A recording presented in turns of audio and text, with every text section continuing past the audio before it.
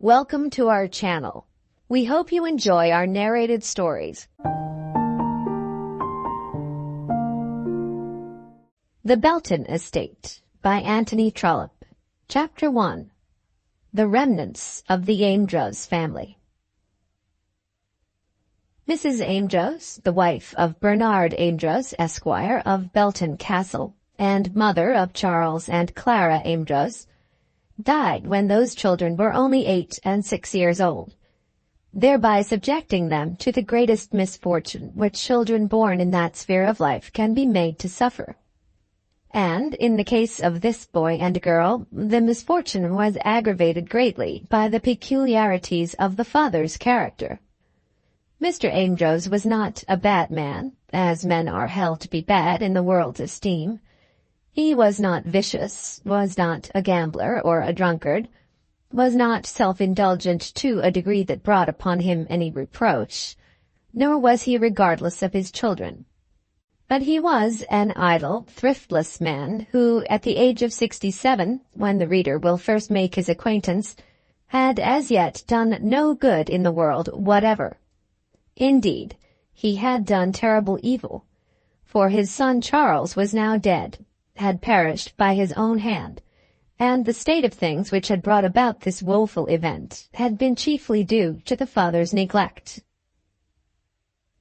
Belton Castle is a pretty country seat, standing in a small but beautifully wooded park, close under the Quantock Hills in Somersetshire, and the little town of Belton clusters round the park gates.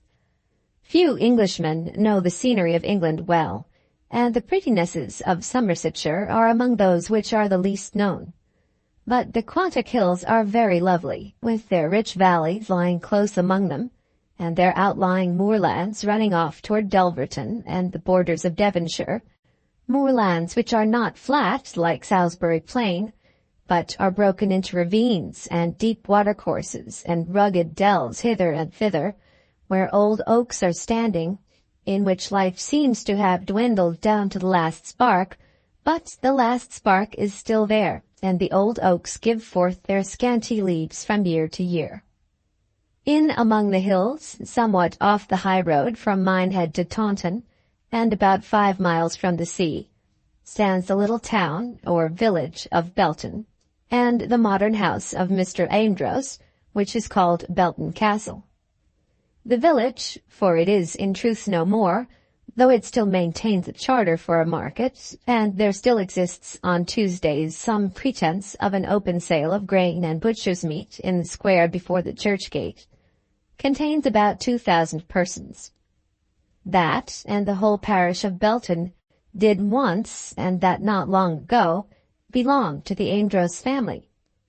They had inherited it from the Beltons of old, and Amedroz having married the heiress of the family. And as the parish is large, stretching away to Exmoor on one side, and almost to the sea on the other, containing the hamlet of Redicote, lying on the Taunton high road, Redicote, where the post office is placed, a town almost in itself, and one which is now more prosperous than Belton. As the property when it first came to Amedroz had limits such as these, the family had been considerable in the county.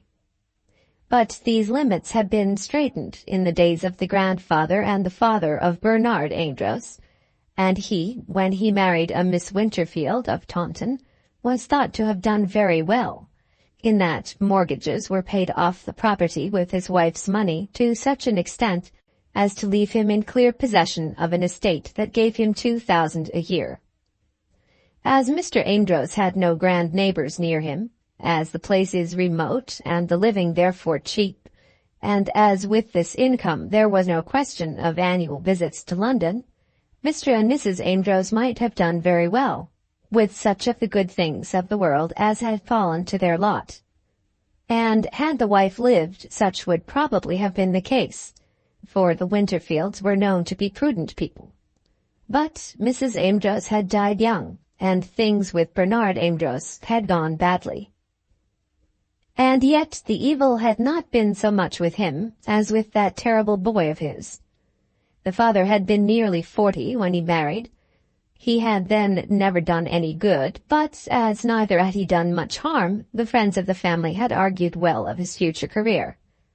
After him, unless he should leave a son behind him, there would be no Amedroz left among the Quantock Hills, as by some arrangement in respect to that Winterfield money which came to him on his marriage, the Winterfields having a long-dated connection with the Beltons of old, the Amedroz property was, at Bernard's marriage, entailed back upon a distant Belton cousin, one Will Belton, whom no one had seen for many years, but who was by blood nearer to the squire, in default of children of his own, than any other of his relatives.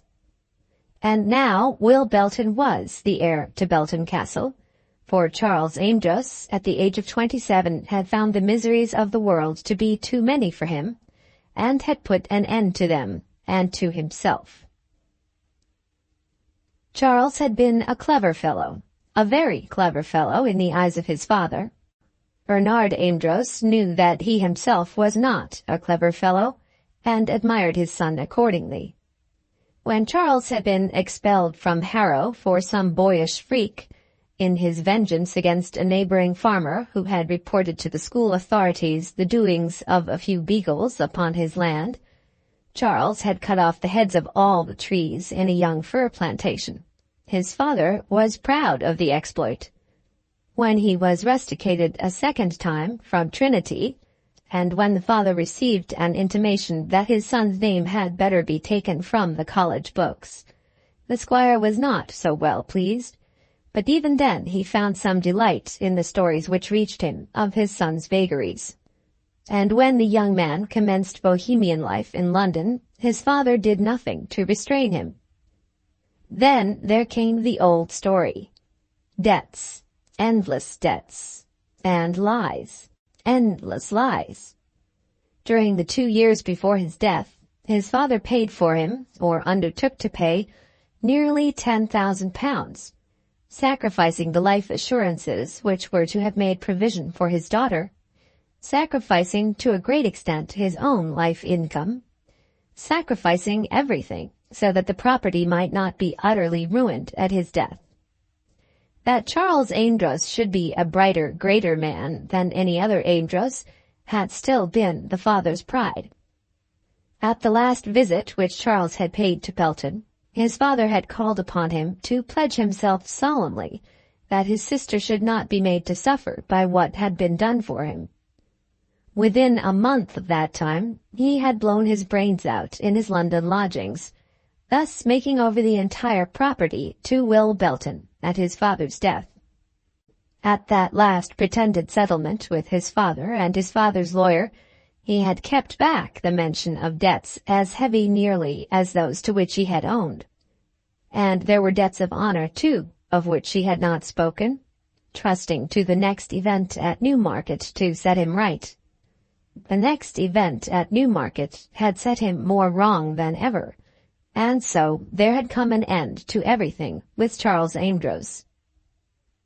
This had happened in the spring, and the afflicted father, afflicted with the double sorrow of his son's terrible death and his daughter's ruin, had declared that he would turn his face to the wall and die. But the old squire's health, though far from strong, was stronger than he had deemed it, and his feelings, sharp enough, were less sharp than he had thought them, and when a month had passed by, he had discovered that it would be better that he should live, in order that his daughter might still have bread to eat, and a house of her own over her head. Though he was now an impoverished man, there was still left to him the means of keeping up the old home, and he told himself that it must, if possible, be so kept that a few pounds annually might be put by for Clara. The old carriage horses were sold, and the park was let to a farmer, up to the hall door of the castle. So much the squire could do, but as to the putting by of a few pounds, any dependence on such exertion as that on his part would, we may say, be very precarious. Belton Castle was not, in truth, a castle. Immediately before the front door, so near to the house as merely to allow of a broad road running between it and the entrance porch, there stood an old tower, which gave its name to the residence, an old square tower, up which the Amedroz boys for 3 generations had been able to climb by means of the ivy and broken stones in one of the inner corners, and this tower was a remnant of a real castle that had once protected the village of Belton. The house itself was an ugly residence, 3 stories high, built in the time of George II, with low rooms and long passages, and an immense number of doors. It was a large, unattractive house. Unattractive, that is, as regarded its own attributes, but made interesting by the beauty of the small park in which it stood. Belton Park did not, perhaps, contain much above 100 acres, but the land was so broken into knolls and valleys, in so many places was the rock seen to be cropping up through the verdure, there were in it so many stunted old oaks, so many points of vantage for the lover of scenery, that no one would believe it to be other than a considerable domain. The farmer who took it, and who would not under any circumstances undertake to pay more than 17 shillings an acre for it, could not be made to think that it was in any way considerable. But Belton Park, since first it was made a park, had never before been regarded after this fashion. Farmer Stovey, of the Grange, was the first man of that class who had ever assumed the right to pasture his sheep in Belton Chase, as the people around were still accustomed to call the woodlands of the estate. It was full summer at Belton, and 4 months had now passed since the dreadful tidings had reached the castle.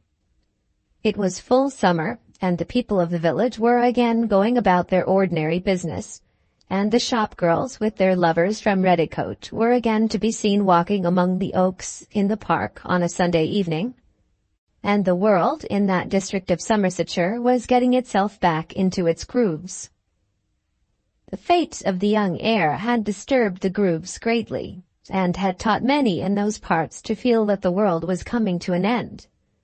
They had not loved young Amedroz, for he had been haughty when among them, and there had been wrongs committed by the dissolute young squire, and grief had come from his misdoings upon more than one household. But to think that he should have destroyed himself with his own hand, and then to think that Miss Clara would become a beggar when the old squire should die. All the neighbors around understood the whole history of the entail, and knew that the property was to go to Will Belton. Now, Will Belton was not a gentleman.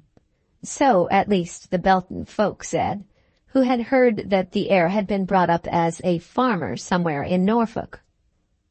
Will Belton had once been at the castle as a boy, now some 15 years ago, and then there had sprung up a great quarrel between him and his distant cousin Charles, and Will, who was rough and large of stature, had thrashed the smaller boy severely, and the thing had grown to have dimensions larger than those which generally attend a quarrel of boys, and Will had said something which had shown how well he understood his position in reference to the estate, and Charles had hated him.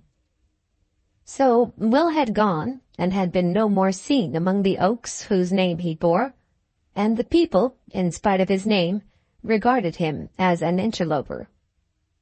To them, with their short memories and scanty knowledge of the past, Amedroz was more honorable than Belton, and they looked upon the coming man as an intruder.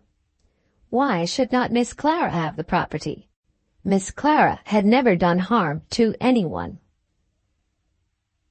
Things got back into their old grooves, and at the end of the 3rd month the squire was once more seen in the old family pew at church. He was a large man, who had been very handsome, and who now, in his yellow leaf, was not without a certain beauty of manliness. He wore his hair and his beard long. Before his son's death they were grey, but now they were very white. And though he stooped, there was still a dignity in his slow step, a dignity that came to him from nature rather than from effort. He was a man who, in fact, did little or nothing in the world, whose life had been very useless, but he had been gifted with such a presence that he looked as though he were one of God's nobler creatures.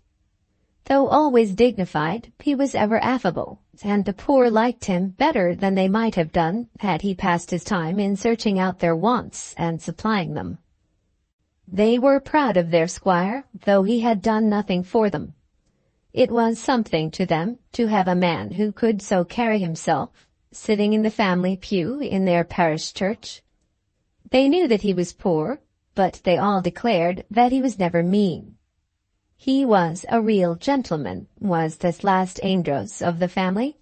Therefore they curtsied low, and bowed on his reappearance among them, and made all those signs of reverential awe which are common to the poor when they feel reverence for the presence of a superior. Clara was there with him, but she had shown herself in the pew for 4 or 5 weeks before this. She had not been at home when the fearful news had reached Belton, being at that time with a certain lady who lived on the further side of the county, at Perivale, a certain Mrs. Winterfield, born of Folliot, a widow, who stood to Miss Amedroz in the place of an aunt. Mrs. Winterfield was, in truth, the sister of a gentleman who had married Clara's aunt, there having been marriages and intermarriages between the Winterfields and the Folliots and the Belton Amedroz families. With this lady in Perivale, which I maintain to be the dullest little town in England, Miss Amedroz was staying when the news reached her father, and when it was brought direct from London to herself. Instantly she had hurried home, making the journey with all imaginable speed, though her heart was all but broken within her bosom. She had found her father stricken to the ground, and it was the more necessary, therefore, that she should exert herself. It would not do that she also should yield to that longing for death, which terrible calamities often produce for a season. Clara Amedroz, when she first heard the news of her brother's fate, and felt that she was forever crushed to the ground. She had known too well what had been the nature of her brother's life, but she had not expected or feared any such termination to his career as this which had come now upon him, to the terrible affliction of all belonging to him. She felt at first, as did also her father, that she and he were annihilated as regards this world, not only by an enduring grief, but also by a disgrace which would never allow her again to hold up her head. And for many a long year much of this feeling still clung to her much more strongly than to her father. But strength was hers to perceive, even before she had reached her home, that it was her duty to repress both the feelings of shame and the sorrow, as far as they were capable of repression. Her brother had been weak, and in his weakness had sought a coward's escape from the ills of the world around him. She must not also be a coward. Bad as life might be to her henceforth, she must endure it with such fortitude as she could muster. So resolving, she returned to her father, and was able to listen to his railings with a fortitude that was essentially serviceable both to him and to herself. Both of you, the unhappy father had said in his woe.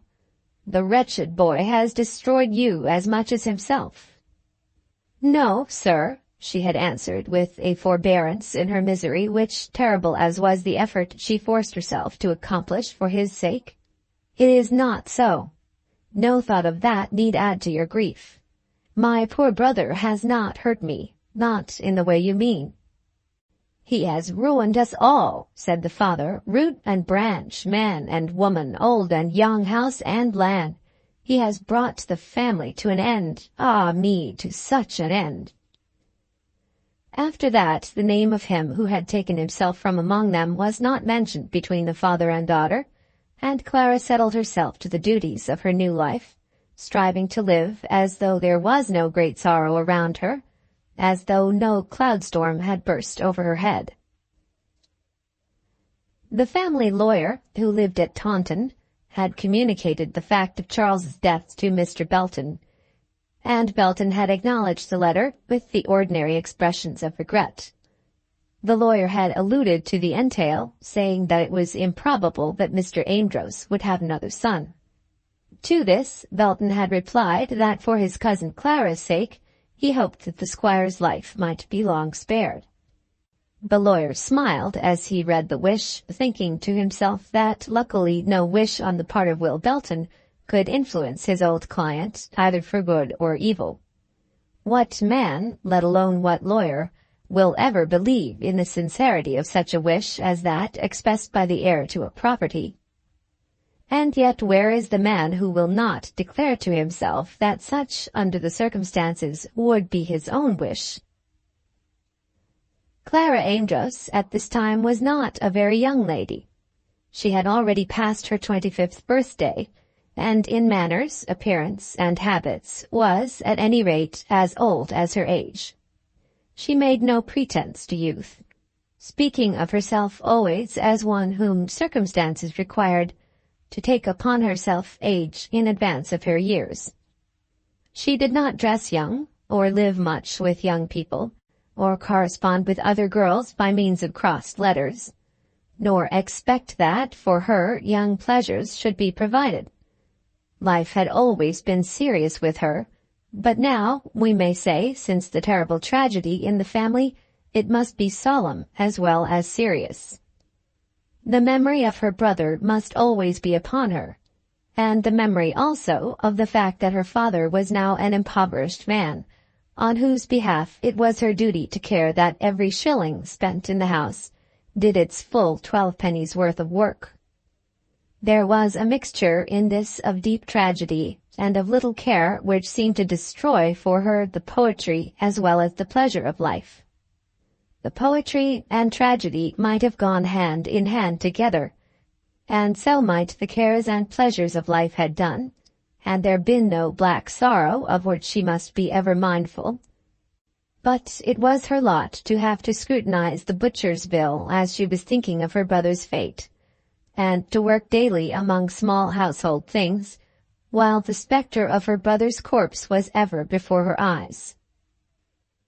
A word must be said to explain how it had come to pass that the life led by Miss Amedroz had been more than commonly serious before that tragedy had befallen the family.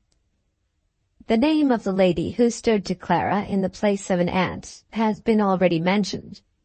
When a girl has a mother, her aunt may be little or nothing to her, but when the mother is gone, if there be an aunt unimpeded with other family duties, then the family duties of that aunt begin, and are assumed, sometimes, with great vigor.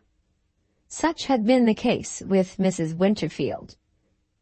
No woman ever lived, perhaps, with more conscientious ideas of her duty as a woman than Mrs. Winterfield of Prospect Place, Perivale. And this, as I say it, is intended to convey no scoff against that excellent lady.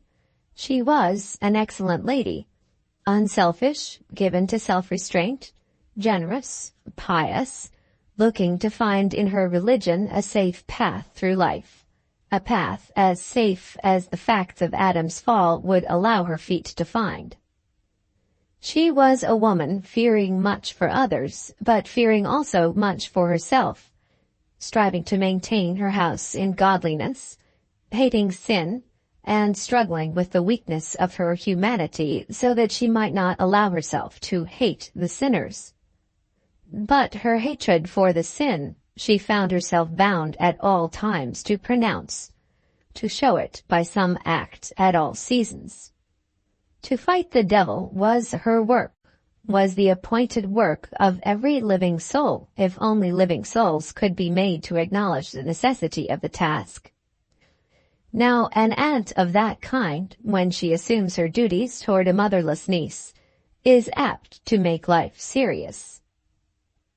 But, it will be said, Clara Amedroz could have rebelled, and Clara's father was hardly made of such stuff that obedience to the aunt would be enforced on her by parental authority. Doubtless, Clara could have rebelled against her aunt. Indeed, I do not know that she had hitherto been very obedient. But there were family facts about those Winterfield connections which would have made it difficult for her to ignore her so-called aunt, even had she wished to do so. Mrs. Winterfield had $1,200 a year at her own disposal, and she was the only person related to the Amedroz family from whom Mr. Amedroz had a right to have expectations on his daughter's behalf. Clara had, in a measure, been claimed by the lady, and the father had made good the lady's claim, and Clara had acknowledged that a portion of her life was due to the demands of Perivale. These demands had undoubtedly made her life serious. Life at Perivale was a very serious thing. As regards amusement, ordinarily so called, the need of any such institution was not acknowledged at Prospect House. Food, drink, and raiment were acknowledged to be necessary to humanity, and in accordance with the rules of that house they were supplied in plenty and good of their kind. Such ladies as Mrs. Winterfield generally kept good tables, thinking, no doubt, that the eatables should do honor to the grace that is said for them. And Mrs. Winterfield herself always wore a thick black silk dress, not rusty or dowdy with age, but with some gloss of silk on it, giving away, with secret, underhand, undiscovered charity, her old dresses to another lady of her own sort, on whom fortune had not bestowed $1,200 a year. And Mrs. Winterfield kept a low, four-wheeled, one-horse little phaeton, in which she made her pilgrimages among the poor of Perivale, driven by the most solemn of stable-boys, dressed up in a white great-coat, the most priggish of hats, and white cotton gloves. At the rate of 5 miles an hour she was driven about, and this driving was to her the amusement of life. But such an occupation to Clara Amedroz assisted to make life serious. In person, Mrs. Winterfield was tall and thin, wearing on her brow thin braids of false hair. She had suffered much from acute ill health, and her jaws were sunken, and her eyes were hollow, and there was a look of woe about her which seemed ever to be telling of her own sorrows in this world, and of the sorrows of others in the world to come. Ill-nature was written on her face, but in this her face was a false face. She had the manners of a cross, peevish woman, but her manners also were false, and gave no proper idea of her character. But still, such as she was, she made life very serious to those who were called upon to dwell with her. I need, I hope, hardly say that a young lady such as Miss Amedroz, even though she had reached the age of 25, for at the time to which I am now alluding she had nearly done so, and was not young of her age, had formed for herself no plan of life in which her aunt's money figured as a motive power. She had gone to Perivale when she was very young, because she had been told to do so, and had continued to go, partly from obedience, partly from habit, and partly from affection. Her aunt's dominion, when once well established in early years, cannot easily be thrown altogether aside, even though a young lady have a will of her own. Now, Clara Amedroz had a strong will of her own, and did not at all, at any rate in these latter days, belong to that school of divinity in which her aunt shone almost as a professor. And this circumstance also added to the seriousness of her life. But in regard to her aunt's money she had entertained no established hopes, and when her aunt opened her mind to her on that subject a few days before the arrival of the fatal news at Perivale, Clara, though she was somewhat surprised, was by no means disappointed. Now there was a certain Captain Aylmer in the question, of whom in this opening chapter it will be necessary to say a few words. Captain Frederick Folliot Aylmer was, in truth, the nephew of Mrs. Winterfield, whereas Clara Amedroz was not, in truth, her niece. And Captain Aylmer was also a member of Parliament for the little borough of Perivale, returned altogether on the Low Church interest, for a devotion to which, and for that alone, Perivale was noted among boroughs. These facts together added not a little to Mrs. Winterfield's influence and professorial power in the place, and gave a dignity to the one-horse chaise, which it might not otherwise have possessed. But Captain Aylmer was only the second son of his father, Sir Anthony Aylmer, who had married a Miss Folliot, sister of our Mrs. Winterfield. On Frederick Aylmer, his mother's estate was settled. That and Mrs. Winterfield's property lay in the neighborhood of Perivale, and now, on the occasion to which I am alluding, Mrs. Winterfield thought it necessary to tell Clara that the property must all go together. She had thought about it, and had doubted about it, and had prayed about it, and now she found that such a disposition of it was her duty. "I am quite sure you're right, Aunt," Clara had said. She knew very well what had come of that provision which her father had attempted to make for her, and knew also how great were her father's expectations in regard to Mrs. Winterfield's money. "I hope I am, but I have thought it right to tell you. I shall feel myself bound to tell Frederick. I have had many doubts, but I think I am right." "I am sure you are, Aunt. What would he think of me if at some future time he should have to find that I had been in his way?" "The future time will not be long now, my dear." "I hope it may, but long or short, it is better so." "I think it is, my dear, I think it is. I think it is my duty." It must be understood that Captain Aylmer was member for Perivale on the Low Church interest, and that therefore when at Perivale he was decidedly a Low Churchman. I am not aware that the peculiarity stuck to him very closely at Aylmer Castle in Yorkshire, or among his friends in London, but there was no hypocrisy in this, as the world goes.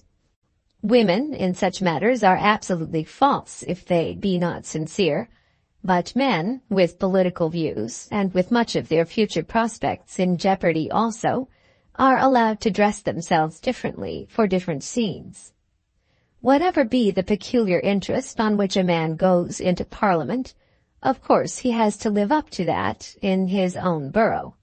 Whether malt, the franchise, or teetotalism be his rallying point, of course he is full of it when among his constituents. But it is not desirable that he should be full of it also at his club. Had Captain Aylmer become Prime Minister, he would no doubt have made Low Church bishops. It was the side to which he had taken himself in that matter, not without good reasons. And he could say a sharp word or two in season about vestments. He was strong against candles, and fought for his side fairly well. No one had good right to complain of Captain Aylmer as being insincere. But had his aunt known the whole history of her nephew's life, I doubt whether she would have made him her heir, thinking that in doing so she was doing the best for the good cause. The whole history of her niece's life she did know, and she knew that Clara was not with her, heart and soul. Had Clara left the old woman in doubt on this subject, she would have been a hypocrite. Captain Aylmer did not often spend a Sunday at Perivale, but when he did, he went to church 3 times, and submitted himself to the yoke. He was thinking of the borough votes quite as much as of his aunt's money, and was carrying on his business after the fashion of men. But Clara found herself compelled to maintain some sort of a fight, though she also went to church 3 times on Sunday. And there was another reason why Mrs. Winterfield thought it right to mention Captain Aylmer's name to her niece on this occasion. "I had hoped," she said, "that it might make no difference in what way my money was left." Clara well understood what this meant, as will probably the reader also. "I can't say but it will make a real difference," she answered, smiling. "But I shall always think that you have done right. Why should I stand in Captain Aylmer's way?" "I had hoped your ways might have been the same," said the old lady fretfully. "But they cannot be the same." "No, you do not see things as he sees them. Things that are serious to him are, I fear, only light to you. Dear Clara, would I could see you more in earnest as to the only matter that is worth our earnestness." Miss Amedroz said nothing as to the captain's earnestness, though perhaps her ideas as to his ideas about religion were more correct than those held by Mrs. Winterfield. But it would not have suited her to raise any argument on that subject. "I pray for you, Clara," continued the old lady, "and will do so as long as the power of prayer is left to me. I hope you do not cease to pray for yourself?" "I endeavor, aunt." "It is an endeavor which, if really made, never fails." Clara said nothing more, and her aunt also remained silent. Soon afterwards the four-wheeled carriage, with the demure stable-boy, came to the door, and Clara was driven up and down through the streets of Perivale in a manner which was an injury to her. She knew that she was suffering an injustice, but it was one of which she could not make complaint. She submitted to her aunt, enduring the penances that were required of her, and therefore her aunt had opportunity enough to see her shortcomings. Mrs. Winterfield did see them, and judged her accordingly. Captain Aylmer, being a man and a member of Parliament, was called upon to bear no such penances, and therefore his shortcomings were not suspected. But after all, what title had she ever possessed to entertain expectations from Mrs. Winterfield? When she thought of it all in her room that night, she told herself that it was strange that her aunt should have spoken to her in such a way on such a subject. But then, so much had been said to her on the matter by her father, so much, no doubt, had reached her aunt's ears also. The hope that her position with reference to the rich widow at Perivale might be beneficial to her had been so often discussed at Belton, as a make-weight against the extravagance of the heir. There had already been so much of this mistake, that she taught herself to perceive that the communication was needed. "In her honesty she has not chosen to leave me with false hopes," said Clara to herself. And at that moment she loved her aunt for her honesty. Then, on the day but one following this conversation as to the destiny of her aunt's property, came the terrible tidings of her brother's death. Captain Aylmer, who had been in London at the time, hurried down to Perivale, and had been the first to tell Miss Amedroz what had happened. The words spoken between them then had not been many, but Clara knew that Captain Aylmer had been kind to her, and when he had offered to accompany her to Belton, she had thanked him with a degree of gratitude which had almost seemed to imply more of regard between them than Clara would have acknowledged to exist. But in moments such as those, soft words may be spoken, and hands may be pressed, without any of that meaning which soft words and the grasping of hands generally carry with them. As far as Taunton, Captain Aylmer did go with Miss Amedroz, and there they parted, he on his journey up to town, and she for her father's desolate house at Belton. Chapter 2. The heir proposes to visit his cousins. It was full summer at Belton, and the sweet scent of the new hay filled the porch of the old house with fragrance, as Clara sat there alone with her work. Immediately before the house door, between that and the old tower, there stood one of Farmer Stovey's hay carts, now empty, with an old horse between the shafts, looking as though he were asleep in the sun. Immediately beyond the tower the men were loading another cart, and the women and children were chattering as they raked the scattered remnants up to the rows. Under the shadow of the old tower, but in sight of Clara as she sat in the porch, there lay the small beer barrels of the haymakers, and 3 or 4 rakes were standing erect against the old grey wall. It was now 11 o'clock, and Clara was waiting for her father, who was not yet out of his room. She had taken his breakfast to him in bed, as was her custom, for he had fallen to idle ways, and the luxury of his bed was, of all his remaining luxuries, the one that he liked the best. After a while he came down to her, having an open letter in his hand. Clara saw that he intended either to show it to her or to speak of it, and asked him therefore, with some tone of interest in her voice, from whom it had come. But Mr. Amedroz was fretful at the moment, and instead of answering her, began to complain of his tenant's ill usage of him. "What has he got his cart there for? I haven't let him the road up to the hall door. I suppose he will bring his things into the parlour next." "I rather like it, papa." "Do you? I can only say that you're lucky in your tastes. I don't like it, I can tell you." "Mr. Stovey is out there. Shall I ask him to have the things moved further off?" "No, my dear, no. I must bear it, as I do all the rest of it. What does it matter? There'll be an end soon. He pays his rent. I suppose he is right to do as he pleases, but I can't say that I like it." "Am I to see the letter, papa?" she asked, wishing to turn his mind from the subject of the hay-cart. "Well, yes. I brought it for you to see, though perhaps I should be doing better if I burned it and said nothing more about it. It is a most impudent production, and heartless, very heartless." Clara was accustomed to such complaints as these from her father. Everything that everybody did around him he would call heartless. The man pitied himself so much in his misery that he expected to live in an atmosphere of pity from others. And though the pity doubtless was there, he misdoubted it.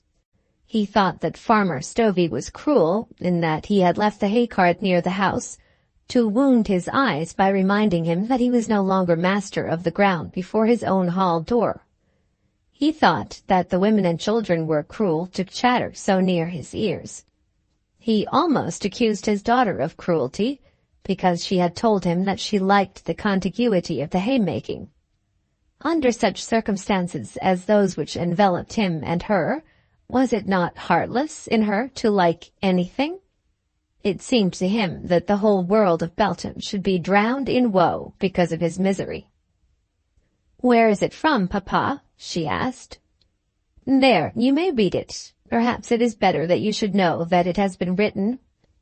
Then she read the letter, which was as follows: Plaistow Hall, July 1860 .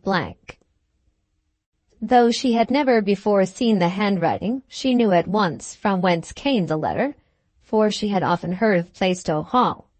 It was the name of the farm at which her distant cousin Will Belton lived, and her father had more than once been at the trouble of explaining to her that though the place was called a hall, the house was no more than a farmhouse. He had never seen Plaistow Hall, and had never been in Norfolk, but so much he could take upon himself to say: "They call all the farms halls down there." It was not wonderful that he should dislike his heir, and perhaps not unnatural that he should show his dislike after this fashion. Clara, when she read the address, looked up into her father's face. "You know who it is now," he said, and then she read the letter. Plaistow Hall, July 1860 . My dear Sir, I have not written to you before since your bereavement, thinking it better to wait a while. But I hope you have not taken me to be unkind in this, or have supposed me to be unmindful of your sorrow. Now I take up my pen, hoping that I may make you understand how greatly I was distressed by what has occurred. I believe I am now the nearest male relative that you have, and as such I am very anxious to be of service to you if it may be possible. Considering the closeness of our connection, and my position in reference to the property, it seems bad that we should never meet. I can assure you that you would find me very friendly if we could manage to come together. I should think nothing of running across to Belton if you would receive me at your house. I could come very well before the harvest, if that would suit you, and would stay with you for a week. Pray give my kindest regards to my cousin Clara, whom I can only just remember as a very little girl. She was with her aunt at Perivale when I was at Belton as a boy. She shall find a friend in me, if she wants a friend. Your affectionate cousin, W. Belton. Clara read the letter very slowly, so that she might make herself sure of its tone and bearing, before she was called upon by her father to express her feeling respecting it. She knew that she would be expected to abuse it violently, and to accuse the writer of vulgarity, insolence, and cruelty, but she had already learned that she must not allow herself to accede to all her father's fantasies. For his sake and for his protection, it was necessary that she should differ from him and even contradict him. Were she not to do so, he would fall into a state of wailing and complaining that would exaggerate itself almost to idiocy. And it was imperative that she herself should exercise her own opinion on many points, almost without reference to him. She alone knew how utterly destitute she would be when he should die. He, in the first days of his agony, had sobbed forth his remorse as to her ruin, but even when doing so, he had comforted himself with the remembrance of Mrs. Winterfield's money, and Mrs. Winterfield's affection for his daughter. And the aunt, when she had declared her purpose to Clara, had told herself that the provision made for Clara by her father was sufficient. To neither of them had Clara told her own position. She could not inform her aunt that her father had given up to the poor reprobate who had destroyed himself all that had been intended for her. Had she done so, she would have been asking her aunt for charity. Nor would she bring herself to add to her father's misery by destroying the hopes which still supported him. She never spoke of her own position in regard to money, but she knew that it had become her duty to live a wary, watchful life, taking much upon herself in their impoverished household, and holding her own opinion against her father's when her doing so became expedient. So she finished the letter in silence, and did not speak at the moment when the movement of her eyes declared that she had completed the task.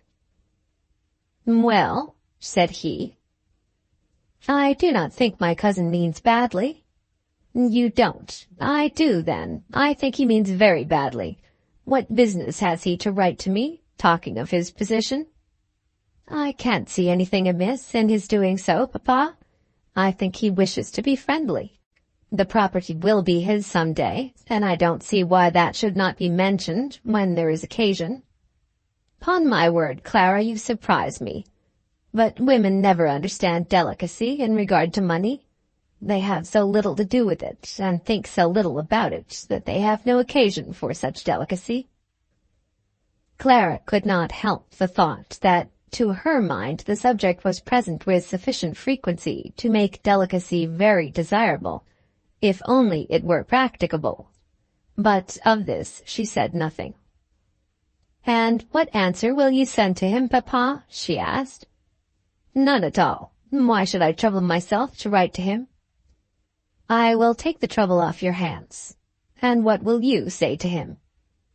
"I will ask him to come here, as he proposes." "Clara!" "Why not, papa? He is the heir to the property, and why should he not be permitted to see it? There are many things in which his cooperation with you might be a comfort to you. I can't tell you whether the tenants and people are treating you well, but he can do so. And, moreover, I think he means to be kind. I do not see why we should quarrel with our cousin because he is the heir to your property. It is not through any doing of his own that he is so." This reasoning had no effect upon Mr. Amedroz, but his daughter's resolution carried the point against him in spite of his want of reason.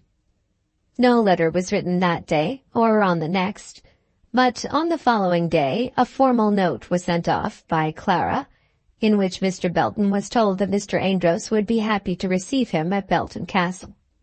The letter was written by the daughter, but the father was responsible for the formality. He sat over her while she wrote it, and nearly drove her to distraction by discussing every word and every phrase. At last, Clara was so annoyed with her own production that she was almost tempted to write another letter unknown to her father. But the formal note went: "My dear Sir, I am desired by my father to say that he will be happy to receive you at Belton Castle at the time fixed by yourself. Yours truly, Clara Amedroz." There was no more than that, but that had the desired effect, and by return of post there came a rejoinder, saying that Will Belton would be at the castle on the 15th of August. "They can do without me for about 10 days, he said in his postscript, writing in a familiar tone, which did not seem to have been at all checked by the coldness of his cousin's note, "as our harvest will be late, but I must be back for a week's work before the partridges." "Heartless, quite heartless," Mr. Amedroz said as he read this. "Partridges, to talk of partridges at such a time as this." Clara, however, would not acknowledge that she agreed with her father. But she could not altogether restrain a feeling on her own part that her cousin's good humour towards her and Mr. Amedroz should have been repressed by the tone of her letter to him. The man was to come, however, and she would not judge of him until he was there. In one house in the neighbourhood, and in only one, had Miss Amedroz a friend with whom she was intimate. And as regarded even this single friend, the intimacy was the effect rather of circumstances than of real affection. She liked Mrs. Askerton, and saw her almost daily, but she could hardly tell herself that she loved her neighbour. In the little town of Belton, close to the church, there stood a pretty, small house called Belton Cottage. It was so near the church that strangers always supposed it to be the parsonage, but the rectory stood away out in the country, half a mile from the town, on the road to Redicote, and was a large house, 3 stories high, with grounds of its own, and very ugly. Here lived the old bachelor rector, 70 years of age, given much to long absences when he could achieve them, and never on good terms with his bishop. His 2 curates lived at Redicote, where there was a second church. Belton Cottage, which was occupied by Colonel Askerton and Mrs. Askerton, was on the Amedroz property, and had been hired some 2 years since by the colonel, who was then a stranger in the country and altogether unknown to the people at Belton. But he had come there for shooting, and therefore his coming had been understood. Even as long ago as 2 years since, there had been neither use nor propriety in keeping the shooting for the squire's son, and it had been let with the cottage to Colonel Askerton. So Colonel Askerton had come there with his wife, and no one in the neighbourhood had known anything about them. Mr. Amedroz, with his daughter, had called upon them, and gradually there had grown up an intimacy between Clara and Mrs. Askerton.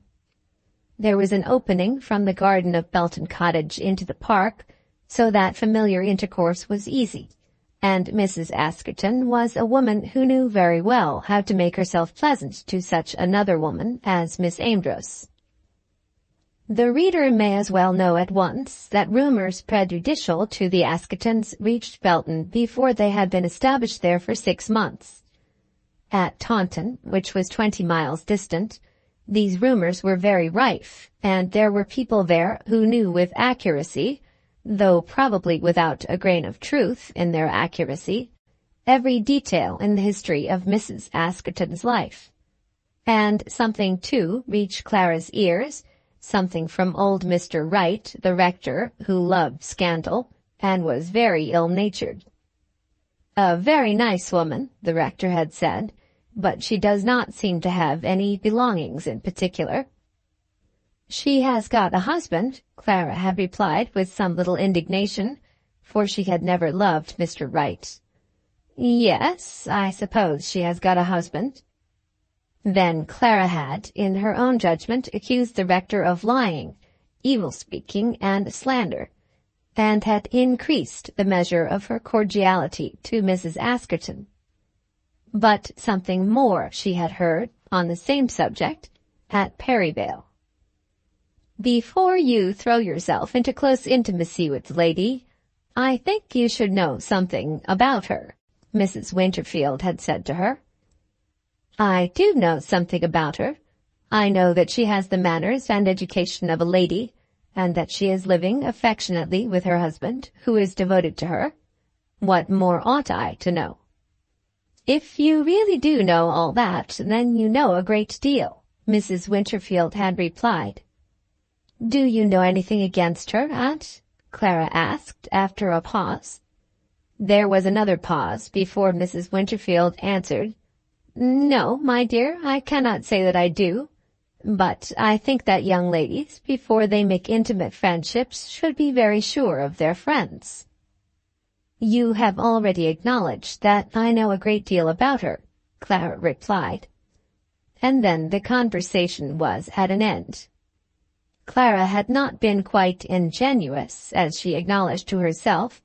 She was aware that her aunt would not permit herself to repeat rumors as to the truth of which she had not absolute knowledge. She understood that the weakness of her aunt's caution was due to the old lady's sense of charity and dislike of slander. But Clara had buckled on her armor for Mrs. Askerton, and was glad, therefore, to achieve her little victory. When we buckle on our armor in any cause, we are apt to go on buckling it, let the cause become as weak as it may, and Clara continued her intimacy with Mrs. Askerton, although there was something in the lady's modes of speech, and something also in her modes of thinking, which did not quite satisfy the aspirations of Miss Amedroz as to a friend. Colonel Askerton himself was a pleasant, quiet man, who seemed to be contented with the life which he was leading. For 6 weeks in April and May he would go up to town, leaving Mrs. Askerton at the cottage, as to which probably jovial absence in the metropolis there seemed to be no spirit of grudging on the part of the wife.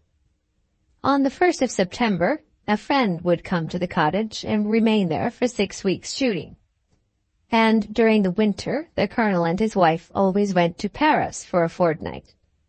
Such had been their life for the last 2 years, and thus, so said Mrs. Askerton to Clara, did they intend to live as long as they could keep the cottage at Belton.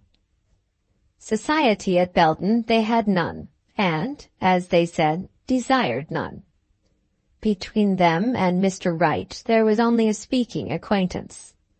The married curate at Redicote would not let his wife call on Mrs. Askerton, and the unmarried curate was a hard-working, clerical hack, a parochial minister at all times and seasons, who went to no houses except the houses of the poor, and who would hold no communion with any man, and certainly not with a woman, who would not put up with clerical admonitions for Sunday backslidings.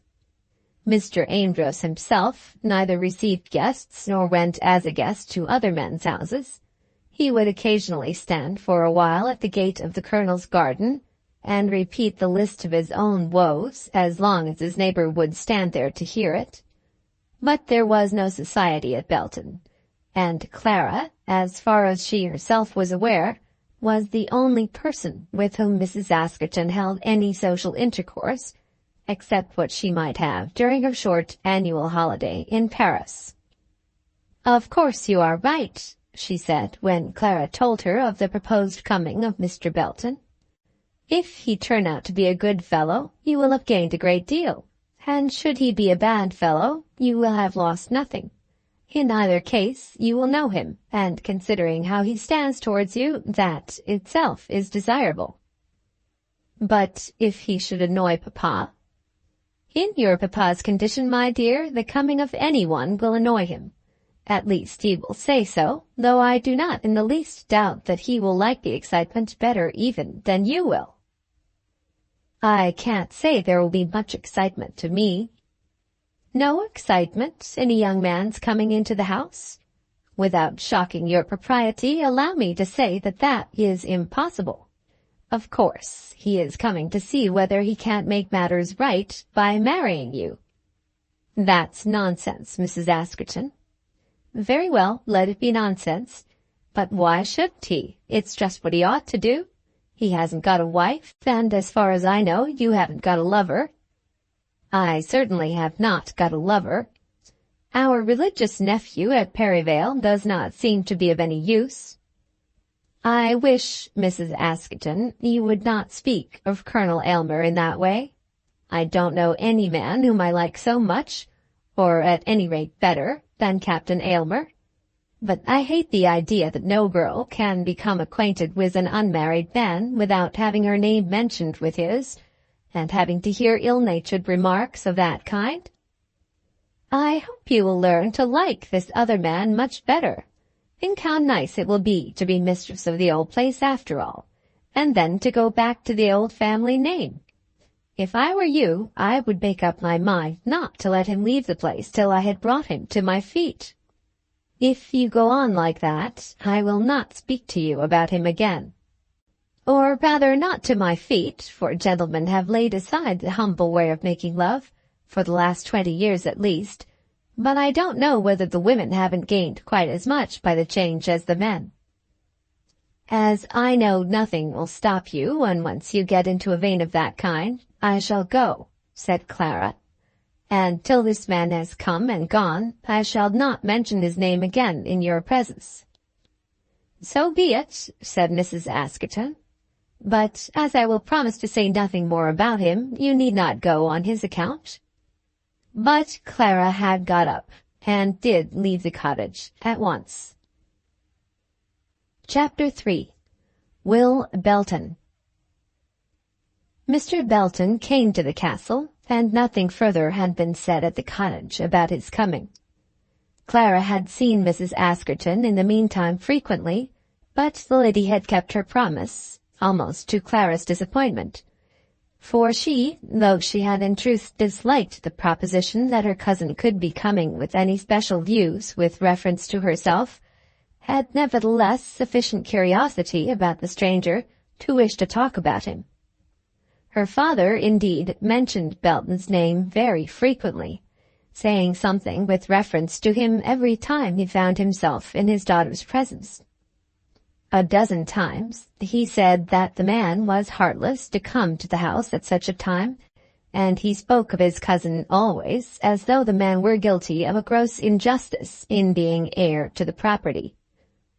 But not the less on that account did he fidget himself about the room in which Belton was to sleep, about the food that Belton was to eat, and especially about the wine that Belton was to drink. What was he to do for wine? The stock of wine in the cellars at Belton Castle was, no doubt, very low. The squire himself drank a glass or two of port daily, and had some remnant of his old treasures by him, which might perhaps last him his time.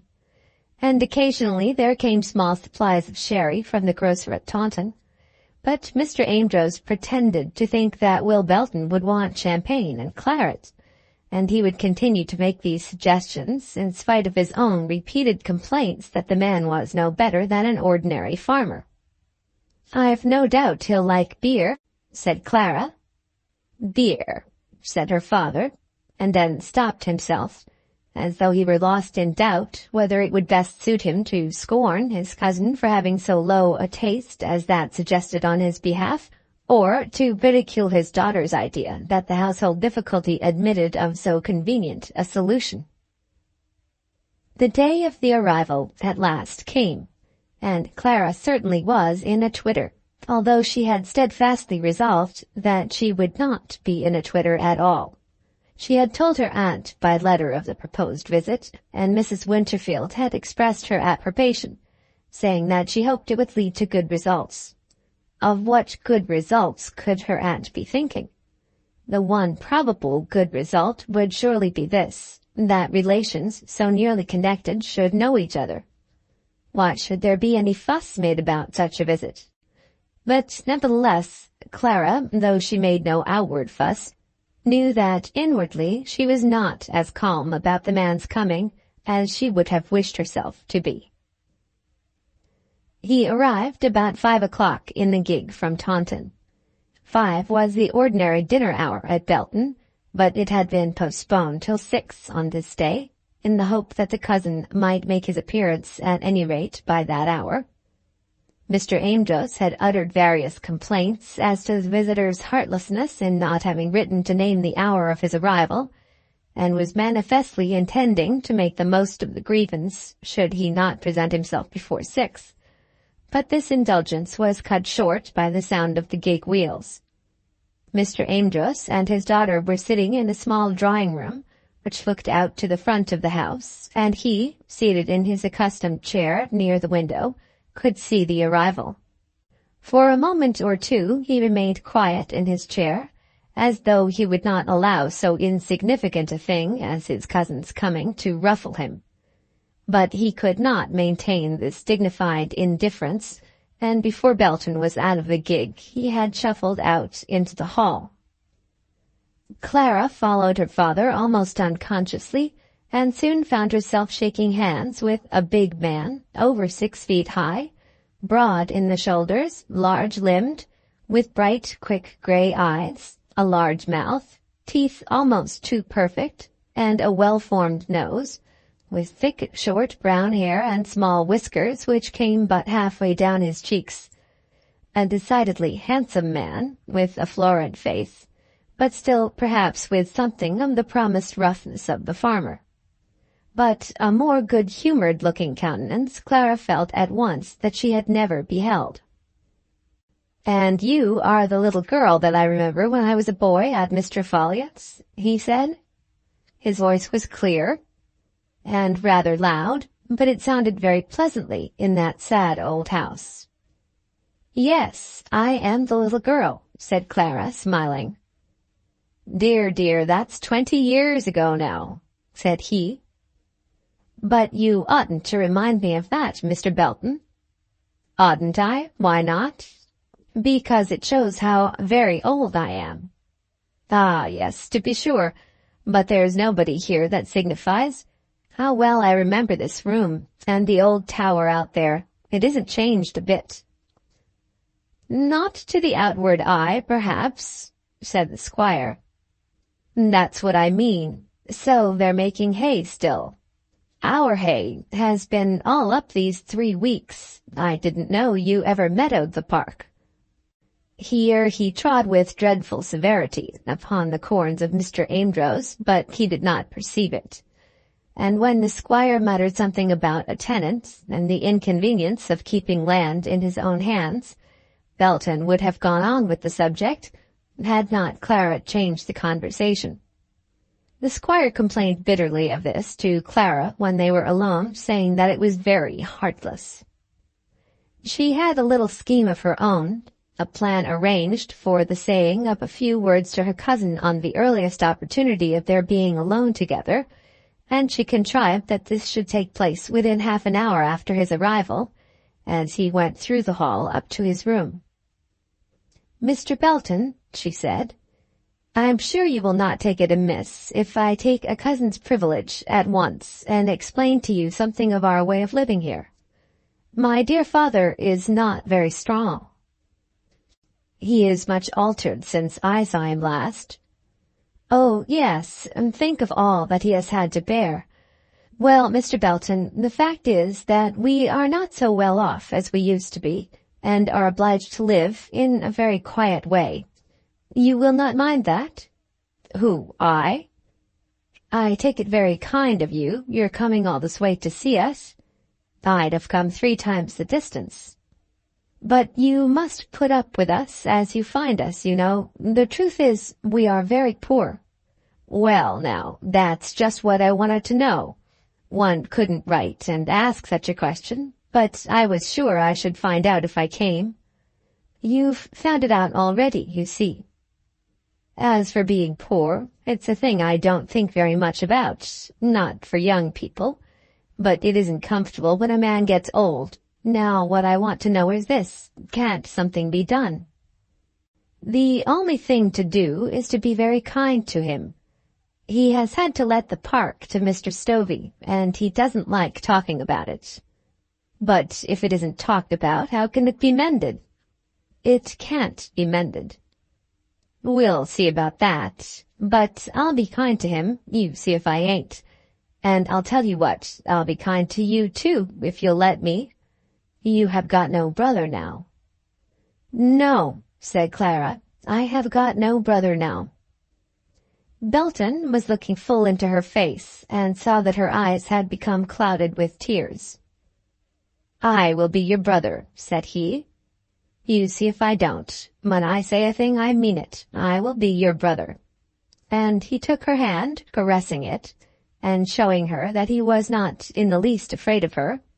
He was blunt in his bearing, saying things which her father would have called indelicate and heartless, as though they gave him no effort, and placing himself at once almost in a position of ascendancy. This Clara had not intended. She had thought that her former cousin, in spite of the superiority of his prospects as heir to the property, would have acceded to her little hints with silent acquiescence. But instead of this, he seemed prepared to take upon himself the chief part in the play that was to be acted between them. "Shall it be so?" he said, still holding her hand. "You are very kind." "I will be more than kind. I will love you dearly, if you will let me. You don't suppose that I have looked you up here for nothing. Blood is thicker than water, and you have nobody now so near to you as I am. I don't see why you should be so poor, as the debts have been paid. Papa has had to borrow money on his life interest in the place." "That's the mischief. Never mind. We'll see if we can't do something. And in the meantime, don't make a stranger of me. Anything does for me, Lord bless you. If you were to see how I rough it sometimes. I can eat beans and bacon with anyone, and what's more, I can go without 'em if I can't get 'em. We'd better get ready for dinner now, because Papa likes to see it." This she said as a hint to her cousin that he would be expected to change his coat, for her father would have been annoyed had his guests sat down to dinner without such ceremony. Will Belton was not very good at taking hints, but he did understand this, and made the necessary change in his apparel.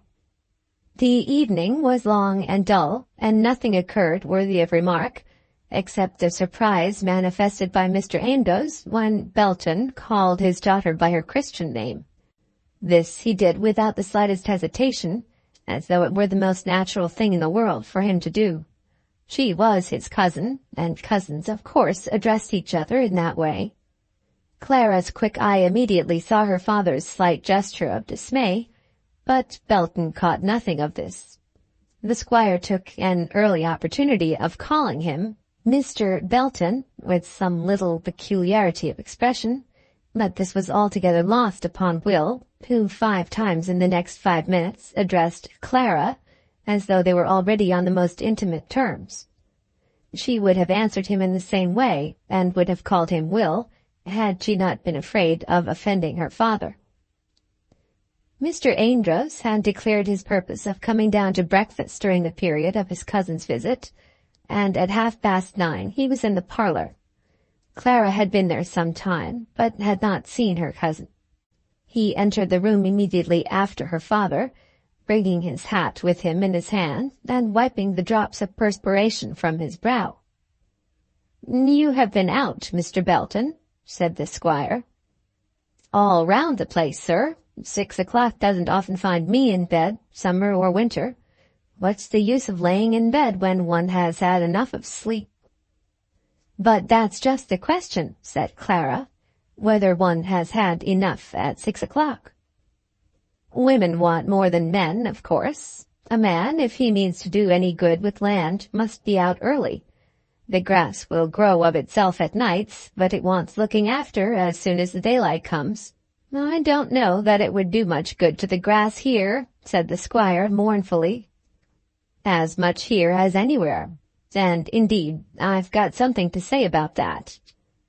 He had now seated himself at the breakfast table, and was playing with his knife and fork. "I think, sir, you're hardly making the best you can out of the park." "We won't mind talking about it, if you please," said the squire. "Well, of course I won't, if you don't like it.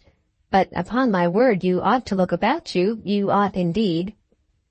"In what way do you mean?" said Clara. If your father doesn't like to keep the land in his own hands, he should let it to someone who would put stock in it, not go on cutting it year after year and putting nothing back, as this fellow will do. I've been talking to Stovey, and that's just what he means." "Nobody here has got money to put stock on the land," said the squire angrily. "Then you should look for somebody somewhere else, that's all. I'll tell you what, now, Mr. Amedroz, I'll do it myself." By this time he had helped himself to 2 large slices of cold mutton, and was eating his breakfast and talking with an equal amount of energy for either occupation. "That's out of the question," said the squire. "I don't see why it should be out of the question. It would be better for you, and better for me too, if this place is ever to be mine." On hearing this, the squire winced, but said nothing. This terrible fellow was so vehemently outspoken that the poor old man was absolutely unable to keep pace with him, even to the repeating of his wish that the matter should be talked of no further. "I'll tell you what I'll do now," continued Belton. "There's altogether, outside the palings and in, about 150 acres of it. I'll give you £1, 2 and 6 an acre, and I won't cut an acre of grass inside the park, no, nor much of it outside either, only just enough to give me a little fodder for the cattle in winter." "And give up Plaistow Hall?" asked Clara. "Lord love you, no. I've a matter of 900 acres on hand there, and most of it under the plough. I've counted it up, and it would just cost me £1,000 to stock this place. I should come and look at it twice a year or so, and I should see my money home again if I didn't get any profit out of it." Mr. Amedroz was astonished. The man had only been in his house 1 night, and was proposing to take all his troubles off his hands. He did not relish the proposition at all. He did not like to be accused of not doing as well for himself as others could do for him. He did not wish to make any change, although he remembered at the moment his anger with Farmer Stovey respecting the hay carts. He did not desire that the heir should have any immediate interest in the place, but he was not strong enough to meet the proposition with a direct negative. "I couldn't get rid of Stovey in that way," he said plaintively. "I've settled it all with Stovey already," said Belton. "He'll be glad enough to walk off with a £20 note, which I'll give him. He can't make money out of the place.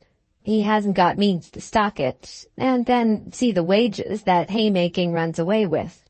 He'd lose by it, even at what he's paying, and he knows it. There won't be any difficulty about Stovey." By 12 o'clock on that day, Mr. Stovey had been brought into the house, and had resigned the land.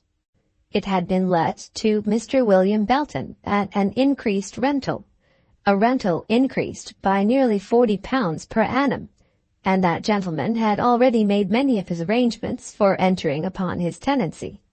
The £20 had already been paid to Stovey, and the transaction was complete. Mr. Amedroz sat in his chair bewildered, dismayed, and, as he himself declared, shocked, quite shocked, at the precipitancy of the young man. It might be for the best. He didn't know. He didn't feel at all sure. But such hurrying in such a matter was, under all the circumstances of the family, to say the least of it, very indelicate. He was angry with himself for having yielded, and angry with Clara for having allowed him to do so. "It doesn't signify much," he said at last. "Of course he'll have it all to himself before long." "But, Papa, it really seems to be a much better arrangement for you. You'll get more money." "Money is not everything, my dear." "But you'd sooner have Mr. Belton, our own cousin, about the place than Mr. Stovey." "I don't know. We shall see. The thing is done now, and there's no use in complaining. I must say he hasn't shown a great deal of delicacy." On that afternoon, Belton asked Clara to go out with him and walk round the place. He had been again about the grounds, and had made plans, and counted up capabilities, and calculated his profit and losses. "If you don't dislike scrambling about," said he, "I'll show you everything that I intend to do." "But I can't have any changes made, Mr. Belton," said Mr. Amedroz, with some affectation of dignity in his manner. "I won't have fences moved, or anything of that kind." "Nothing shall be done, sir, that you don't approve. I'll just manage it all as if I was acting as your own bailiff." "Son," he was going to say, but he remembered the fate of his cousin Charles just in time to prevent the use of the painful word. "I don't want to have anything done," said Mr. Amedroz. "Then nothing shall be done. We'll just mend a fence or two to keep in the cattle, and leave other things as they are. But perhaps Clara will walk out with me all the same." Clara was quite ready to walk out, and had already tied on her hat and taken her parasol. "Your father is a little nervous," said he, as soon as they were beyond hearing of the house. "Can you wonder at it, when you remember all that he has suffered?" "I don't wonder at it in the least, and I don't wonder at his disliking me either." "I don't think he dislikes you, Mr. Belton." "Oh, but he does. Of course he does. I'm the heir to the place instead of you. It is natural that he should dislike me, but I'll live it down, you see if I don't. I'll make him so fond of me, he'll always want to have me here. I don't mind a little dislike to begin with." "You're a wonderful man, Mr. Belton." "I wish you wouldn't call me Mr. Belton, but of course you must do as you please about that. If I can make him call me Will, I suppose you'll call me so too." "Oh, yes, then I will." "It don't matter much what a person is called, does it? Only one likes to be friendly with one's friends. I suppose you don't like my calling you Clara." "Now you've begun, you had better go on." "I mean to. I make it a rule never to go back in the world. Your father is half sorry that he has agreed about the place, but I shan't let him off now, and I'll tell you what, in spite of what he says, I'll have it as different as possible before this time next year. Why, there's lots of timber that ought to come out of the plantation, and there's places where the roots want stubbing up horribly. These things always pay for themselves if they are properly done. Any good done in the world always pays." Clara often remembered those words, after, when she was thinking about her cousin's character. Any good done in the world always pays. "But you mustn't offend my father, even though it should do good," she said. "I understand," he answered. "I won't tread on his toes. Where do you get your milk and butter?" "We buy them." "From Stovey, I suppose." "Yes, from Mr. Stovey. It goes against the rent." "And it ought to go against the grain, too, living in the country and paying for milk. I'll tell you what I'll do. I'll give you a cow. It shall be a little present from me to you." He said nothing of the more important present which this would entail upon him in the matter of the grass for the cow, but she understood the nature of the arrangement, and was anxious to prevent it. "Oh, Mr. Belton, I think we'd better not attempt that," she said. "But we will attempt it. I've pledged myself to do nothing to oppose your father, but I've made no such promise as to you. We'll have a cow before I'm many days older. What a pretty place this is. I do like these rocks so much, and it is such a comfort to be off the flat." "It is pretty." "Very pretty. You've no conception what an ugly place Plaistow is. The land isn't actual fen now, but it was once, and it's quite flat. And there is a great dike, 20 feet wide, oozing through it, just oozing, you know, and lots of little dikes at right angles with the big one, and the fields are all square, and there are no hedges, and hardly a tree to be seen in the place." "What a picture you have drawn! I should commit suicide if I lived there." "Not if you had so much to do as I have." "And what is the house like?" The house is good enough, an old-fashioned manor house, with high brick chimneys and brick gables tiled all over, and large square windows set in stone. The house is good enough, only it stands in the middle of a farmyard. I said there were no trees, but there is an avenue. Come, that's something. It was an old family seat, and they used to have avenues in those days, but it doesn't lead up to the present hall door. It comes sideways up to the farmyard, so that the whole thing must have been different once, and there must have been a great courtyard. In Elizabeth's time, Plaistow Manor was rather a swell place, and belonged to some Roman Catholics who came to grief, and then the Howards got it. There's a whole history about it, only I don't much care about those things. And is it yours now? It's between me and my uncle, and I pay him rent for his part. He's a clergyman, you know, and he has a living in Lincolnshire, not far off. And do you live alone in that big house? There's my sister. You've heard of Mary, haven't you? Then Clara remembered that there was a Miss Belton, a poor sickly creature with a twisted spine and a humpback, as to whose welfare she ought to have made inquiries. "Oh, yes, of course," said Clara. "I hope she's better than she used to be when we heard of her." "She'll never be better, but then she does not become much worse. I think she does grow a little weaker. She's older than I am, you know, 2 years older. But you would think she was quite an old woman to look at her." Then, for the next half hour, they talked about Mary Belton, as they visited every corner of the place. Belton still had an eye to business as he went on talking, and Clara remarked how many sticks he moved as he went, how many stones he kicked on one side, and how invariably he noted any defect in the fences. But still he talked of his sister, swearing that she was as good as gold, and at last wiping away the tears from his eyes as he described her maladies. "And yet I believe she is better off than any of us," he said, "because she is so good." Clara began to wish that she had called him Will from the beginning, because she liked him so much.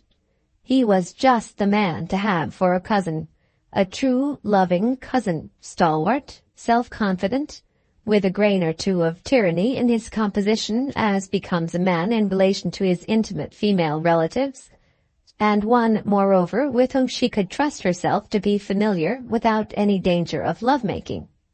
She saw his character clearly, and told herself that she understood it perfectly. He was a jewel of a cousin, and she must begin to call him Will as speedily as possible. At last they came round in their walk to the gate leading into Colonel Askerton's garden, and here in the garden, close to the gate, they found Mrs. Askerton. I fancy that she had been watching for them, or at any rate watching for Clara, so that she might know how her friend was carrying herself with her cousin. She came at once to the wicket, and there she was introduced by Clara to Mr. Belton. Mr. Belton, as he made his bow, muttered something awkwardly, and seemed to lose his self-possession for the moment. Mrs. Askerton was very gracious to him, and she knew well how to be both gracious and ungracious. She talked about the scenery, and the charms of the old place, and the dullness of the people around them, and the inexpediency of looking for society in country places, till after a while Mr. Belton was once more at his ease. "How is Colonel Askerton?" asked Clara. "He's indoors. Will you come in and see him? He's reading a French novel, as usual. It's the only thing he ever does in summer. Do you ever read French novels, Mr. Belton?" "I read very little at all, and when I do, I read English." "Ah, you're a man who has a pursuit in life, no doubt." "I should rather think so, that is, if you mean by a pursuit earning my bread. A man has not much time for French novels with 1,000 acres of land on his hands, even if he knew how to read French, which I don't." "But you're not always at work on your farm?" "It's pretty constant, Mrs. Askerton. Then I shoot and hunt." "You're a sportsman." All men living in the country are, more or less. Colonel Askerton shoots a great deal. He has the shooting of Belton, you know. He'll be delighted, I'm sure, to see you, if you are here sometime in September. But you, coming from Norfolk, would not care for partridge shooting in Somersetshire. I don't see why it shouldn't be as good here as there. Colonel Askerton thinks he has got a fair head of game upon the place. I dare say. Game is easily kept if people knew how to set about it. Colonel Askerton has a very good keeper, and has gone to a great deal of expense since he has been here. I'm my own head keeper, said Belton, and so I will be, or rather should be, if I had this place. Something in the lady's tone had grated against his feelings and offended him, or perhaps he thought that she assumed too many of the airs of proprietorship, because the shooting of the place had been let to her husband for £30 a year. I hope you don't mean to say you'll turn us out, said Mrs. Askerton, laughing. I have no power to turn anybody out or in, said he. I've got nothing to do with it. Clara, perceiving that matters were not going quite pleasantly between her old and new friend, thought it best to take her departure. Belton, as he went, lifted his hat from his head, and Clara could not keep herself from thinking that he was not only very handsome, but that he looked very much like a gentleman, in spite of his occupation as a farmer. "Bye-bye, Clara," said Mrs. Askerton. "Come down and see me tomorrow, there's a dear. Don't forget what a dull life I have of it." Clara said that she would come. "And I shall be so happy to see Mr. Belton, if he will call before he leaves you." At this, Belton again raised his hat from his head, and muttered some word or two of civility. But this, his latter muttering, was different from the first, for he had altogether regained his presence of mind. "You didn't seem to get on very well with my friend," said Clara, laughing, as soon as they turned away from the cottage. "Well, no, that is to say, not particularly well, or particularly badly. At first I took her for somebody else I knew slightly ever so long ago, and I was thinking of that other person at the time." "And what was that other person's name?" "I can't even remember that at the present moment." "Mrs. Askerton was a Miss Oliphant." "That wasn't the other lady's name. But independently of that, they can't be the same. The other lady married a Mr. Birdmore." "A Mr. Birdmore?" Clara, as she repeated the name, felt convinced that she had heard it before, and that she had heard it in connection with Mrs. Askerton.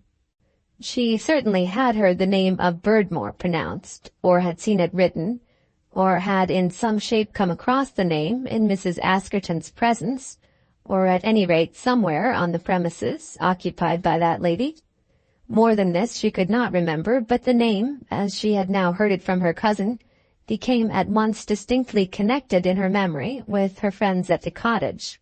"Yes," said Mr. Belton, "a Mr. Birdmore. I knew more of him than of her, though for the matter of that, I knew very little of him either.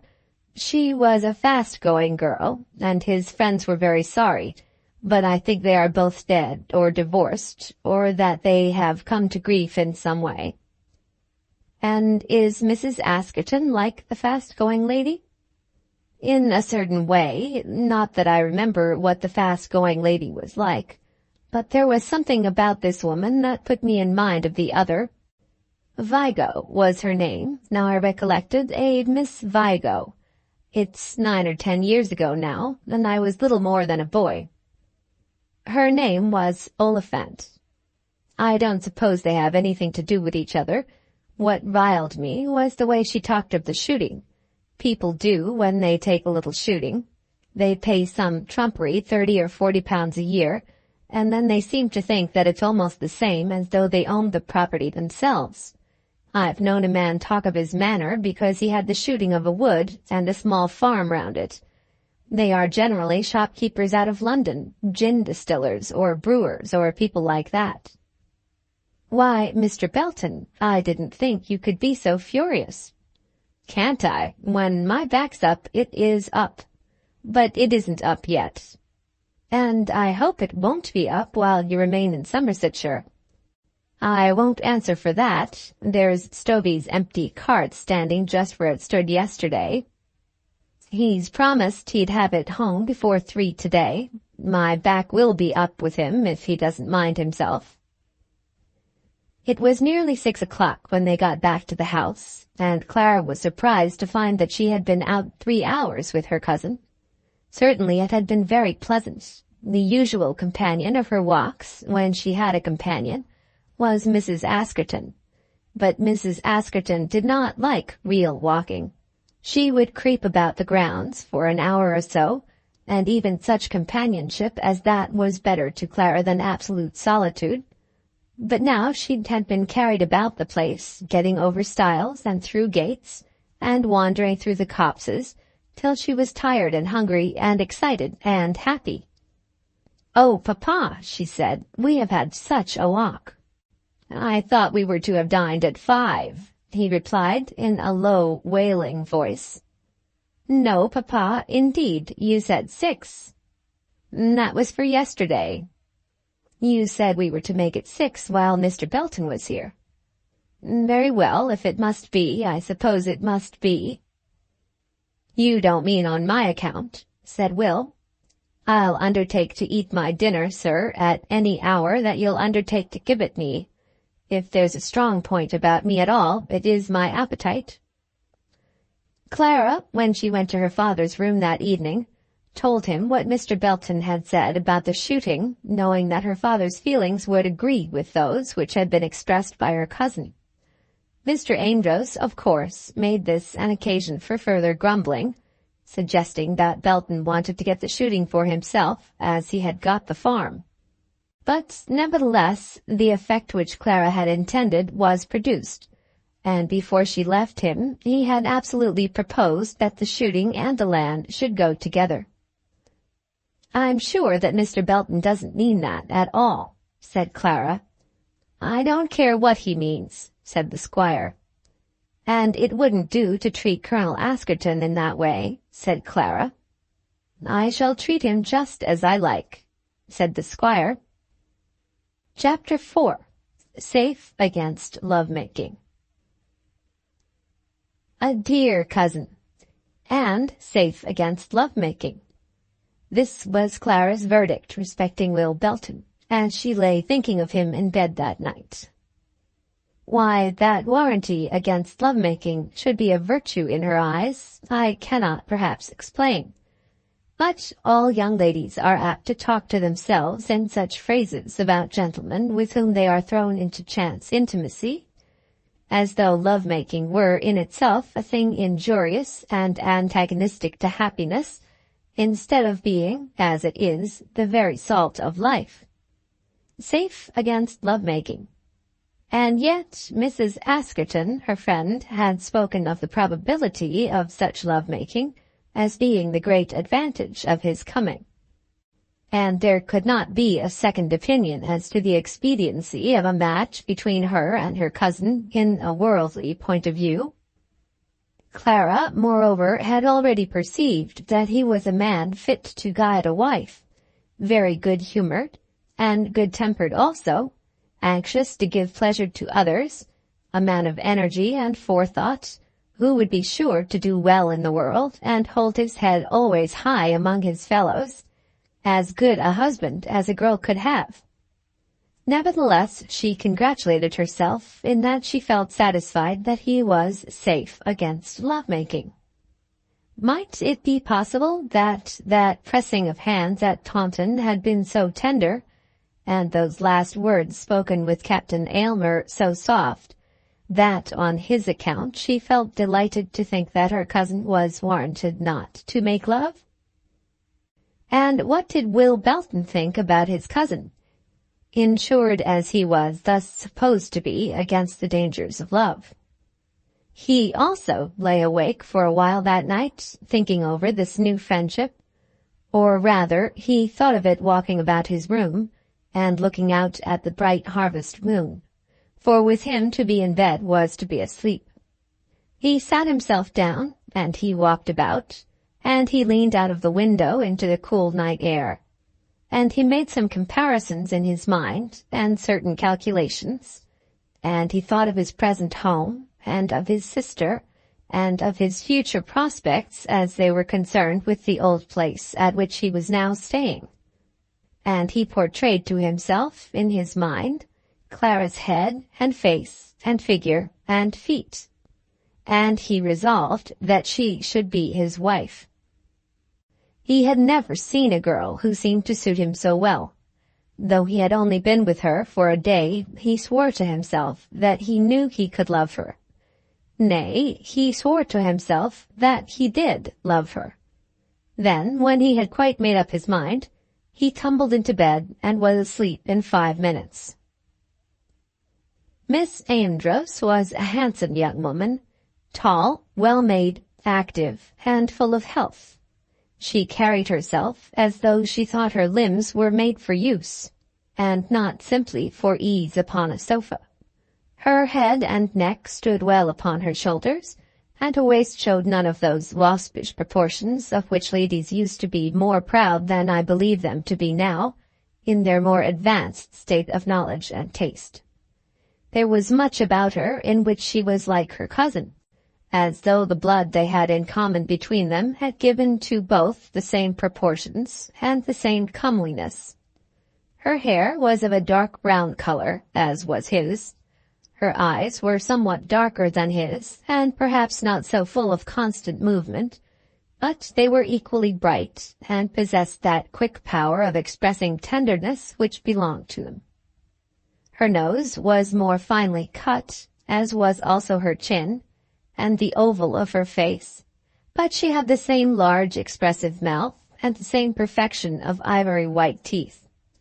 As has been said before, Clara Amedroz, who was now nearly 26 years of age, was not a young-looking woman. To the eyes of many men that would have been her fault, but in the eyes of Belton it was no fault. He had not made himself fastidious as to women by much consort with them, and he was disposed to think that she who was to become his wife had better be something more than a girl not long since taken out of the nursery. He was well-to-do in the world, and could send his wife out in her carriage, with all becoming bravery of appurtenances. And he would do so, too, when he should have a wife. But still, he would look to his wife to be a useful partner to him. She should be a woman not above agricultural solicitude, or too proud to have a care for her cows. Clara, he was sure, had no false pride. And yet, as he was also sure, she was at every point such a lady as would do honor to the carriage and the bravery when it should be forthcoming. And then such a marriage as this would put an end to all the trouble which he felt in reference to the entail on the estate. He knew that he would be master of Belton, and of course had, in that knowledge, the satisfaction which men do feel from the consciousness of their future prosperity.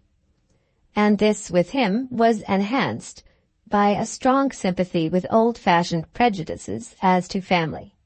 He would be Belton of Belton, and there had been Beltons of Belton in old days, for a longer time backwards than he was able to count. But still the prospect had not been without its alloy, and he had felt real distress at the idea of turning his cousin out of her father's house. Such a marriage as that he now contemplated would put all these things right. When he got up in the morning he was quite as keen about it as he had been on the previous evening, and as he thought about it the more he became keener and still more keen.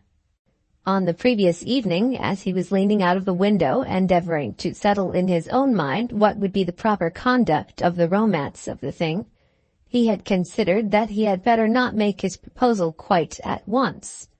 He was to remain 8 days at Belton, and as 8 days was not a long period of acquaintance, he had reflected that it might be well for him to lay what foundation for love it might be in his power to construct during his present sojourn, and then return and complete the work before Christmas. But as he was shaving himself, the habitual impatience of his nature predominated, and he became disposed to think that delay would be useless and might perhaps be dangerous. It might be possible that Clara would be unable to give him a decisive answer so quickly as to enable him to return home an accepted lover. But if such doubt were left, such doubt would give him an excuse for a speedy return to Belton. He did not omit to tell himself that very probably he might not succeed at all. He was a man not at all apt to feel assurance that he could carry all before him in love. But in this matter, as in all others which required from him any personal effort, he prepared himself to do his best, leaving the consequences to follow as they might. When he threw his seed corn into the earth with all such due appliances of agricultural skill and industry as his capital and experience enabled him to use, he did his part towards the production of next year's crop. And after that he must leave it to a higher power to give to him or to withhold from him the reward of his labor. He had found that, as a rule, the reward had been given when the labor had been honest, and he was now prepared to follow the same plan with the same hopes in this matter of his love-making. After much consideration, very much consideration, a consideration which took him the whole time that he was brushing his hair and washing his teeth, he resolved that he would, in the first instance, speak to Mr. Amedroz. Not that he intended that the father should win the daughter for him. He had an idea that he would like to do that work for himself. But he thought that the old squire would be better pleased if his consent were asked in the first instance. The present day was Sunday, and he would not speak on the subject till Monday. This day he would devote to the work of securing his future father-in-law's good opinion, to that and to his prayers. And he had gained very much upon Mr. Amedroz before the evening of the day was over. He was a man before whom difficulties seemed to yield, and who had his own way simply because he had become accustomed to ask for it and to work for it. He had so softened the squire's tone of thought towards him that the future stocking of the land was spoken of between them with something like energy on both sides, and Mr. Amedroz had given his consent without any difficulty to the building of a shed for winter stall feeding. Clara sat by listening, and perceived that Will Belton would soon be allowed to do just what he pleased with the place. Her father talked as she had not heard him talk since her poor brother's death, and was quite animated on the subject of woodcraft. "We don't know much about timber down where I am," said Will, "just because we've got no trees." "I'll show you your way," said the old man. "I've managed the timber on the estate myself for the last 40 years. Will Belton, of course, did not say a word as to the gross mismanagement which had been apparent even to him. What a cousin he was, Clara thought, what a paragon among cousins. And then he was so manifestly safe against love-making, so safe that he only cared to talk about timber and oxen and fences and winter forage. But it was all just as it ought to be, and if her father did not call him Will before long, she herself would set the way by doing so. A very paragon among cousins. "What a flatterer you are," she said to him that night. "A flatterer? I?" "Yes, you. You have flattered Papa out of all his animosity already. I shall be jealous soon, for he'll think more of you than of me." "I hope he'll come to think of us as being nearly equal to him," said Belton, with a tone that was half serious and half tender. Now that he had made up his mind, he could not keep his hand from the work before him an instant. But Clara had also made up her mind, and would not be made to think that her cousin could mean anything that was more than cousinly. "Upon my word," she said, laughing, That is very cool on your part. I came here determined to be friends with him, at any rate. And you did so without any thought of me. But you said you would be my brother, and I shall not forget your promise. Indeed, indeed, I cannot tell you how glad I am that you have come, both for Papa's sake and my own. You have done him so much good that I only dread to think that you are going so soon. I'll be back before long. I think nothing of running across here from Norfolk. You'll see enough of me before next summer. Soon after breakfast on the next morning, he got Mr. Amedroz out into the grounds, on the plea of showing him the proposed site for the cattle shed.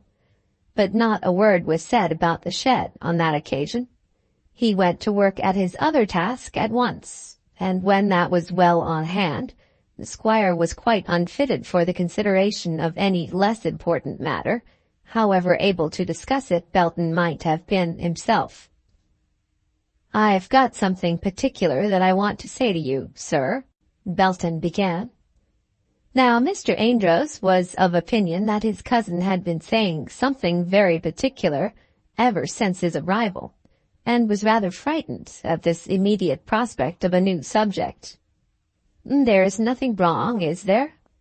"No, nothing wrong. At least, I hope it's not wrong. Would not it be a good plan, sir, if I were to marry my cousin Clara?" What a terrible young man! Mr. Amedroz felt that his breath was so completely taken away from him that he was quite unable to speak a word of answer at the moment. Indeed, he was unable to move, and stood still where he had been fixed by the cruel suddenness of the proposition made to him. "Of course, I know nothing of what she may think about it," continued Belton. "I thought it best to come to you before I spoke a word to her. And I know that in many ways she is above me. She is better educated, and reads more, and all that sort of thing. And it may be that she'd rather marry a London man than a fellow who passes all his time in the country. But she couldn't get one who would love her better or treat her more kindly. And then as to the property, you must own it would be a good arrangement. You'd like to know it would go to your own child and your own grandchild, wouldn't you, sir? And I'm not badly off, without looking to this place at all, and could give her everything she wants. But then I don't know that she'd care to marry a farmer." These last words he said in a melancholy tone, as though aware that he was confessing his own disgrace. The squire had listened to it all, and had not as yet said a word. And now, when Belton ceased, he did not know what word to speak. He was a man whose thoughts about women were chivalrous, and perhaps a little old-fashioned. Of course, when a man contemplates marriage, he could do nothing better, nothing more honorable than consult the lady's father in the first instance. But he felt that even a father should be addressed on such a subject with great delicacy. There should be ambages in such a matter. The man who resolved to commit himself to such a task should come forward with apparent difficulty, with great diffidence, and even with actual difficulty. He should keep himself almost hidden, as behind a mask, and should tell of his own ambition with doubtful, quivering voice. And the ambages should take time. He should approach the citadel to be taken with covered ways, working his way slowly and painfully. But this young man, before he had been in the house 3 days, said all that he had to say without the slightest quaver in his voice, and evidently expected to get an answer about the squire's daughter as quickly as he had got it about the squire's land. "You have surprised me very much," said the old man at last, drawing his breath. "I'm quite in earnest about it. Clara seems to me to be the very girl to make a good wife to such a one as I am. She's got everything that a woman ought to have. By George, she has. She is a good girl, Mr. Belton. She is as good as gold, every inch of her. But you have not known her very long, Mr. Belton." quite long enough for my purposes. You see, I knew all about her beforehand, who she is and where she comes from. There's a great deal in that, you know." Mr. Amedroz shuddered at the expressions used. It was grievous to him to hear his daughter spoken of as one respecting whom someone knew who she was and whence she came. Such knowledge respecting the daughter of such a family was, as a matter of course, common to all polite persons. "Yes," said Mr. Amedroz stiffly, "you know as much as that about her, certainly. And she knows as much about me. Now the question is whether you have any objection to make." "Really, Mr. Belton, you have taken me so much by surprise that I do not feel myself competent to answer you at once." "Shall we say in an hour's time, sir?" An hour's time!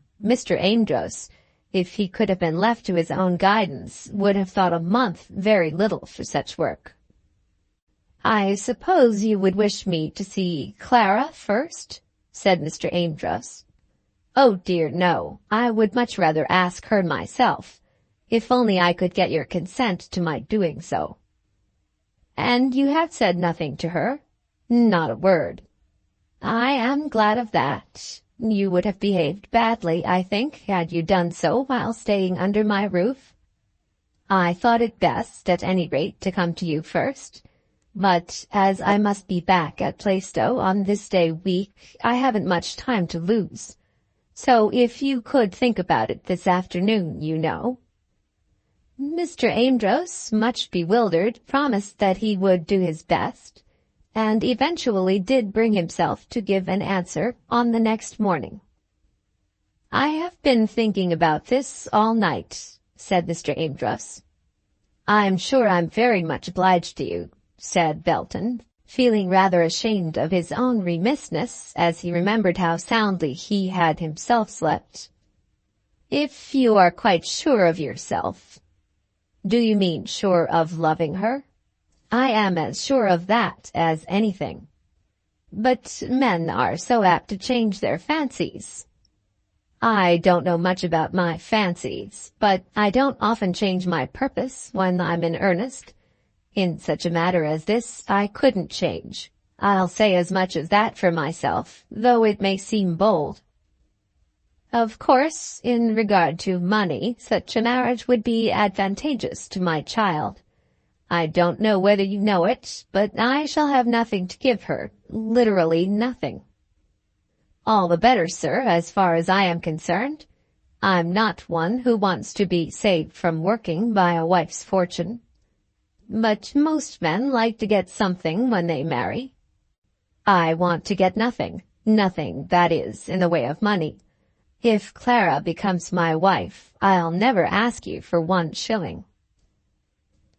"I hope her aunt will do something for her." This the old man said with a wailing voice, as though the expression of such a hope was grievous to him. "If she becomes my wife, Mrs. Winterfield will be quite at liberty to leave her money elsewhere." There were old causes of dislike between Mr. Belton and Mrs. Winterfield, and even now Mrs. Winterfield was almost offended because Mr. Belton was staying at Belton Castle. "But all that is quite uncertain," continued Mr. Amedroz. "And I have your leave to speak to Clara myself?" "Well, Mr. Belton, yes, I think so. I do not see why you should not speak to her, but I fear you are a little too precipitate. Clara has known you for so short a time that you can hardly have a right to hope that she should learn to regard you at once as you would have her do." As he heard this, Belton's face became long and melancholy. He had taught himself to think that he could dispense with that delay till Christmas which he had at first proposed to himself, and that he might walk into the arena at once and perhaps win the battle in the first round. "3 days is such a very short time," said the squire. "It is short, certainly," said Belton. The father's leave was, however, given, and armed with that, Belton was resolved that he would take, at any rate, some preliminary steps in love-making before he returned to Plaistow. What would be the nature of the preliminary steps taken by such a one as him, the reader, by this time, will probably be able to surmise. Chapter 5. Not safe against love-making. "Why don't you call him Will?" Clara said to her father. This question was asked on the evening of that Monday on which Mr. Amedroz had given his consent as to the marriage proposal. "Call him Will? Why should I?" "You used to do so when he was a boy." "Of course I did, but that is years ago. He would think it impertinent now." "Indeed he would not. He would like it. He has told me so. It sounds so cold to him to be called Mr. Belton by his relations." The father looked at his daughter, as though for a moment he almost suspected that matters had really been arranged between her and her future lover without his concurrence, and before his sanction had been obtained. But if for a moment such a thought did cross his mind, it did not dwell there. He trusted Belton, but as to his daughter, he knew that he might be sure of her. It would be impossible with her to keep such a secret from him, even for half a day. And yet how odd it was! Here was a man who in 3 days had fallen in love with his daughter, and here was his daughter apparently quite as ready to be in love with the man. How could she, who was ordinarily circumspect and almost cold in her demeanor towards strangers, who was from circumstances and from her own disposition altogether hostile to flirting intimacies, how could his Clara have changed her nature so speedily? The squire did not understand it, but was prepared to believe that it was all for the best. "I'll call him Will if you like it," said he. "Do, papa, and then I can do so also. He is such a good fellow, and I am so fond of him." On the next morning, Mr. Amedroz did, with much awkwardness, call his guest by his Christian name. Clara caught her cousin's eye and smiled, and he also smiled. At that moment he was more in love than ever. Could anything be more charming than this? Immediately after breakfast he was going over to Reddicote to see a builder in a small way who lived there, and whom he proposed to employ in putting up the shed for the cattle. But he almost begrudged the time, so anxious was he to begin his suit. But his plan had been laid out, and he would follow it. "I think I shall be back by 3 o'clock, he said to Clara, "and then we'll have our walk. I'll be ready, and you can call for me at Mrs. Askerton's. I must go down there, and it will save you something in your walk to pick me up at the cottage." And so the arrangements for the day were made. Clara had promised that she would soon call at the cottage, and was indeed rather anxious to see Mrs. Askerton on her own account. What she had heard from her cousin as to a certain Miss Vigo of old days had interested her, and also what she had heard of a certain Mr. Birdmore. It had been evident to her that her cousin had thought little about it. The likeness of the lady he then saw to the lady he had before known had at first struck him, but when he found that the two ladies were not represented by one and the same person, he was satisfied, and there was an end of the matter for him. But it was not so with Clara. Her feminine mind dwelt on the matter with more earnestness than he had cared to entertain, and her clearer intellect saw possibilities which did not occur to him. But it was not till she found herself walking across the park to the cottage that she remembered that any inquiries as to her past life might be disagreeable to Mrs. Askerton. She had thought of asking her friend plainly whether the names of Vigo and Birdmore had ever been familiar to her, but she reminded herself that there had been rumors afloat, and that there might be a mystery. Mrs. Askerton would sometimes talk of her early life, but she would do this with dreamy, indistinct language, speaking of the sorrows of her girlhood, but not specifying their exact nature, seldom mentioning any names, and never referring with clear personality to those who had been nearest to her when she had been a child. Clara had seen her friend's maiden name, Mary Oliphant, written in a book, and, seeing it, had alluded to it. On that occasion, Mrs. Askerton had spoken of herself as having been an Oliphant, and thus Clara had come to know the fact. But now, as she made her way to the cottage, she remembered that she had learned nothing more than this as to Mrs. Askerton's early life. Such being the case, she hardly knew how to ask any question about the two names that had been mentioned. And yet, why should she not ask such a question? Why should she doubt Mrs. Askerton? And if she did doubt, why should not her doubts be solved? She found Colonel Askerton and his wife together, and she certainly would ask no such question in his presence. He was a slight-built, wiry man, about 50, with iron-gray hair and beard, who seemed to have no trouble in life and to desire but few pleasures. Nothing could be more regular than the course of his days, and nothing more idle. He breakfasted at 11, smoked and read till the afternoon, when he rode for an hour or two. Then he dined, read again, smoked again, and went to bed. In September and October he shot, and twice in the year, as has been before stated, went away to seek a little excitement elsewhere. He seemed to be quite content with his lot, and was never heard to speak an angry word to anyone. Nobody cared for him much, but then he troubled himself with no one's affairs. He never went to church, and had not eaten or drank in any house but his own since he had come to Belton. "Oh, Clara, you naughty girl," said Mrs. Askerton. "Why didn't you come yesterday? I was expecting you all day." "I was busy. Really, we've grown to be quite industrious people since my cousin came." "They tell me he's taking the land into his own hands," said the Colonel. "Yes, indeed. And he is going to build sheds and buy cattle, and I don't know what he doesn't mean to do, so that we shall be alive again." "I hope he won't want my shooting." "He has shooting of his own in Norfolk," said Clara. "Then he'll hardly care to come here for that purpose. When I heard of his proceedings, I began to be afraid." "I don't think he would do anything to annoy you for the world," said Clara enthusiastically. "He's the most unselfish person I ever met." "He'd have a perfect right to take the shooting if he liked it. That is, always supposing that he and your father agreed about it." "They agree about everything now. He has altogether disarmed Papa's prejudices, and it seems to be recognized that he is to have his own way about the place.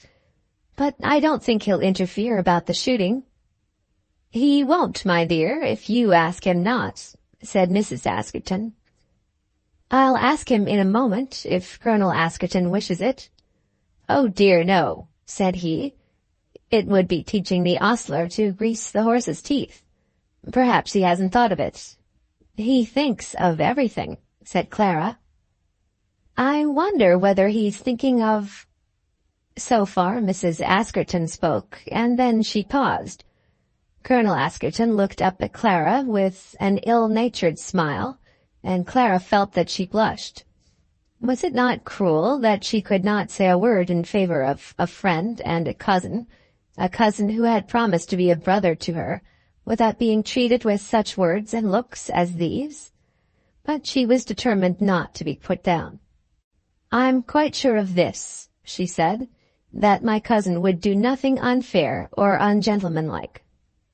"There would be nothing unfair or ungentlemanlike in it. I shouldn't take it amiss at all, but I should simply take up my bed and walk.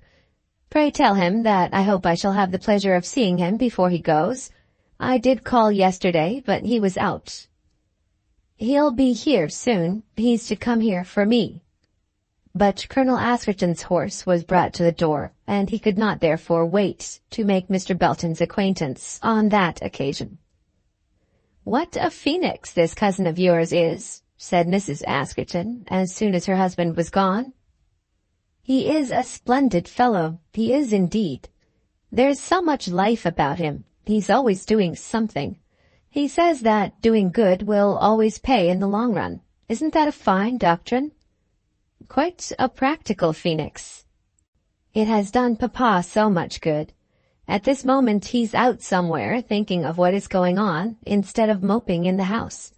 He couldn't bear the idea of Will's coming, and now is already beginning to complain because he's going away." "Will, indeed. And why not, Will? He's my cousin." "Yes, 10 times removed, but so much the better if he's to be anything more than a cousin." "He is to be nothing more, Mrs. Askerton." "You are quite sure of that?" "I am quite sure of it. And I cannot understand why there should be such a suspicion because he and I are thrown closely together and are fond of each other. Whether he is a 6th, 8th, or 10th cousin makes no difference. He is the nearest I have on that side, and since my poor brother's death, he is Papa's heir. It is so natural that he should be my friend, and such a comfort that he should be such a friend as he is. I own it seems cruel to me that under such circumstances there should be any suspicion." "Suspicion, my dear? Suspicion of what?" "Not that I care for it. I am prepared to love him as if he were my brother. I think him one of the finest creatures I ever knew, perhaps the finest I ever did know. His energy and good nature together are just the qualities to make the best kind of man. I am proud of him as my friend and my cousin, and now you may suspect what you please." "But, my dear, why should he not fall in love with you? It would be the most proper, and also the most convenient thing in the world." "I hate talking of falling in love, as though a woman has nothing else to think of whenever she sees a man." "A woman has nothing else to think of." "I have a great deal else, and so has he." "It's quite out of the question on his part, then?" "Quite out of the question. I'm sure he likes me. I can see it in his face and hear it in his voice, and am so happy that it is so. But it isn't in the way that you mean. Heaven knows that I may want a friend some of these days, and I feel that I may trust to him. His feelings to me will always be those of a brother." "Perhaps so. I have seen that fraternal love before under similar circumstances, and it has always ended in the same way." "I hope it won't end in any way between us." "But the joke is that this suspicion, as you call it, which makes you so indignant, is simply a suggestion that a thing should happen which, of all things in the world, would be the best for both of you. But the thing won't happen, and therefore let there be an end of it. I hate the twaddle of talk of love, whether it's about myself or about anyone else. It makes me feel ashamed of my sex when I find that I cannot talk of myself to another woman without being supposed to be either in love or thinking of love, either looking for it or avoiding it. When it comes, if it comes prosperously, it's a very good thing. But I for one can do without it, and I feel myself injured when such a state of things is presumed to be impossible. It is worth anyone's while to irritate you because your indignation is so beautiful. It is not beautiful to me, for I always feel ashamed afterwards of my own energy. And now, if you please, we won't say anything more about Mr. Will Belton. May I not talk about him even as the enterprising cousin?" "Certainly, and in any other light you please. Do you know, he seemed to think that he had known you ever so many years ago." Clara, as she said this, did not look direct at her friend's face, but still she could perceive that Mrs. Askerton was disconcerted. There came a shade of paleness over her face and a look of trouble on her brow, and for a moment or two she made no reply. "Did he?" she said then. "And when was that?" "I suppose it was in London, but after all, I believe it was not you. but somebody whom he remembers to have been like you. He says that the lady was a Miss Vigo." As she pronounced the name, Clara turned her face away, feeling instinctively that it would be kind to do so. "Miss Vigo," said Mrs. Askerton at once, and there was that in the tone of her voice which made Clara feel that all was not right with her. "I remember that there were 2 Miss Vigos, 2 of them, I think. I didn't know that they were like me especially." "And he says that the one he remembers married a Mr. Berdmore." "Married a Mr. Berdmore?" The tone of voice was still the same, and there was an evident struggle, as though the woman was making a vehement effort to speak in her natural voice. Then Clara looked at her, feeling that if she abstained from doing so, the very fact of her so abstaining would be remarkable. There was the look of pain on Mrs. Askerton's brow, and her cheeks were still pale, but she smiled as she went on speaking. "I'm sure I'm flattered, for I remember that they were both considered beauties. Did he know anything more of her?" "No, nothing more." "There must have been some casual likeness, I suppose." Mrs. Askerton was a clever woman, and had by this time almost recovered her self-possession. Then there came a ring at the front door, and in another minute Mr. Belton was in the room. Mrs. Askerton felt that it was imperative on her to make some allusion to the conversation which had just taken place, and dashed at the subject at once. "Clara tells me that I am exactly like some old friend of yours, Mr. Belton." Then he looked at her closely as he answered her. "I have no right to say that she was my friend, Mrs. Askerton," he said. "Indeed, there was hardly what might be called an acquaintance between us. But you certainly are extremely like a certain Miss Vigo that I remember." "I often wonder that one person isn't more often found to be like another," said Mrs. Askerton. "People often are like," said he, "but not like in such a way as to give rise to mistakes as to identity. Now, I should have stopped you in the street and called you Mrs. Berdmore." "Didn't I once see or hear the name of Berdmore in this house?" asked Clara. Then that look of pain returned. Mrs. Askerton had succeeded in recovering the usual tone of her countenance, but now she was once more disturbed. "I think I know the name," said she. "I fancy that I have seen it in this house," said Clara. "You may have more likely heard it, my dear. My memory is very poor, but if I remember rightly, Colonel Askerton did know a Captain Berdmore, a long while ago before he was married, and you may probably have heard him mention the name." This did not quite satisfy Clara, but she said nothing more about it then.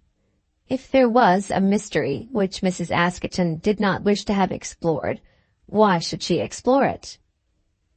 Soon after this, Clara got up to go, and Mrs. Askerton, making another attempt to be cheerful, was almost successful. "So you're going back into Norfolk on Saturday, Clara tells me. You are making a very short visit now that you're come among us." "It's a long time for me to be away from home. Farmers can hardly ever dare to leave their work. But in spite of my farm, I'm talking of coming here again about Christmas." "But you are going to have a farming establishment here, too?" "That will be nothing. Clara will look after that for me, will you not?" Then they went, and Belton had to consider how he would begin the work before him. He had some idea that too much precipitancy might do him an injury, but he hardly knew how to commence without coming to the point at once. When they were out together in the park, he went back at first to the subject of Mrs. Askerton. "I would almost have sworn they were one and the same woman," he said. "But you see that they are not. It's not only the likeness, but the voice. It is so chanced that I once saw Miss Vigo in some trouble. I happened to meet her in company with a man who was tipsy, in fact, and I had to relieve her. Dear me, how disagreeable. It's a long time ago, and there can't be any harm in mentioning it now. It was the man she was going to marry, and whom she did marry. What, the Mr. Birdmore? Yes, he was often in that way, and there was a look about Mrs. Askerton just now, so like the look of that Miss Vigo then, that I cannot get rid of the idea. They can't be the same, as she was certainly a Miss Oliphant, and you hear too what she says. Yes, I heard what she said. You have known her long? These 2 years. And intimately, very intimately, she is our only neighbor, and her being here has certainly been a great comfort to me. It is sad not having some woman near one that one can speak to, and then I really do like her very much. No doubt it's all right. Yes, it's all right, said Clara. After that, there was nothing more said about Mrs. Askerton, and Belton began his work. They had gone from the cottage, across the park, away from the house, up to a high rock which stood boldly out of the ground, from whence could be seen the sea on one side, and on the other a far tract of country almost away to the moors. And when they reached this spot, they seated themselves. There, said Clara, I consider this to be the prettiest spot in England. I haven't seen all England, said Belton. Don't be so matter-of-fact, Will. I say it's the prettiest in England, and you can't contradict me. And I say you're the prettiest girl in England, and you can't contradict me. This annoyed Clara, and almost made her feel that her paragon of a cousin was not quite so perfect as she had represented him to be. I see, she said, that if I talk nonsense, I'm to be punished. Is it a punishment to you to know that I think you very handsome? He said, turning round and looking full into her face. It is disagreeable to me, very, to have any such subject talked about at all. What would you think if I began to pay you foolish personal compliments? What I say isn't foolish, and there's a great difference. Clara, I love you better than all the world put together. She now looked at him, but still she did not believe it. It could not be that after all her boastings she should have made so gross a blunder. I hope you do love me, she said. Indeed you are bound to do so, for you promised that you would be my brother. But that will not satisfy me now, Clara. Clara, I want to be your husband. Will, she exclaimed. Now you know it all, and if I have been too sudden, I must beg your pardon. Oh, Will, forget that you have said this. Do not go on until everything must be over between us. Why should anything be over between us? Why should it be wrong in me to love you? What will Papa say? Mr. Amedroz knows all about it already, and has given me his consent. I asked him directly I had made up my own mind, and he told me that I might go to you. You have asked Papa? Oh dear, what am I to do? Am I so odious to you, then? As he said this, he got up from his seat and stood before her. He was a tall, well-built, handsome man, and he could assume a look and mien that were almost noble when he was moved as he was moved now. Odious! Do you not know that I have loved you as my cousin, that I have already learned to trust you as though you were really my brother? But this breaks it all. You cannot love me, then, as my wife? No. She pronounced the monosyllable alone, and then he walked away from her, as though that one little word settled the question for him, now and forever. He walked away from her, perhaps a distance of 200 yards, as though the interview was over, and he were leaving her. She, as she saw him go, wished that he would return, that she might say some word of comfort to him. Not that she could have said the only word that would have comforted him. At the first blush of the thing, at the first sound of the address which he had made to her, she had been angry with him. He had disappointed her, and she was indignant. But her anger had already melted and turned itself to Ruth. She could not but love him better, in that he had loved her so well. But yet she could not love him with the love which he desired. But he did not leave her. When he had gone from her down the hill, the distance that has been named, he turned back and came up to her slowly. He had a trick of standing and walking with his thumbs fixed into the armholes of his waistcoat, while his large hands rested on his breast. He would always assume this attitude when he was assured that he was right in his views, and was eager to carry some point at issue. Clara already understood that this attitude signified his intention to be autocratic. He now came close up to her, and again stood over her before he spoke. "My dear," he said, "I have been rough and hasty in what I have said to you, and I have to ask you to pardon my want of manners." "No, no, no," she exclaimed. "But in a matter of so much interest to us both, you will not let an awkward manner prejudice me." "It is not that. Indeed, it is not." "Listen to me, dearest. It is true that I promised to be your brother, and I will not break my word unless I break it by your own sanction. I did promise to be your brother, but I did not know then how fondly I should come to love you. Your father, when I told him of this, bade me not be too hasty, but I am hasty, and I haven't known how to wait. Tell me that I may come at Christmas for my answer, and I will not say a word to trouble you till then. I will be your brother, at any rate, till Christmas." "Be my brother always." A black cloud crossed his brow as this request reached his ears. She was looking anxiously into his face, watching every turn in the expression of his countenance. "Will you not let it wait till Christmas?" he asked. She thought it would be cruel to refuse this request, and yet she knew that no such waiting would be of service to him. He had been awkward in his love-making, and was aware of it. He should have contrived this period of waiting for himself, giving her no option but to wait and think of it. He should have made no proposal, but have left her certain that such proposal was coming.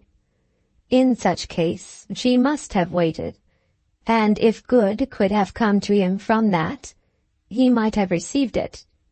But as the question was now presented to her, it was impossible that she should consent to wait. To have given such consent would have been tantamount to receiving him as her lover. She was therefore forced to be cruel. "It will be of no avail to postpone my answer when I know what it must be. Why should there be suspense?" "You mean that it is impossible that you should love me?" "Not in that way, Will." "And why not?" Then there was a pause.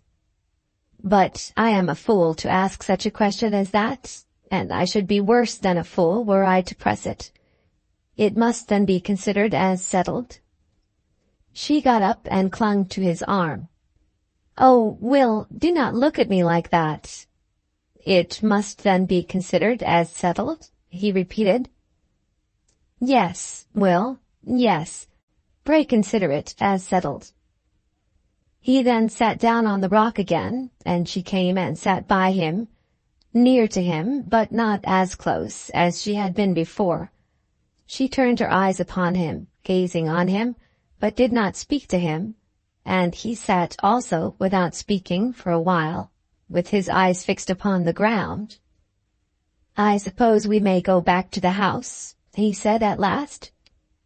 "Give me your hand, Will, and tell me that you will still love me as your sister." He gave her his hand. "If you ever want a brother's care, you shall have it from me," he said. "But not a brother's love?" "No. How can the two go together? I shan't cease to love you because my love is in vain. Instead of making me happy, it will make me wretched. That will be the only difference." "I would give my life to make you happy, if that were possible." "You will not give me your life in the way that I would have it." After that, they walked in silence back to the house, and when he had opened the front door for her, he parted from her and stood alone under the porch, thinking of his misfortune. Chapter 6. Safe against lovemaking once again. For a considerable time, Belton stood under the porch of the house, thinking of what had happened to him and endeavoring to steady himself under the blow which he had received. I do not know that he had been sanguine of success. Probably he had made to himself no assurances on the subject, but he was a man to whom failure of itself was intolerable. In any other event of life, he would have told himself that he would not fail, that he would persevere and conquer. He could imagine no other position as to which he could at once have been assured of failure, in any project on which he had set his heart. But as to this project, it was so. He had been told that she could not love him, that she could never love him, and he had believed her. He had made his attempt and had failed, and as he thought of this, standing under the porch, he became convinced that life for him was altogether changed, and that he who had been so happy must now be a wretched man. He was still standing there when Mr. Amedroz came down into the hall, dressed for dinner, and saw his figure through the open doors. "Will," he said, coming up to him, "it only wants 5 minutes to dinner." Belton started and shook himself as though he were shaking off a lethargy, and declared that he was quite ready. Then he remembered that he would be expected to dress, and rushed upstairs, 3 steps at a time, to his own room. When he came down, Clara and her father were already in the dining-room, and he joined them there. Mr. Amedroz, though he was not very quick in reading facts from the manners of those with whom he lived, had felt assured that things had gone wrong between Belton and his daughter. He had not as yet had a minute in which to speak to Clara, but he was certain that it was so. Indeed, it was impossible not to read terrible disappointment and deep grief in the young man's manner. He made no attempt to conceal it, though he did not speak of it. Through the whole evening, though he was alone for a while with the squire, and alone also for a time with Clara, he never mentioned or alluded to the subject of his rejection. But he bore himself as though he knew, and they knew, as though all the world knew, that he had been rejected. And yet he did not remain silent. He talked of his property, and of his plans, and explained how things were to be done in his absence. Once only was there something like an allusion made to his sorrow. "But you will be here at Christmas?" said Mr. Amedroz, in answer to something which Belton had said as to work to be done in his absence. "I do not know how that may be now," said Belton, and then they had all been silent. It was a terrible evening to Clara. She endeavored to talk, but found it to be impossible. All the brightness of the last few days had disappeared, and the world seemed to her to be more sad and solemn than ever. She had no idea, when she was refusing him, that he would have taken it to heart as he had done. The question had come before her for decision so suddenly that she had not, in fact, had time to think of this as she was making her answer. All she had done was to feel that she could not be to him what he wished her to be. And even as yet she had hardly asked herself why she must be so steadfast in her refusal. But she had refused him steadfastly, and she did not for a moment think of reducing the earnestness of her resolution. It seemed to be manifest to her from his present manner that he would never ask the question again.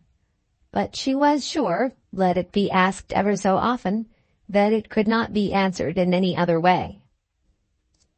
Mr. Amedroz, not knowing why it was so, became cross and querulous, and scolded his daughter. To Belton also he was captious, making little difficulties, and answering him with petulance. This the rejected lover took with most extreme patience, as though such a trifling annoyance had no effect in adding anything to his misery.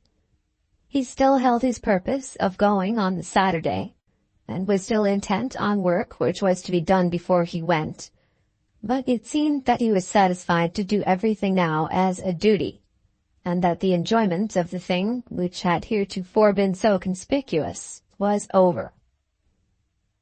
At last they separated, and Clara, as was her wont, went up to her father's room.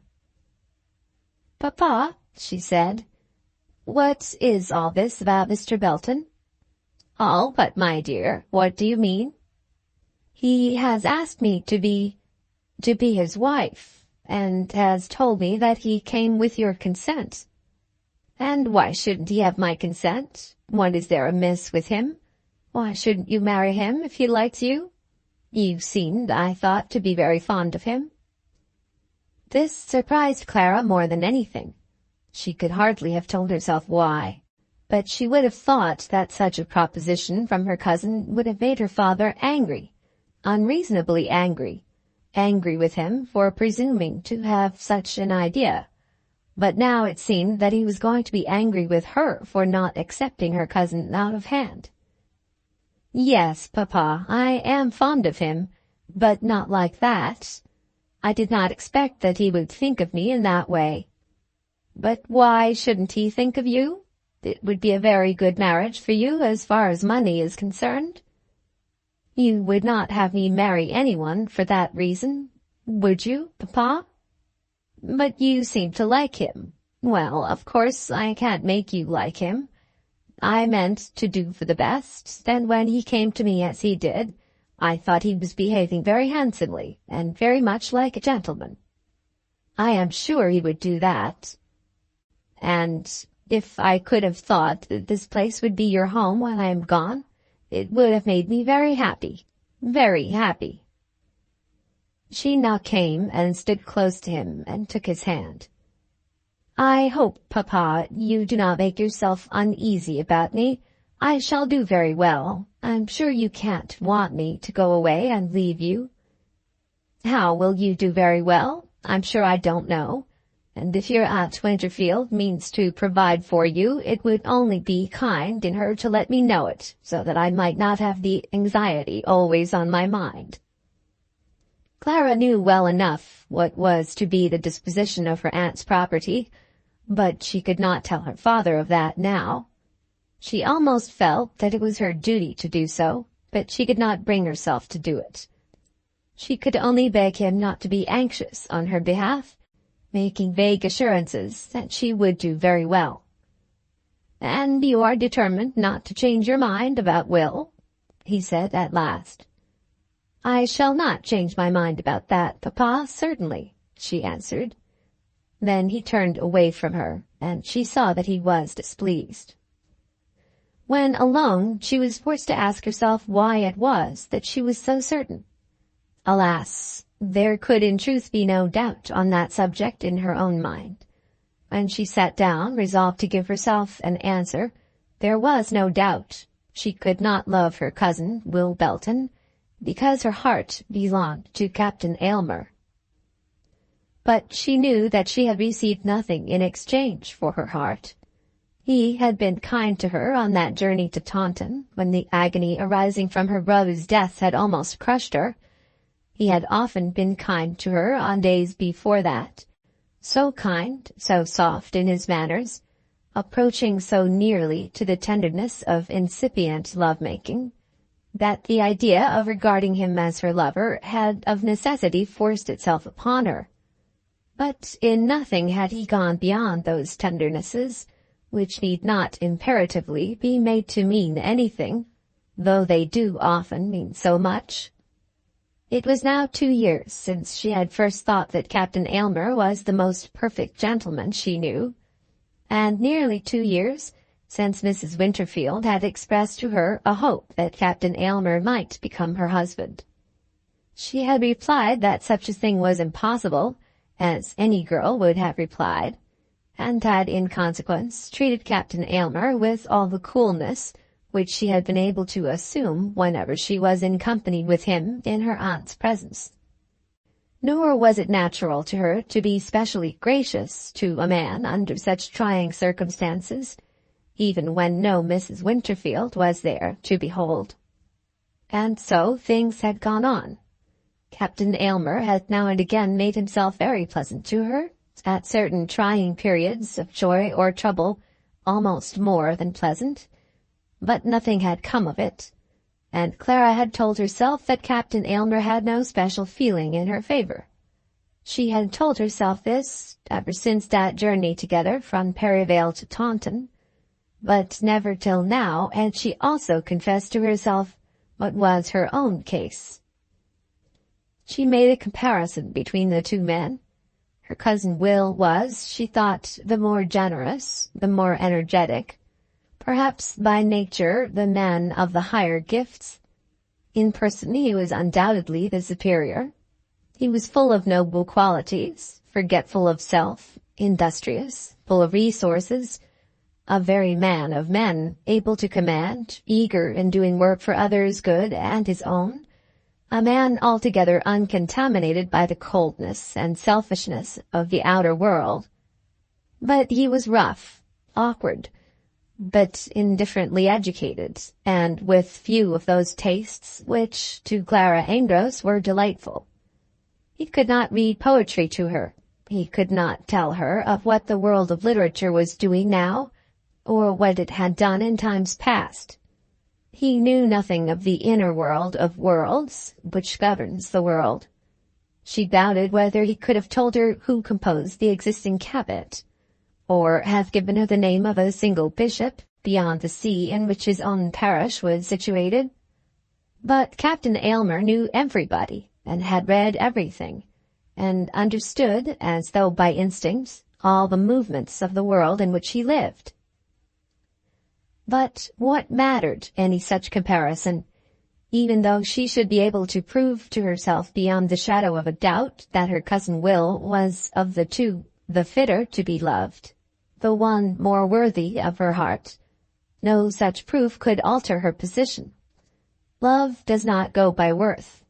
She did not love her cousin as she must love any man to whom she could give her hand, and, alas, she did love that other man. On this night, I doubt whether Belton did slumber with that solidity of repose which was usual to him.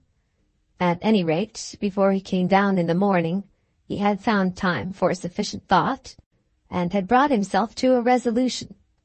He would not give up the battle as lost. To his thinking, there was something weak and almost mean in abandoning any project which he had set before himself. He had been awkward, and he exaggerated to himself his own awkwardness.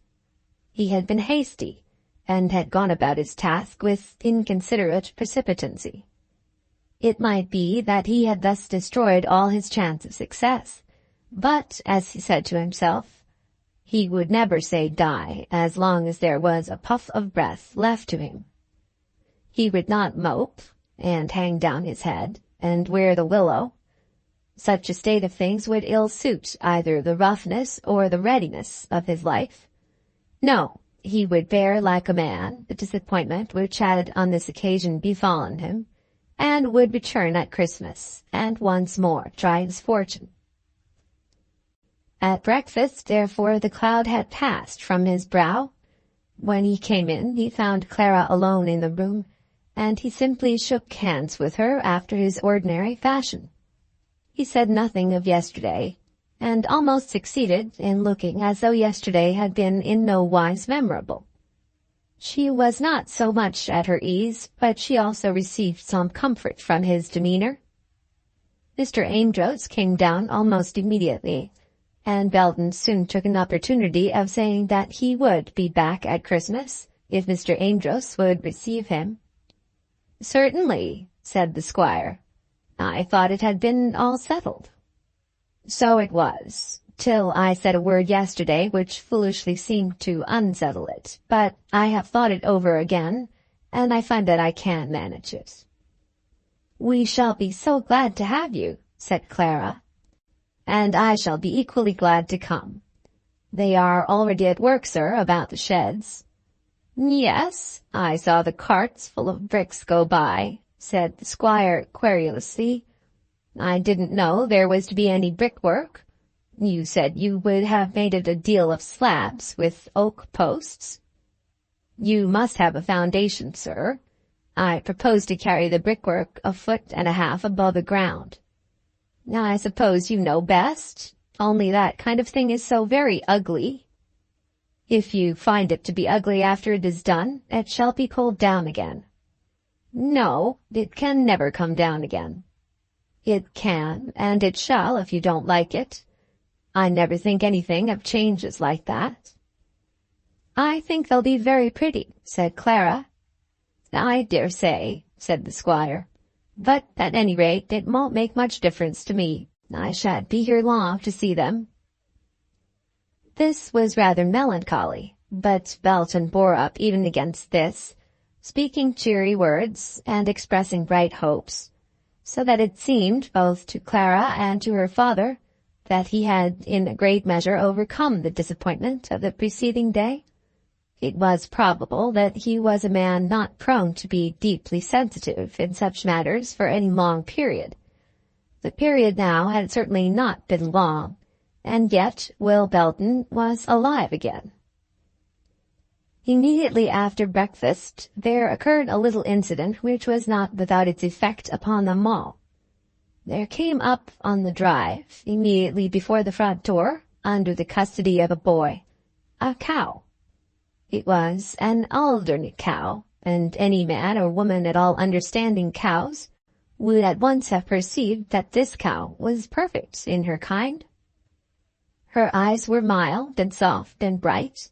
Her legs were like the legs of a deer, and in her whole gait and demeanor she almost gave the lie to her own name, asserting herself to have sprung from some more noble origin among the woods than may be supposed to be the origin of the ordinary domestic cow, a useful animal, but heavy in its appearance, and seen with more pleasure at some little distance than at close quarters. But this cow was graceful in its movements, and almost tempted one to regard her as the far-off descendant of the elk or the antelope. "What's that?" said Mr. Amedroz, who, having no cows of his own, was not pleased to see one brought up in that way before his hall door. "There's somebody's cow come here." Clara understood it in a moment, but she was pained and said nothing. Had the cow come without any such scene as that of yesterday, she would have welcomed the animal with all cordiality, and would have sworn to her cousin that the cow should be cherished for his sake. But after what had passed, it was different. How was she to take any present from him now? But Belton faced the difficulty without any bashfulness or apparent regret. "I told you I would give you a cow," said he, "and here she is." "What can she want with a cow?" said Mr. Amedroz. "I am sure she wants one very much. At any rate, she won't refuse a present from me, will you, Clara?" What could she say? "Not if papa will allow me to keep it." "But we've no place to put it," said the squire. "We haven't got grass for it." "There's plenty of grass," said Belton. "Come, Mr. Amedroz, I've made a point of getting this little creature for Clara, and you mustn't stand in the way of my gratification." Of course he was successful, and of course Clara thanked him, with tears in her eyes. The next 2 days passed by without anything special to mark them, and then the cousin was to go. During the period of his visit he did not see Colonel Askerton, nor did he again see Mrs. Askerton. He went to the cottage once with the special object of returning the Colonel's call, but the master was out, and he was not specially invited in to see the mistress. He said nothing more to Clara about her friends, but he thought of the matter more than once as he was going about the place, and became aware that he would like to ascertain whether there was a mystery, and if so, what was its nature. He knew that he did not like Mrs. Askerton, and he felt also that Mrs. Askerton did not like him. This was, as he thought, unfortunate, for might it not be the case that, in the one matter which was to him of so much importance, Mrs. Askerton might have considerable influence over Clara. During these days nothing special was said between him and Clara. The last evening passed over without anything to brighten it or to make it memorable.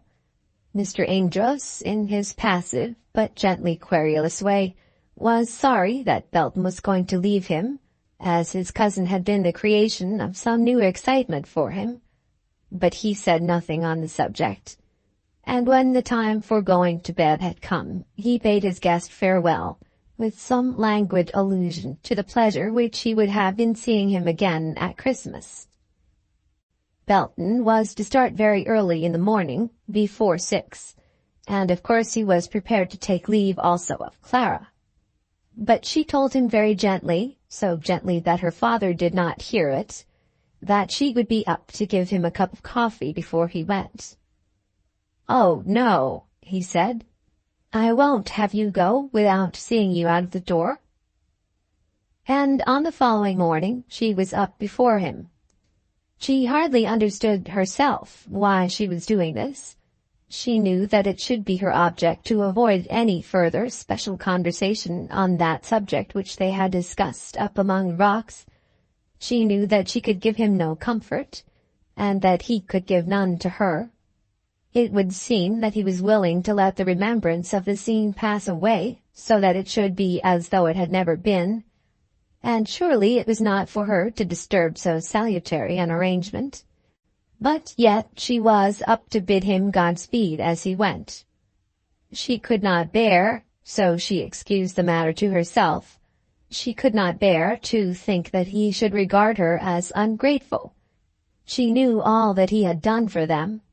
She had perceived that the taking of the land, the building of the sheds, the life which he had contrived in so short a time to throw into the old place, had all come from a desire on his part to do good to those in whose way he stood, by family arrangements made almost before his birth, and she longed to say to him one word of thanks. And had he not told her, once in the heat of his disappointment, for then, at that moment, as Clara said to herself, she supposed that he must have been in some measure disappointed, had he not even then told her that when she wanted a brother's care should be given to her by him? Was she not therefore bound to do for him what she would do for a brother? She, with her own hands, brought the coffee into the little breakfast parlour, and handed the cup into his hands. The gig, which had come overnight from Taunton, was not yet at the door, and there was a minute or two during which they must speak to each other. Who has not seen some such girl when she has come down early, without the full completeness of her morning toilet, and yet nicer, fresher, prettier to the eye of him who is so favored, than she has ever been in more formal attire? And what man who has been so favored has not loved her who has so favored him, even though he may not previously have been enamored as deeply as poor Will Belton? "This is so good of you," he said. "I wish I knew how to be good to you," she answered, not meaning to trench upon dangerous ground, but feeling as the words came from her that she had done so. "You have been so good to us, so very good to Papa, that we owe you everything.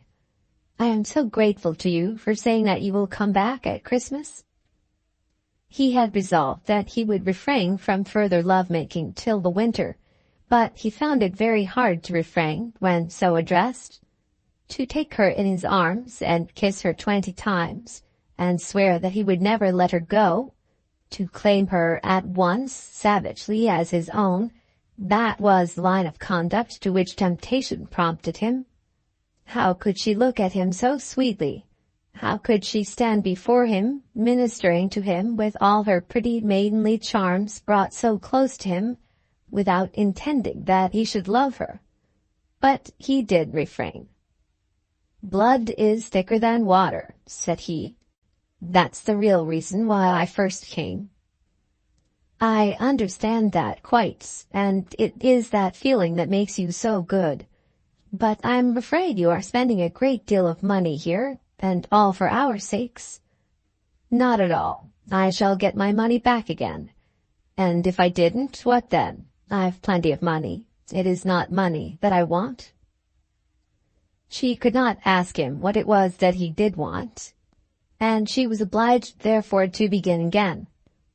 "Papa will look forward so to the winter now." "And so shall I." "But you must come for longer then. You won't go away at the end of a week. Say that you won't." "I'll see about it. I can't tell quite yet." "You'll write me a line to say when the shed is finished, won't you?" "That I will, and I'll tell you how Bessie goes on." Bessie was the cow. "I will be so very fond of her. She's come to me for apples already." Belton thought that he would go to her wherever she might be, even if he were to get no apples. "It's all covered love with them," he said.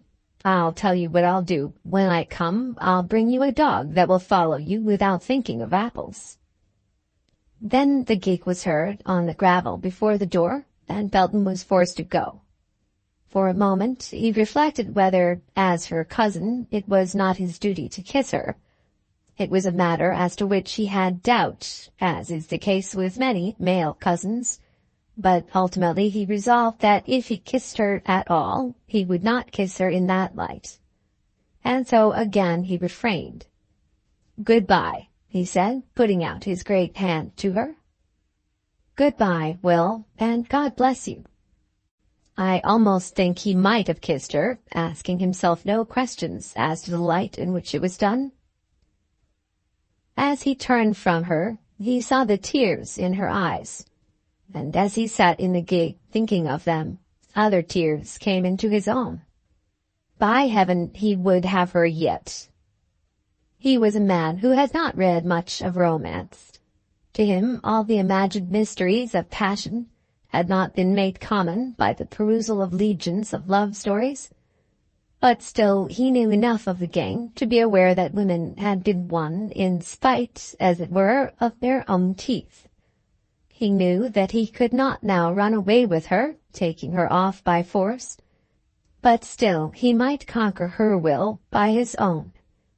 As he remembered the tears in her eyes, and the tone of her voice, and the pressure of her hand, and the gratitude that had become tender in its expression, he could not but think that he would be wise to love her still.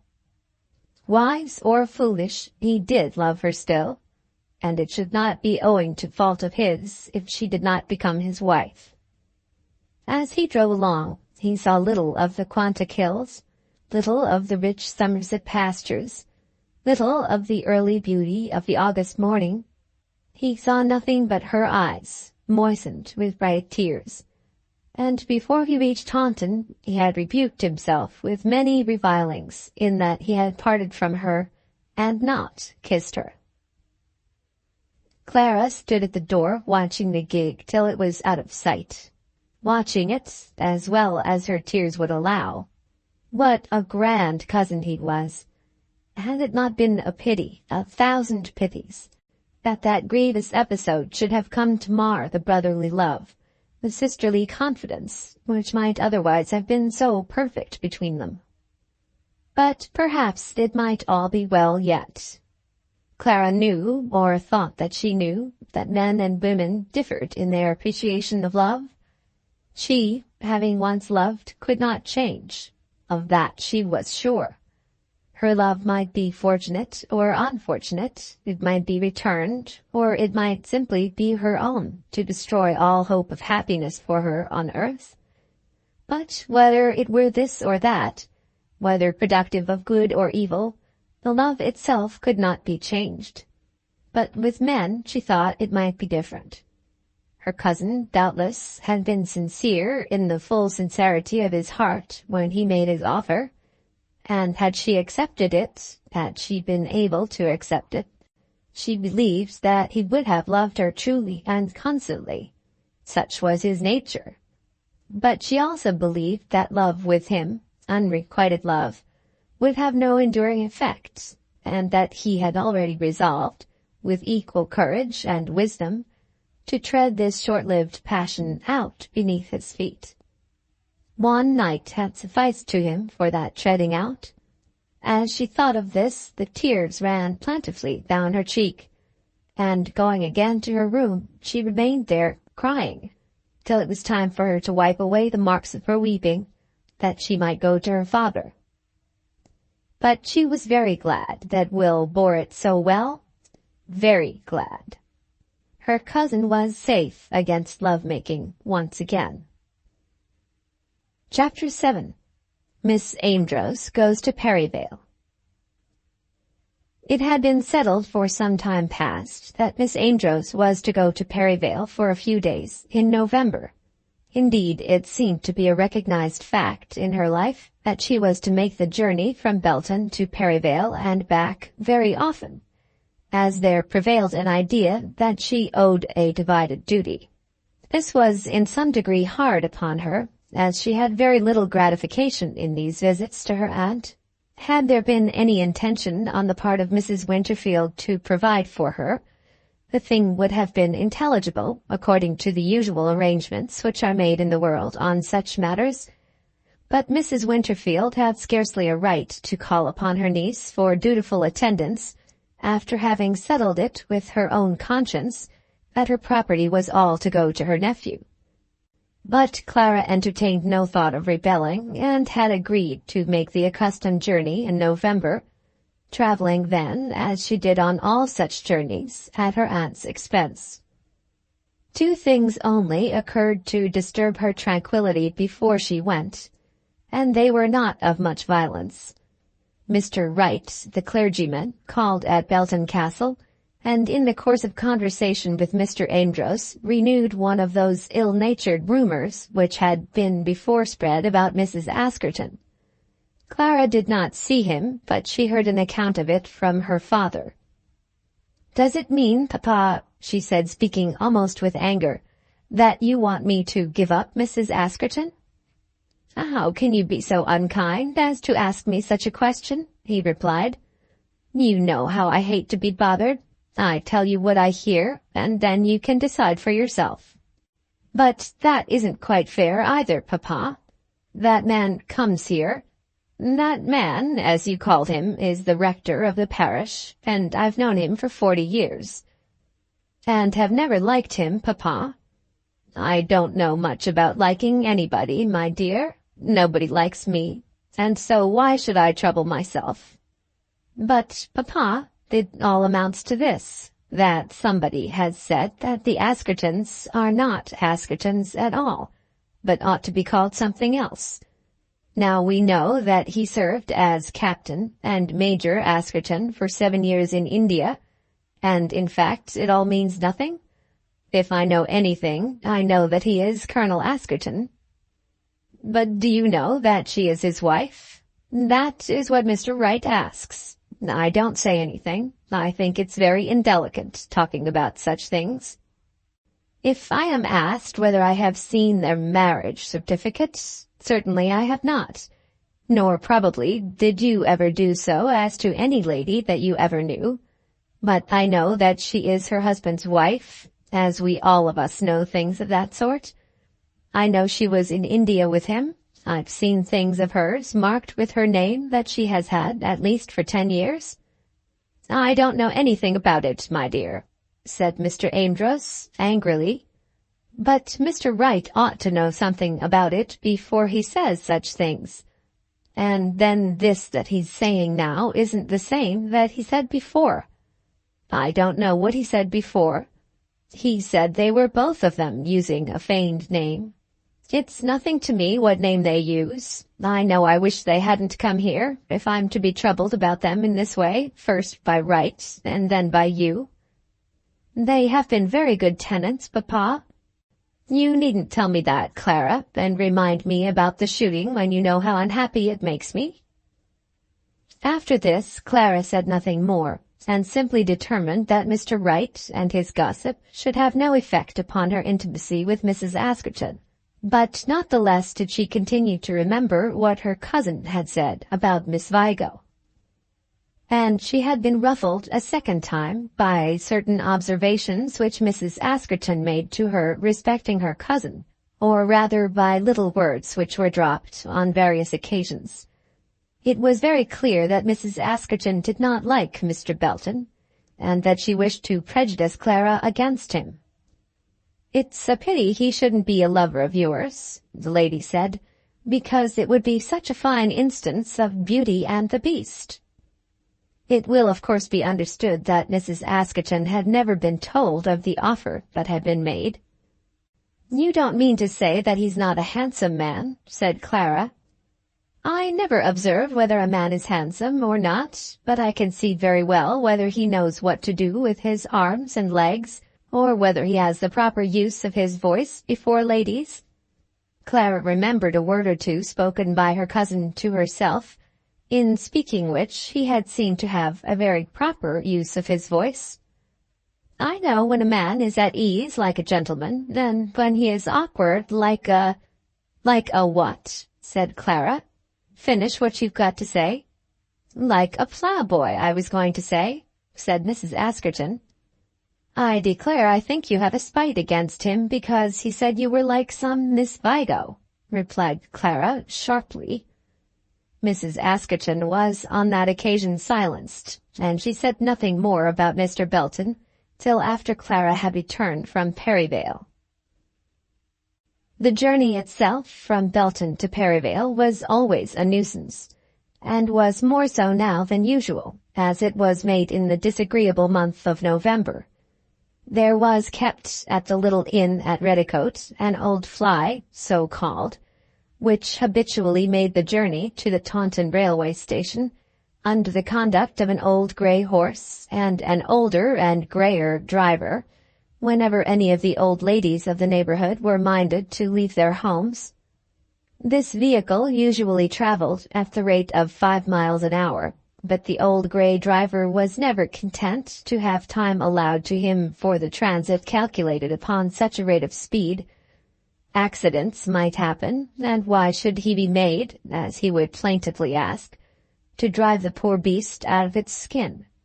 He was consequently always at Belton a full hour before the time, and though Clara was well aware of all this, she could not help herself. Her father was fussy and impatient, the man was fussy and impatient, and there was nothing for her but to go.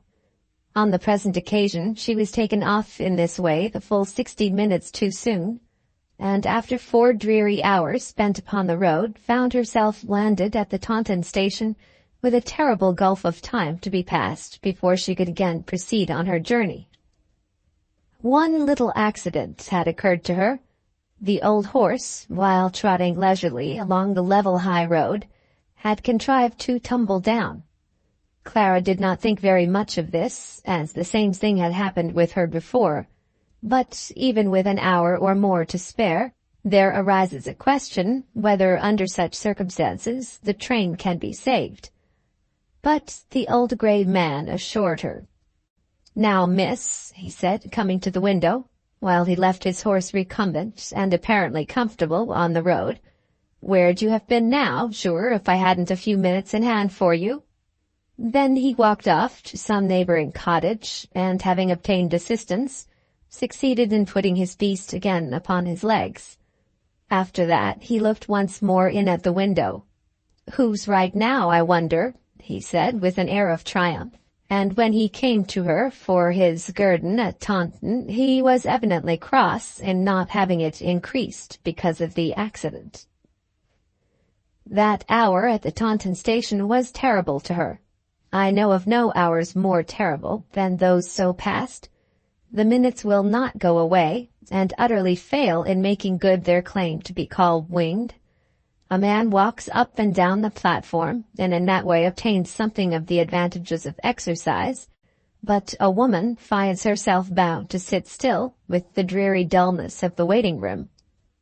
There are perhaps people who, under such circumstances, can read, but they are few in number. The mind altogether declines to be active, whereas the body is seized by a spirit of restlessness, to which delay and tranquillity are loathsome. The advertisements on the walls are examined. The map of some new Eden is studied, some Eden in which an irregular pond and a church are surrounded by a multiplicity of regular villas and shrubs, till the student feels that no consideration of health or economy would induce him to live there. Then the porters come in and out, till each porter has made himself odious to the sight. Everything is hideous, dirty, and disagreeable, and the mind wanders away to consider why station-masters do not more frequently commit suicide.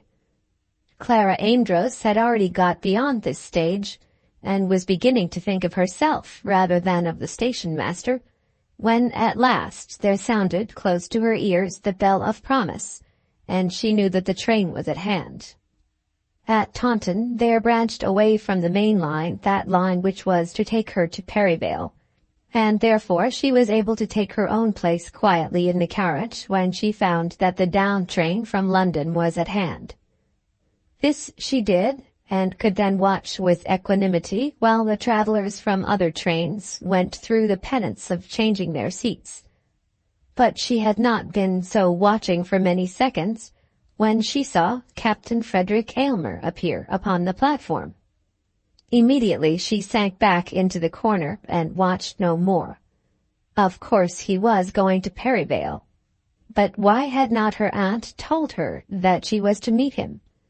Of course she would be staying in the same house with him, and her present small attempt to avoid him would thus be futile. The attempt was made, but nevertheless she was probably pleased when she found that it was made in vain.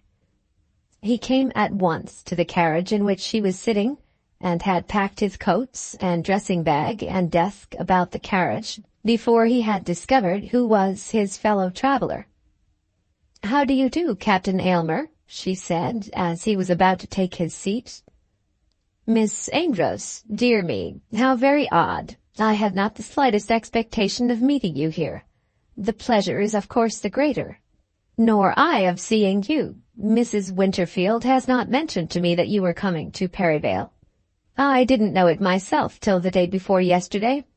I'm going to give an account of my stewardship to the good-natured Perivalians who send me to Parliament. I'm to dine with the mayor tomorrow, and as some bigwig has come in his way who is going to dine with him also, the thing has been got up in a hurry. But I'm delighted to find that you are to be with us. I generally go to my aunt's about this time of year. It is very good-natured of you." Then he asked about her father, and she told him of Mr. Belton's visit, telling him nothing, as the reader will hardly require to be told, of Mr. Belton's offer. And so, by degrees, they fell into close and intimate conversation.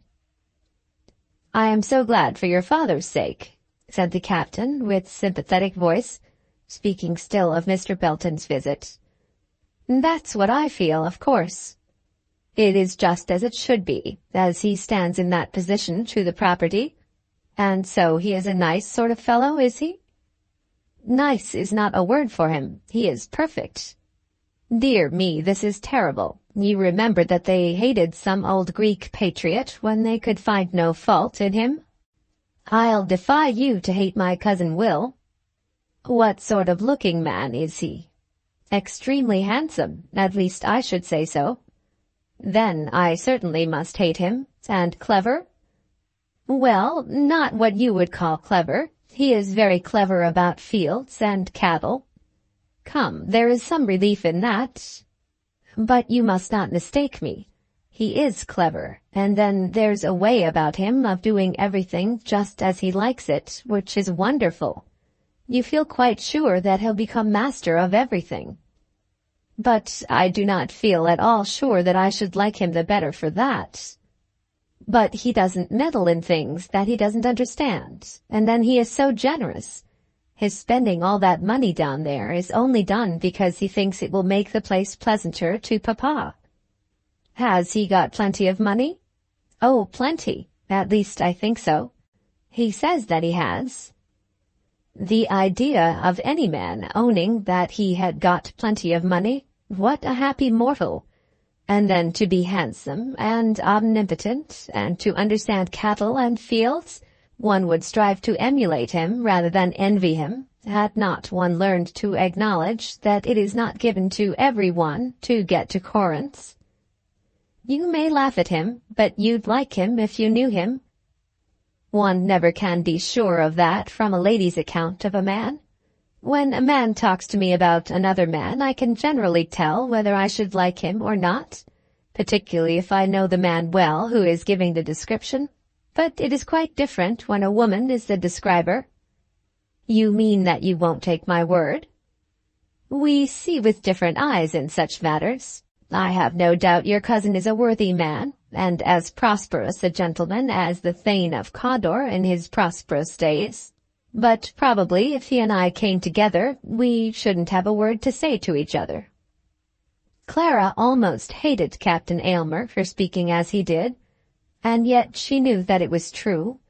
Will Belton was not an educated man, and were they two to meet in her presence, the captain and the farmer, she felt that she might have to blush for her cousin. But yet he was the better man of the two. She knew that he was the better man of the two, though she knew also that she could not love him as she loved the other. Then they changed the subject of their conversation and discussed Mrs. Winterfield, as they had often done before. Captain Aylmer had said that he should return to London on the Saturday, the present day being Tuesday, and Clara accused him of escaping always from the real hard work of his position. I observe that you never stay a Sunday at Perivale, she said. Well, not often. Why should I? Sunday is just the day that people like to be at home. I should have thought it would not have made much difference to a bachelor in that way. But Sunday is a day that one specially likes to pass after one's own fashion. Exactly, and therefore you don't stay with my aunts. I understand it all completely. Now you mean to be ill-natured. I mean to say that I don't like Sundays at Perivale at all, and that I should do just as you do if I had the power. But women that is, of my age, are such slaves. We are forced to give an obedience for which we can see no cause, and for which we can understand no necessity. I couldn't tell my aunt that I meant to go away on Saturday. You have no business which makes imperative calls upon your time. That means that I can't plead pretended excuses, but the true reason is that we are dependent. There is something in that, I suppose. Not that I am dependent on her, but my position generally is dependent, and I cannot assist myself. Captain Aylmer found it difficult to make any answer to this, feeling the subject to be one which could hardly be discussed between him and Miss Amedroz. He not unnaturally looked to be the heir of his aunt's property, and any provision made out of that property for Clara would so far lessen that which would come to him. For anything that he knew, Mrs. Winterfield might leave everything she possessed to her niece. The old lady had not been open and candid to him whom she meant to favor in her will, as she had been to her to whom no such favor was to be shown. But Captain Aylmer did know, with tolerable accuracy, what was the state of affairs at Belton, and was aware that Miss Amedroz had no prospect of maintenance on which to depend, unless she could depend on her aunt. She was now pleading that she was not dependent on that lady, and Captain Aylmer felt that she was wrong. He was a man of the world, and was by no means inclined to abandon any right that was his own. But it seemed to him that he was almost bound to say some word to show that in his opinion Clara should hold herself bound to comply with her aunt's requirements. "Dependence is a disagreeable word," he said, "and one never quite knows what it means. If you were a woman, you'd know. It means that I must stay at Perivale on Sundays, while you can go up to London or down to Yorkshire. That's what it means. What you do mean, I think, is this, that you owe a duty to your aunt, the performance of which is not altogether agreeable. Nevertheless, it would be foolish in you to omit it." "It isn't that, not at all. It would not be foolish, not in your sense of the word, but it would be wrong. My aunt has been kind to me, and therefore I am bound to her for this service. But she is kind to you also, and yet you are not bound. That's why I complain. You sail away under false pretenses, and yet you think you do your duty. You have to see your lawyer, which means going to your club, or to attend to your tenants, which means hunting and shooting." "I haven't got any tenants." "You know very well that you could remain over Sunday without doing any harm to anybody. Only you don't like going to church 3 times, and you don't like hearing my aunt read a sermon afterwards. Why shouldn't you stay, and I go to the club?" "With all my heart, if you can manage it. But I can't.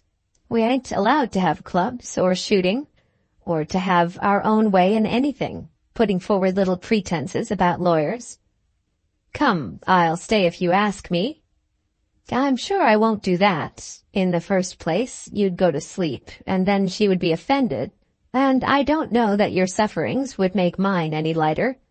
I'm not prepared to alter the ways of the world, but I feel myself entitled to grumble at them sometimes." Mrs. Winterfield inhabited a large brick house in the center of the town. It had a long frontage to the street, for there was not only the house itself, with its 3 square windows on each side of the door, and its 7 windows over that, and again its 7 windows in the upper story, but the end of the coach-house also abutted on the street, on which the family clock, quite as much respected in Perivale as was the town clock, and between the coach-house and the mansion there was the broad entrance into the yard, and the entrance also to the back door. No Perivalian ever presumed to doubt that Mrs. Winterfield's house was the most important house in the town, nor did any stranger doubt it on looking at the frontage. But then it was in all respects a town-house to the eye, that is, an English town-house, being as ugly and as respectable as unlimited bricks and mortar could make it. Immediately opposite to Mrs. Winterfield lived the leading doctor and a retired builder, so that the lady's eye was not hurt by any sign of a shop. The shops, indeed, came within a few yards of her on either side, but as the neighboring shops on either side were her own property, this was not unbearable. To me, had I lived there, the incipient growth of grass through some of the stones which formed the margin of the road would have been altogether unendurable. There is no sign of coming decay which is so melancholy to the eye as any which tells of a decrease in the throng of men. Of men or horses there was never any throng now in that end of Perivale. That street had formed part of the main line of the road from Salisbury to Taunton, and coaches, wagons, and posting carriages had been frequent on it. But now, alas, it was deserted. Even the omnibuses from the railway station never came there unless they were ordered to call at Mrs. Winterfield's door. For Mrs. Winterfield herself, this desolation had, I think, a certain melancholy attraction. It suited her tone of mind and her religious views that she should thus be daily reminded that things of this world were passing away and going to destruction. She liked to have ocular proof that grass was growing in the highways under mortal feet, and that it was no longer worth man's while to renew human flags in human streets. She was drawing near to the pavements which would ever be trodden by myriads of bright sandals, and which yet would never be worn, and would be carried to those jeweled causeways on which no weed could find a spot for its useless growth. Behind the house there was a square prim garden, arranged in parallelograms, tree answering to tree at every corner, round which it was still her delight to creep when the weather permitted. Poor Clara, how much advice she had received during these creepings, and how often she had listened to inquiries as to the schooling of the gardener's children. Mrs. Winterfield was always unhappy about her gardener. Serious footmen are very plentiful, and even coachmen are to be found who, at a certain rate of extra payment, will be punctual at prayer time, and will promise to read good little books. But gardeners, as a class, are a profane people, who think themselves entitled to claim liberty of conscience, and who will not submit to the domestic despotism of a serious Sunday. They live in cottages by themselves, and choose to have an opinion of their own on church matters. Mrs. Winterfield was aware that she ought to bid high for such a gardener as she wanted. A man must be paid well who will submit to daily inquiries as to the spiritual welfare of himself, his wife, and family. But even though she did bid high, and though she paid generously, no gardener would stop with her. One conscientious man attempted to bargain for freedom from religion during the 6 unimportant days of the week, being strong and willing therefore to give up his day of rest. But such liberty could not be allowed to him, and he also went. He couldn't stop, he said, in justice to the greenhouses, when Mrs. was so constant down upon him about his spiritual backsliding. And after all, where did he backslide? It was only a pipe of tobacco with the baby in his arms, instead of that darned evening lecture. Poor Mrs. Winterfield! She had been strong in her youth, and had herself sat through evening lectures with a fortitude which other people cannot attain. And she was strong, too, in her age, with the strength of a martyr, submitting herself with patience to wearinesses which are insupportable to those who have none of the martyr spirit. The sermons of Perivale were neither bright, nor eloquent, nor encouraging. All the old vicar or the young curate could tell her she had heard hundreds of times. She knew it all by heart, and could have preached their sermons to them better than they could preach them to her. It was impossible that she could learn anything from them, and yet she would sit there thrice a day, suffering from cold in winter, from cough in spring, from heat in summer, and from rheumatism in autumn. And now that her doctor had forbidden her to go more than twice, recommending her to go only once, she really thought that she regarded the prohibition as a grievance. Indeed, to such as her, that expectation of the jeweled causeway, and of the perfect pavement that shall never be worn, must be everything. But if she was right as to herself and others, then why has the world been made so pleasant? Why is the fruit of the earth so sweet, and the trees, why are they so green, and the mountains so full of glory? Why are women so lovely? And why is it that the activity of man's mind is the only sure forerunner of man's progress? In listening thrice a day to outpourings from the clergyman at Perivale, there certainly was no activity of mind. Now, in these days, Mrs. Winterfield was near to her reward. That she had ensured, that I cannot doubt. She had fed the poor, and filled the young full with religious teachings, perhaps not wisely, and in her own way only too well, but yet as her judgment had directed her. She had cared little for herself, forgiving injuries done to her, and not forgiving those only which she thought were done to the Lord. She had lived her life somewhat as the martyr lived, who stood for years on his pillar unmoved, while his nails grew through his flesh. So she had stood, doing, I fear, but little positive good with her large means, but thinking nothing of her own comfort here, in comparison with the comfort of herself and others in the world to which she was going. On this occasion her nephew and niece reached her together. The prim boy, with the white cotton gloves and the low four-wheeled carriage, having been sent down to meet Clara, for Mrs. Winterfield was a lady who thought it unbecoming that her niece, though only an adopted niece, should come to her door in an omnibus. Captain Aylmer had driven the four-wheeled carriage from the station, dispossessing the boy, and the luggage had been confided to the public conveyance. "It is very fortunate that you should come together," said Mrs. Winterfield. "I didn't know when to expect you, Fred. Indeed, you never say at what hour you'll come." "I think it safer to allow myself a little margin, Aunt, because one has so many things to do." "I suppose it is so with a gentleman," said Mrs. Winterfield, after which Clara looked at Captain Aylmer, but did not betray any of her suspicions. "But I knew Clara would come by this train," continued the old lady, "so I sent Tom to meet her.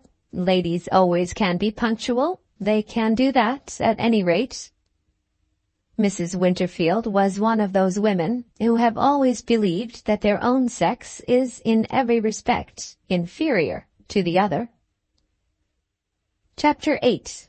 Captain Aylmer meets his constituents. On the first evening of their visit, Captain Aylmer was very attentive to his aunts. He was quite alive to the propriety of such attentions, and to their expediency, and Clara was amused as she watched him while he sat by her side, by the hour together, answering little questions, and making little remarks suited to the temperament of the old lady's mind. She herself was hardly called upon to join in the conversation on that evening, and as she sat and listened, she could not but think that Will Belton would have been less adroit, but that he would also have been more straightforward. And yet why should not Captain Aylmer talk to his aunt? Will Belton would also have talked to his aunt if he had one, but then he would have talked his own talk, and not his aunt's talk. Clara could hardly make up her mind whether Captain Aylmer was or was not a sincere man. On the following day, Aylmer was out all the morning paying visits among his constituents, and at 3 o'clock he was to make his speech in the town hall. Special places in the gallery were to be kept for Mrs. Winterfield and her niece, and the old woman was quite resolved that she would be there. As the day advanced, she became very fidgety, and at length she was quite alive to the perils of having to climb up the town-hall stairs. But she persevered, and at 10 minutes before 3 was seated in her place. "I suppose they will begin with prayer," she said to Clara. Clara, who knew nothing of the manner in which things were done at such meetings, said that she supposed so. A town councillor's wife, who sat on the other side of Mrs. Winterfield, here took the liberty of explaining that, as the captain was going to talk politics, there would be no prayers. "But they have prayers in the Houses of Parliament," said Mrs. Winterfield with much anger. To this the town councillor's wife, who was almost silenced by the great lady's wrath, said that indeed she did not know. After this, Mrs. Winterfield continued to hope for the best, till the platform was filled and the proceedings had commenced. Then she declared the present men of Perivale to be a godless set, and expressed herself very sorry that her nephew had ever had anything to do with them. "No good can come of it, my dear," she said. Clara from the beginning had feared that no good would come of her aunt's visit to the town-hall. The business was put on foot at once, and with some little flourishing at the commencement, Captain Aylmer made his speech. The same speech which we have all heard and read so often, specially adapted to the meridian of Perivale. He was a conservative, and of course he told his hearers that a good time was coming, that he and his family were really about to buckle themselves to the work, and that Perivale would hear things that would surprise it. The malt tax was to go, and the farmers were to have free trade in beer, the arguments from the other side having come beautifully round in their appointed circle, and Old England was to be Old England once again. He did the thing tolerably well, as such gentlemen usually do, and Perivale was contented with its member, with the exception of one Perivalian. To Mrs. Winterfield, sitting up there and listening with all her ears, it seemed that he had hitherto omitted all allusion to any subject that was worthy of mention. At last he said some word about the marriage and divorce court, condemning the iniquity of the present law, to which Perivale had opposed itself violently by petition and general meetings, and upon hearing this, Mrs. Winterfield had thumped with her umbrella and faintly cheered him with her weak old voice. But the surrounding Perivalians had heard the cheer, and it was repeated backwards and forward through the room, till the member's aunt thought that it might be her nephew's mission to annul that godless Act of Parliament, and restore the matrimonial bonds of England to their old rigidity. When Captain Aylmer came out to hand her up to her little carriage, she patted him and thanked him and encouraged him, and on her way home she congratulated herself to Clara that she should have such a nephew to leave behind in her place. Captain Aylmer was dining with the mayor on that evening, and Mrs. Winterfield was therefore able to indulge herself in talking about him. "I don't see much of young men, of course," she said, "but I do not even hear of any that are like him." Again Clara thought of her cousin Will. Will was not at all like Frederick Aylmer, but was he not better? And yet, as she thought thus, she remembered that she had refused her cousin Will because she loved that very Frederick Aylmer, whom her mind was thus condemning. "I am sure he does his duty as a member of Parliament very well," said Clara. "That alone would not be much, but when that is joined to so much that is better, it is a great deal. I am told that very few of the men in the house now are believers at all." "Oh, aunt!" "It is terrible to think of, my dear." "But, aunt, they have to take some oath, or something of that sort, to show that they are Christians." "Not now, my dear. They've done away with all that since we had Jew members. An atheist can go into Parliament now, and I'm told that most of them are that, or nearly as bad. I can remember when no papist could sit in Parliament, but they seem to me to be doing away with everything.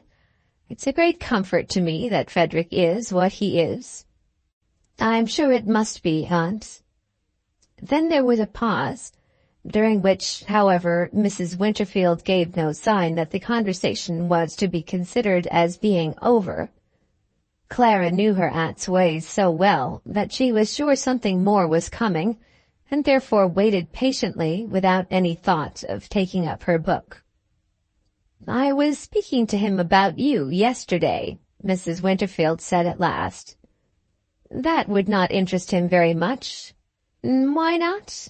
Do you suppose he is not interested in those I love? Indeed, it did interest him, and he told me what I did not know before, and what you ought to have told me." Clara now blushed, she knew not why, and became agitated.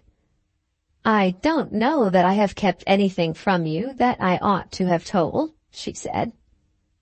"He says that the provision made for you by your father has all been squandered." "If he used that word he has been very unkind," said Clara angrily. "I don't know what word he used, but he was not unkind at all. He never is. I think he was very generous." I do not want his generosity, Aunt." "That is nonsense, my dear. If he has told me the truth, what have you to depend on?" "I don't want to depend on anything. I hate hearing about it." "Clara, I wonder you can talk in that way. If you were only 17, it would be very foolish, but at your age it is inexcusable. When I am gone, and your father is gone, who is to provide for you? Will your cousin do it, Mr. Belton, who is to have the property?" "Yes, he would, if I would let him. Of course I would not let him. But, Aunt, pray do not go on. I would sooner have to starve than talk about it at all." There was another pause, but Clara again knew that the conversation was not over, and she knew also that it would be vain for her to endeavor to begin another subject, nor could she think of anything else to say, so much was she agitated. "What makes you suppose that Mr. Belton would be so liberal?" asked Mrs. Winterfield. "I don't know. I can't say. He is the nearest relation I shall have, and of all the people I ever knew, he is the best and the most generous and the least selfish. When he came to us, Papa was quite hostile to him, disliking his very name, but when the time came, Papa could not bear to think of his going because he had been so good." "Clara!" "Well, Aunt?" "I hope you know my affection for you?" "Of course I do, Aunt, and I hope you trust mine for you also." "Is there anything between you and Mr. Belton besides cousinship?" "Nothing." "Because if I thought that, my trouble would be, of course, at an end. There is nothing, but pray do not let me be a trouble to you." Clara, for a moment, almost resolved to tell her aunt the whole truth, but she remembered that she would be treating her cousin badly if she told the story of his rejection. There was another short period of silence, and then Mrs. Winterfield went on. "Frederick thinks that I should make some provision for you by will. That, of course, is the same as though he offered to do it himself. I told him that it would be so, and I read him my will last night. He said that that made no difference, and recommended me to add a codicil. I asked him how much I ought to give you, and he said £1,500. There will be as much as that after burying me without burden to the estate. You must acknowledge that he has been very generous." But Clara, in her heart, did not at all thank Captain Aylmer for his generosity. She would have had everything from him or nothing. It was grievous to her to think that she should owe to him a bare pittance to keep her out of the workhouse, to him who had twice seemed to be on the point of asking her to share everything with him. She did not love her cousin Will as she loved him, but her cousin Will's assurance to her that he would treat her with a brother's care was sweeter to her by far than Frederick Aylmer's well-balanced counsel to his aunt on her behalf. In her present mood, too, she wanted no one to have forethought for her. She desired no provision. For her, in the discomfiture of heart, there was consolation in the feeling that when she would find herself alone in the world, she would have been ill-treated by her friends all round her. There was a charm in the prospect of her desolation, of which she did not wish to be robbed by the assurance of some £70 a year to be given to her by Captain Frederick Aylmer. To be robbed of one's grievance is the last and foulest wrong, a wrong under which the most enduring temper will at last yield and become soured, by which the strongest back will be broken. "Well, my dear," continued Mrs. Winterfield, when Clara made no response to this appeal for praise, "it is so hard for me to say anything about it, Aunt. What can I say, but that I don't want to be a burden to anyone? That is a position which very few women can attain, that is, very few single women. I think it would be well if all single women were strangled by the time they are 30, said Clara with a fierce energy, which absolutely frightened her aunt. Clara, how can you say anything so wicked, so abominably wicked? Anything would be better than being twitted in this way. How can I help it that I am not a man and able to work for my bread? But I am not above being a housemaid, and so Captain Aylmer shall find. I'd sooner be a housemaid, with nothing but my wages, than take the money which you say he is to give me. It will be of no use, aunt, for I shall not take it. It is I that am to leave it to you. It is not to be a present from Frederick.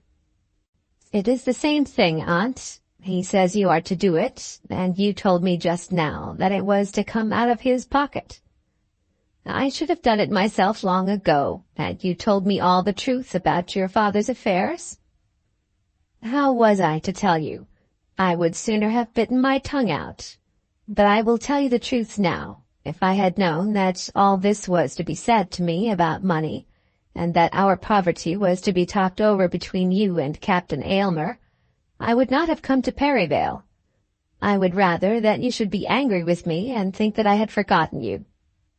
You would not say that, Clara, if you remembered that this will probably be your last visit to me. No, it will not be the last. But do not talk about these things, and it will be so much better that I should be here when he is not here. I had hoped that when I died you might both be with me together as husband and wife. Such hopes never come to anything. I still think that he would wish it. That is nonsense, aunt. It is indeed, for neither of us wish it. A lie on such a subject from a woman under such circumstances is hardly to be considered a lie at all. It is spoken with no mean objects, and is the only bulwark which the woman has ready at her need to cover her own weakness. From what he said yesterday, continued Mrs. Winterfield, I think it is your own fault. Pray do not talk in that way. It cannot be matter of any fault that two people do not want to marry each other. Of course, I asked him no positive question. It would be indelicate even in me to have done that. But he spoke as though he thought very highly of you. No doubt he does, and so do I of Mr. Posset. Mr. Posset is a very excellent young man, said Mrs. Winterfield gravely. Mr. Posset was, indeed, her favourite curate at Perivale, and always dined at the house on Sundays between services, when Mrs. Winterfield was very particular in seeing that he took 2 glasses of her best port wine to support him. But Mr. Posset has nothing but his curacy. There is no danger, aunt, I can assure you. I don't know what you call danger, but Frederick seemed to think that you are always sharp with him. You don't want to quarrel with him, I hope, because I love him better than anyone in the world? Oh, aunt, what cruel things you say to me without thinking of them. I do not mean to be cruel, but I will say nothing more about him. As I told you before, that I had not thought it expedient to leave away any portion of my little property from Frederick, believing, as I did then, that the money intended for you by your father was still remaining. It is best that you should know now that I have at last learned the truth, and that I will at once see my lawyer about making this change. Dear aunt, of course I thank you. I want no thanks, Clara. I humbly strive to do what I believe to be my duty. I have never felt myself to be more than a steward of my money. That I have often failed in my stewardship, I know well, for in what duties do we not all fail? Then she gently laid herself back in her armchair, closing her eyes, while she kept fast clasped in her hands the little book of daily devotion which she had been striving to read when the conversation had been commenced. Clara knew then that nothing more was to be said, and that she was not at present to interrupt her aunt. From her posture and the closing of her eyelids, Mrs. Winterfield might have been judged to be asleep, but Clara could see the gentle motion of her lips, and was aware that her aunt was solacing herself with prayer. Clara was angry with herself, and angry with all the world. She knew that the old lady who was sitting then before her was very good, and that all this that had now been said had come from pure goodness and a desire that strict duty might be done. And Clara was angry with herself in that she had not been more ready with her thanks, and more demonstrative with her love and gratitude. Mrs. Winterfield was affectionate as well as good, and her niece's coldness, as the niece well knew, had hurt her sorely. But still, what could Clara have done or said? She told herself that it was beyond her power to burst out into loud praises of Captain Aylmer, and of such nature was the gratitude which Mrs. Winterfield had desired. She was not grateful to Captain Aylmer, and wanted nothing that was to come from his generosity. And then her mind went away to that other portion of her aunt's discourse. Could it be possible that this man was in truth attached to her, and was repelled simply by her own manner? She was aware that she had fallen into a habit of fighting with him, of sparring against him, with words about indifferent things, and calling his conduct in question, in a manner half playful and half serious. Could it be the truth that she was thus robbing herself of that which would be to her, as to herself she had frankly declared, the one treasure which she would desire? Twice, as has been said before, words had seemed to tremble on his lips which might have settled the question for her forever, and on both occasions, as she knew, she herself had helped to laugh off the precious word that had been coming. But had he been thoroughly in earnest as she would have him to be, no laugh would have deterred him from his purpose. Could she have laughed Will Belton out of his declaration? At last the lips ceased to move, and she knew that her aunt was in truth asleep. The poor old lady hardly ever slept at night, but nature, claiming something of its due, would give her rest such as this in her armchair by the fireside. They were sitting in a large double drawing-room upstairs, in which there was, as was customary to Mrs. Winterfield in winter, 2 fires, and the candles were in the back room, while the 2 ladies sat in that looking out into the street. This Mrs. Winterfield did to save her eyes from the candles, and yet to be within reach of light if it were wanted.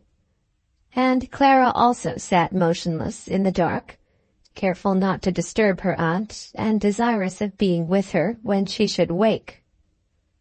Captain Aylmer had declared his purpose of being home early from the mayor's dinner, and the ladies were to wait for his arrival before tea was brought to them.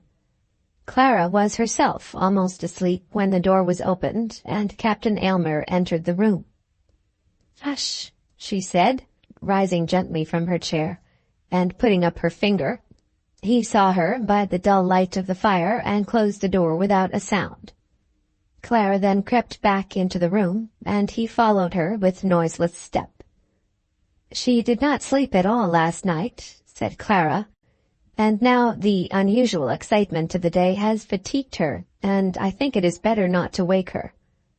The rooms were very large, and they were able to place themselves at such a distance from the sleeper that their low words could hardly disturb her.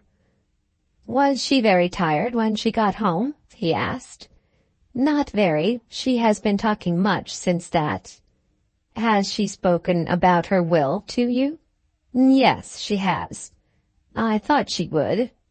Then he was silent, as though he expected that she would speak again on that matter.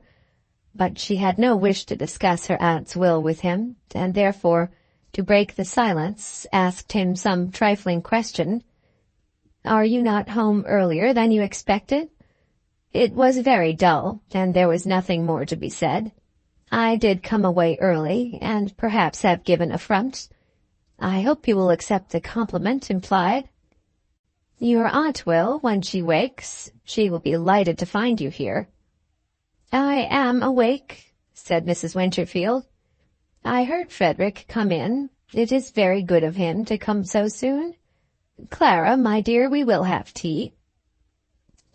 During tea, Captain Aylmer was called upon to give an account of the mayor's feast, how the rector had said grace before dinner, and Mr. Posset had done so after dinner, and how the soup had been uneatable. "Dear me," said Mrs. Winterfield, "and yet his wife was housekeeper formerly, in a family that lived very well." The Mrs. Winterfields of this world allow themselves little spiteful pleasures of this kind, repenting of them, no doubt, in those frequent moments in which they talk to their friends of their own terrible vilenesses. Captain Aylmer then explained that his own health had been drunk, and his aunt desired to know whether, in returning thanks, he had been able to say anything further against that wicked Divorce Act of Parliament. This her nephew was constrained to answer with a negative, and so the conversation was carried on till tea was over.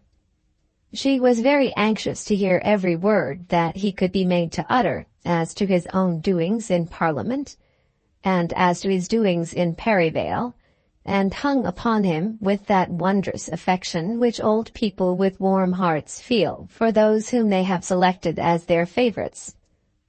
Clara saw it all, and knew that her aunt was almost doting. "I think I'll go up to bed now, my dears," said Mrs. Winterfield, when she had taken her cup of tea. "I am tired with those weary stairs in the town hall, and I shall be better in my own room." Clara offered to go with her, but this attendance her aunt declined, as she did always. So the bell was rung, and the old maid-servant walked off with her mistress, and Miss Amedroz and Captain Aylmer were left together. "I don't think she will last long," said Captain Aylmer, soon after the door was closed. "I should be sorry to believe that, but she is certainly much altered.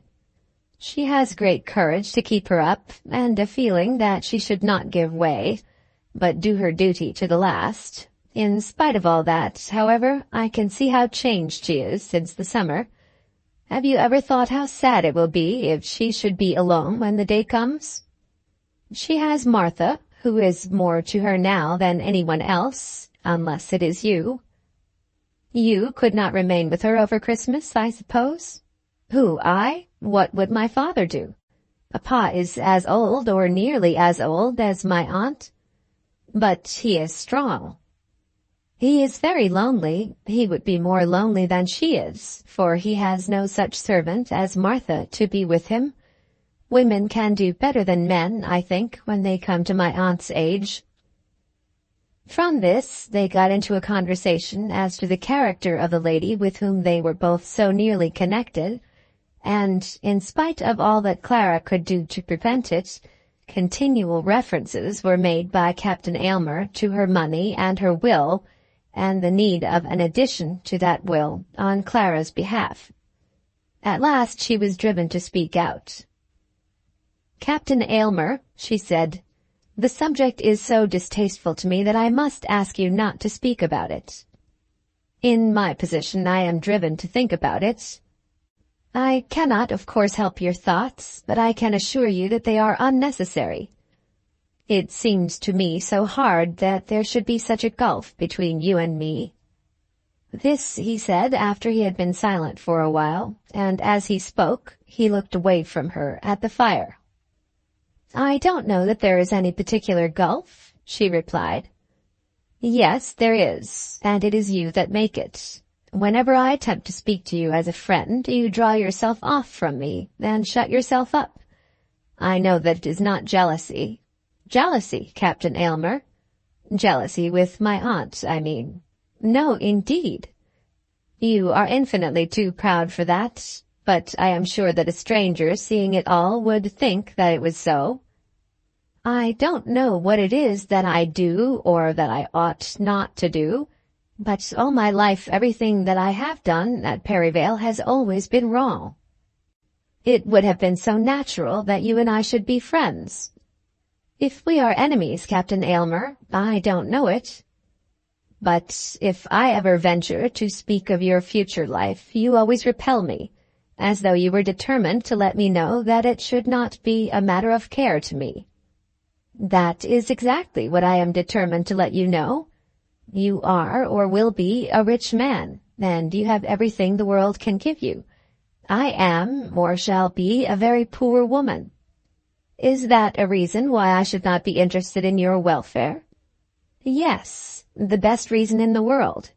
We are not related to each other, though we have a common connection in dear Mrs. Winterfield, and nothing, to my idea, can be more objectionable than any sort of dependence from a woman of my age on a man of yours, there being no real tie of blood between them.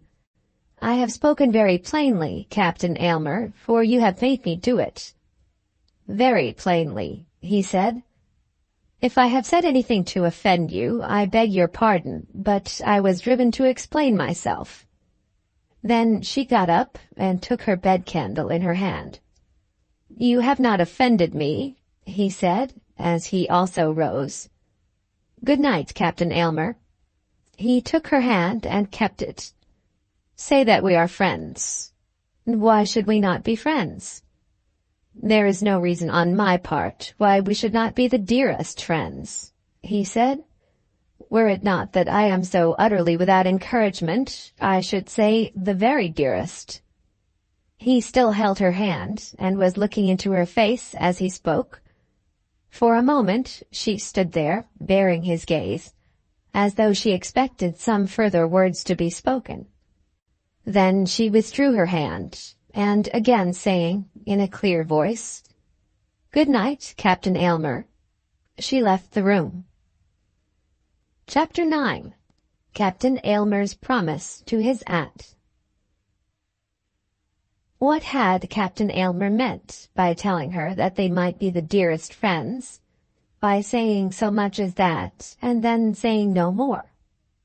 Of course Clara asked herself that question as soon as she was alone in her bedroom, after leaving Captain Aylmer below, and she made two answers to herself. Two answers which were altogether distinct and contradictory one of the other. At first she decided that he had said so much and no more because he was deceitful, because it suited his vanity to raise hopes which he had no intention of fulfilling, because he was fond of saying soft things which were intended to have no meaning. This was her first answer to herself. But in her second she accused herself as much as she had accused him. She had been cold to him, unfriendly and harsh. As her aunt had told her, she spoke sharp words to him, and repulsed the kindness which he offered her. What right had she to expect from him a declaration of love, when she was studious to stop him at every avenue by which he might approach it? A little management on her side would, she almost knew, make things right. But then the idea of any such management distressed her, nay, more, disgusted her. The management, if any were necessary, must come from him, and it was manifest enough that if he had any strong wishes in this matter, he was not a good manager. Her cousin, Will Belton, knew how to manage much better. On the next morning, however, all her thoughts respecting Captain Aylmer were dissipated by tidings which Martha brought to her bedside. Her aunt was ill. Martha was afraid that her mistress was very ill. She did not dare to send specially for the doctor on her own responsibility, as Mrs. Winterfield had strong and peculiar feelings about doctors' visits, and had on this very morning declined to be so visited. On the next day the doctor would come in the usual course of things, for she had submitted for some years back to such periodical visitings. But she had desired that nothing might be done out of the common way. Martha, however, declared that if she were alone with her mistress, the doctor would be sent for, and she now petitioned for aid from Clara. Clara was, of course, by her aunt's bedside in a few minutes, and in a few minutes more the doctor from the other side of the way was there also. It was 10 o'clock before Captain Aylmer and Miss Amedroz met at breakfast, and they had before that been together in Mrs. Winterfield's room. The doctor had told Captain Aylmer that his aunt was very ill, dangerously ill. She had been wrong to go into such a place as the cold, unaired town hall. and that, too, in the month of November. And the fatigue had also been too much for her. Mrs. Winterfield, too, had admitted to Clara that she knew herself to be very ill. "I felt it coming on me last night," she said, "when I was talking to you, and I felt it still more strongly when I left you after tea. I have lived long enough. God's will be done." At that moment, when she said she had lived long enough, she forgot her intention with reference to her will. But she remembered it before Clara had left the room. "Tell Frederick," she said, "to send at once for Mr. Palmer." Now Clara knew that Mr. Palmer was the attorney, and resolved that she would give no such message to Captain Aylmer. But Mrs. Winterfield sent for her nephew, who had just left her, and herself gave her orders to him. In the course of the morning there came tidings from the attorney's office that Mr. Palmer was away from Perryvale, that he would be back on the morrow, and that he would, of course, wait on Mrs. Winterfield immediately on his return. Captain Aylmer and Miss Amedroz discussed nothing but their aunt's state of health that morning over the breakfast table. Of course, under such circumstances in the house, there was no further immediate reference made to that offer of dearest friendship. It was clear to them both that the doctor did not expect that Mrs. Winterfield would again leave her bed, and it was clear to Clara also that her aunt was of the same opinion. "I shall hardly be able to go home now," she said. "It will be kind of you if you can remain. And you?" "I shall remain over the Sunday, and if by that time she is at all better, I will run up to town and come down again before the end of the week. I know you don't believe it, but a man really has some things which he must do." "I don't disbelieve you, Captain Aylmer. But you must write to me daily if I do go." To this Clara made no objection, and she must write also to someone else. She must let her cousin know how little chance there was that she would be at home at Christmas, explaining to him at the same time that his visit to her father would on that account be all the more welcome. "Are you going to her now?" he asked, as Clara got up immediately after breakfast. "I shall be in the house all morning, and if you want me, you will of course send for me." "She may perhaps like to see you." "I will come up every now and again. I would remain there altogether, only I should be in the way." Then he got a newspaper and made himself comfortable over the fire, while she went up to her weary task in her aunt's room. Neither on that day nor on the next did the lawyer come, and on the following morning all earthly troubles were over with Mrs. Winterfield.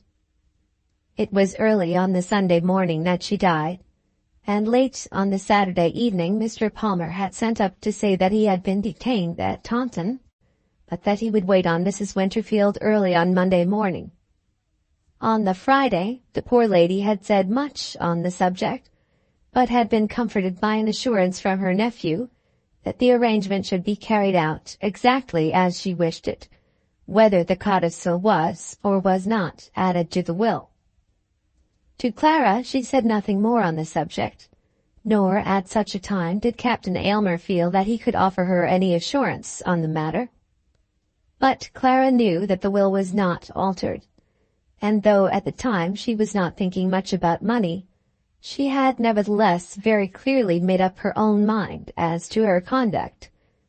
Nothing should induce her to take a present of £1,500, or indeed of as many pence, from Captain Aylmer. During those hours of sickness in the house they had been much thrown together, and no one could have been kinder or more gentler to her than he had been. He had come to call her Clara, as people will do when joined together in such duties, and had been very pleasant as well as affectionate in his manner with her. It had seemed to her that he also wished to take upon himself the cares and love of an adopted brother. But as an adopted brother she would have nothing to do with him. The two men whom she liked best in the world would assume each the wrong place, and between them both she felt that she would be left friendless. On the Saturday afternoon, they had both surmised how it was going to be with Mrs. Winterfield, and Captain Aylmer had told Mr. Palmer that he feared his coming on the Monday would be useless. He explained also what was required, and declared that he would be at once ready to make good the deficiency in the will. Mr. Palmer seemed to think that this would be better even than the making of a codicil in the last moments of the lady's life, and therefore he and Captain Aylmer were at rest on that subject.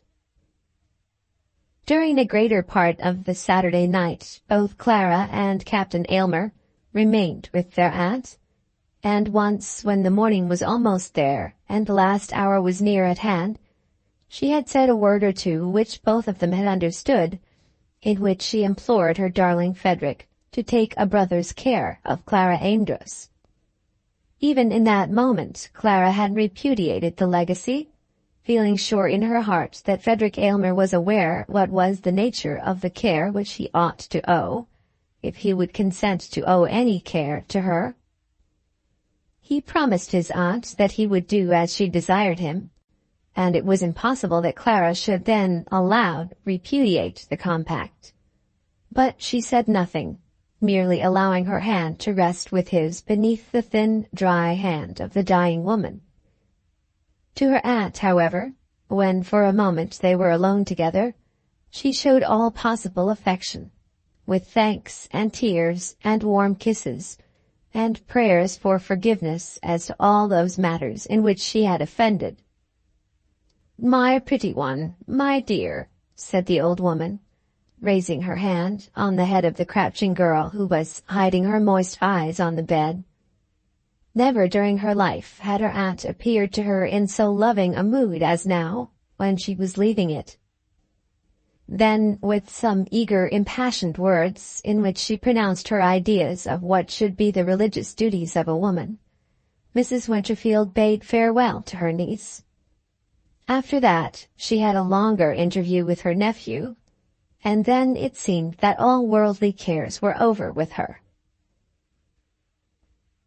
The Sunday was passed in all that blankness of funeral grief which is absolutely necessary on such occasions.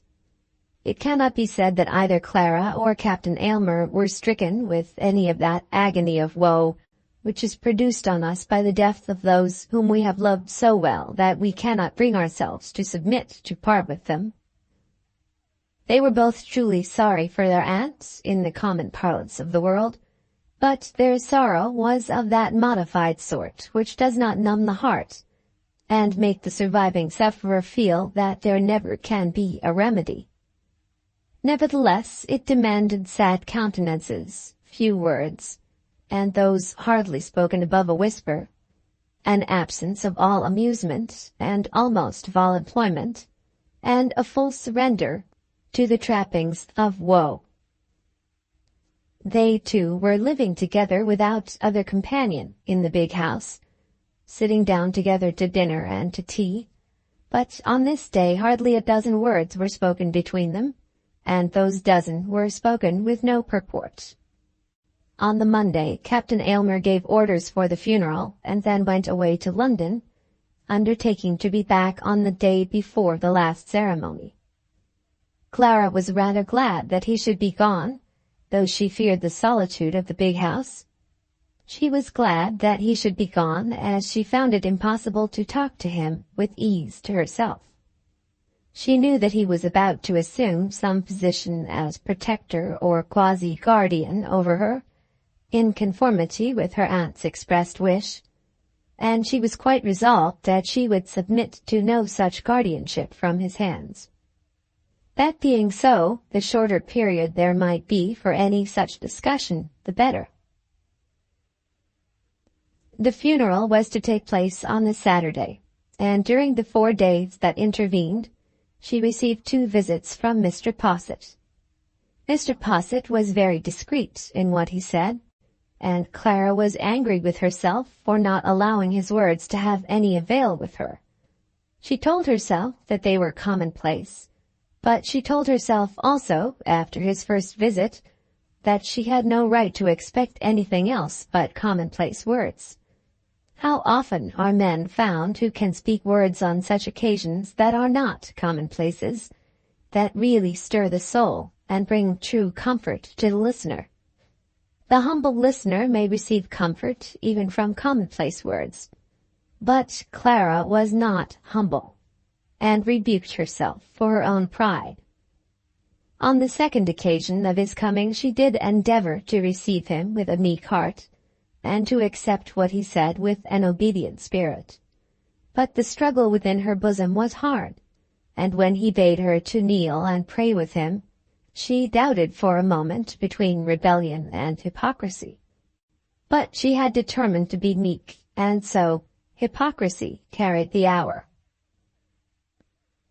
What would a clergyman say on such an occasion if the object of his solicitude were to decline the offer, remarking that prayer at that moment did not seem to be opportune, and that, moreover, he, the person thus invited, would like, first of all, to know what was to be the special object of the proposed prayer.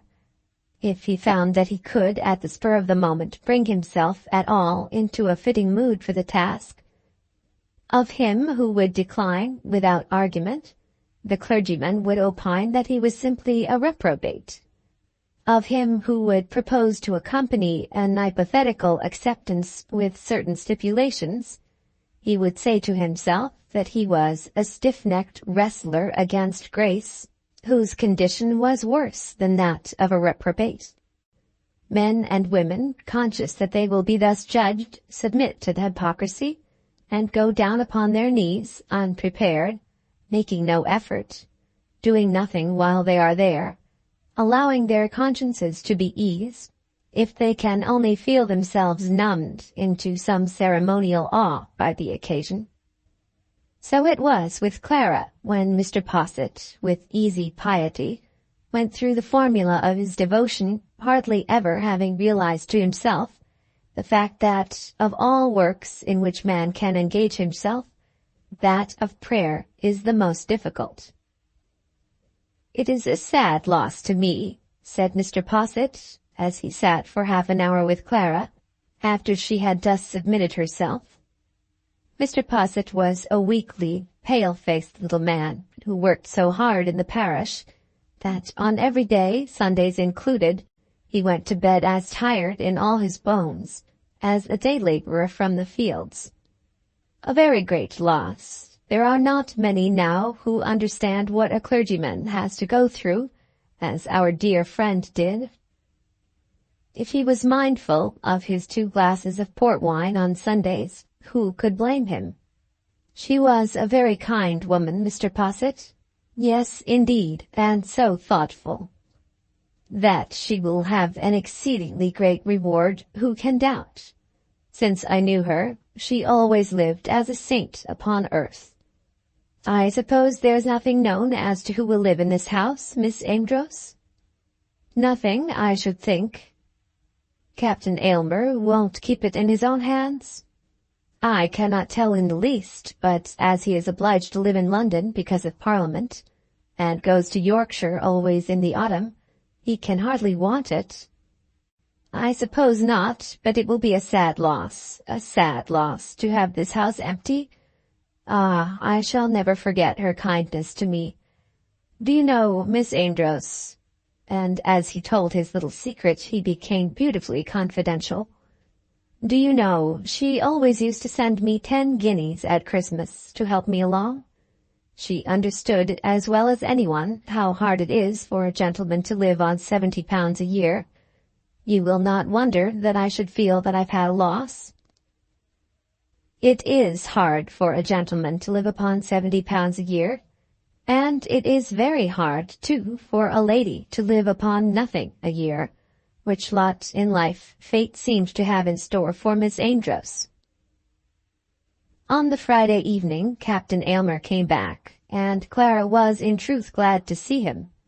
Her aunt's death had been now far enough back to admit of her telling Martha that she would not dine till Captain Aylmer had come, and to allow her to think somewhat of his comfort. People must eat and drink, even when the grim monarch is in the house, and it is a relief when they first dare to do so with some attention to the comforts which are ordinarily so important to them. For themselves alone, women seldom care to exercise much trouble in this direction, but the presence of a man at once excuses and renders necessary the ceremony of a dinner. So Clara prepared for the arrival, and greeted the comer with some returning pleasantness of manner. And he, too, was pleasant with her, telling her of his plans, and speaking to her as though she were one of those whom it was natural that he should endeavor to interest in his future welfare. "When I come back tomorrow," he said, "the will must be opened and read. It had better be done here." They were sitting over the fire in the dining-room after dinner, and Clara knew that the coming back to which he alluded was his return from the funeral. But she made no answer to this, and she wished to say nothing about her aunt's will. "And after that," he continued, "you had better let me take you out." "I am very well," she said. "I do not want any special taking out." "But you have been confined to the house the whole week." "Women are accustomed to that, and do not feel it as you would. However, I will walk with you if you'll take me." "Of course I'll take you, and then we must settle our future plans. Have you fixed upon any day yet for returning? Of course the longer you stay, the kinder you will be." "I can do no good to anyone by staying." "You do good to me, but I suppose I'm nobody. I wish I could tell what to do about this house. Dear good old woman, that I should keep it in my own hands, with some idea of living here at some future time, but of course I never shall live here." "Why not? Would you like it yourself? I am not a member of Parliament for Perivale, and should not be the leading person in the town. You would be a sort of king here, and then some day you will have your mother's property as well as your aunt's, and you would be near to your own tenants." "But that does not answer my question. Could you bring yourself to live here, even if it were your own?" "Why not?" "Because it is so dreadfully dull, because it has no attraction whatever."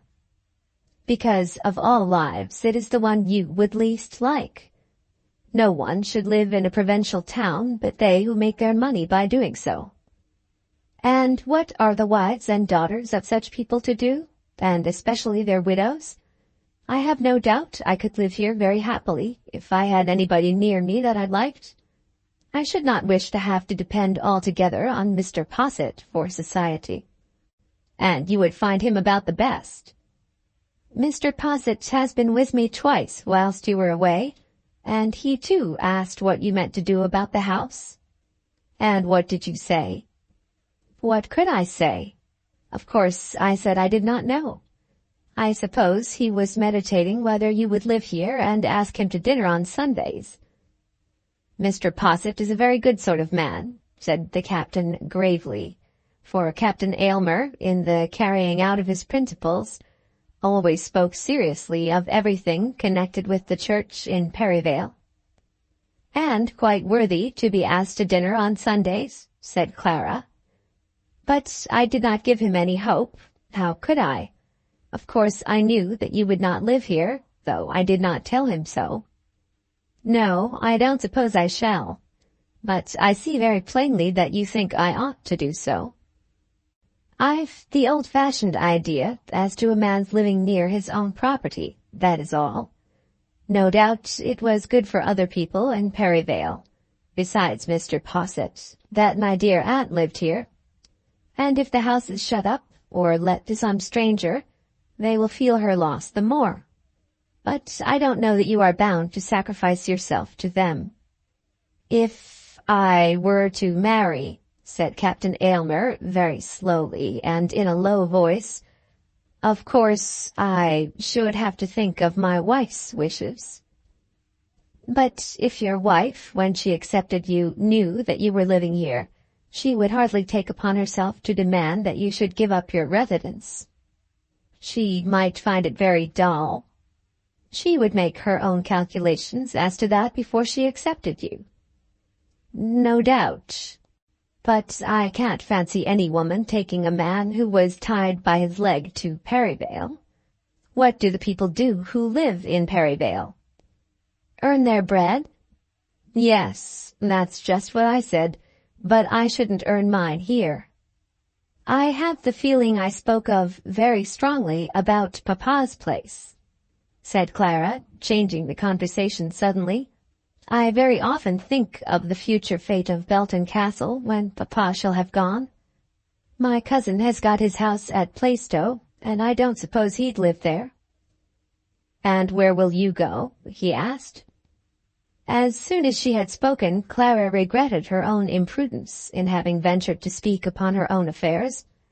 She had been well pleased to hear him talk of his own plans, and had been quite resolved not to talk of her own. But now, of course, by her own speech, she had set him to make inquiries as to her future life. She did not at first answer the question, but he repeated it. And where will you live yourself? I hope I may not have to think of that for some time to come yet. It is impossible to help thinking of such things. I can assure you that I haven't thought about it, but I suppose I shall endeavor I don't know what I shall endeavor to do. Will you come and live at Perivale? Why, here more than anywhere else. In this house, I mean. That would suit me admirably, would it not? I'm afraid Mr. Posset would not find me a good neighbor. To tell the truth, I think that any lady who lives here alone ought to be older than I am. The Perivalians would not show to a young woman that sort of respect which they have always felt for this house. I didn't mean alone, said Captain Aylmer. Then Clara got up and made some excuse for leaving him, and there was nothing more said between them, nothing, at least, of moment on that evening. She had become uneasy when he asked her whether she would like to live in his house at Perivale. But afterwards, when he suggested that she was to have some companion with her there, she felt herself compelled to put an end to the conversation.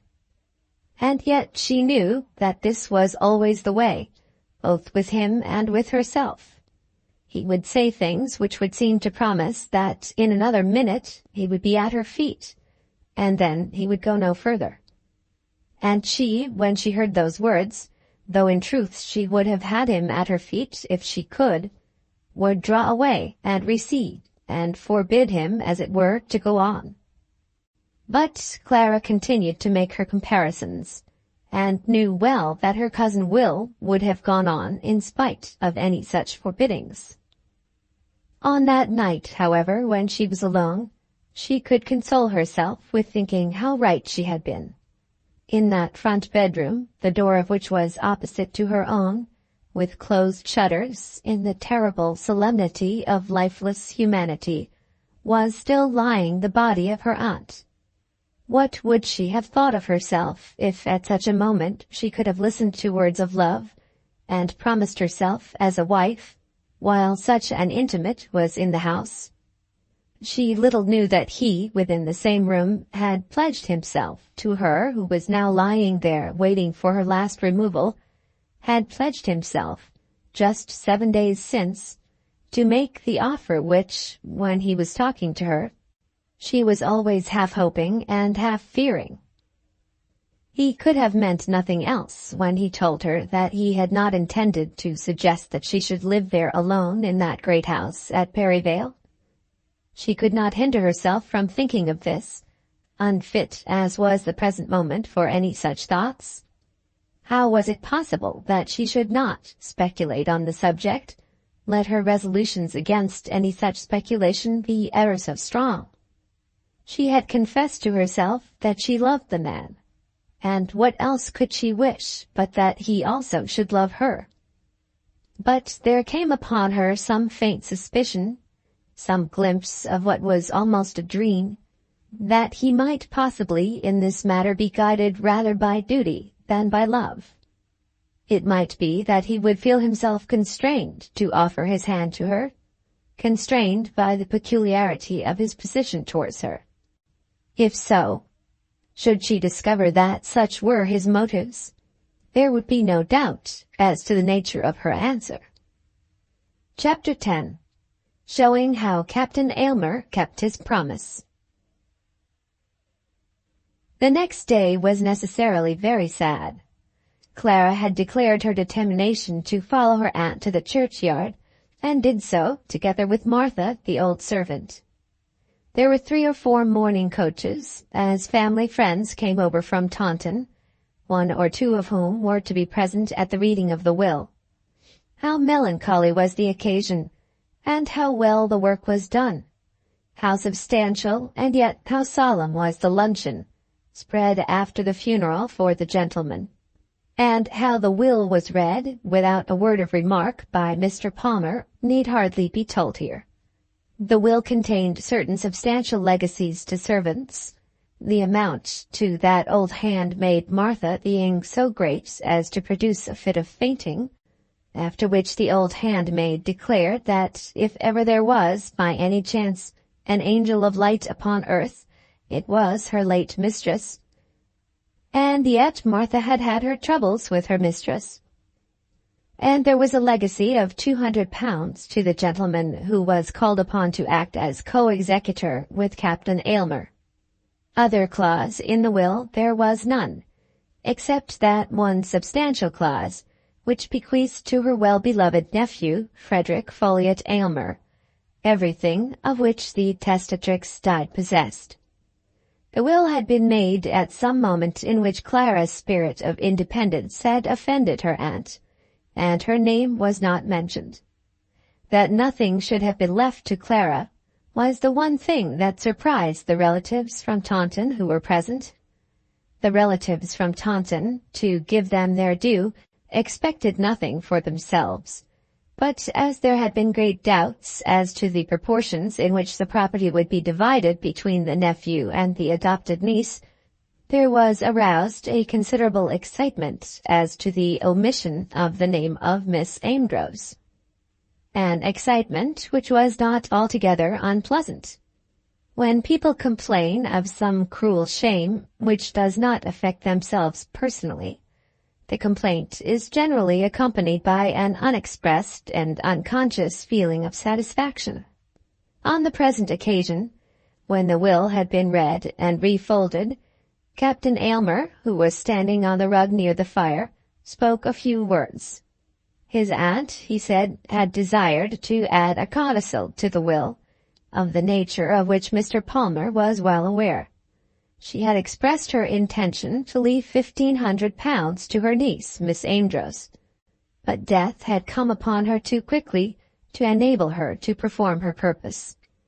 Of this intention on the part of Mrs. Winterfield, Mr. Palmer was as well aware as himself, and he mentioned the subject now merely with the object of saying that, as a matter of course, the legacy to Miss Amedroz was as good as though the codicil had been completed. On such a question as that, there could arise no question as to legal right, but he understood that the legal claim of Miss Amedroz, under such circumstances, was as valid as his own. It was therefore no affair of generosity on his part.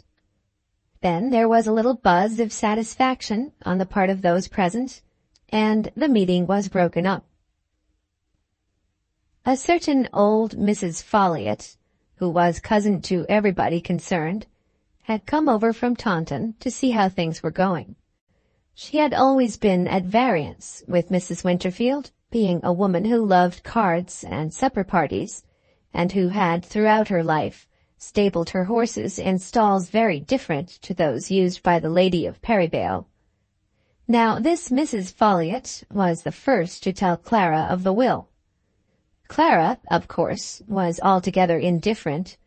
She had known for months past that her aunt had intended to leave nothing to her, and her only hope had been that she might be left free from any commiseration or remark on the subject. But Mrs. Folliot, with sundry shakings of the head, told her how her aunt had omitted to name her, and then told her also of Captain Aylmer's generosity. "We all did think, my dear," said Mrs. Folliot, that she would have done better than that for you, or at any rate, that she would not have left you dependent on him. Captain Aylmer's horses were also supposed to be stabled in strictly Low Church stalls, and were therefore regarded by Mrs. Folliot with much dislike. "I and my aunt understood each other perfectly," said Clara. "I dare say, but if so, you really were the only person that did understand her. No doubt what she did was quite right, seeing that she was a saint, but we sinners would have thought it very wicked to have made such a will, and then to have trusted to the generosity of another person after we were dead." "But there is no question of trusting to anyone's generosity, Mrs. Folliot. He need not pay you a shilling, you know, unless he likes it. And he will not be asked to pay me a shilling. I don't suppose he will go back after what he has said publicly." "My dear Mrs. Folliot," said Clara earnestly, "pray do not let us talk about it. It is quite unnecessary. I never expected any of my aunt's property, and knew all along that it was to go to Captain Aylmer, who indeed was Mrs. Winterfield's heir naturally. Mrs. Winterfield was not really my aunt, and I had no claim on her. But everybody understood that she was to provide for you. As I was not one of the everybodies myself, it will not signify." Then Mrs. Folliot retreated, having, as she thought, performed her duty to Clara, and contented herself with abusing Mrs. Winterfield's will in her own social circles at Taunton. On the evening of that day, when all the visitors were gone and the house was again quiet, Captain Aylmer thought it expedient to explain to Clara the nature of his aunt's will, and the manner in which she would be allowed to inherit, under it, the amount of money which her aunt had intended to bequeath to her. When she became impatient and objected to listen to him, he argued with her, pointing out to her that, as this was a matter of business to which it was now absolutely necessary that she should attend, "It may be the case," he said, "and indeed I hope it will, that no essential difference will be made by it, except that it will gratify you to know how careful she was of your interests in her last moments. But you are bound in duty to learn your own position, and I, as her executor, am bound to explain it to you. But perhaps you would rather discuss it with Mr. Palmer?" "Oh, no, save me from that. You must understand, then, that I shall pay over to you the sum of £1,500 as soon as the will has been proved." "I understand nothing of the kind. I know very well that if I were to take it, I should be accepting a present from you, and to that I cannot consent." "But, Clara—" "It is no good, Captain Aylmer. Though I don't pretend to understand much about law, I do know that I can have no claim to anything that is not put into the will, and I won't have what I could not claim. My mind is quite made up, and I hope I mayn't be annoyed about it. Nothing is more disagreeable than having to discuss money matters." Perhaps Captain Aylmer thought that the having no money matters to discuss might be even more disagreeable. "Well," he said, "I can only ask you to consult any friend whom you can trust upon the matter. Ask your father or Mr. Belton, and I have no doubt that either of them will tell you that you are as much entitled to the legacy as though it had been written in the will. On such a matter, Captain Aylmer, I don't want to ask anybody. You can't pay me the money unless I choose to take it, and I certainly shall not do that." Upon hearing this, he smiled, assuming, as Clara fancied that he was sometimes wont to do, a look of quiet superiority, and then, for that time, he allowed the subject to be dropped between them. But Clara knew that she must discuss it at length with her father, and the fear of that discussion made her unhappy. She had already written to say that she would return home on the day but one after the funeral, and had told Captain Aylmer of her purpose. So very prudent a man as he, of course, could not think it right that a young lady should remain with him in his house as his visitor, and to her decision on this point he had made no objection. She now heartily wished that she had named the day after the funeral, and that she had not been deterred by her dislike of making a Sunday journey. She dreaded this day, and would have been very thankful if he would have left her and gone back to London. But he intended, he said, to remain at Perivale throughout the next week, and she must endure the day as best she might be able. She wished that it were possible to ask Mr. Posset to his accustomed dinner, but she did not dare to make the proposition to the master of the house. Though Captain Aylmer had declared Mr. Posset to be a very worthy man, Clara surmised that he would not be anxious to commence that practice of a sabbatical dinner so soon after his aunt's decease. The day, after all, would be but one day, and Clara schooled herself into a resolution to bear it with good humor. Captain Aylmer had made a positive promise to his aunt on her deathbed that he would ask Clara Amedroz to be his wife, and he had no more idea of breaking his word than he had of resigning the whole property which had been left to him. Whether Clara would accept him, he had much doubt.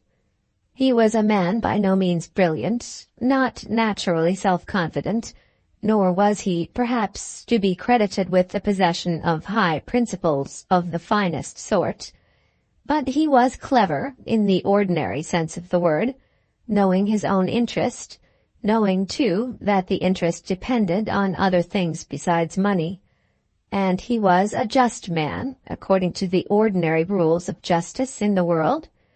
Not for the first time, when he was sitting by the bedside of his dying aunt, had he thought of asking Clara to marry him, though he had never hitherto resolved that he would do so, though he had never till then brought himself absolutely to determine that he would take so important a step. He had pondered over it often, and was aware that he was very fond of Clara. He was in truth as much in love with her as it was in his nature to be in love. He was not a man to break his heart for a girl, not even to make a strong fight for a wife, as Belton was prepared to do. If refused once, he might probably ask again, having some idea that a first refusal was not always intended to mean much, and he might possibly make a third attempt, prompted by some further calculation of the same nature. But it might be doubted whether, on the first, second, or third occasion, he would throw much passion into his words, and those who knew him well would hardly expect to see him die of a broken heart, should he ultimately be unsuccessful. When he had first thought of marrying Miss Amedroz, he had imagined that she would have shared with him his aunt's property, and indeed such had been his belief up to the days of the last illness of Mrs. Winterfield. The match therefore had recommended itself to him as being prudent as well as pleasant, and though his aunt had never hitherto pressed the matter upon him, he had understood what her wishes were. When she first told him, 3 or 4 days before her death, that her property was left altogether to him, and then, on hearing how totally her niece was without hope of provision from her father, had expressed her desire to give a sum of money to Clara, she had spoken plainly of her desire, but she had not, on that occasion, asked him for any promise. But afterwards, when she knew that she was dying, she had questioned him as to his own feelings, and he, in his anxiety to gratify her in her last wishes, had given her the promise which she was so anxious to hear. He made no difficulty in doing so. It was his own wish as well as hers. In a money point of view, he might no doubt now do better, but then money was not everything. He was very fond of Clara, and felt that if she would accept him, he would be proud of his wife. She was well born and well educated, and it was the proper sort of thing for him to do.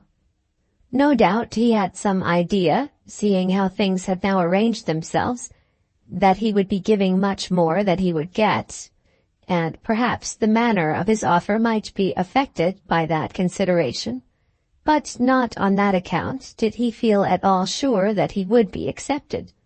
Clara Amedroz was a proud girl, perhaps too proud. Indeed, it was her fault. If her pride now interfered with her future fortune in life, it should be her own fault, not his. He would do his duty to her and to his aunt. He would do it perseveringly and kindly. And then, if she refused him, the fault would not be his. Such, I think, was the state of Captain Aylmer's mind when he got up on the Sunday morning, resolving that he would on that day make good his promise. And it must be remembered on his behalf that he would have prepared himself for his task with more animation if he had hitherto received warmer encouragement. He had felt himself to be repulsed in the little efforts which he had already made to please the lady, and had no idea whatever as to the true state of her feelings. Had he known what she knew, he would, I think, have been animated enough, and gone to his task as happy and thriving a lover as any.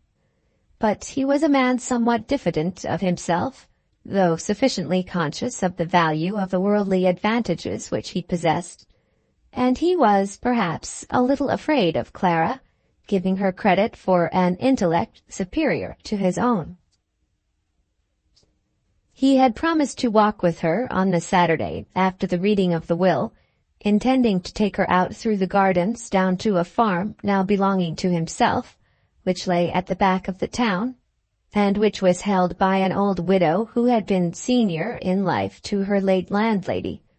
But no such walk had been possible, as it was dark before the last of the visitors from Taunton had gone. At breakfast on Sunday he again proposed the walk, offering to take her immediately after luncheon. "I suppose you will not go to church?" he said. "Not today. I could hardly bring myself to do it today." "I think you are right.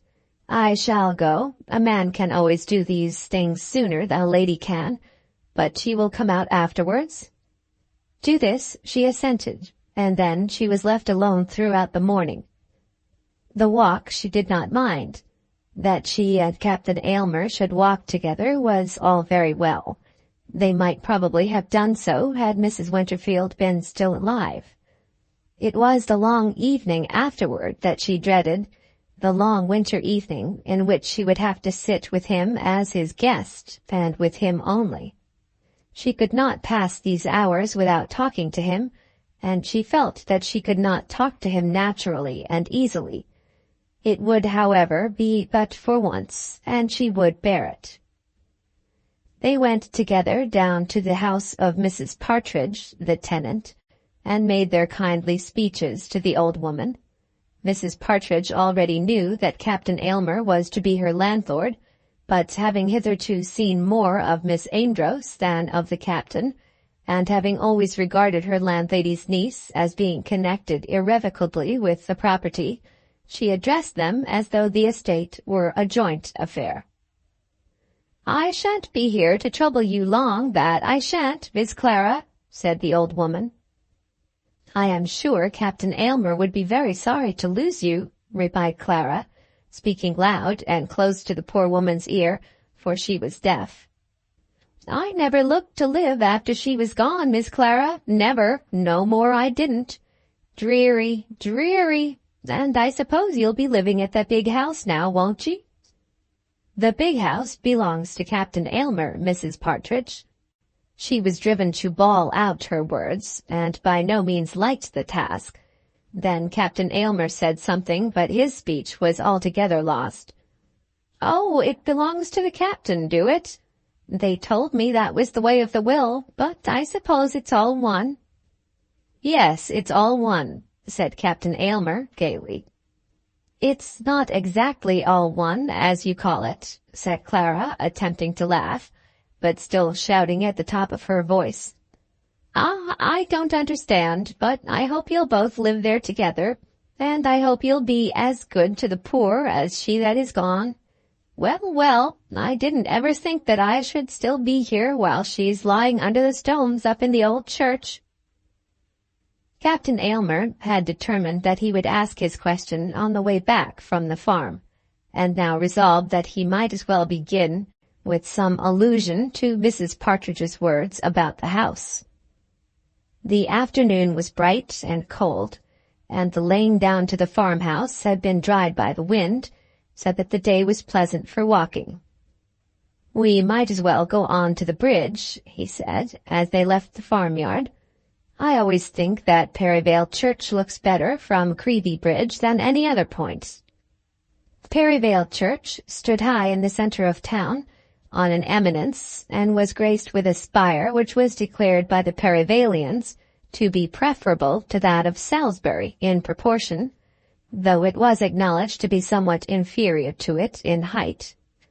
The little river Creevy, which ran through a portion of the suburbs of the town, and which, as there seen, was hardly more than a ditch, then sloped away behind Creevy Grange, as the farm of Mrs. Partridge was called, and was crossed by a small wooden bridge, from which there was a view not only of the church, but of all that side of the hill on which Mrs. Winterfield's large brick house stood conspicuously. So they walked down to Creevy Bridge, and, when there, stood leaning on the parapet and looking back upon the town. "How well I know every house and spot in the place as I see them from here," he said. "A good many of the houses are your own, or will be some day, and therefore you should know them. I remember when I used to be here as a boy fishing, I always thought Aunt Winterfield's house was the biggest in the county." "It can't be nearly so large as your father's house in Yorkshire."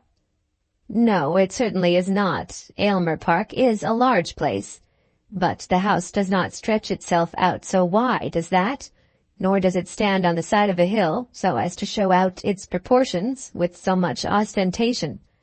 The coach-house and the stables and the old brew-house seem to come halfway down the hill. And when I was a boy I had much more respect for my aunt's red brick house in Perivale than I had for Aylmer Park." "And now it's your own." "Yes, now it's my own, and all my respect for it is gone.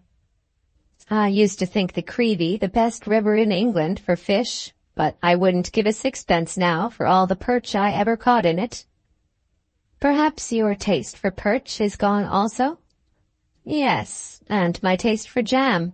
I never believed in the storeroom jam at Aylmer Park as I did in my aunt's storeroom here. I don't doubt but what it is full now." "I dare say, but I shall never have the curiosity even to inquire. Ah, dear, I wish I knew what to do about the house." "You won't sell it, I suppose?"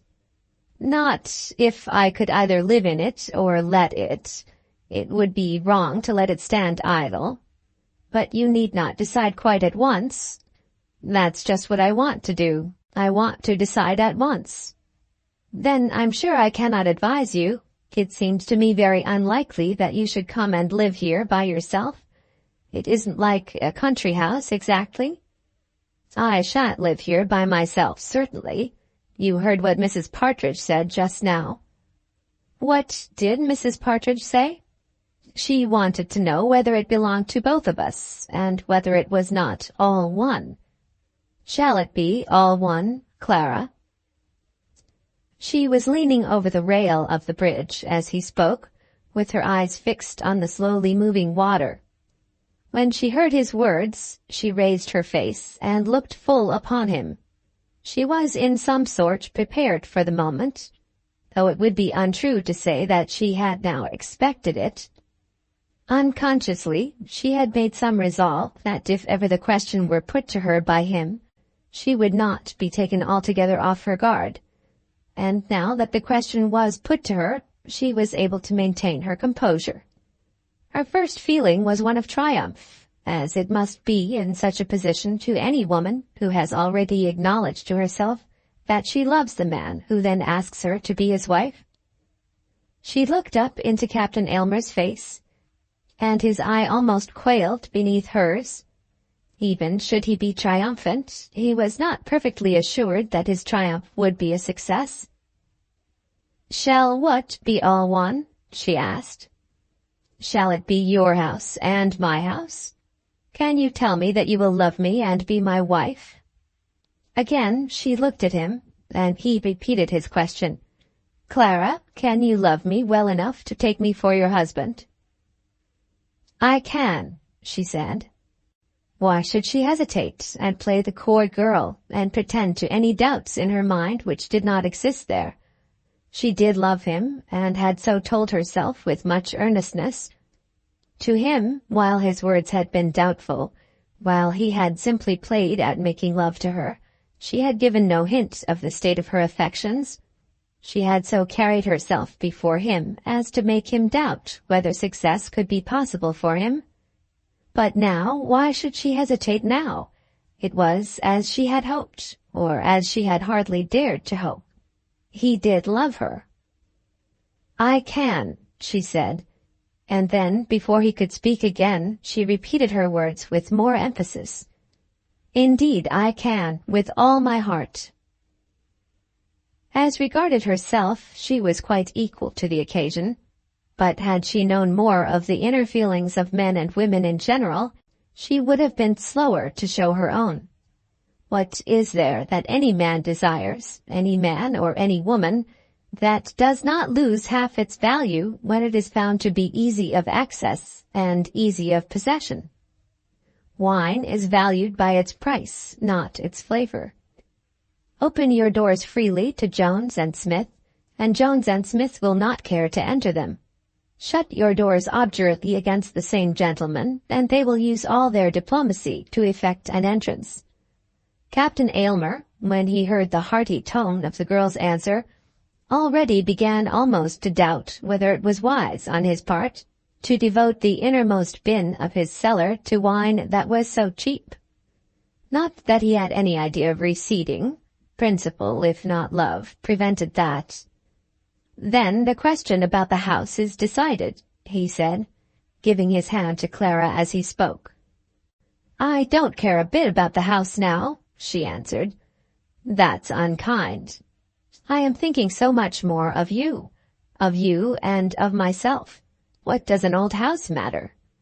"It's in very good repair," said Captain Aylmer. "You must not laugh at me," she said, and in truth he was not laughing at her. "What I mean is that anything about a house is indifferent to me now. It is as though I had got all that I want in the world. Is it wrong of me to say so?" "Oh dear, no, not wrong at all. How can it be wrong?" He did not tell her that he also had got all he wanted, but his lack of enthusiasm in this respect did not surprise her, or at first even vex her. She had always known him to be a man careful of his words, knowing their value, not speaking with hurried rashness, as would her dear cousin Will, and she doubted whether, after all, such hurried words mean as much as words which are slower and calmer. After all his heat in love and consequent disappointment, Will Belton had left her apparently well contented. His fervor had been short-lived.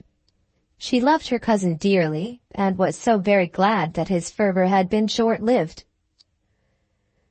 "When you asked me, I could but tell you the truth," she said, smiling at him.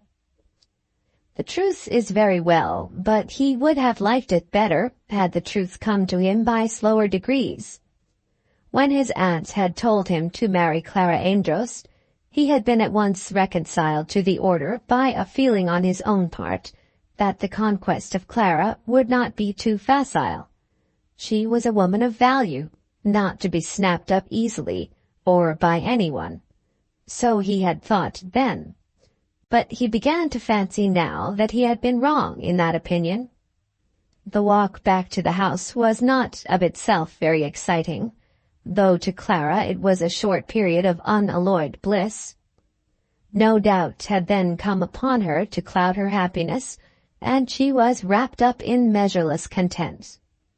It was well that they should both be silent at such a moment. Only yesterday had been buried their dear old friend.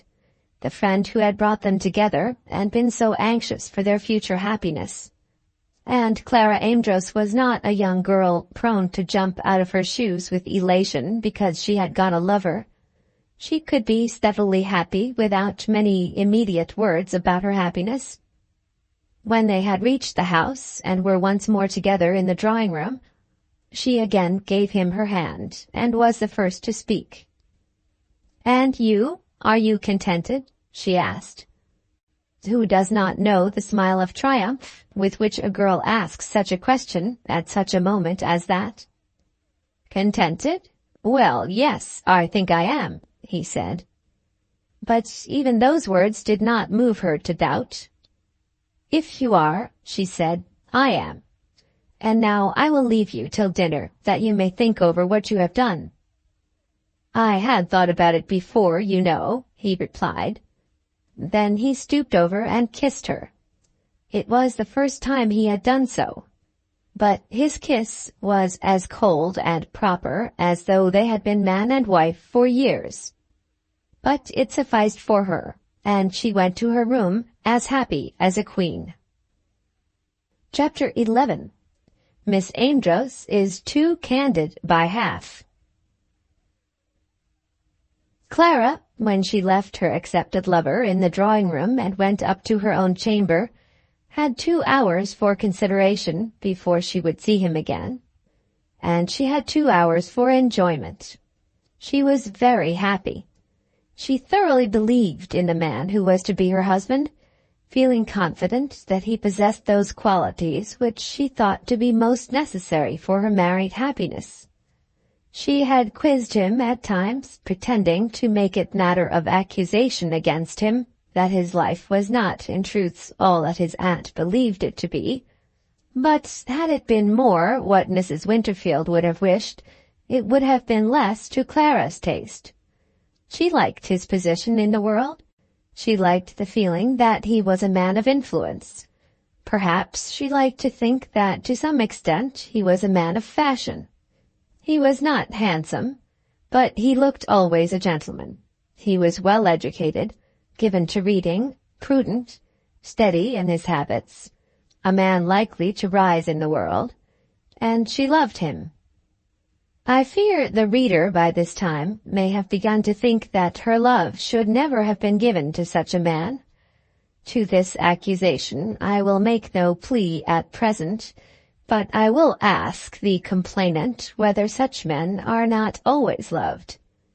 Much is said of the rashness of women in giving away their hearts wildly, but the charge, when made, is generally, I think, an unjust one. I am more often astonished by the prudence of girls than by their recklessness. A woman of 30 will often love well and not wisely. But the girls of 20 seem to me to like propriety of demeanor, decency of outward life, and a competence. It is, of course, good that it should be so, but if it is so, they should not also claim a general character for generous and passionate indiscretion, asserting as their motto that love shall be still lord of all. Clara was more than 20, but she was not yet so far advanced in age as to have lost her taste for decency of demeanor and propriety of life. A member of Parliament, with a small house near Eaton Square, with a moderate income and a liking for committees, who would write a pamphlet once every 2 years and read Dante critically during the recess, was to her the model for a husband. For such a one, she would read his blue books, copy his pamphlets, and learn his translations by heart. She would be safe in the hands of such a man, and would know nothing of the miseries which her brother had encountered. Her model may not appear, when thus described, to be a very noble one, but I think it is the model most approved among ladies of her class in England. She made up her mind on various points during these 2 hours of solitude. In the first place, she would, of course, keep her purpose of returning home on the following day. It was not probable that Captain Aylmer would ask her to change it. But let him ask ever so much, it must not be changed. She must at once have the pleasure of telling her father that all his trouble about her would now be over. And then there was the consideration that her further sojourn in the house with Captain Aylmer as her lover would hardly be more proper than it would have been had he not occupied that position. And what was she to say if he pressed her as to the time of their marriage? Her aunt's death would of course be a sufficient reason why it should be delayed for some few months, and upon the whole she thought it would be best to postpone it till the next session of Parliament should have been nearly expired. But she would be prepared to yield to Captain Aylmer should he name any time after Easter. It was clearly his intention to keep up the house in Perivale as his country residence. She did not like Perivale or the house, but she would say nothing against such an arrangement. Indeed, with what face could she do so? She was going to bring nothing to the common account, absolutely nothing but herself. As she thought of this, her love grew warmer, and she hardly knew how sufficiently to testify to herself her own gratitude and affection. She became conscious, as she was preparing herself for dinner, of some special attention to her toilet. She was more than ordinarily careful with her hair, and felt herself to be aware of an anxiety to look her best.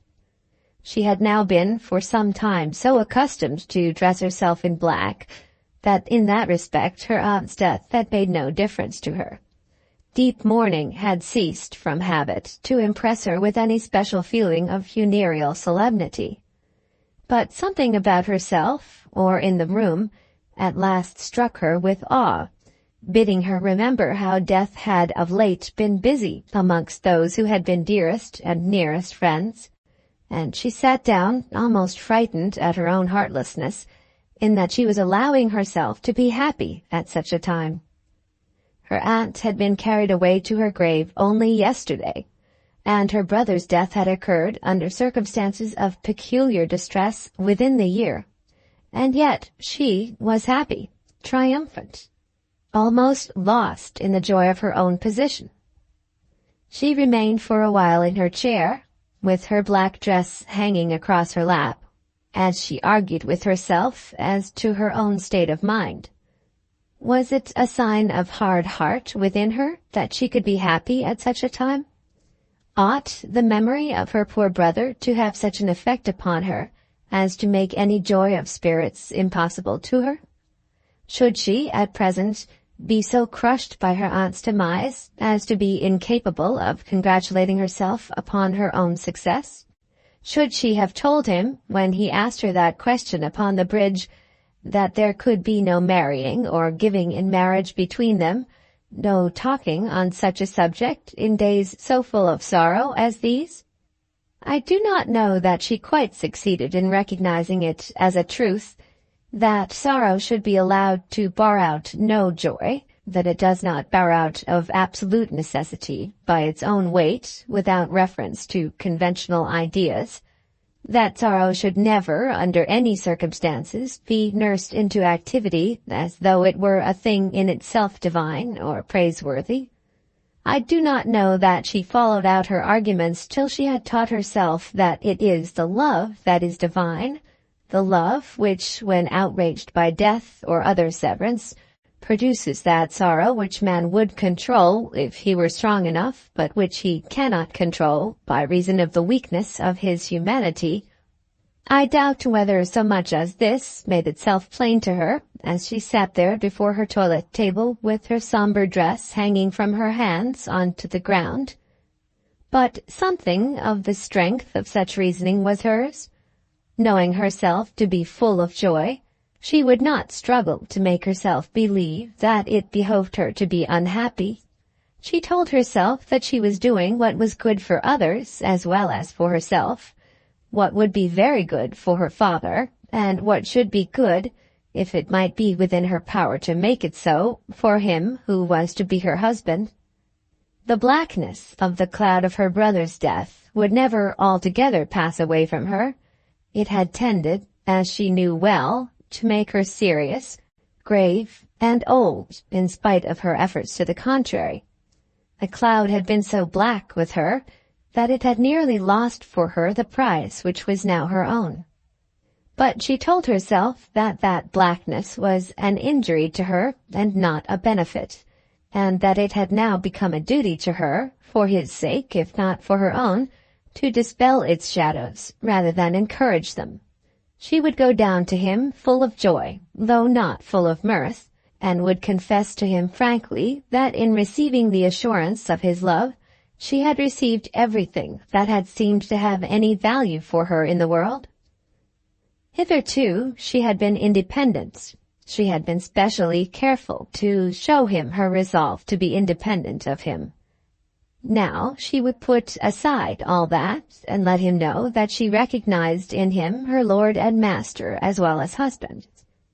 To her father had been left no strength on which she could lean, and she had been forced therefore to trust to her own strength. Now she would be dependent on him who was to be her husband.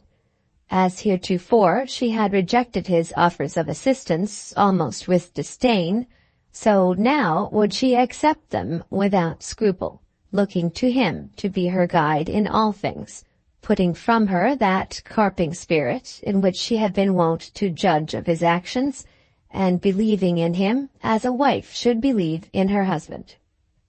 Such were the resolutions which Clara made in the first hour of solitude which came to her after her engagement, and they would have been wise resolutions but for this flaw, that the stronger was submitting itself to the weaker, the greater to the less, the more honest to the less honest, that which was nearly true to that which was in great part false. The theory of man and wife, that special theory in accordance with which the wife is to bend herself in loving submission before her husband, is very beautiful, and would be good altogether if it could only be arranged that the husband should be the stronger and the greater of the two. The theory is based upon that hypothesis, and the hypothesis sometimes fails of confirmation. In ordinary marriages, the vessel rights itself, and the stronger and the greater takes the lead, whether clothed in petticoats or in coat, waistcoat, and trousers. But there sometimes comes a terrible shipwreck, when the woman before marriage has filled herself full with ideas of submission, and then finds that her golden-headed god has got an iron body and feet of clay. Captain Aylmer, when he was left alone, had also something to think about, and as there were 2 hours left for such thought before he would again meet Clara, and as he had nothing else with which to occupy himself during those 2 hours, he again strolled down to the bridge on which he had made his offer. He strolled down there, thinking that he was thinking, but hardly giving much mind to his thoughts, which he allowed to run away with themselves as they listed. Of course he was going to be married. That was a settled thing, and he was perfectly satisfied with himself in that he had done nothing in a hurry, and accused himself of no folly, even if he had no great cause for triumph. He had been long thinking that he should like to have Clara Amedroz for his wife, long thinking that he would ask her to marry him, and having for months indulged such thoughts, he could not take blame to himself for having made to his aunt that deathbed promise which she had exacted. At the moment in which she asked him the question, he was himself anxious to do the thing she desired of him. How then could he have refused her? And having given the promise, it was a matter of course with him to fulfill it. He was a man who would have never respected himself again, would have hated himself forever, had he failed to keep a promise from which no living being could absolve him. He had been right, therefore, to make the promise, and having made it, had been right to keep it, and to do the thing at once. And Clara was very good and very wise, and sometimes looked very well, and would never disgrace him, and as she was in worldly matters to receive much and give nothing, She would probably be willing to make herself amenable to any arrangements as to their future mode of life which he might propose.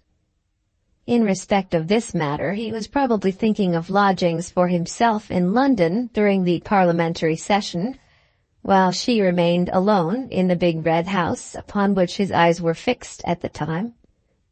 There was much of convenience in all this, which might perhaps atone to him for the sacrifice which he was undoubtedly making of himself. Had marriage simply been of itself a thing desirable, he could doubtless have disposed of himself to better advantage. His prospects, present fortune, and general position were so favorable that he might have dared to lift his expectations in regard both to wealth and rank very high. The Aylmers were a considerable people, and he, though a younger brother, had much more than a younger brother's portion. His seat in Parliament was safe, his position in society was excellent and secure. He was exactly so placed that marriage with a fortune was the one thing wanting to put the finishing coping stone to his edifice. That, and perhaps also the useful glory of having some Lady Mary or Lady Emily at the top of his table. Lady Emily Aylmer? Yes, it would have sounded better, and there was a certain Lady Emily who might have suited him. Now, as some slight regrets stole upon him gently, he failed to remember that this Lady Emily had not a shilling in the world. Yes, some faint regrets did steal upon him, though he went on telling himself that he had acted rightly. His stars, which were generally very good to him, had not, perhaps on this occasion, been as good as usual. No doubt he had to a certain degree become encumbered with Clara Amedroz. Had not the direct and immediate leap with which she had come into his arms shown him somewhat too plainly that one word of his mouth tending toward matrimony had been regarded by her as being too valuable to be lost? The fruit that falls easily from the tree, though it is ever the best, is never valued by the gardener. Let him have well-nigh broken his neck in gathering it, unripe and crude, from the small topmost boughs of the branching tree, and the pippin will be esteemed by him as invaluable. On that morning, as Captain Aylmer had walked home from church, he had doubted much what would be Clara's answer to him. Then the pippin was at the end of the dangerous bough. Now it had fallen to his feet, and he did not scruple to tell himself that it was his, and always might have been his as a matter of course. Well, the apple had come of a good kind, and though there might be specks upon it, though it might not be fit for any special glory of show or pride of place among the dessert service, still it should be garnered and used, and no doubt would be a very good apple for eating. Having so concluded, Captain Aylmer returned to the house, washed his hands, changed his boots, and went down to the drawing-room just as dinner was ready. She came up to him almost radiant with joy, and put her hand upon his arm. "Martha did not know but what you were here," she said, "and told them to put dinner on the table. I hope I have not kept you waiting." "Oh dear, no. And what if you did? Ladies never care about things getting cold. It is gentlemen only who have feelings in such matters as that." "I don't know that there is much difference, but however—" Then they were in the dining-room, and as the servant remained there during dinner, there was nothing in their conversation worth repeating.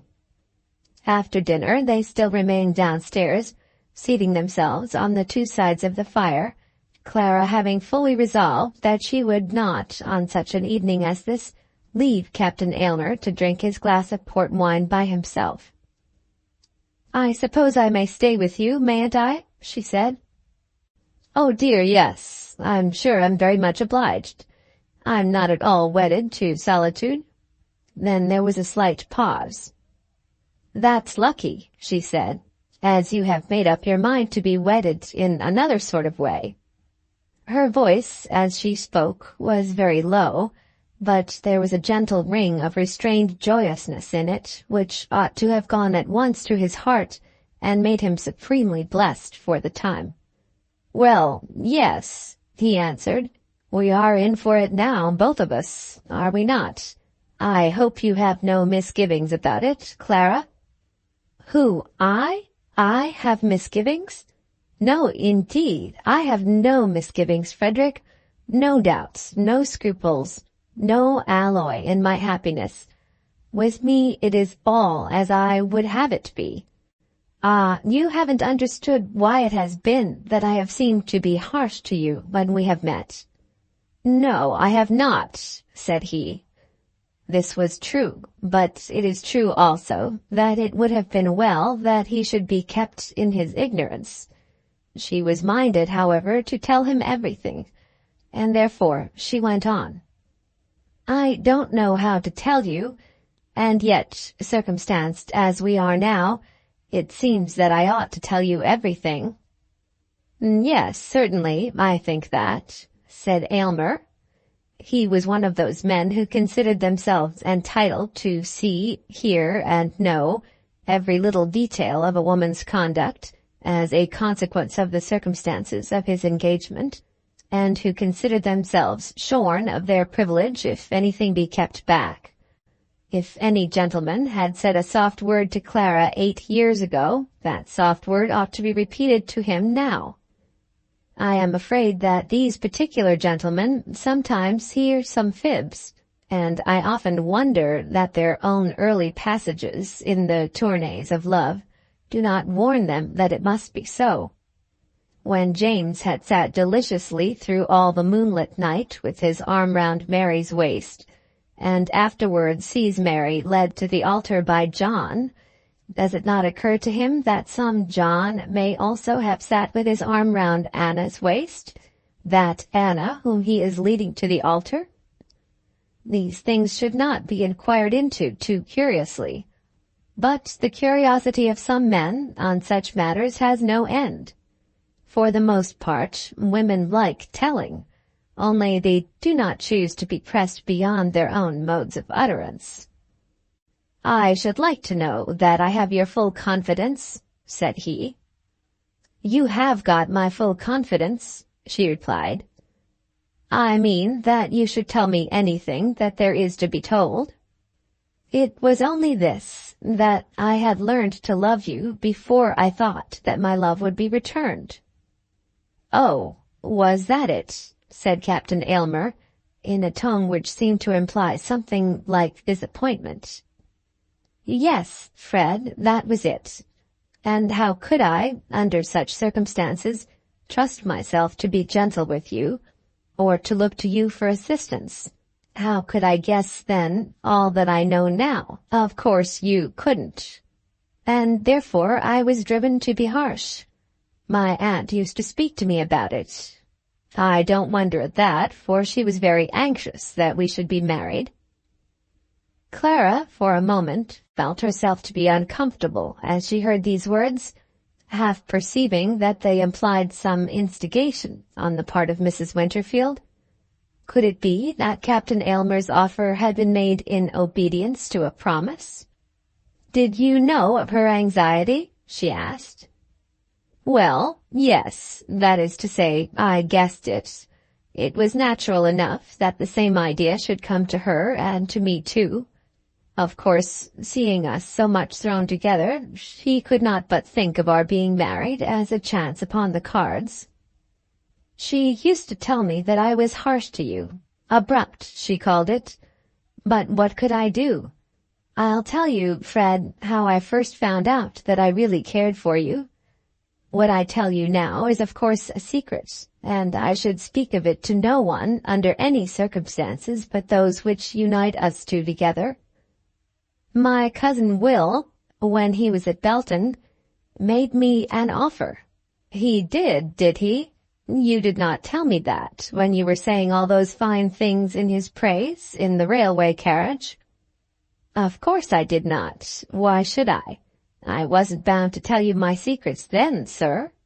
"But he did absolutely offer to you?" "Is there anything so wonderful in that? But, wonderful or not, he did. And you refused him?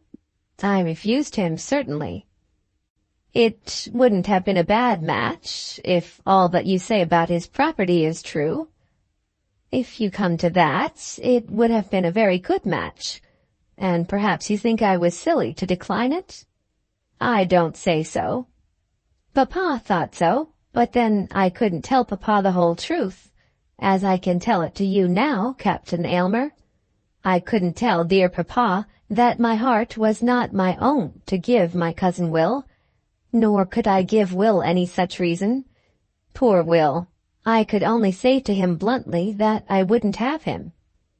And you would, if it hadn't been for me? Nay, Fred, there you tax me too far. What might have come of my heart if you hadn't fallen in my way, who can say? I love Will Belton dearly, and hope you may do so. I must see him first. Of course, but, as I was saying, I doubt whether, under any circumstances, he would have been the man I should have chosen for a husband. But as it was impossible. Now you know it all, and I think that I have been very frank with you. Oh, very frank. He would not take her little jokes, nor understand her little prettinesses. That he was a man not prone to joking, she knew well. But still, it went against the grain with her to find that he was so very hard in his replies to her attempts. It was not easy for Clara to carry on the conversation after this, so she proposed that they should go upstairs into the drawing-room. Such a change even as that would throw them into a different way of talking, and prevent the necessity of any further immediate allusion to Will Belton. For Clara was aware, though she hardly knew why, that her frankness to her future husband had hardly been successful, and she regretted that she had on this occasion mentioned her cousin's name. They went upstairs, and again sat themselves in chairs over the fire, but for a while conversation did not seem to come to them freely. Clara felt that it was now Captain Aylmer's turn to begin, and Captain Aylmer felt that he wished he could read the newspaper. He had nothing in particular that he desired to say to his lady-love. That morning, as he was shaving himself, he had something to say that was very particular, as to which he was at that moment so nervous that he had cut himself slightly through the trembling of his hand. But that had now been said, and he was nervous no longer. That had now been said, and the thing settled so easily that he wondered at his own nervousness. He did not know that there was anything that required further immediate speech. Clara had thought somewhat of the time which might be proposed for their marriage, making some little resolves with which the reader is already acquainted, but no ideas of this kind presented themselves to Captain Aylmer. He had asked his cousin to be his wife, thereby making good his promise to his aunt. There could be no further necessity for pressing haste. Sufficient for the day is the evil thereof. It is not to be supposed that the thriving lover actually spoke to himself in such language as that, or that he confessed to himself that Clara Amedroz was an evil to him rather than a blessing. But his feelings were already so far tending in that direction that he was by no means disposed to make any further promise, or to engage himself in closer connection with matrimony by the mention of any special day.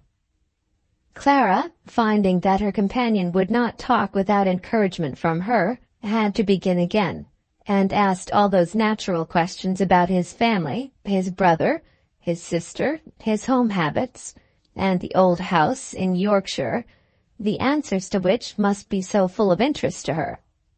But even on these subjects he was dry, and indisposed to answer with the full copiousness of free communication which she desired. And at last there came a question and an answer, a word or two on one side and then a word or two on the other, from which Clara got a wound which was very sore to her. "I have always pictured to myself," she said, Your mother as a woman who has been very handsome. She is still a handsome woman, though she is over 60. Tall, I suppose? Yes, tall, and with something of, what shall I say, dignity about her. She is not grand, I hope. I don't know what you call grand.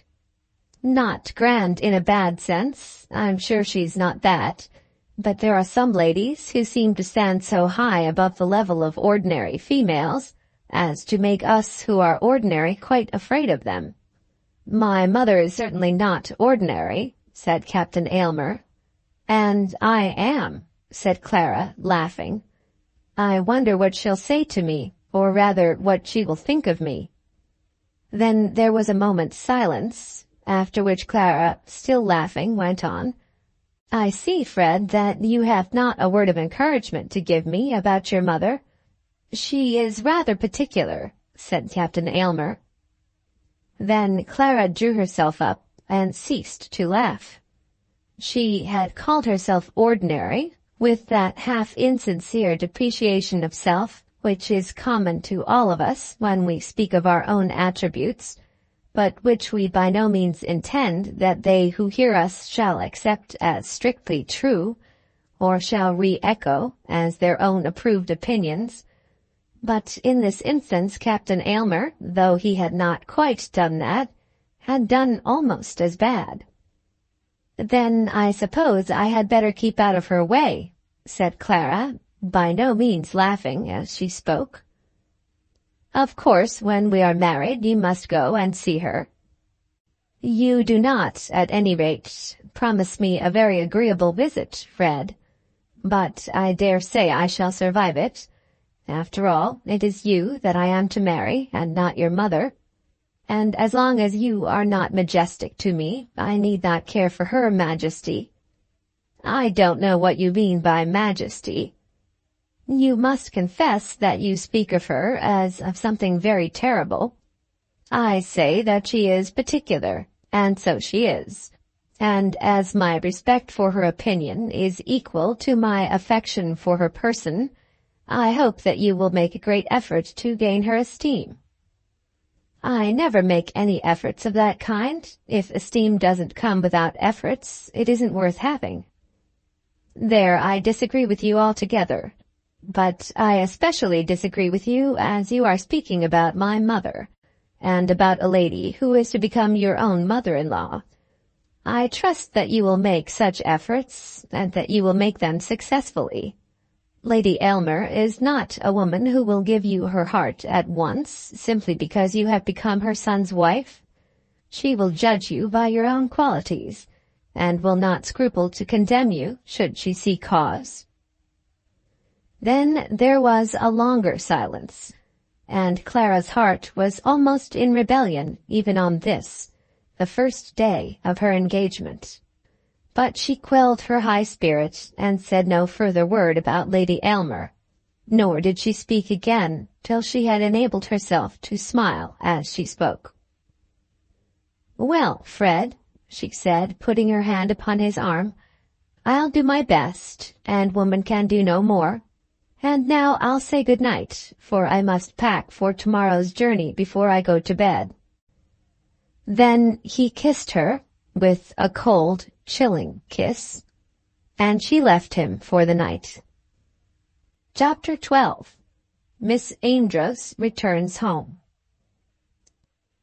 Clara was to start by a train leaving Perivale at 8 on the following morning, and therefore there was not much time for conversation before she went. During the night she had endeavored so to school herself as to banish from her breast all feelings of anger against her lover, and of regret as regarded herself. Probably, as she told herself, she had made more of what he had said than he had intended that she should do, and then was it not natural that he should think much of his mother, and feel anxious as to the way in which she might receive his wife? As to that feeling of anger on her own part, she did get quit of it. But the regret was not so easily removed. It was not only what Captain Aylmer had said about his mother that clung to her, doing much to quench her joy. But there had been a coldness in his tone to her throughout the evening, which she recognized almost unconsciously, and which made her heart heavy in spite of the joy which she repeatedly told herself ought to be her own. And she also felt, though she was not clearly aware that she did so, that his manner toward her had become less affectionate, less like that of a lover, since the honest tale she had told him of her own early love for him. She should have been less honest and more discreet, less bold and more like in her words to the ordinary run of woman. She had known this as she was packing last night, and she told herself that it was so as she was dressing on this her last morning at Perivale. That frankness of hers had not been successful, and she regretted that she had not imposed on herself some little reticence, or even a little of that coy pretense of indifference which is so often used by ladies when they are wooed. She had been boldly honest, and had found her honesty to be bad policy. She thought, at least, that she had found its policy to be bad. Whether in truth it may not have been very good, have been the best policy in the world, tending to give her the first true intimation which she had ever yet received of the real character of the man who was now so much to her, that is altogether another question. But it was clearly her duty to make the best of her present circumstances, and she went downstairs with a smiling face and with pleasant words on her tongue. When she entered the breakfast-room, Captain Aylmer was there, but Martha was there also, and her pleasant words were received indifferently in the presence of the servant. When the old woman was gone, Captain Aylmer assumed a grave face, and began a serious little speech which he had prepared. But he broke down in the utterance of it, and was saying things very different from what he had intended before he had completed it. "Clara," he began, "what occurred between us yesterday is a source of great satisfaction to me." "I am glad of that, Frederick," said she, trying to be a little less serious than her lover. "Of very great satisfaction," he continued, "and I cannot but think that we were justified by the circumstances of our position in forgetting for a time the sad solemnity of the occasion. When I remember that it was but the day before yesterday that I followed my dear old aunt to the grave, I am astonished to think that yesterday I should have made an offer of marriage." What could be the good of talking in this strain? Clara, too, had had her own misgivings on the same subject, little qualms of conscience that had come to her as she remembered her old friend in the silent watches of the night. But such thoughts were for the silent watches, and not for open expression in the broad daylight. But he had paused, and she must say something. One's excuse to oneself is this, that she would have wished it so. Exactly, she would have wished it. Indeed, she did wish it, and therefore— He paused in what he was saying and felt himself to be on difficult ground. Her eye was full upon him, and she waited for a moment or two, as though expecting that he would finish his words, but as he did not go on, she finished them for him. "And therefore you sacrificed your own feelings?" Her heart was becoming sore, and she was unable to restrain the utterance of her sarcasm.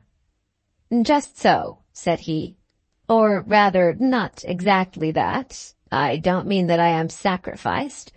For, of course, as I have just now said, nothing as regards myself can be more satisfactory. But yesterday should have been a solemn day to us, and as it was not, I thought it very solemn. What I mean is that I find an excuse in remembering that I was doing what she asked me to do." "What she asked you to do, Fred?" "What I had promised, I mean." "What you had promised? I did not hear that before." These last words were spoken in a very low voice, but they went direct to Captain Aylmer's ears. "But you have heard me declare," he said, "that as regards myself nothing could be more satisfactory." "Fred," she said, "listen to me for a moment. You and I engaged ourselves to each other yesterday as man and wife." "Of course we did." "Listen to me, dear Fred. In doing that, there was nothing in my mind unbefitting the sadness of the day. Even in death we must think of life, and if it were well for you and me that we should be together, it would surely have been but a foolish ceremony between us to have abstained from telling each other that it would be so, because my aunt had died last week.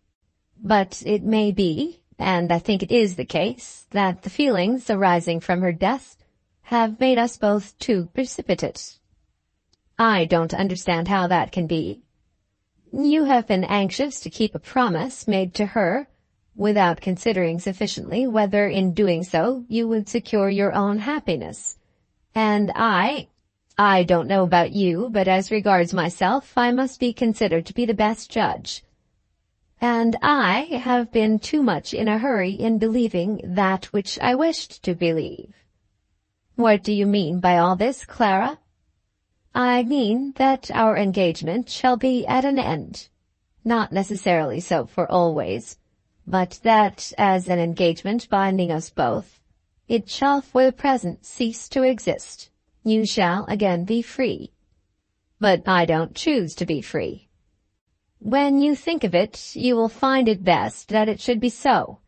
You have performed your promise honestly, even though at a sacrifice to yourself.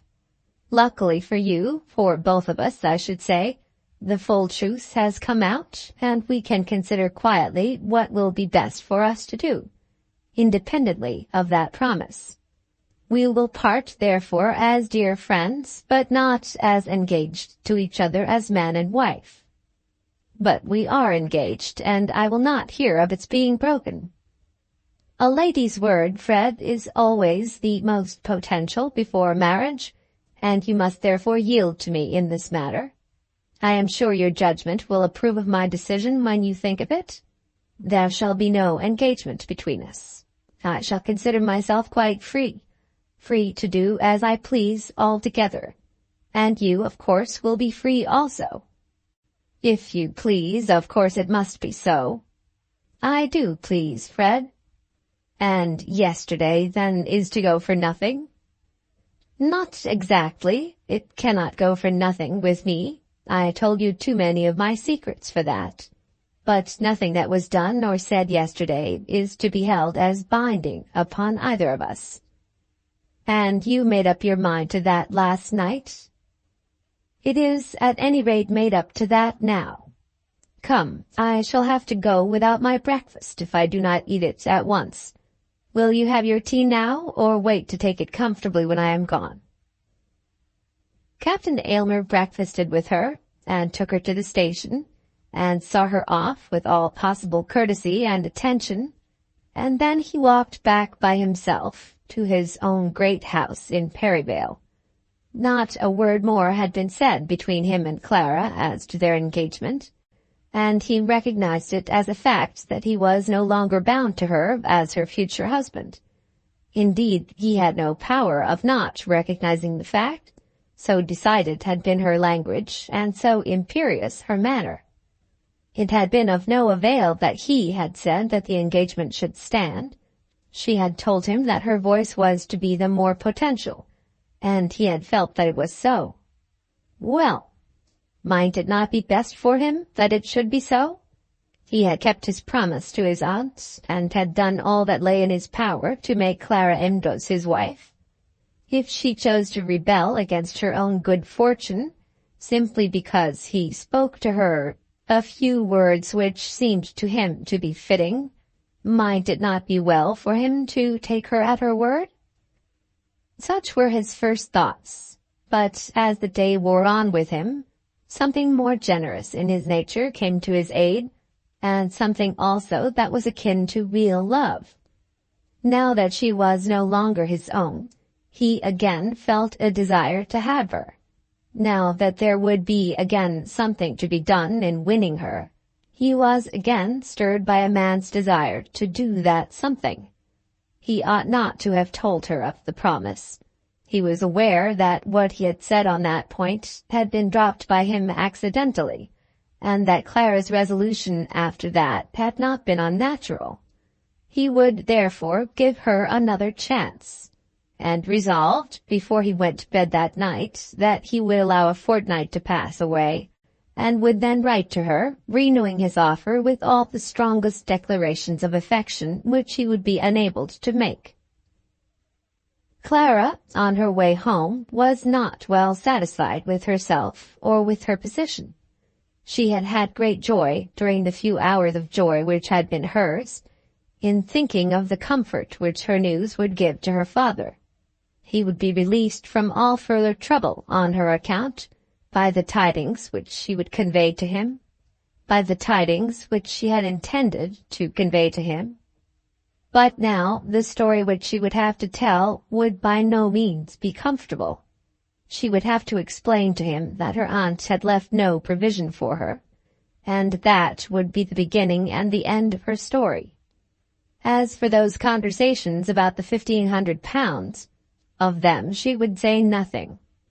When she reflected on what had taken place between herself and Captain Aylmer, she was more resolved than ever that she would not touch any portion of that money, or of any money that should come from him. Nor would she tell her father anything of a marriage engagement which had been made on the one day and unmade on the next. Why should she add to his distress by showing him what good things might have been hers, had she only had the wit to keep them? No, she would tell her father simply of the will, and then comfort him in his affliction as best she might. As regarded her position with Captain Aylmer, the more she thought of it, the more sure she became that everything was over in that quarter. She had indeed told him that such need not necessarily be the case, but this she had done in her desire at the moment to mitigate the apparent authoritativeness of her own decision, rather than with any idea of leaving the matter open for further consideration. She was sure that Captain Aylmer would be glad of a means of escape, and that he would not again place himself in the jeopardy which the promise extracted from him by his aunt had made so nearly fatal to him.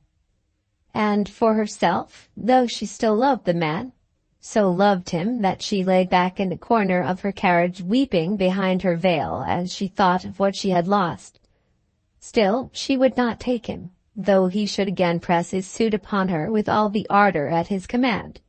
No, indeed. No man should ever be made to regard her as a burden imposed upon him by an extorted promise. What, let a man sacrifice himself to a sense of duty on her behalf? And then she repeated the odious words to herself, till she came to think that it had fallen from his lips and not from her own. In writing to her father from Perivale, she had merely told him of Mrs. Winterfield's death and of her own intended return. At the Taunton station she met the well-known old fly and the well-known old driver, and was taken home in the accustomed manner. As she drew nearer to Belton, the sense of her distress became stronger and stronger, till at last she almost feared to meet her father. What could she say to him when he should repeat to her, as he would be sure to do, his lamentation as to her future poverty? On arriving at the house, she learned that he was upstairs in his bedroom. He had been ill, the servant said, and though he was not now in bed, he had not come downstairs. So she ran up to his room, and finding him seated in an old armchair by the fireside, knelt down at his feet as she took his hand and asked him as to his health. "What has Mrs. Winterfield done for you in her will?" These were the first words he spoke to her.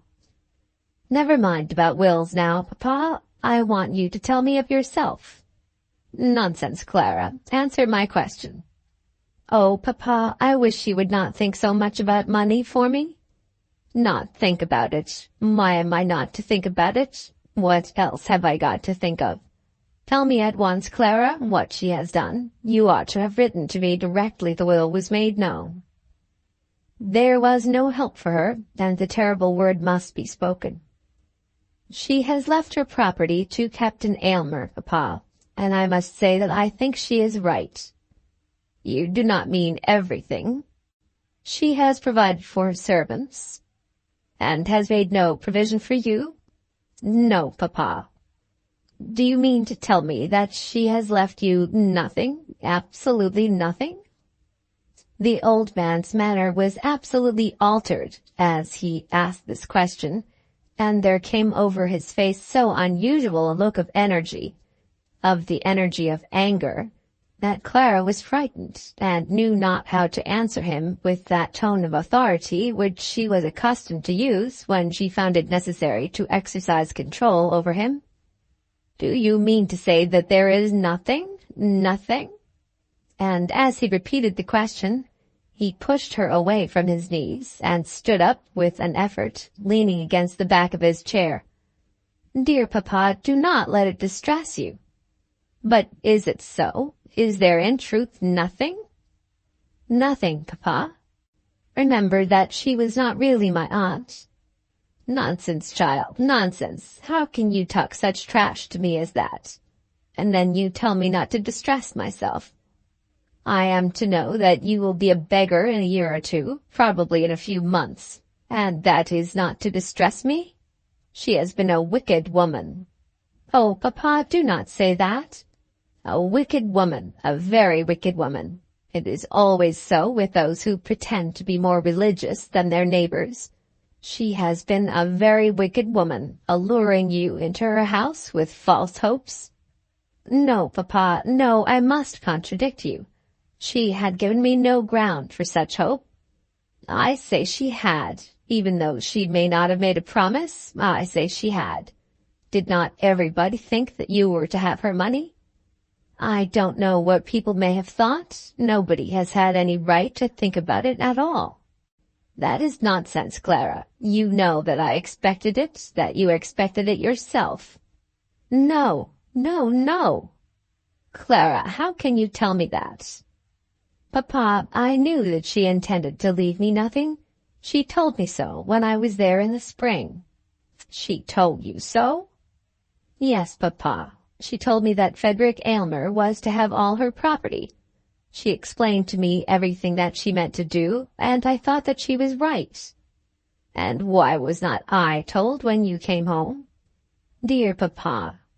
"Dear Papa, indeed. What is the meaning of dear Papa? Why have I been deceived?" "What good could I do by telling you? You could not change it. You have been very undutiful, and as for her wickedness and cruelty shock me, shock me. They do indeed. That she should have known your position, and had you with her always, and then have made such a will as that. Quite heartless. She must have been quite heartless." Clara now began to find that she must, in justice to her aunt's memory, tell her father something more, and yet it would be very difficult to tell him anything that would not bring greater affliction upon him, and would not also lead her into deeper trouble. Should it come to pass that her aunt's intention with reference to the £1,500 was mentioned, she would be subjected to an endless persecution as to the duty of accepting that money from Captain Aylmer.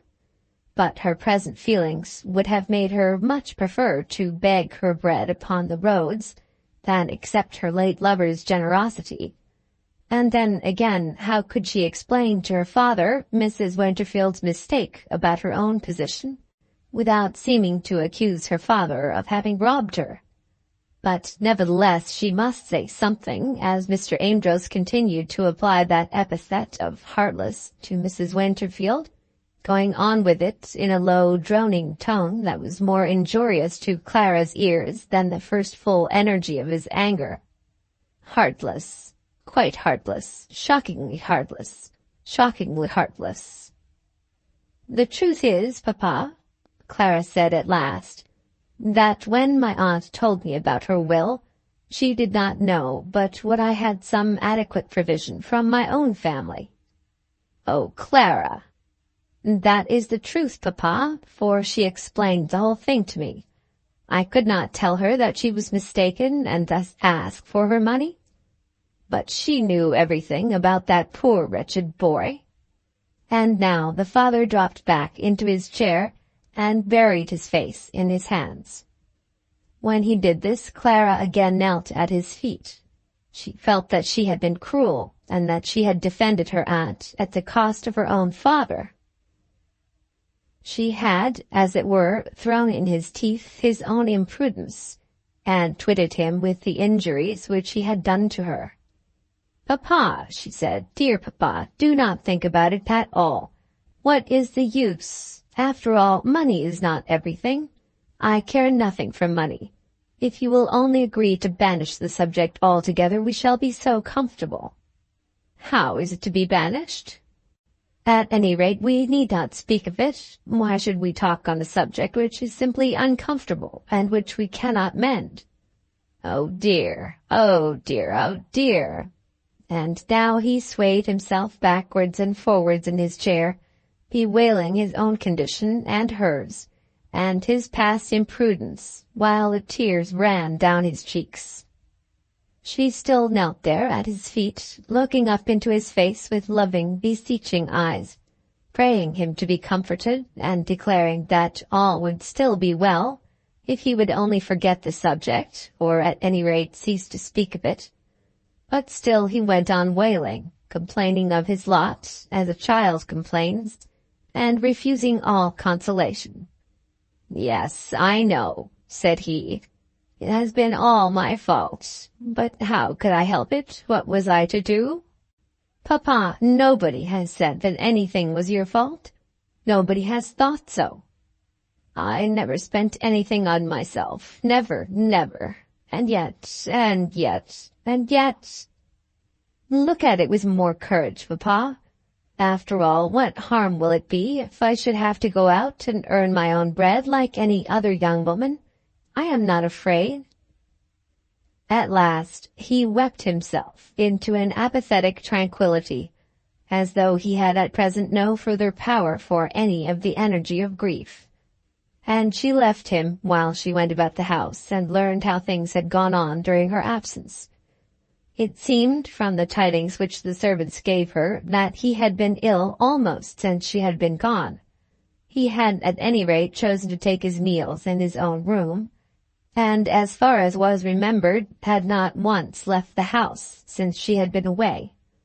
He had on 2 or 3 occasions spoken of Mr. Belton, appearing to be anxious for his coming, and asking questions as to the cattle and the work that was still going on about the place.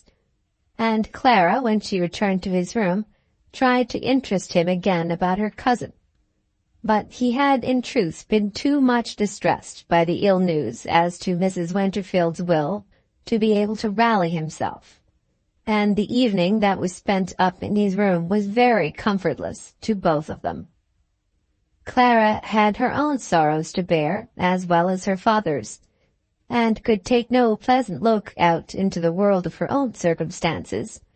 She had gained her lover merely to lose him, and had lost him under circumstances that were very painful to her woman's feeling. Though he had been for one night betrothed to her as her husband, he had never loved her. He had asked her to be his wife simply in fulfillment of a deathbed promise. The more she thought of it, the more bitter did the idea of it become to her, and she could not also but think of her cousin. Poor Will! He, at any rate, had loved her, though his eagerness in love had been, as she told herself, but short-lived. As she thought of him, it seemed but the other day that he had been with her up on the rock in the park. But as she thought of Captain Aylmer, to whom she had become engaged only yesterday, and from whom she had separated herself only that morning, she felt that an eternity of time had passed since she had parted from him. On the following day, a dull, dark, melancholy day, towards the end of November, she went out to saunter about the park, leaving her father still in his bedroom, and after a while made her way down to the cottage. She found Mrs. Askerton as usual alone in the little drawing-room, sitting near the window with a book in her hand. But Clara knew at once that her friend had not been reading, that she had been sitting there looking out upon the clouds, with her mind fixed upon things far away. The general cheerfulness of this woman had often been cause of wonder to Clara, who knew how many of her hours were passed in solitude, but there did occasionally come upon her periods of melancholy, in which she was unable to act up to the settled rule of her life, and in which she would confess that the days and weeks and months were too long for her. "So you are back," said Mrs. Askerton as soon as the first greeting was over. "Yes, I am back." "I suppose you would not stay there longer after the funeral?" "No, what good could I do?" "And Captain Aylmer is still there, I suppose?" "I left him at Perivale." There was a slight pause, as Mrs. Askerton hesitated before she asked her the next question.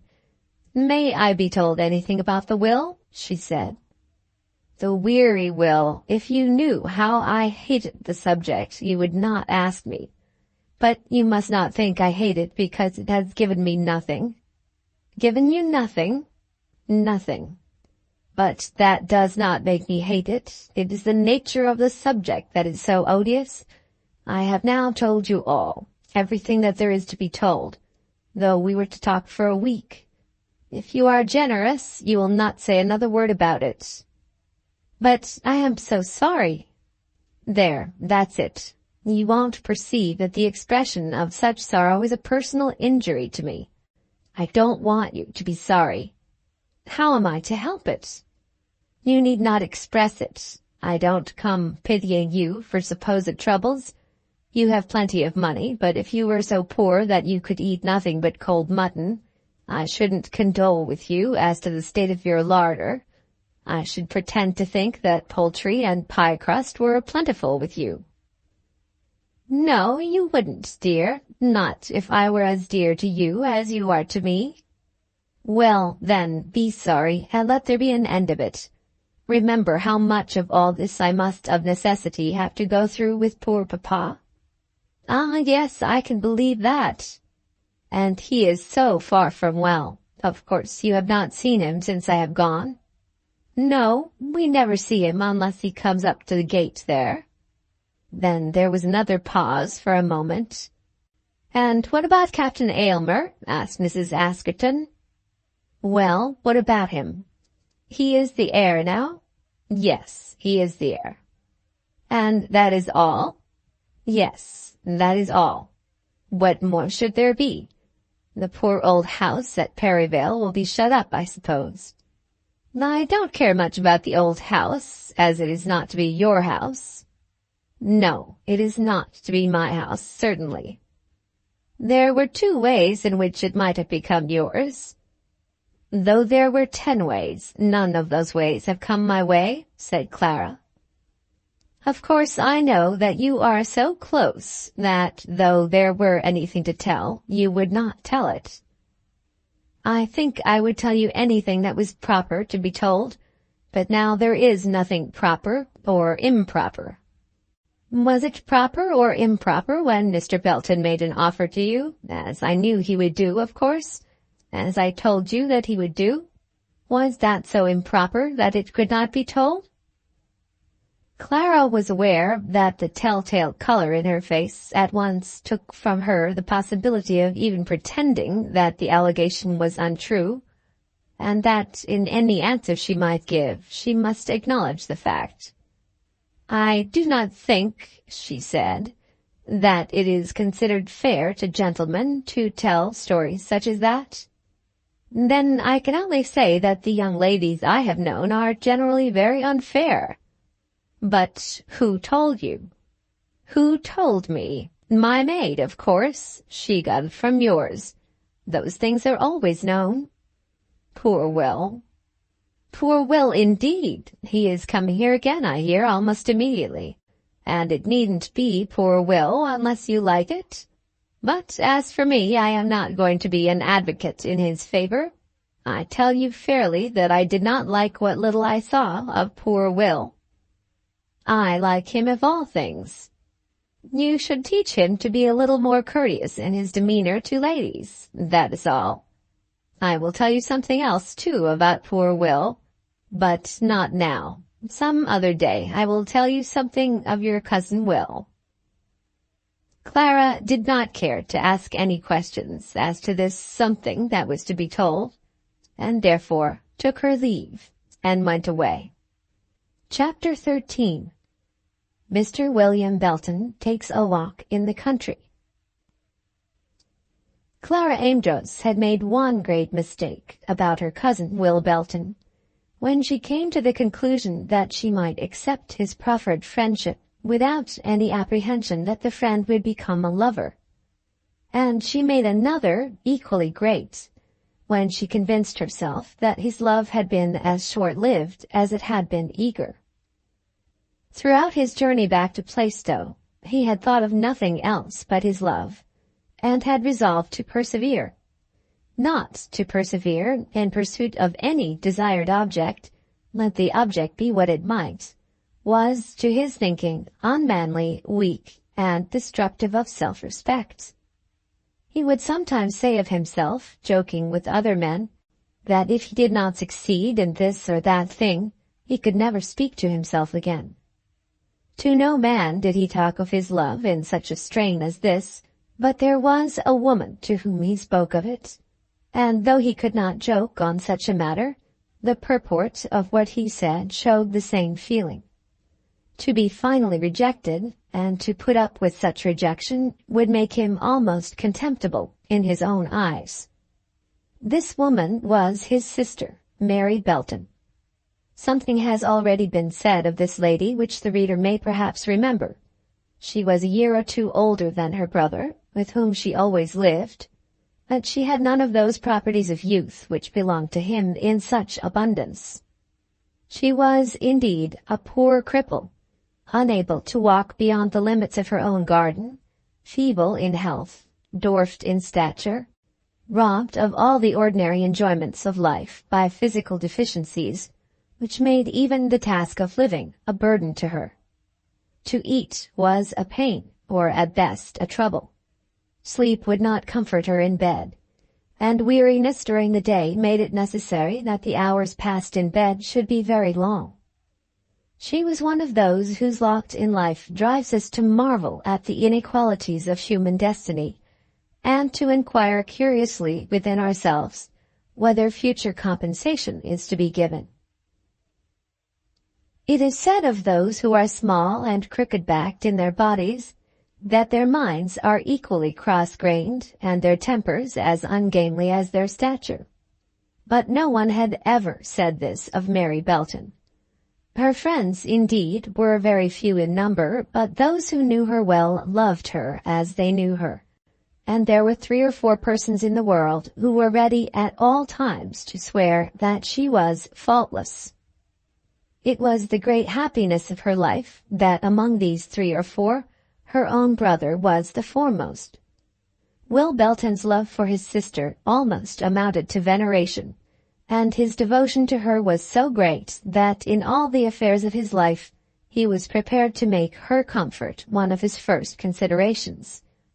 And she, knowing this, had come to fear that she might be an embargo on his prosperity, and a stumbling block in the way of his success. It had occurred to her that he would have married earlier in life if she had not been, as it were, in his way. And she had threatened him playfully, for she could be playful, that she would leave him if he did not soon bring a mistress home to Plaistow Hall. "I will go to Uncle Robert," she had said. Now, Uncle Robert was the clergyman in Lincolnshire, of whom mention has been made, and he was among those 2 or 3 who believed in Mary Belton with an implicit faith, as was also his wife. "I will go to Uncle Robert, Will, and then you will be driven to get a wife." "If my sister ever leaves my house, whether there be a wife in it or not," Will had answered, "I will never put trust in any woman again." Plaistow Manor House, or Hall, was a fine brick mansion built in the latter days of Tudor house architecture, with many gables and countless high chimneys, very picturesque to the eye, but not in all respects comfortable, as are the modern houses of the well-to-do squirearchy of England. And indeed it was subject to certain objectionable characteristics, which in some degree justified the scorn which Mr. Amedroz intended to throw upon it when he declared it to be a farmhouse. The gardens belonging to it were large and excellent, but they did not surround it, and allowed the farm appurtenances to come up close to it on two sides. The door, which should have been the front door, opening from the largest room in the house, which had been the hall, and which was now the kitchen, led directly into the farmyard. From the further end of this farmyard, a magnificent avenue of elms stretched across the home pasture, down to a hedge which crossed it at the bottom. That there had been a road through the row of trees, or, in other words, that there had in truth been an avenue to the house on that side, was of course certain. But now there was no vestige of such a road, and the front entrance to Plaistow Hall was by a little path across the garden from a modern road, which had been made to run cruelly near to the house. Such was Plaistow Hall, and such was its mistress. Of the master, the reader, I hope, already knows so much as to need no further description. As Belton drove himself home from the railway station late on that August night, he made up his mind that he would tell his sister all his story about Clara Amedroz. She had ever wished that he should marry, and now he had made his attempt. Little as had been her opportunity of learning the ways of men and women from experience in society, she had always seemed to know exactly what everyone should do in every position of life. And she would be tender with him, giving him comfort even if she could not give him hope. Moreover, Mary might be trusted with his secret, for Belton felt, as men always do feel, a great repugnance to have it supposed that his suit to a woman had been rejected. Women, when they have loved in vain, often almost wish that their misfortune should be known. They love to talk about their wounds mystically, telling their own tales under feigned names, and extracting something of a bitter sweetness out of the sadness of their own romance. But a man, when he has been rejected with a finality that is acknowledged by himself, is unwilling to speak or hear a word upon the subject, and would willingly wash the episode out from his heart, if it were possible. But not on that, his first night, would he begin to speak of Clara Amedroz. He would not let his sister believe that his heart was too full of the subject to allow of his thinking of other matters. Mary was still up, waiting for him when he arrived, with tea and cream and fruit ready for him. "Oh, Mary," he said, "why are you not in bed? You know that I would have come to you upstairs." She excused herself, smiling, declaring that she could not deny herself the pleasure of being with him for a half an hour, on his first return from his travels. "Of course I want to know what they are like," she said. "He is a nice-looking old man," said Will, "and she is a nice-looking young woman." "That is graphic and short, at any rate. And he is weak and silly, but she is strong and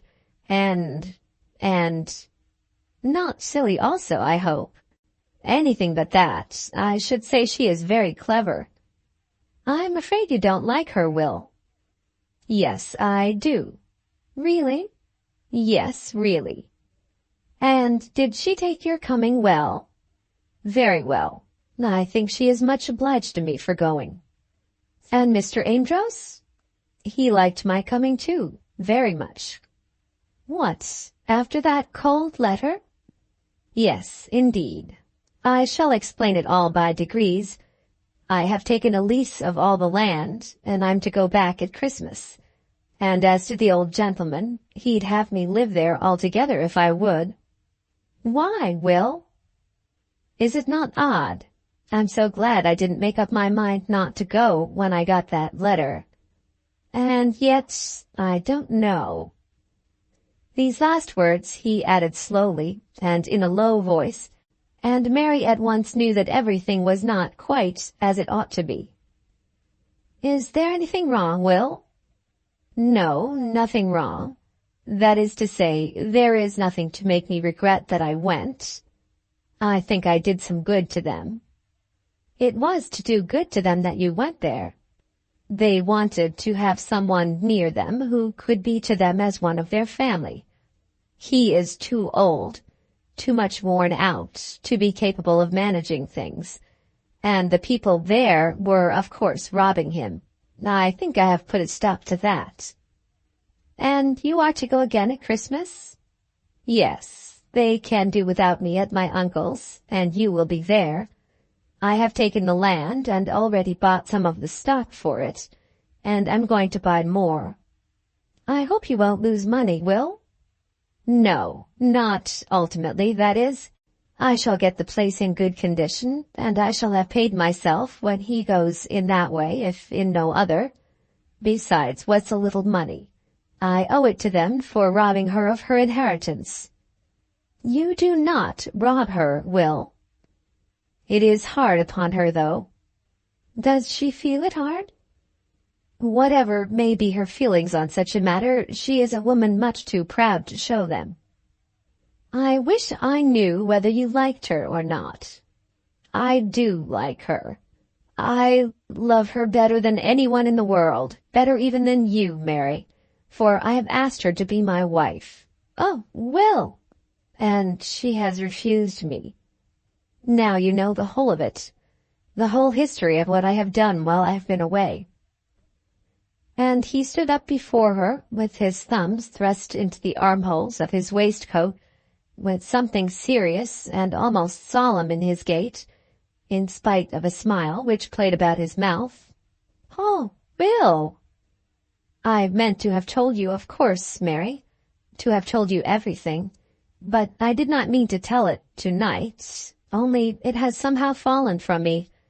Out of the full heart the mouth speaks, they say." "I never can like her if she refuses your love." "Why not? That is unlike you, Mary. Why should she be bound to love me because I love her?" "Is there anyone else, Will?" "How can I tell? I did not ask her. I would not have asked her for the world, though I would have given the world to know." "And she is so very beautiful?" "Beautiful? It isn't that so much, though she is beautiful. But, I can't tell you why, but she is the only girl that I ever saw who would suit me for a wife. Oh, dear. My own Will. But I'm not going to keep you up all night, Mary, and I'll tell you something else. I'm not going to break my heart for love. And I'll tell you something else again. I'm not going to give it up yet. I believe I've been a fool. Indeed, I know I've been a fool. I went about it just as if I were buying a horse, and had told the seller that that was my price, he might take it or leave it. What right had I to suppose that any girl was to be had in that way, much less such a girl as Clara Amedroz? It would have been a very great match for her. I'm not so sure of that, Mary. Her education has been different from mine, and it may well be that she should marry above me. But I swear I will not speak another word to you tonight. Tomorrow, if you're well enough, I'll talk to you all day." Soon after that he did get her to go up to her room, though of course he broke that oath of his as to not speaking another word. After that he walked out by moonlight round the house, wandering about the garden and farmyard, and down through the avenue, having in his own mind some pretense of the watchfulness of ownership, but thinking little of his property and much of his love. Here was a thing that he desired with all his heart, but it seemed to be out of his reach, absolutely out of his reach. He was sick and weary with a feeling of longing, sick with that covetousness wherewith Ahab coveted the vineyard of Naboth. What was the world to him if he could not have this thing on which he had set his heart? He had told his sister that he would not break his heart, and so much he did not doubt would be true. A man or woman with a broken heart was, in his estimation, a man or woman who should die of love, and he did not look for such a fate as that. But he experienced the palpable misery of a craving emptiness within his breast, and did believe of himself that he never could again be in comfort unless he could succeed with Clara Amedroz. He stood leaning against one of the trees, striking his hands together, and angry with himself at the weakness which had reduced him to such a state. What could any man be worth who was so little master of himself as he had now become? After a while, he made his way back through the farmyard and in at the kitchen door, which he locked and bolted, and then, throwing himself down into a wooden armchair which always stood there, in the corner of the huge hearth, he took a short pipe from the mantelpiece, filled it with tobacco, and, lighting it almost unconsciously, began to smoke with vehemence. Plaistow Hall was already odious to him, and he longed to be back at Belton, which he had left only that morning. Yes, on that very morning she had brought him his coffee, looking sweetly into his face, so sweetly, as she ministered to him. And he might then well have said one more word in pleading his suit, if he had not been too awkward to know what that word should be. And was it not his own awkwardness that had brought him to this state of misery? What right had he to suppose that any girl should fall in love with such a one as he, at first sight, without a moment's notice to her own heart? And then, when he had her there, almost in his arms, why had he let her go without kissing her? It seemed to him now that if he might have once kissed her, even that would have been a comfort to him in his present affliction. "D-nation," he said at last, as he jumped to his feet and kicked the chair on one side, and threw the pipe among the ashes. I trust it will be understood that he addressed himself, and not his lady-love, in this uncivil way. D-nation. Then, when the chair had been well kicked out of his way, he took himself up to bed. I wonder whether Clara's heart would have been hardened or softened towards him, had she heard the oath, and understood all the thoughts and motives which had produced it. On the next morning poor Mary Belton was too ill to come downstairs, and as her brother spent his whole day out upon the farm, remaining among reapers and wheat stacks till 9 o'clock in the evening, nothing was said about Clara on that day. Then there came Sunday, and it was a matter of course that the subject of which they both were thinking should be discussed. Will went to church, and, as was their custom on Sundays, they dined immediately on his return. Then, as the afternoon was very warm, he took her out to a favorite seat she had in the garden, and it became impossible that they could any longer abstain. "And you really mean to go again at Christmas?" she asked. "Certainly I shall. I promised." "Then I am sure you will." "And I must go from time to time because of the land I have taken. Indeed, there seems an understanding that I am to manage the property for Mr. Amedroz." "And does she wish you to go?" "Yes, she says so." Girls, I believe, think sometimes that men are indifferent in their love. They suppose that a man can forget it at once when he is not accepted, and that things can go on just as before. "I suppose she thinks so of me," said Belton woefully. "She must think either that, or else be willing to give herself the chance of learning to like you better." "There's nothing of that, I'm sure. She's as true as steel." "But she would hardly want you to go there unless she thought you might overcome either your love or her indifference. She would not wish you to be there that you might be miserable."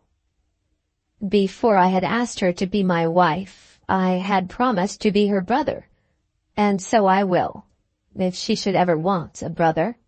I am not going to desert her because she will not do what I want her to do, or be what I want her to be. She understands that. There is to be no quarrel between us. But she would be heartless if she were to encourage you to be with her simply for the assistance you may give her, knowing at the same time that you could not be happy in her presence. She is not heartless. Then she must suppose that you are. I dare say she doesn't think that I care much about it. When I told her, I did it all of a heap, you see, and I fancy she thought I was just mad at the time. And did you speak about it again? No, not a word. I shouldn't wonder if she hadn't forgotten it before I went away. That would be impossible. You wouldn't say so if you knew how it was done. It was all over in half an hour, and she had given me such an answer that I thought I had no right to say anything more about it. The morning when I left her, she did seem to be kinder. I wish I knew whether she cares for anyone else. Ah, I so often think of that, but I couldn't ask her, you know. I had no right to pry into her secrets. When I came away, she got up to see me off, and I almost felt tempted to carry her in the gig and drive her off. I don't think that would have done, Will. I don't suppose anything will do. We all know what happens to the child who cries for the top brick of the chimney. The child has to do without it. The child goes to bed and forgets it. But I go to bed and can't forget it. My poor Will. Then he got up and shook himself, and stalked about the garden, always keeping within a few yards of his sister's chair, and carried on a strong battle within his breast, struggling to get the better of the weakness which his love produced, though resolved that the love itself should be maintained. "I wish it wasn't Sunday," he said at last, "because then I could go and do something. If I thought that no one would see me, I'd fill a dung cart or two, even though it is Sunday. I'll tell you what, I'll go and take a walk as far as Denver Sluice, and I'll be back to tea. You won't mind?" "Denver Sluice? It's 8 miles off." "Exactly. I'll be there and back in something over 3 hours. But, Will, there's a broiling sun. It will do me good. Anything that will take something out of me is what I want. I know I ought to stay and read to you, but I couldn't do it. I've got the fidgets inside, if you know what that means. To have the big hayrick on fire or something of that sort is what would do me most good." Then he started and did walk to Denver Sluice and back in 3 hours. The road from Plaistow Hall to Denver Sluice was not in itself interesting. It ran through a perfectly flat country, without a tree. For the greater part of the way, it was constructed on the top of a great bank, by the side of a broad dike, and for 5 miles its course was as straight as a line. A country walk less picturesque could hardly be found in England. The road, too, was very dusty, and the sun was hot above Belton's head as he walked. But nevertheless he persevered, going on till he stuck his stick against the waterfall which was called Denver Sluice, and then returned, not once slackening his pace, and doing the whole distance at a rate somewhat above 5 miles an hour. They used to say in the nursery that cold pudding is good to settle a man's love, but the recipe which Belton tried was a walk of 16 miles along a dusty road after dinner in the middle of an August day. I think it did him some good. When he got back, he took a long draught of home-brewed beer, and then went upstairs to dress. "What a state you are in," Mary said to him when he showed himself for a moment in the sitting-room. "I did it from milestone to milestone in 11 minutes, backwards and forwards, all along the 5-mile reach." Then Mary knew from his answer that the exercise had been of service to him, perceiving that he had been able to take an interest in his own prowess as a walker. "I only hope you won't have a fever," she said. "The people who stand still are they who get fevers," he answered. "Hard work never does harm to anyone. If John Bowden would walk his 5 miles an hour on a Sunday afternoon, he wouldn't have the gout so often." John Bowden was a neighbor in the next parish, and Mary was delighted to find that her brother could take a pride in his performance.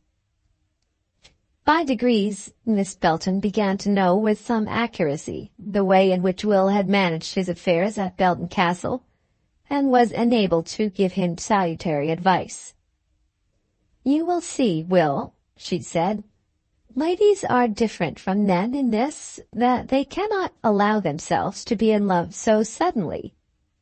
I don't see how a person is to help it. It isn't like jumping into a river, which a person can do or not, just as he pleases. But I fancy it is something like jumping into a river, and that a person can help it. What the person can't help is being in when the plunge has once been made. No, by George, there's no getting out of that river. And ladies don't take the plunge till they've had time to think what may come after it. Perhaps you were a little too sudden with our cousin Clara?" "Of course I was. Of course I was a fool, and a brute, too." "I know you were not a brute, and I don't think you were a fool, but yet you were too sudden. You see, a lady cannot always make up her mind to love a man merely because she is asked all in a moment. She should have a little time to think about it before she is called upon for an answer. And I didn't give her 2 minutes. You never do give 2 minutes to anyone, do you, Will? But you'll be back there at Christmas, and then she will have had time to turn you and it over in her mind. And you think that I may have a chance? Certainly you may have a chance." Although she was so sure about it, she spoke of her own mind and her own heart as she knew them then. But it depends chiefly on this, Will, whether there is anyone else. For anything we know, she may be engaged now. Of course she may.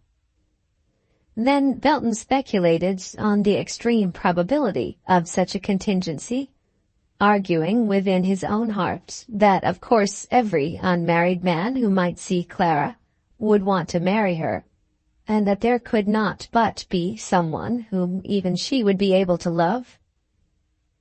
When he had been home about a fortnight, there came a letter to him from Clara, which was a great treasure to him. In truth, it simply told him of the completion of the cattle shed, of her father's health, and of the milk which the little cow gave. But she signed herself his affectionate cousin, and the letter was very gratifying to him. There were 2 lines of a postscript which could not but flatter him. "Papa is so anxious for Christmas that you may be again here, and so indeed am I also." Of course it will be understood that this was written before Clara's visit to Perryvale, and before Mrs. Winterfield's death. Indeed, much happened in Clara's history between the writing of that letter and Will Belton's winter visit to the castle. But Christmas came at last, all too slowly for Will, and he started on his journey. On this occasion he arranged to stay a week in London, having a lawyer there whom he desired to see, and thinking, perhaps, that a short time spent among the theatres might assist him in his love troubles. Chapter 14. Mr. William Belton takes a walk in London. At the time of my story, there was a certain Mr. Green, a worthy attorney, who held chambers in Stone Buildings, Lincoln Inn, much to the profit of himself and family, and to the profit and comfort also of a numerous body of clients. A man much respected in the neighborhood of Chancery Lane, and beloved, I do not doubt, in the neighborhood of Bushey, in which delightfully rural parish He was possessed of a genteel villa and ornamental garden. With Mr. Green's private residence we shall, I believe, have no further concern, but to him, at his chambers in Stone Buildings, I must now introduce the reader of these memoirs. He was a man not yet 40 years of age, but still much of the salt of youth about him, a pleasant companion as well as a good lawyer, and one who knew men and things in London, as it is given to pleasant, clever fellows, such as Joseph Green, to know them. Now Mr. Green, and his father before him, had been the legal advisers of the Amedroz family, and our Mr. Joseph Green had had but a bad time of it with Charles Amedroz in the last years of that unfortunate young man's life. But lawyers endure these troubles, submitting themselves to the extravagances, embarrassments, and even villainy of the bad subjects among their clients' families, with a good-humored patience that is truly wonderful. That, however, was all over now, as regarded Mr. Green and the Amedrozes, and he had nothing further to do but to save for the father what relics of the property he might secure. And he was also legal adviser to our friend Will Belton, there having been some old family connection amongst them, and had often endeavored to impress upon his old client at Belton Castle his own strong conviction that the heir was a generous fellow, who might be trusted in everything. But this had been taken amiss by the old squire, who indeed was too much disposed to take all things amiss, and to suspect everybody. "I understand," he had said to his daughter. "I know all about it. Belton and Mr. Green have been dear friends always. I can't trust my own lawyer any longer."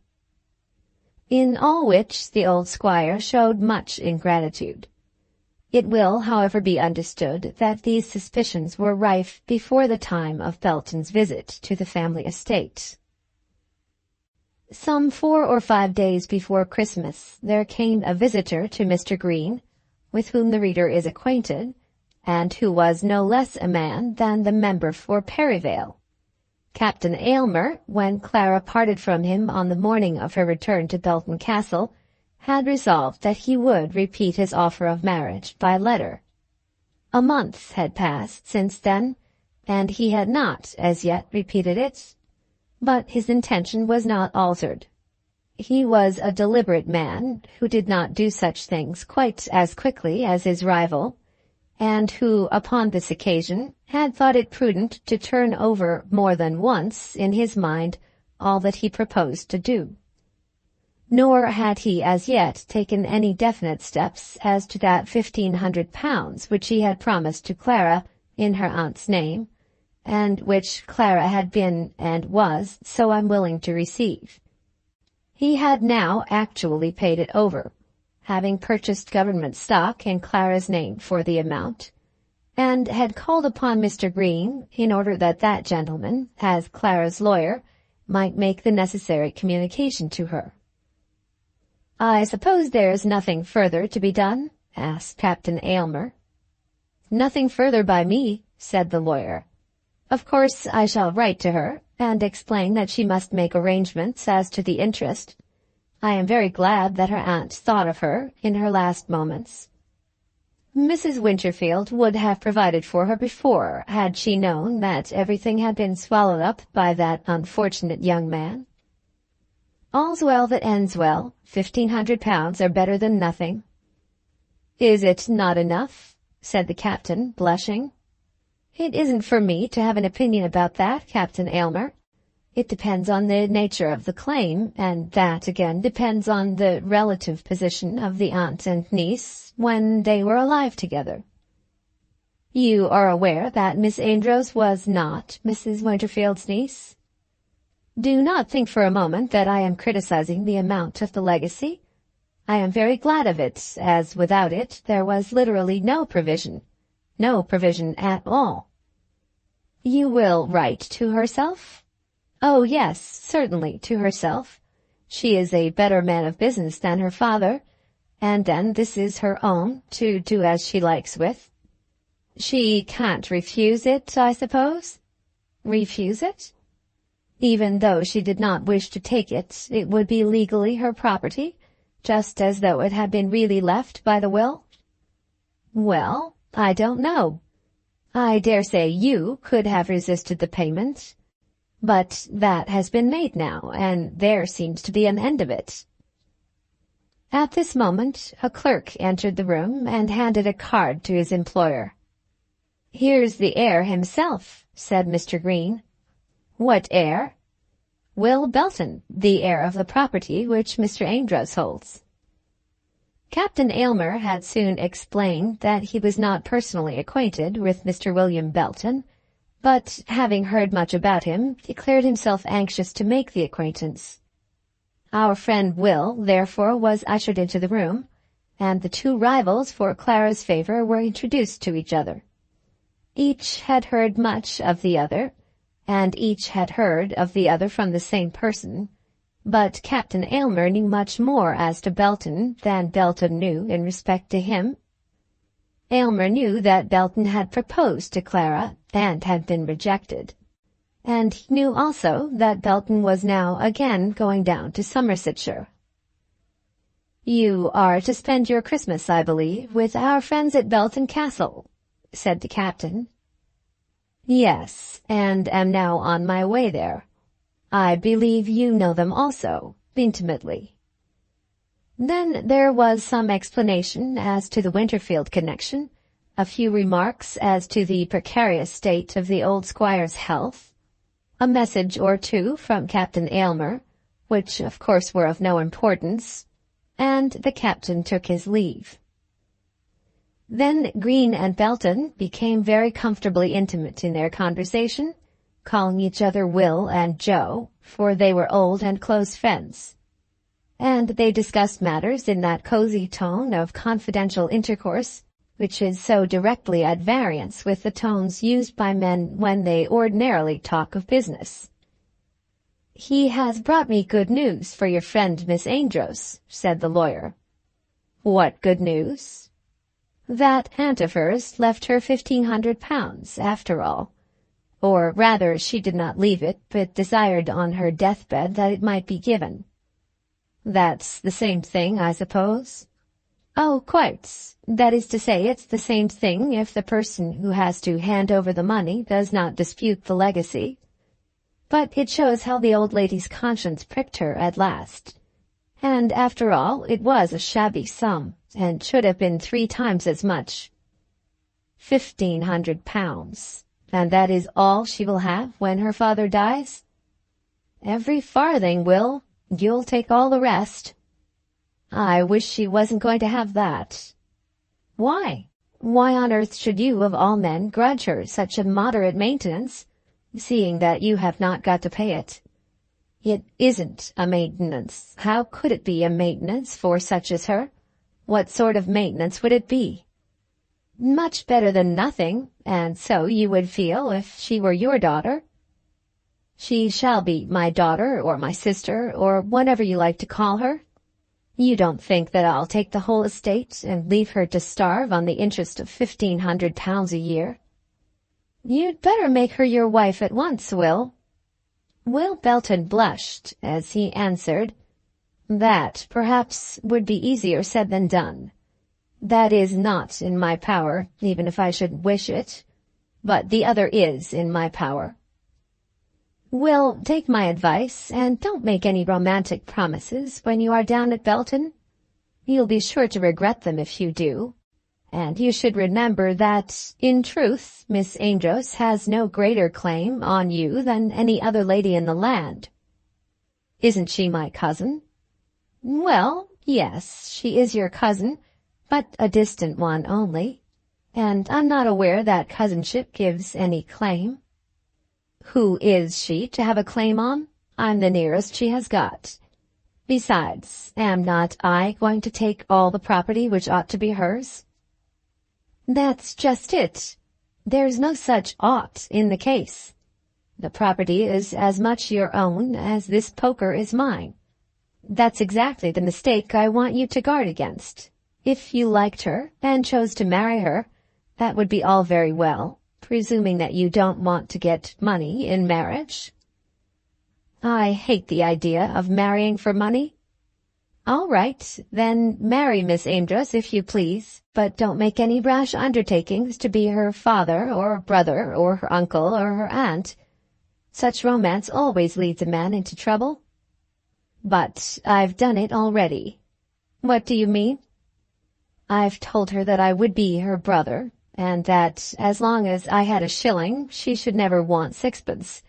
And I mean it. And as for what you say about romance and repenting it, that simply comes from your being a lawyer. Thank you, Will.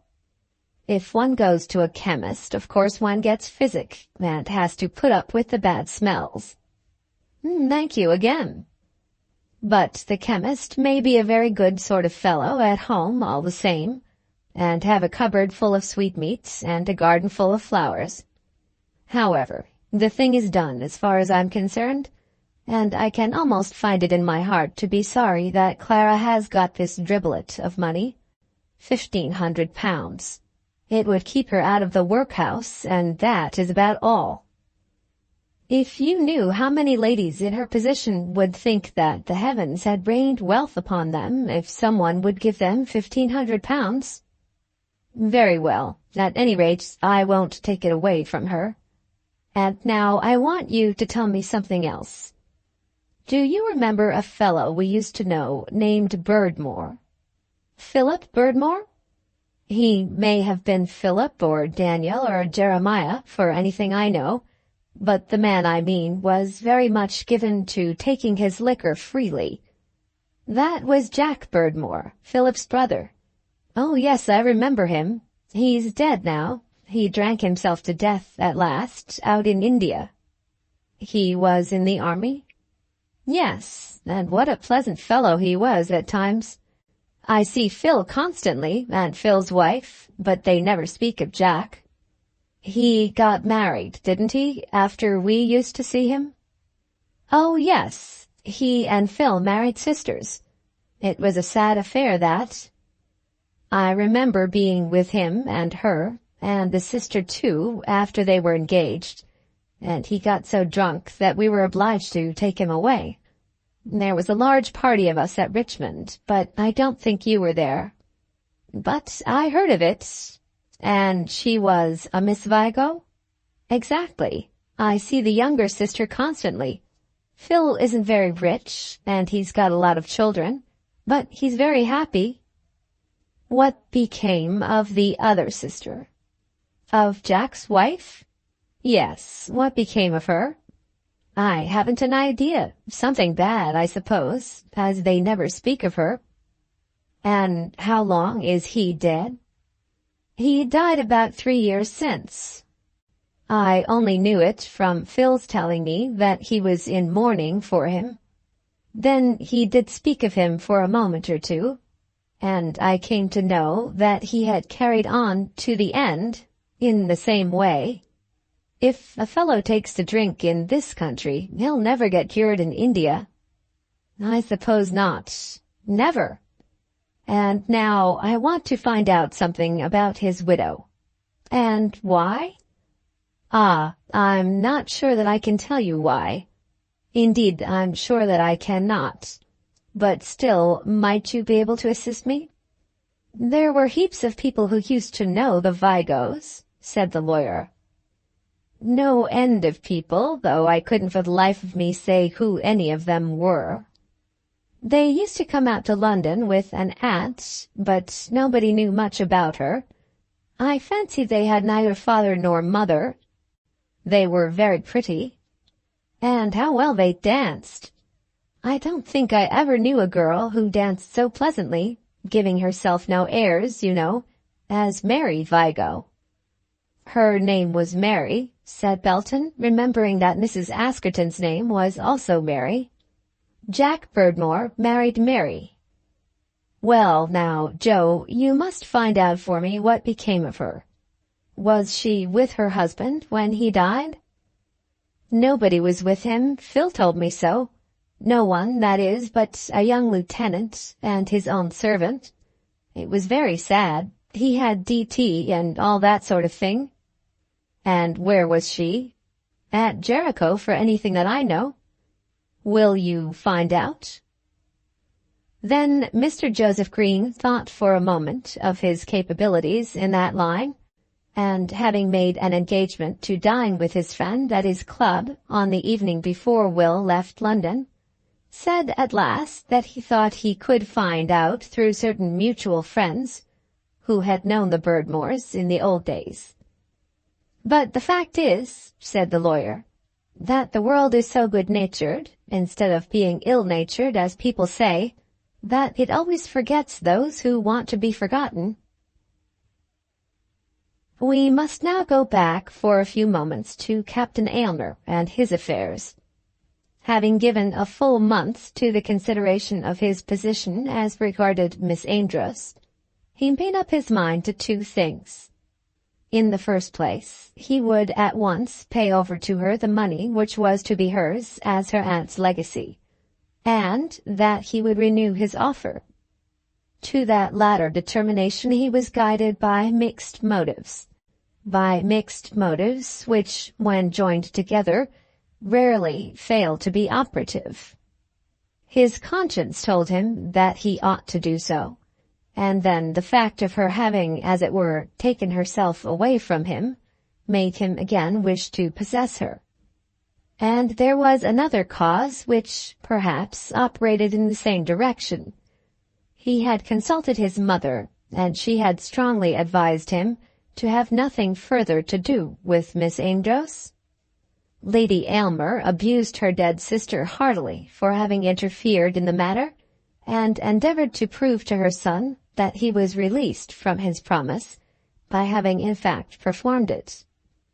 But on this point his conscience interfered, backed by his wishes, and he made his resolve, as has been stated above. On leaving Mr. Green's chambers, he went to his own lodgings and wrote his letter as follows. Mount Street, December 1860 Dearest Clara, when you parted from me at Perryvale, you said certain things about our engagement which I have come to understand better since then than I did at the time. It escaped from me that my dear aunt and I had had some conversation about you, and that I had told her what was my intention. Something was said about a promise, and I think it was that word which made you unhappy.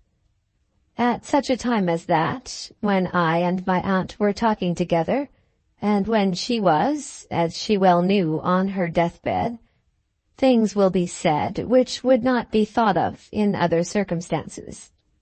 I can only assure you now that the promise I gave her was a promise to do that which I had previously resolved upon doing.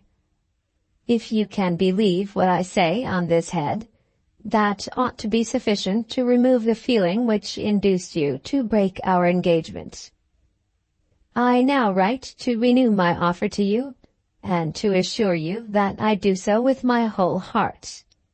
You will forgive me if I tell you that I cannot fail to remember, and always to bear in mind, the sweet assurances which you gave me of your regard for myself.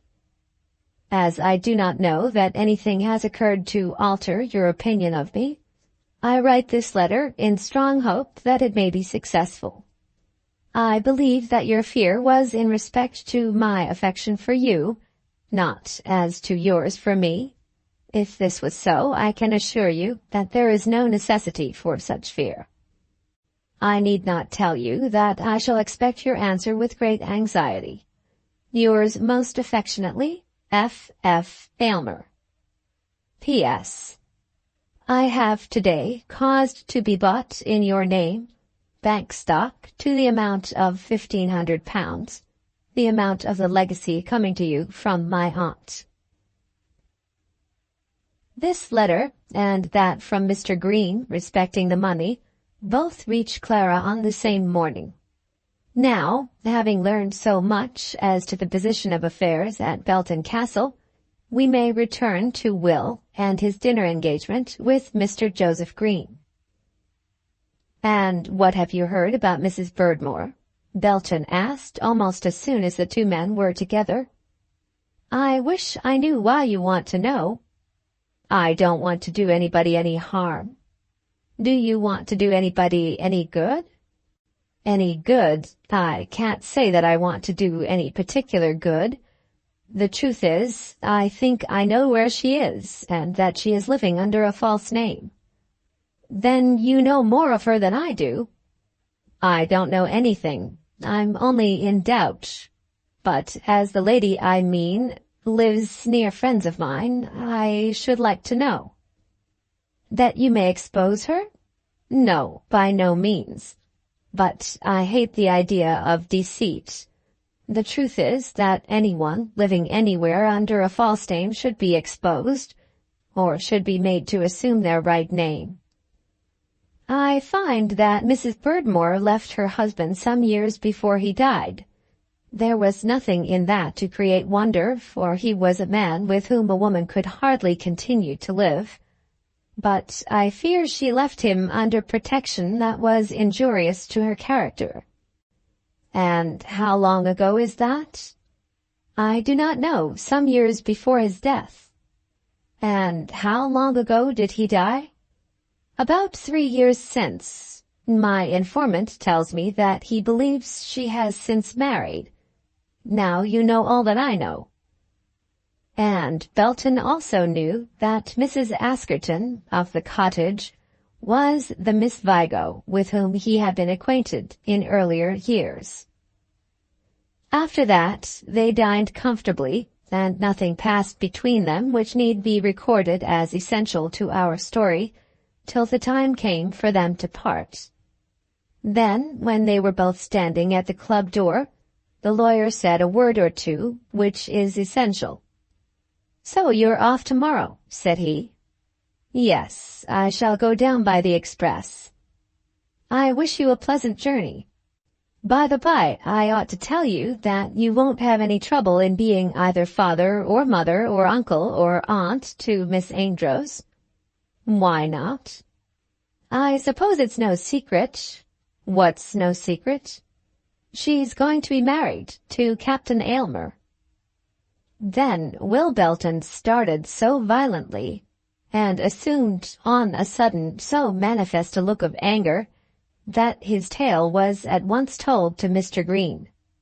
"Who says so?" he asked. "I don't believe it." "I'm afraid it's true all the same, Will." "Who says it?" "Captain Aylmer was with me today, and he told me. He ought to be good authority on such a subject." "He told you that he was going to marry Clara Amedroz?" "Yes, indeed." "And what made him come to tell you?" "There was a question about some money which he had paid to her, and which, under existing circumstances, he thought it as well that he should not pay. Matters of that kind are often necessarily told to lawyers, but I should not have told it to you, Will, if I had not thought that it was good news." "It is not good news," said Belton moodily. "At any rate, old fellow, my telling it will do no harm. You must have learned it soon." And he put his hand kindly, almost tenderly, on the other's arm, but Belton moved himself away angrily. The wound had been so lately inflicted that he could not as yet forgive the hand that had seemed to strike him. "I'm sorry that it should be so bad with you, Will." "What do you mean by bad? It is not bad with me. It is very well with me. Keep your pity for those who want it." Then he walked off by himself across the broad street before the club door, leaving his friend without a word of farewell, and made his way up into St. James's Square, choosing, as was evident to Mr. Green, the first street that would take him out of sight. "He's hit, and hit hard," said the lawyer, looking after him. "Poor fellow, I might have guessed it from what he said. I never knew of his caring for any woman before." Then Mr. Green put on his gloves and went away home. We will now follow Will Belton into St. James's Square, and we shall follow a very unhappy gentleman. Doubtless he had hitherto known and appreciated the fact that Miss Amedroz had refused his offer, and had often declared, both to himself and to his sister, his conviction that the refusal would never be reversed. But in spite of that expressed conviction, he had lived on hope. Till she belonged to another man, she might yet be his. He might win her at last by perseverance. At any rate, he had it in his power to work towards the desired end, and might find solace even in that working. And the misery of his loss would not be so great to him, as he found himself forced to confess to himself before he had completed his wanderings on this night, in not having her for his own, as it would be in knowing that she had given herself to another man. He had often told himself that, of course, she would become the wife of some man, but he had never yet realized to himself what it would be to know that she was the wife of any one specified rival. He had been sad enough on that moonlight night in the avenue at Plaistow, when he had leaned against the tree, striking his hands together as he thought of his great want. But his unhappiness then had been as nothing to the agony now. Now it was all over, and he knew the man who had supplanted him. How he hated him! With what an unchristian spirit did he regard that worthy captain, as he walked across St. James's Square, across Jermyn Street, across Piccadilly, and up Bond Street, not knowing whither he was going. He thought with an intense regret of the laws of modern society which forbid duelling, forgetting altogether that even had the old law prevailed, the conduct of the man whom he so hated would have afforded him no casus belli. But he was too far gone in misery and animosity to be capable of any reason on the matter. Captain Aylmer had interfered with his dearest wishes, and during this now passing hour he would willingly have crucified Captain Aylmer, had it been within his power to do so. Till he had gone beyond Oxford Street, and had wandered away into the far distance of Portman Square and Baker Street, he had not begun to think of any interest which Clara Amedroz might have in the matter on which his thoughts were employed. He was sojourning at an hotel in Bond Street, and had gone thitherwards more by habit than by thought. But he had passed the door of his inn, feeling it to be impossible to render himself up to his bed in his present disturbed mood. As he was passing the house in Bond Street, he had been intent on the destruction of Captain Aylmer, and had almost determined that if Captain Aylmer could not be made to vanish into eternity, he must make up his mind to go that road himself. It was out of the question that he should go down to Belton. As to that, he had come to a very decided opinion by the time that he had crossed Oxford Street. Go down to see her, when she had treated him after this fashion! No, indeed. She wanted no brother now.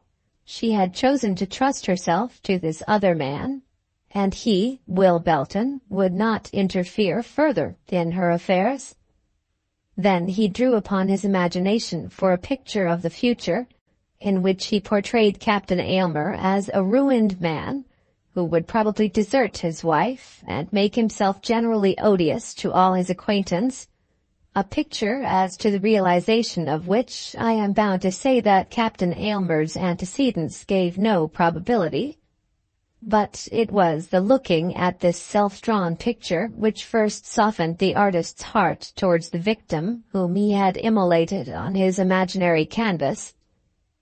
When Clara should be ruined by the baseness and villainy and general scampishness of this man whom she was going to marry, to whom she was about to be weak enough and foolish enough to trust herself, then he would interpose and be her brother once again, a broken-hearted brother, no doubt, but a brother efficacious to keep the wolf from the door of this poor woman and her children.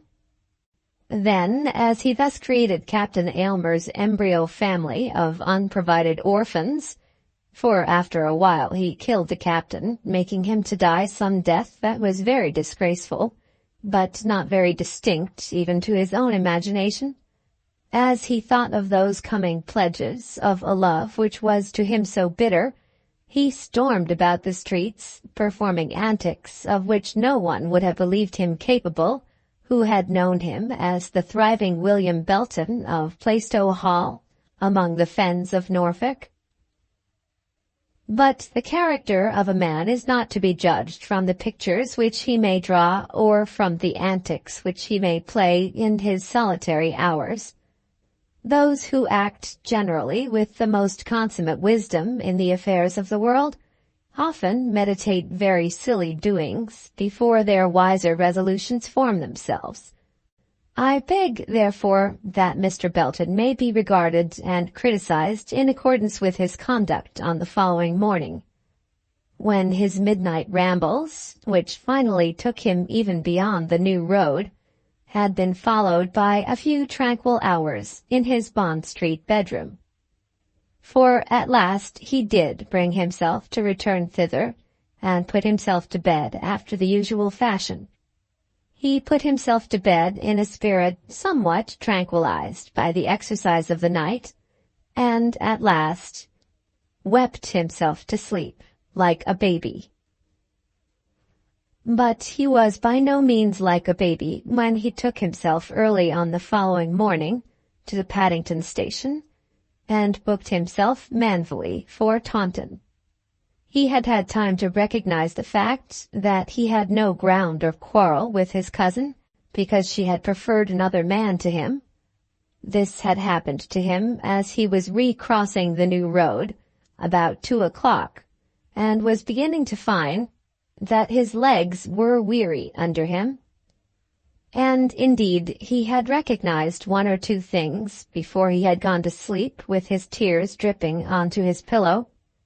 In the first place, he had ill-treated Joe Green, and made a fool of himself in his friend's presence. As Joe Green was a sensible, kind-hearted fellow, this did not much signify, but not on that account did he omit to tell himself of his own fault. Then he discovered that it would ill become him to break his word to Mr. Amedroz and to his daughter, and to do so without a word of excuse, because Clara had exercised a right which was indisputably her own.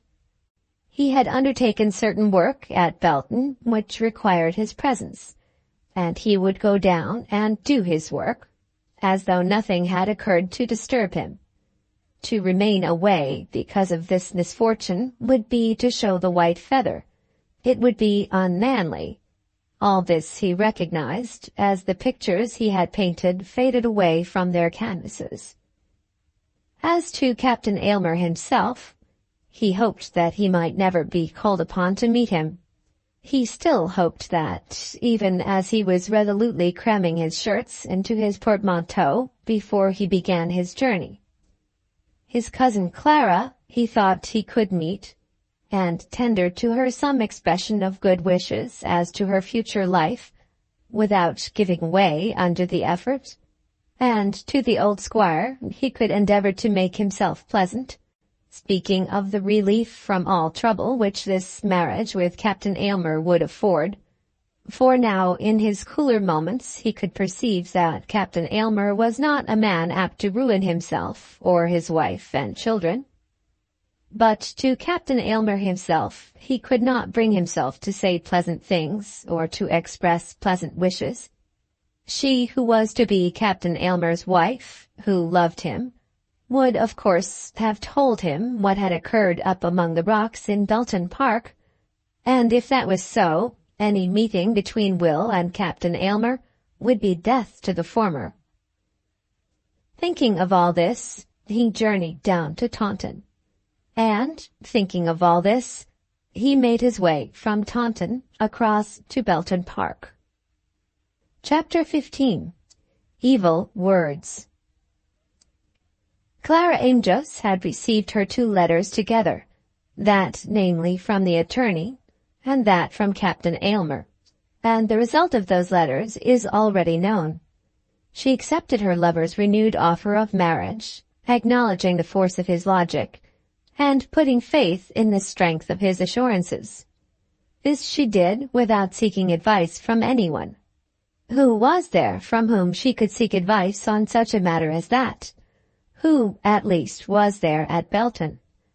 That her father would, as a matter of course, bid her accept Captain Aylmer was, she thought, certain, and she knew well that Mrs. Askerton would do the same. She asked no counsel from anyone, but taking the 2 letters up to her own room, sat down to consider them. That which referred to her aunt's money, together with the postscript in Captain Aylmer's letter on the same subject, would be of the least possible moment if she could bring herself to give a favorable answer to the other proposition. But should she not be able to do this, should she hesitate as to doing so at once, then she must write to a lawyer in very strong terms, refusing altogether to have anything to do with the money. And in such case as this, not a word could she say to her father either on one subject or on the other.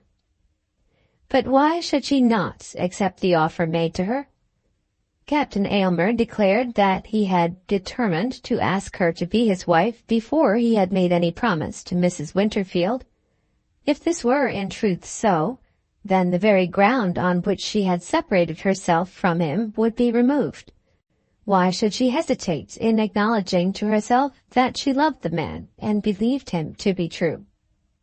So she sat herself down and answered both the letters, writing to the lawyer first. To him she said that nothing need be done about the money or the interest till he should see or hear from Captain Aylmer again. Then to Captain Aylmer she wrote very shortly, but very openly, with the same ill-judged candor which her spoken words to him had displayed. Of course she would be his without hesitation, now that she knew that he expressed his own wishes and not merely those of his aunt. As to the money, she said, it would simply be nonsense for us now to have any talk of money. It is yours anyway, and you had better manage about it as you please. I have written an ambiguous letter to Mr. Green, which will simply plague him, and which you may go and see if you like. Then she added her postscript, in which she said that she should now at once tell her father, as the news would remove from his mind all solicitude as to her future position. That Captain Aylmer did go to Mr. Green we already know, and we know also that he told Mr. Green of his intended marriage.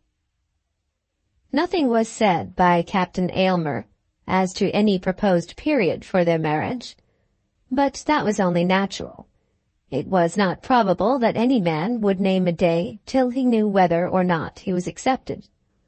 Indeed, Clara, on thinking over the whole affair, was now disposed to find fault rather with herself than with her lover, and forgetting his coldness and formality at Perivale, remembered only the fact of his offer to her, and his assurance now received that he had intended to make it before the scene which had taken place between him and his aunt.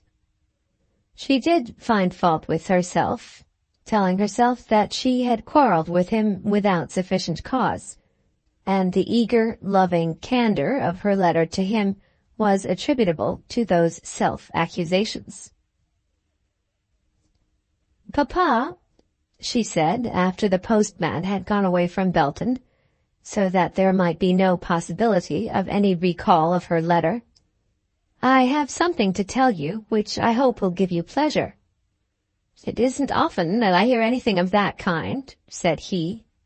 "But I think this will give you pleasure. I do indeed. I am going to be married." "Going to what?" "Going to be married, Papa. That is, if I have your leave. Of course, any offer of that kind that I have accepted is subject to your approval." "And I have been told nothing about it?" "It began at Perivale, and I could not tell you then.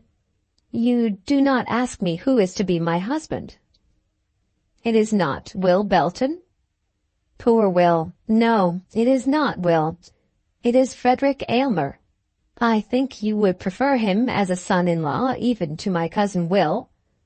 No, I shouldn't. Why should I prefer a man whom I don't even know, who lives in London, and who will take you away so that I shall never see you again? Dear papa, don't speak of it in that way. I thought you would be glad to know that I was to be so happy. But why is it to be done this way, of a sudden? Why didn't he come to me? Will came to me the very first thing.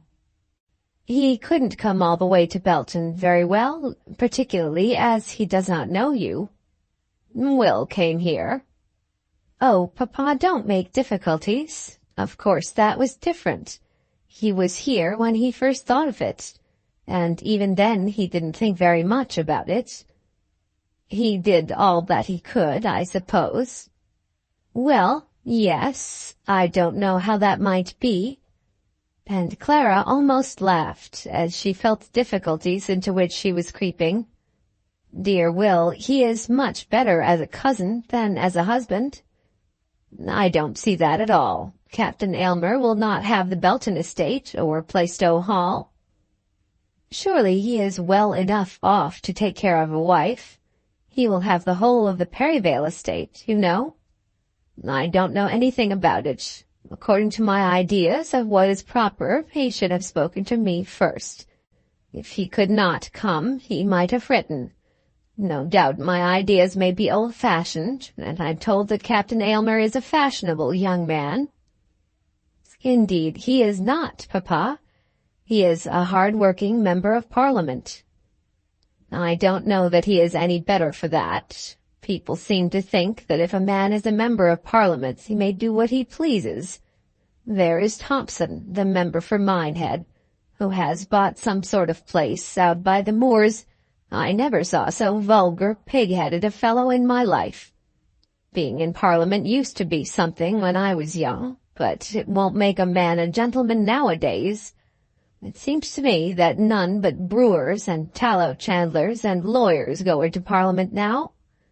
Will Belton could go into Parliament if he pleased, but he knows better than that. He won't make himself such a fool. This was not comfortable to Clara, but she knew her father, and allowed him to go on with his grumbling. He would come round by degrees, and he would appreciate, if he could not be induced to acknowledge, the wisdom of the step she was about to take. "When is it to be?" he asked. "Nothing of that kind has ever been mentioned, papa. It had better be soon, if I am to have anything to do with it." Now, it was certainly the case that the old man was very ill. He had not been out of the house since Clara had returned home, and though he was always grumbling about his food, he could hardly be induced to eat anything when the morsels for which he expressed a wish were got for him. "Of course you will be consulted, papa, before anything is settled." "I don't want to be in anybody's way, my dear." "And may I tell Frederick that you have given your consents?" "What's the use of my consenting or not consenting? If you had been anxious to oblige me, you would have taken your cousin Will." "Oh, papa, how could I accept a man I didn't love?"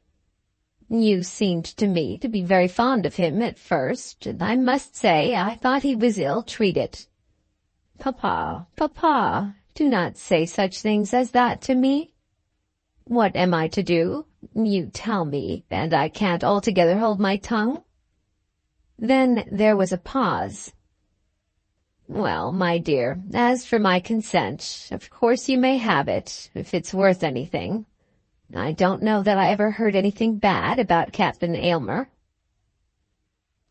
He had heard nothing bad about Captain Aylmer? Clara, as she left her father, felt that this was very grievous.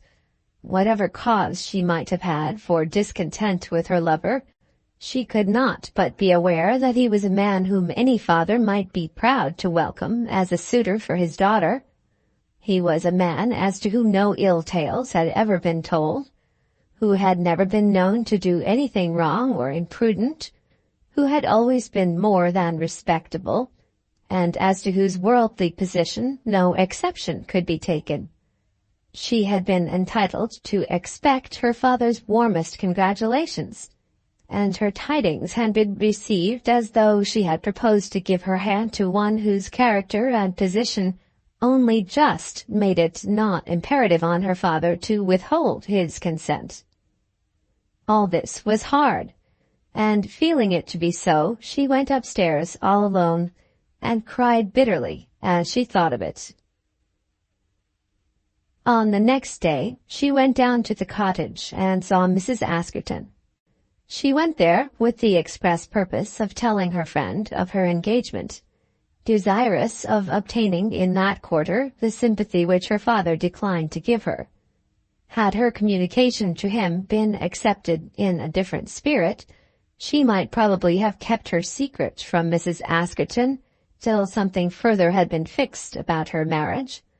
But she was in want of a few kind words, and pined for some of that encouragement which ladies in love usually wish to receive, at any rate from some one chosen friend. But when she found herself alone with Mrs. Askerton, she hardly knew how to tell her news, and at first could not tell it at all, as that lady was eager in speaking on another subject. "When do you expect your cousin?" Mrs. Askerton asked, almost as soon as Clara was seated. "The day after tomorrow." "And he is in London now?"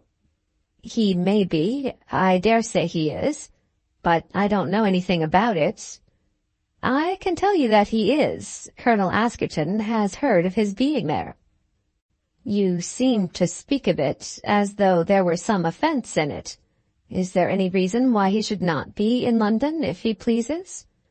"None in the least. I would much rather that he should be there than here." "Why so? Will his coming hurt you?" "I don't like him. I don't like him at all. And now you know the truth. You believe in him. I don't. You think him to be a fine fellow and a gentleman, whereas I don't think him to be either." "Mrs. Askerton." "This is strong language, I know." "Very strong language." "Yes, my dear, but the truth is, Clara, that you and I, living together here this sort of hermit's life, each seeing so much one of the other and seeing nothing of anybody else, must either be real friends, telling each other what we think, or we must be nothing. We can't go on with the ordinary make-believes of society, saying little civil speeches and not going beyond them. Therefore, I have made up my mind to tell you in plain language that I don't like your cousin, and don't believe in him." "I don't know what you mean by believing in a man." "I believe in you. Sometimes I have thought that you believe in me, and sometimes I have feared that you do not. I think that you are good and honest and true, and therefore I like to see your face and hear your voice. Oh, it is not often that you say very pleasant things to me." "Do I say unpleasant things?" "I am not going to quarrel with you, not if I can help it. What business has Mr. Belton to go about London making inquiries as to me?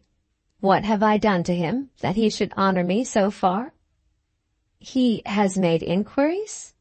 "Yes, he has. If you have been contented with me as I am, if you are satisfied, why should he want to learn more? If you have any question to ask me, I will answer it. But what right can he have to be asking questions among strangers?" Clara had no question to ask, and yet she could not say that she was satisfied. She would have been better satisfied to have known more of Mrs. Askerton, but yet she had never condescended to make inquiries about her friend. But her curiosity was now greatly raised, and indeed Mrs. Askerton's manner was so strange, her vehemence so unusual, and her eagerness to rush into dangerous subjects so unlike her usual tranquillity in conversation, that Clara did not know how to answer her. "I know nothing of any questioning," she said. I am sure you don't. Had I thought you did, much as I love you, valuable as your society is to me down in this desert, I would never speak to you again. But remember, if you want to ask any questions, and will ask them of me, I will answer them and will not be angry. But I don't want to ask any questions. You may some day, and then you can remember what I say. And am I to understand that you are determined to quarrel with my cousin Will? Quarrel with him? I don't suppose that I shall see him. After what I have said, it is not probable that you will bring him here, and the servant will have orders to say that I am not at home if he should call. Luckily, he and Colonel Askerton did not meet when he was here before. This is the most strange thing I ever heard in my life. You will understand it better, my dear, when he makes his communication to you. What communication? You'll find that he'll have a communication to make. He has been so diligent and so sharp that he'll have a great deal to tell, I don't doubt. Only remember, Clara, that if anything that he tells you makes any difference in your feelings towards me, I shall expect you to come to me and say so openly. If he makes his statement, let me make mine. I have a right to ask for that, after what I have promised. You may be sure that I will. I want nothing more. I have no distrust in you, none in the least. I tell you that I believe in you. If you will do that, and will keep Mr. William Belton out of my way during his visit to these parts, I shall be satisfied. For some time past, Mrs. Askerton had been walking about the room, but as she now finished speaking, she sat herself down, as though the subject was fully discussed and completed. For a minute or two she made an effort to resume her usual tranquillity of manner, and in doing so attempted to smile, as though ridiculing her own energy. "I knew I should make a fool of myself when you came," she said, "and now I have done it. I don't think you have been a fool at all, but you may have been mistaken. Very well, my dear, we shall see. It's very odd what a dislike I took to that man the first time I saw him. And I am so fond of him. Yes, he has cozened you, as he has your father. I am only glad that he did not succeed in cozening you further than he did. But I ought to have known you better than to suppose you could give your heart of hearts to one who is— do not abuse him any more— who is so very unlike the sort of people with whom you have lived. I may at any rate say that. I don't know that. I haven't lived much with anyone yet, except Papa and my aunts and you. But you know a gentleman when you see him. Come, Mrs. Askerton, I will not stand this. I thought you had done with this subject, and now you begin again. I had come here on purpose to tell you something of real importance, that is, to me, but I must go away without telling you, unless you will give over abusing my cousin. I will not say a word more about him, not at present. I feel so sure that you are mistaken, you know. Very well, and I feel sure that you are mistaken. We will leave it so, and go to this matter of importance. But Clara felt it to be very difficult to tell her tidings after such a conversation as that which had just occurred. When she had entered the room, her mind had been tuned to the subject, and she could have found fitting words without much difficulty to herself. But now her thoughts had been scattered, and her feelings hurt, and she did not know how to bring herself back to the subject of her engagement. She paused, therefore, and sat with a doubtful, hesitating look, meditating some mode of escape. "I am all ears," said Mrs. Askerton, and Clara thought that she discovered something of ridicule or of sarcasm in the tone of her friend's voice. "I believe I'll put it off till another day," she said. "Why so? You don't think that anything really important to you will not be important to me also?" "I'm sure of that, but somehow—" "You mean to say that I have ruffled you?" Well, perhaps a little. Then be unruffled again like my own dear honest Clara. I have been ruffled too, but I'll be as tranquil now as a drawing-room cat." Then Mrs. Askerton got up from her chair and seated herself by Clara's side on the sofa. "Come, you can't go till you've told me. And if you hesitate, I'll think that you mean to quarrel with me. I'll come to you tomorrow." "No, you shall tell me today. All tomorrow you'll be preparing for your cousin." "What nonsense. Or else you'll come prepared to vindicate him, and then we shan't get on any further. Tell me what it is today. You can't leave me in curiosity after what you have said." "You've heard of Captain Aylmer, I think." "Of course I've heard of him." "But you've never seen him?" "You know I never have." "I told you that he was at Perivale when Mrs. Winterfield died. And now he has proposed, and you are going to accept him. That will be indeed important. Is it so? Say. But don't I know it is so? Why don't you speak?" "If you know it, why need I speak?" "But is it so? Oh, Clara, I am so glad. I congratulate you with all my heart, with all my heart. My dearest, dearest Clara. What a happy arrangement. What a success.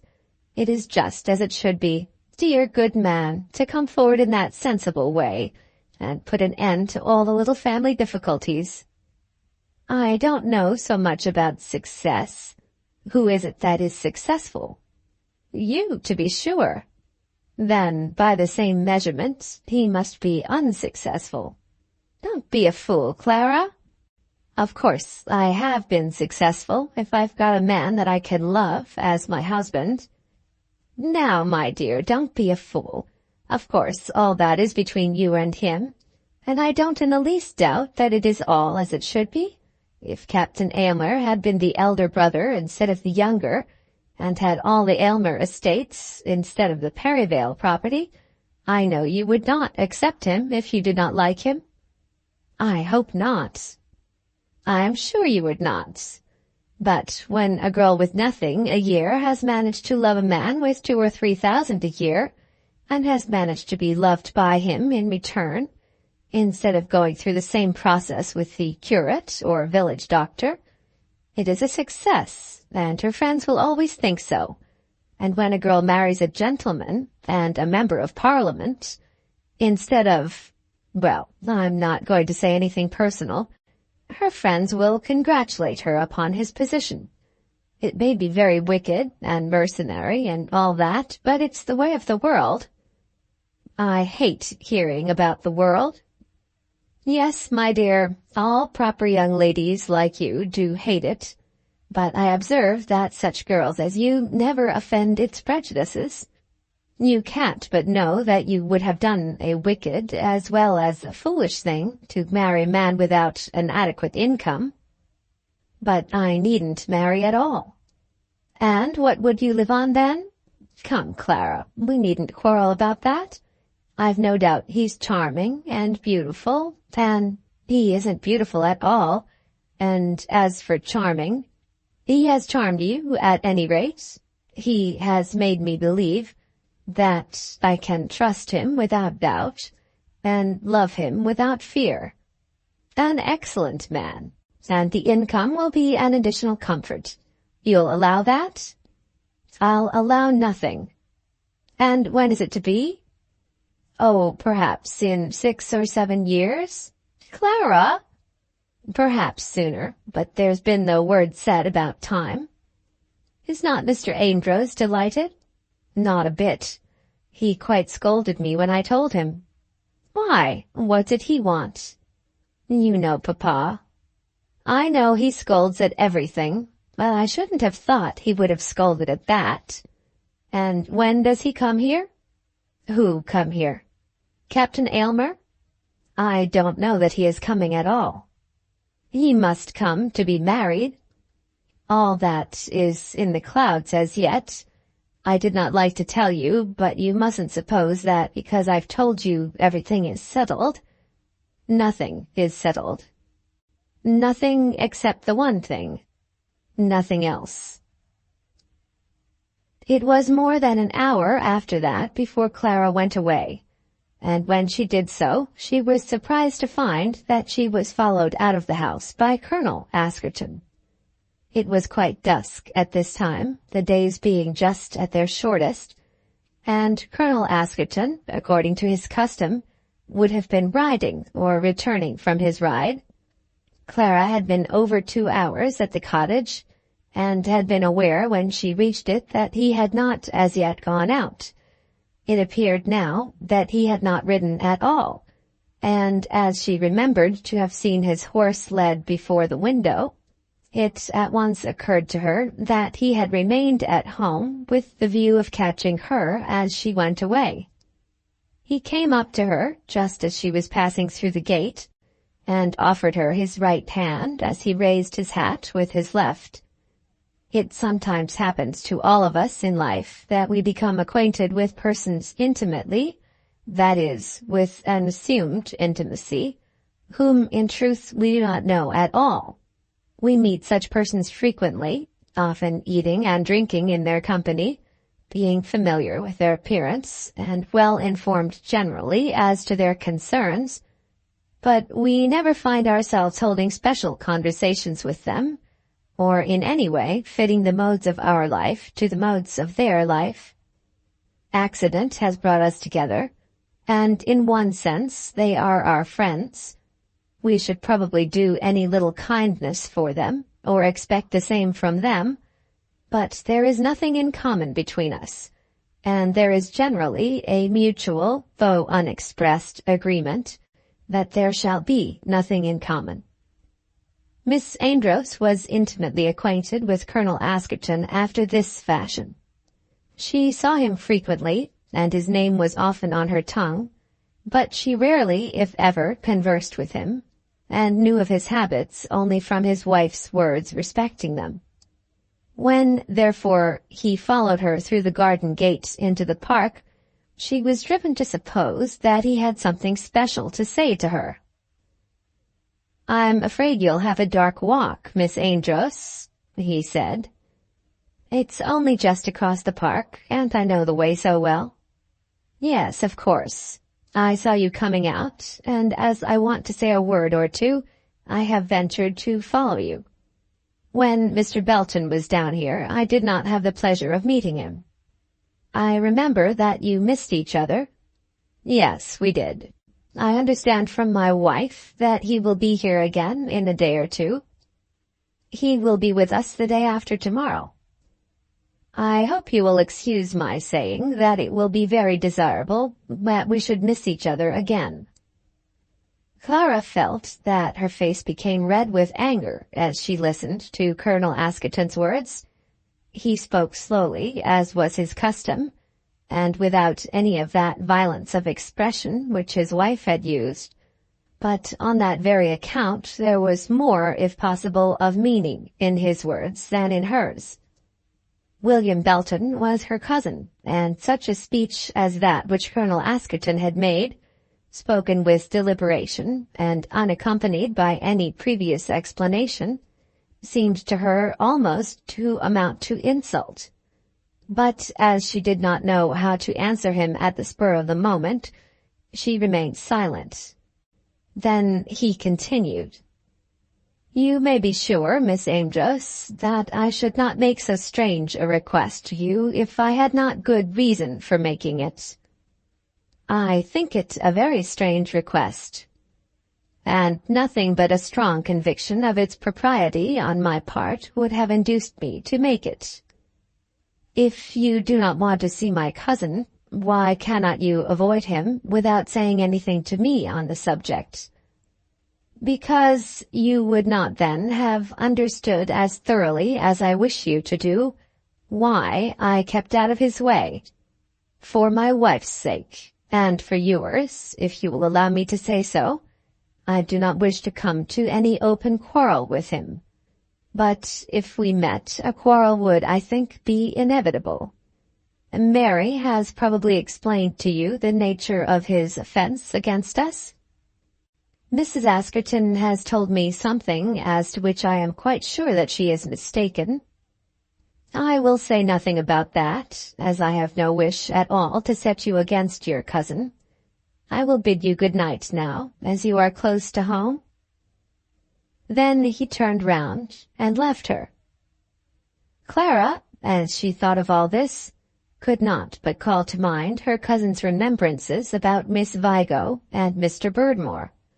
What if he had made some inquiry as to the correctness of his old recollections? Nothing, she thought, could be more natural, and then she reflected that, in the ordinary way of the world, persons feel none of that violent objection to the asking of questions about their antecedents, which was now evinced by both Colonel and Mrs. Askerton. But of one thing she felt quite assured, that her cousin, Will Belton, would make no inquiry which he ought not to make, and would make no improper use of any information which he might obtain. Chapter 16. The heir's second visit to Belton.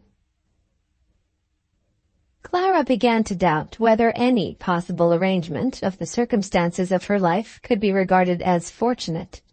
She was very fond, in a different degree and after a different fashion, of both Captain Aylmer and Mr. Belton. As regarded both, her position was now exactly what she herself would have wished. The man that she loved was betrothed to her, and the other man, whom she loved indeed also as a brother, was coming to her in that guise, with the understanding that that was to be his position. And yet everything was going wrong.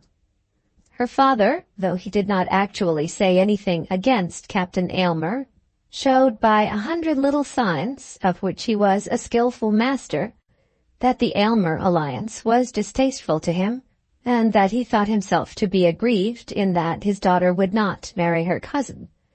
Whereas, over at the cottage, there was a still more bitter feeling against Mr. Belton, a feeling so bitter that it almost induced Clara to wish that her cousin was not coming to them. But the cousin did come, and was driven up to the door in the gig from Taunton, just as had been the case on his previous visit. Then, however, he had come in the full daylight, and the hay carts had been about, and all the prettiness and warmth of summer had been there. Now it was midwinter, and there had been some slight beginnings of snow, and the wind was moaning about the old tower, and the outside of the house looked very unpleasant from the hall door. As it had become dusk in the afternoon, the old squire had been very careful in his orders as to preparations for Will's comfort, as though Clara would have forgotten all those things in the preoccupation of her mind, caused by the constancy of her thoughts towards Will's rival. He even went so far as to creep across the upstairs landing-place to see that the fire was lighted in Will's room, this being the first time that he had left his chamber for many days, and had given special orders as to the food which was to be prepared for Will's dinner, in a very different spirit from that which had dictated some former orders, when Will was about to make his first visit, and when his coming had been regarded by the old man as a heartless, indelicate, and almost hostile proceeding. "I wish I could go down to receive him," said Mr. Amedroz plaintively. "I hope he won't take it amiss." "You may be sure he won't do that." "Perhaps I can tomorrow." "Dear papa, you had better not think of it till the weather is milder." "Milder? How is it to get milder at this time of year?" "Of course he'll come up to you, papa." "He's very good. I know he's very good. No one else would do as much." Clara understood accurately what all this meant. Of course she was glad that her father should feel so kindly toward her cousin and think so much of his coming. But every word said by the old man in praise of Will Belton implied an equal amount of dispraise as regarded Captain Aylmer, and contained a reproach against his daughter for having refused the former and accepted the latter. Clara was in the hall when Belton arrived, and received him as he entered, enveloped in his damp greatcoats. "It is so good of you to come in such weather," she said. "Nice seasonable weather, I call it," he said. It was the same comfortable, hearty, satisfactory voice which had done so much towards making his way for him on his first arrival at Belton Castle. The voices to which Clara was most accustomed were querulous, as though the world had been found by the owners of them to be but a bad place. But Belton's voice seemed to speak of cheery days and happy friends, and a general state of things which made life worth having. Nevertheless, 48 hours had not yet passed over his head since he was walking about London in such misery that he had almost cursed the hour in which he was born. His misery still remained with him, as black now as it had been then, and yet his voice was cheery. The sick birds, we are told, creep into holes that they may die alone and unnoticed, and the wounded beasts hide themselves that their grief may not be seen of their fellows. A man has the same instinct to conceal the weakness of his sufferings, but if he be a man, he hides it in his own heart, keeping it for solitude and the watches of the night, while to the outer world he carries a face on which his care has made no marks. "You will be sorry to hear that Papa is too ill to come downstairs." "Is he indeed? I am truly sorry. I had heard he was ill, but did not know he was so ill as that." "Perhaps he fancies himself weaker than he is." "We must try to cure him of that. I can see him, I hope?" "Oh dear, yes. He is most anxious for you to go to him. As soon as ever you can come upstairs, I will take you." He had already stripped himself of his wrappings, and, declaring himself ready, at once followed Clara to the squire's room. "I'm sorry, sir, to find you in this way," he said. "I'm very poorly, Will, very," said the squire, putting out his hand as though he were barely able to lift it above his knee. Now it certainly was the fact that half an hour before he had been walking across the passage. "We must see if we can't soon make you better among us," said Will. The squire shook his head with a slow, melancholy movement, not raising his eyes from the ground. "I don't think you'll ever see me much better, Will," he said. And yet, half an hour since, he had been talking of being down in the dining-room on the next day. "I shan't trouble you much longer," said the squire. "You'll soon have it all without paying rent for it."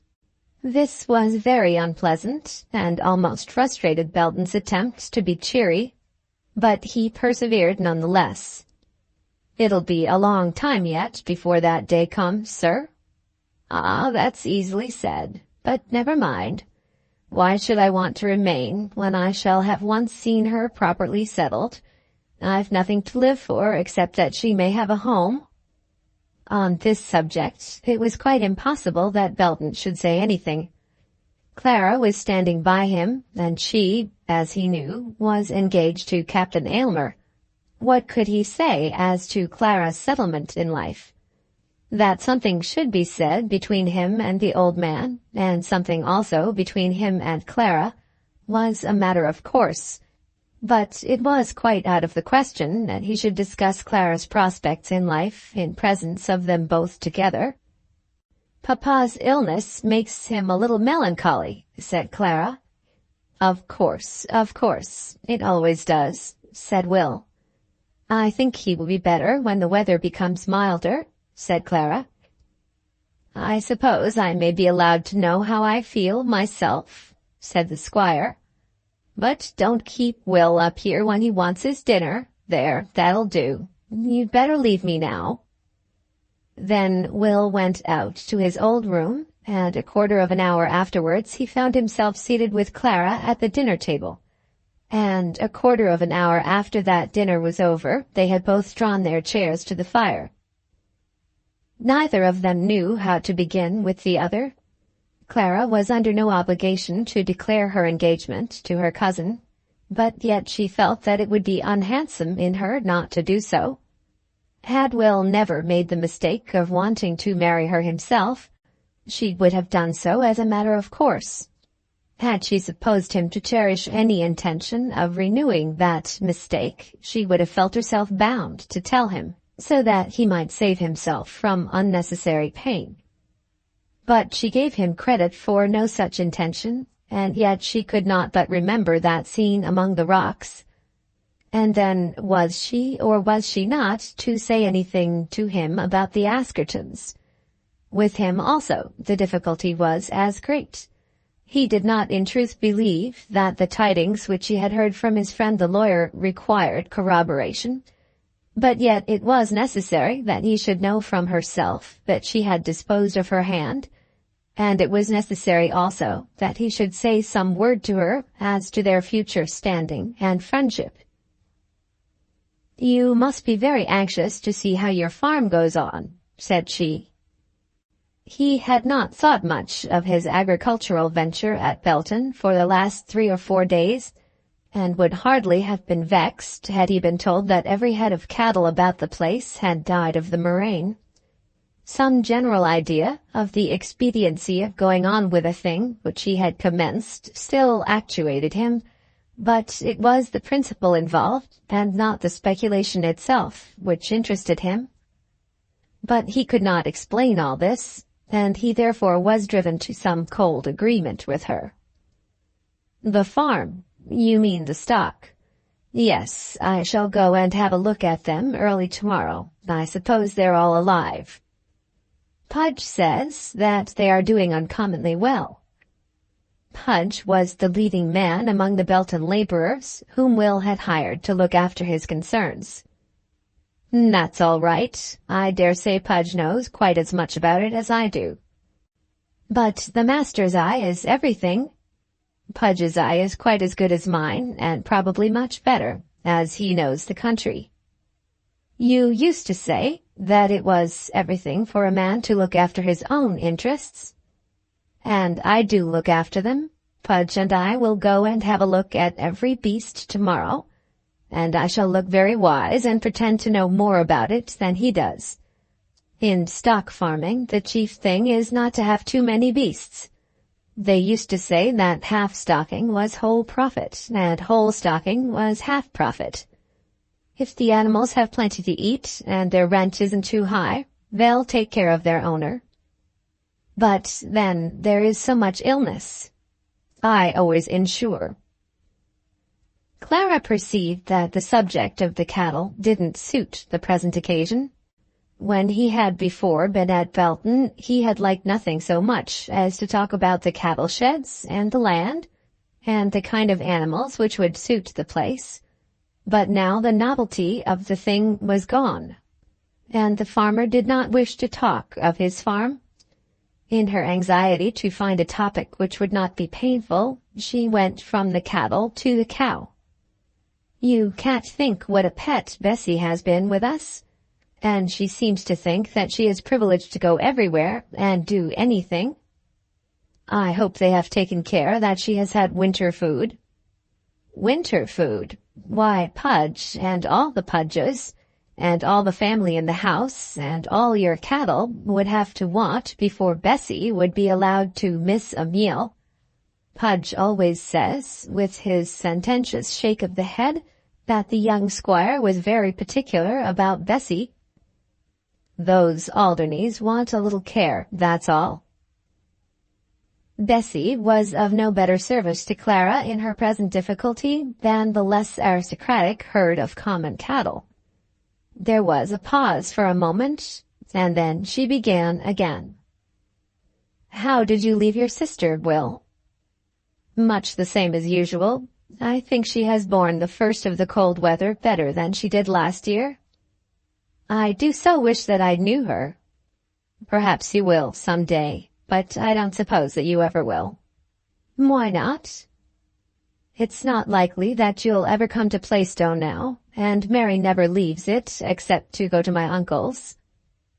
Clara instantly knew that he had heard of her engagement, though she could not imagine from what source he had heard it.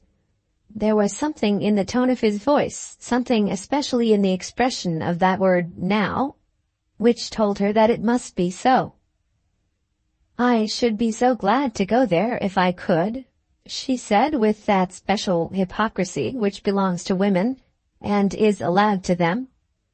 "But, of course, I cannot leave Papa in his present state." "And if you did leave him, you would not go to Plaistow?" "Not unless you and Mary asked me." "And you wouldn't, if we did. How could you?" "What do you mean, Will? It seems as though you were almost savage to me." "Am I? Well, I feel savage, but not to you."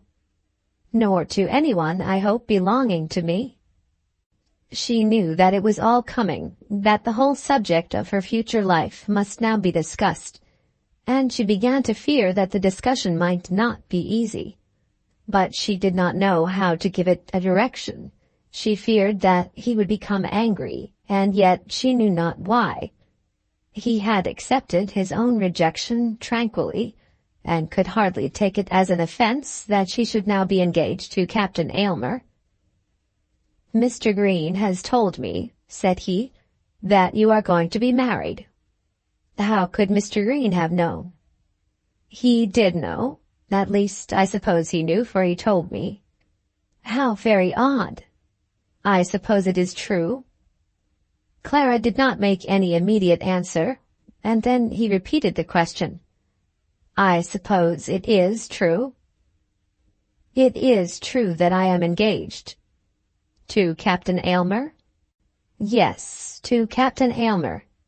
"You know that I had known him very long. I hope that you are not angry with me because I did not write and tell you. Strange as it may seem, seeing that you had heard it already, it is not a week yet since it was settled, and had I written to you, I could only have addressed my letter to you here." "I wasn't thinking about that. I didn't specially want you to write to me. What difference would it make?" "But I should have felt that I owed it to your kindness and your regard for me." "My regard? What's the use of my regard?" "You are not going to quarrel with me, Will, because if you had really been my brother, as you once said you would be, you could not but have approved of what I have done." "But I am not your brother." "Oh, Will, that sounds so cruel." "I am not your brother, and I have no right to approve or disapprove." "I will not say that I could make my engagement with Captain Aylmer dependent on your approval. It would not be fair to him to do so, and it would put me into a false position." "Have I asked you to make any such absurd sacrifice?" "Listen to me, Will. I say that I could not do that. But short of that, there is nothing I would not do to satisfy you. I think so much of your judgment and goodness, and so very much of your affection. I love you so dearly that— Oh, Will, say a kind word to me." "A kind word, yes, but what sort of kindness?" "You must know that Captain Aylmer—" "Don't talk to me of Captain Aylmer. Have I said anything against him? Have I ventured to make any objection? Of course, I know his superiority to myself. I know that he is a man of the world, and that I am not. That he is educated, and that I am ignorant. That he has a position, and that I have none. That he has much to offer, and that I have nothing. Of course, I see the difference, but that does not make me comfortable." "Will, I had learned to love him before I had ever seen you."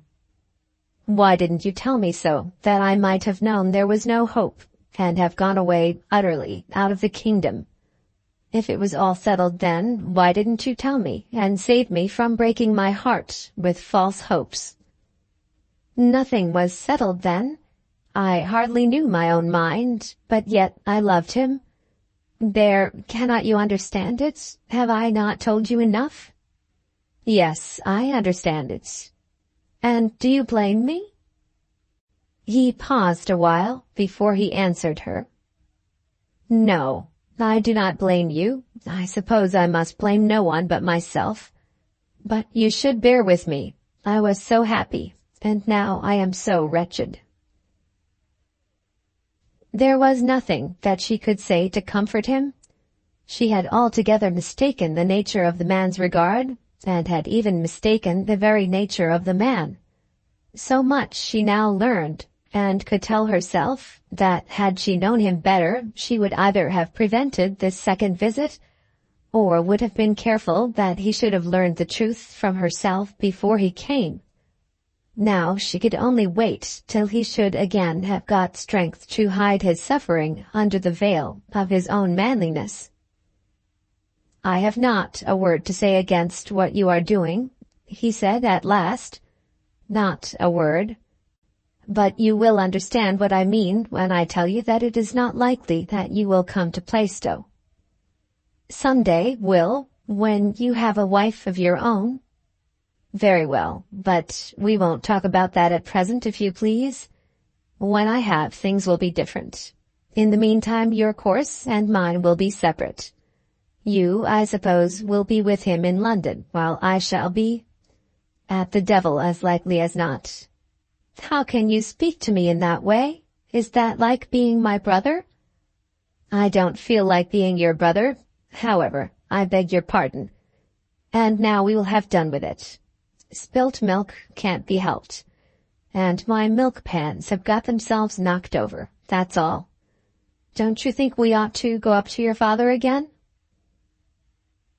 On the following day, Belton and Mr. Amedroz discussed the same subject, but the conversation went off very quietly. Will was determined not to exhibit his weakness before the father as he had done before the daughter. When the squire, with a maundering voice, drawled out some expression of regret that his daughter's choice had not fallen in another place, Will was able to say that bygones must be bygones. He regretted it also, but that was now over. And when the squire endeavored to say a few ill-natured words about Captain Aylmer, Will stopped him at once by asserting that the captain was all that he ought to be. "And it would have made me so happy to think that my daughter's child should come to live in his grandfather's old house," murmured Mr. Amedroz. "And there's no knowing that he mayn't do so yet," said Will. "But all these things are so doubtful that a man is wrong to fix his happiness upon them." After that, he went out to ramble about the place, and before the third day was over, Clara was able to perceive that, in spite of what he had said, he was as busy about the cattle as though his bread depended on them. Nothing had yet been said about the Askertons, and Clara had resolved that their name should not first be mentioned by her. Mrs. Askerton had prophesied that Will would have some communication to make about herself, and Clara would at any rate see whether her cousin would, of his own accord, introduce the subject. But 3 days passed by, and he had made no allusion to the cottage or its inhabitants. This in itself was singular, as the Askertons were the only local friends whom Clara knew, and as Belton had become personally acquainted with Mrs. Askerton. But such was the case. And when Mr. Amedroz once said something about Mrs. Askerton in the presence of both Clara and Belton, they both of them shrank from the subject in a manner that made Clara understand that any conversation about the Askertons was to be avoided. On the 4th day, Clara saw Mrs. Askerton, but then Will Belton's name was not mentioned. There was, therefore, among them all, a sense of some mystery which made them uncomfortable, and which seemed to admit of no solution. Clara was more sure than ever that her cousin had made no inquiries that he should not have made, and that he would put no information that he might have to an improper use, but of such certainty on her part she could say nothing. 3 weeks passed by, and it seemed as though Belton's visit were to come to an end without any further open trouble. Now and then something was said about Captain Aylmer, but it was very little, and Belton made no further reference to his own feelings. It had come to be understood that his visit was to be limited to a month, and to both him and Clara the month wore itself away slowly, neither of them having much pleasure in the society of the other. The old squire came downstairs once for an hour or two, and spent the whole time in bitter complaints. Everything was wrong, and everybody was ill-treating him. Even with Will he quarrelled, or did his best to quarrel, in regard to everything about the place, though at the same time he did not cease to grumble at his visitor for going away and leaving him. Belton bore it all so well that the grumbling and quarrelling did not lead to much, but it required all his good humor and broad common sense to prevent serious troubles and misunderstanding. During the period of her cousin's visit at Belton, Clara received 2 letters from Captain Aylmer, who was spending the Christmas holidays with his father and mother, and on the day previous to that of her cousin's departure there came a third. In neither of these letters was there much said about Sir Anthony, but they were all very full of Lady Aylmer. In the first he wrote with something of the personal enthusiasm of a lover, and therefore Clara hardly felt the little drawbacks to her happiness which were contained in certain innuendos respecting Lady Aylmer's ideas, and Lady Aylmer's hopes, and Lady Aylmer's fears. Clara was not going to marry Lady Aylmer, and did not fear but that she could hold her own against any mother-in-law in the world, when once they should be brought face to face. And as long as Captain Aylmer seemed to take her part rather than that of his mother, it was all very well. The second letter was more trying to her temper, as it contained 1 or 2 small morsels of advice as to conduct, which had evidently originated with her ladyship. Now, there is nothing, I take it, so irritating to an engaged young lady as counsel from her intended husband's mamma. An engaged young lady, if she be really in love, will take almost anything from her lover as long as she is sure that it comes altogether from himself. He may take what liberties he pleases with her dress. He may prescribe high church or low church. If he be not, as is generally the case, in a condition to accept rather than to give prescriptions on that subject, he may order almost any course of reading, providing that he supply the books, and he may even interfere with the style of dancing, and recommend or prohibit partners. But he may not thrust his mother down his future wife's throat. In answer to the second letter, Clara did not say much to show her sense of objection. Indeed, she said nothing. But in saying nothing, she showed her objection, and Captain Aylmer understood it. Then came the third letter, and as it contained matter touching upon our story, it shall be given entire, and I hope it may be taken by gentlemen about to marry as a fair specimen of the sort of letter they ought not to write to the girls of their hearts.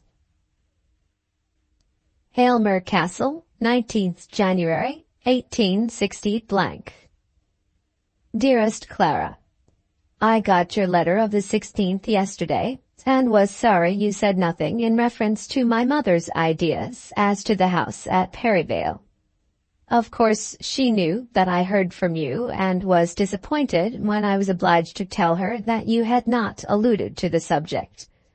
She is very anxious about you, and having now given her assent to our marriage, is of course desirous of knowing that her kindly feeling is reciprocated. I assured her that my own Clara was the last person to be remiss in such a matter, and reminded her that young ladies are seldom very careful in their mode of answering letters. Remember, therefore, that I am now your guarantee, and send some message to relieve me from my liability. When I told her of your father's long illness, which she laments greatly, and of your cousin's continued presence at Belton Castle, She seemed to think that Mr. Belton's visit should not be prolonged. When I told her that he was your nearest relative, she remarked that cousins are the same as any other people, which indeed they are. I know that my Clara will not suppose that I mean more by this than the words convey. Indeed, I mean less. But not having the advantage of a mother of your own, you will not be sorry to know what are my mother's opinions on matters which so nearly concern you. And now I come to another subject, as to which what I shall say will surprise you very much. You know, I think, that my Aunt Winterfield and I had some conversation about your neighbors, the Askertons. And you will remember that my aunt, whose ideas on such matters were always correct, was a little afraid that your father had not made sufficient inquiry respecting them before he allowed them to settle near him as tenants. It now turns out that she is very far indeed from what she ought to be. My mother at first thought of writing to you about this, but she is a little fatigued, and at last resolved that, under all the circumstances, it might be as well that I should tell you. It seems that Mrs. Askerton was married before to a certain Captain Berdmore, and that she left her first husband during his lifetime under the protection of Colonel Askerton. I believe they, the Colonel and Mrs. Askerton, have been since married. Captain Berdmore died about 4 years ago in India, and it is probable that such a marriage has taken place. But under these circumstances, as Lady Aylmer says, you will at once perceive that all acquaintance between you and the lady should be brought to an end. Indeed, your own sense of what is becoming to you, either as an unmarried girl, or as my future wife, or indeed as a woman at all, will at once make you feel that this must be so. I think, if I were you, I would tell the whole to Mr. Amedroz, but this I will leave to your own discretion. I can assure you that Lady Aylmer has full proof as to the truth of what I tell you. I go up to London in February. I suppose I may hardly hope to see you before the recess in July or August, but I trust that before that we shall have fixed the day when you will make me the happiest of men. Yours, with truest affection, F. F. Aylmer. It was a disagreeable, nasty letter, from the first line to the last. There was not a word in it which did not grate against Clara's feelings, not a thought expressed which did not give rise to fears as to her future happiness.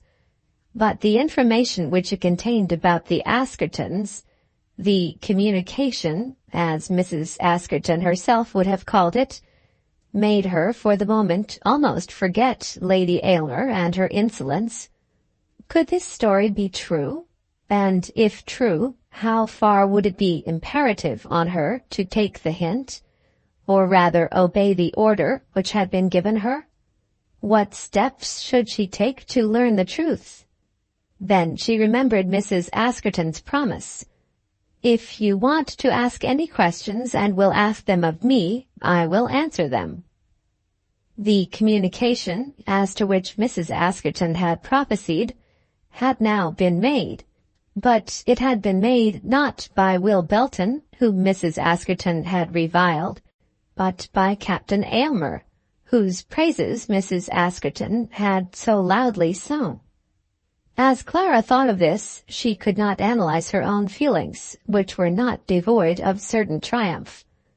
She had known that Belton would not put on his armor to attack a woman. Captain Aylmer had done so, and she was hardly surprised at his doing it. Yet Captain Aylmer was the man she loved. Captain Aylmer was the man she had promised to marry. But, in truth, she hardly knew which was the man she loved. This letter came on a Sunday morning, and on that day she and Belton went to church together. On the following morning early he was to start for Taunton. At church they saw Mrs. Askerton, whose attendance there was not very frequent. It seemed indeed as though she had come with the express purpose of seeing Belton once during his visit. As they left the church she bowed to him, and that was all they saw of each other throughout the month that he remained in Somersetshire. "Come to me tomorrow, Clara," Mrs. Askerton said, as they all passed through the village together. Clara muttered some reply, having not as yet made up her mind as to what her conduct must be. Early on the next morning, Will Belton went away, and again Clara got up to give him his breakfast. On this occasion he had no thought of kissing her. He went away without having had a word said to him about Mrs. Askerton, and then Clara settled herself down to the work of deliberation. What should she do with reference to the communication that had been made to her by Captain Aylmer? Chapter 17. Aylmer Park. Aylmer Park and the great house of the Aylmers together formed an important, and as regarded in some minds, an imposing country residence. The park was large, including some 300 or 400 acres, and was peopled rather thinly by aristocratic deer. It was surrounded by an aristocratic paling, and was entered at 3 different points by aristocratic lodges. The sheep were more numerous than the deer, because Sir Anthony, though he had a large income, was not in very easy circumstances. The ground was quite flat, and though there were thin belts of trees and some ornamental timber here and there, it was not well wooded.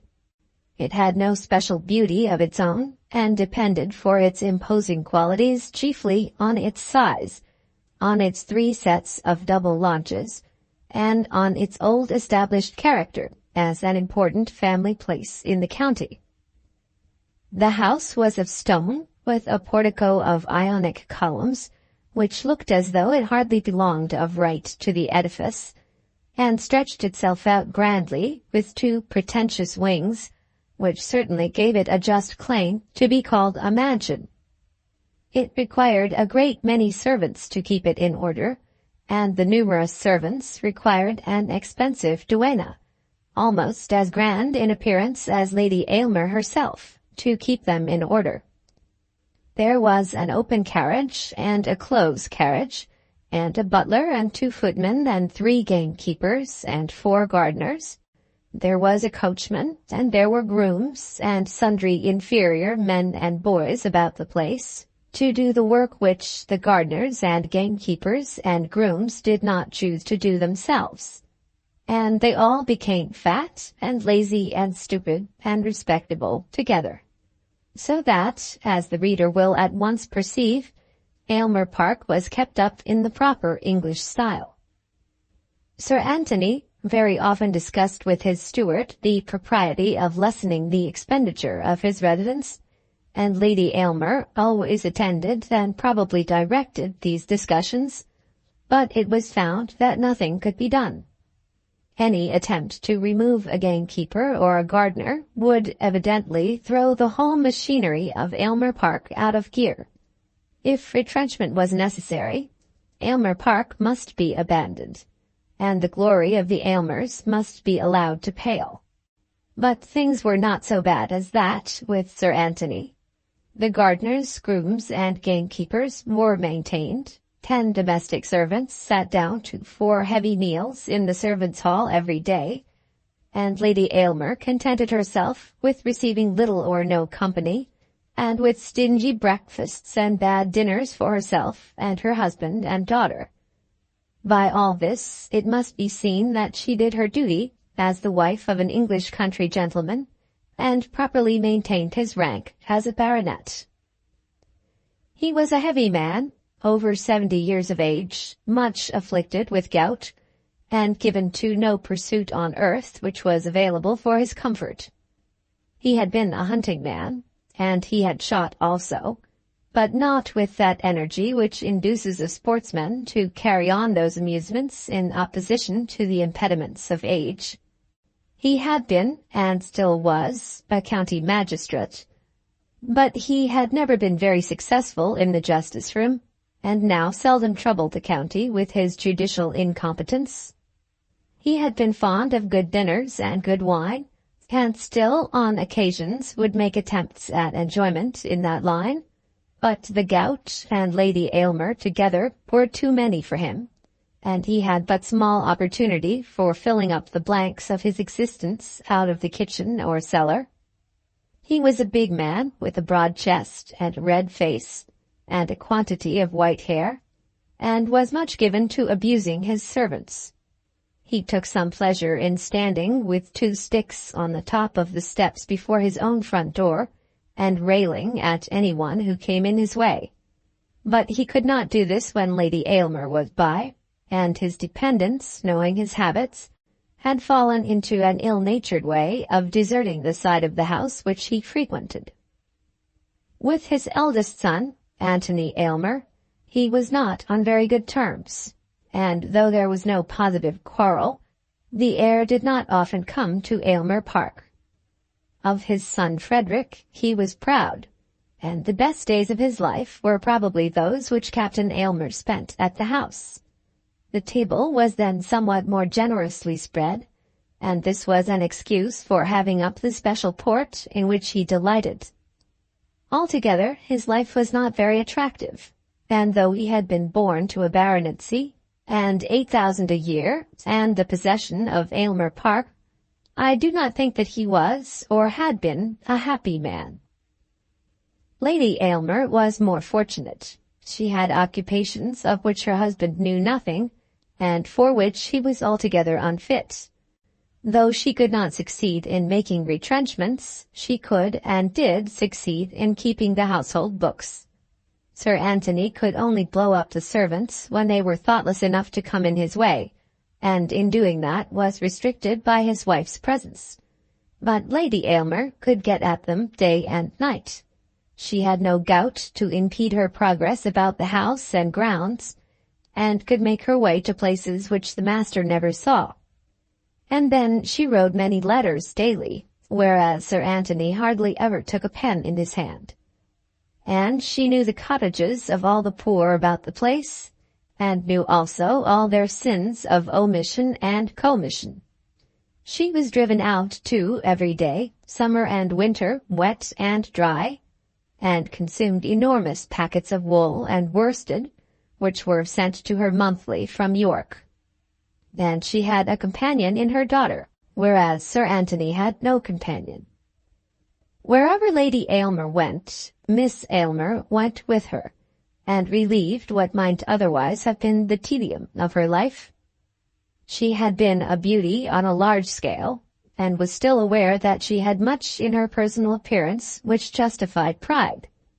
She carried herself uprightly, with a commanding nose and broad forehead, and though the graces of her own hair had given way to a front, there was something even in the front which added to her dignity if it did not make her a handsome woman. Miss Aylmer, who was the eldest of the younger generation, and who was now gently descending from her 40th year, lacked the strength of her mother's character, but admired her mother's ways, and followed Lady Aylmer in all things, at a distance.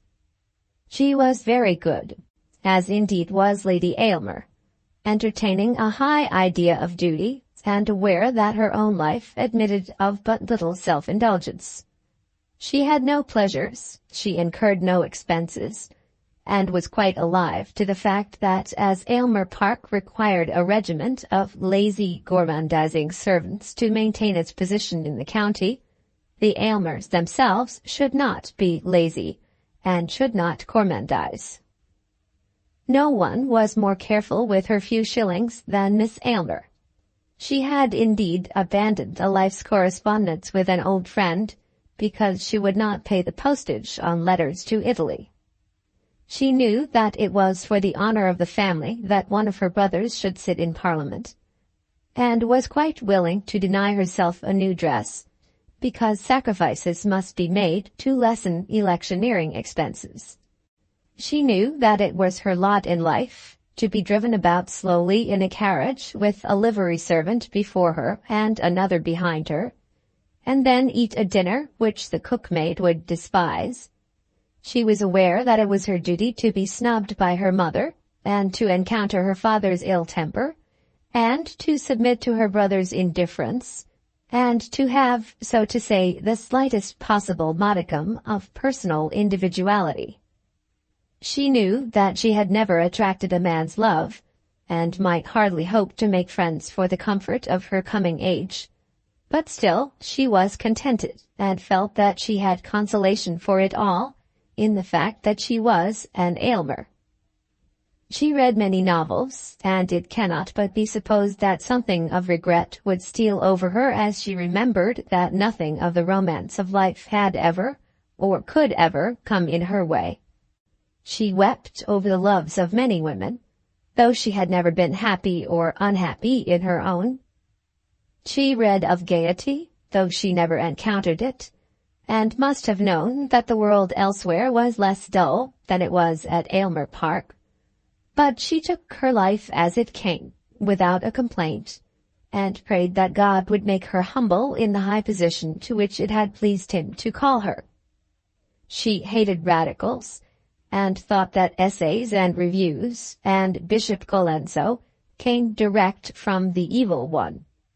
She taught the little children in the parish, being specially urgent to them always to curtsy when they saw any one of the family, and was as ignorant, meek, and stupid a poor woman as you shall find anywhere in Europe.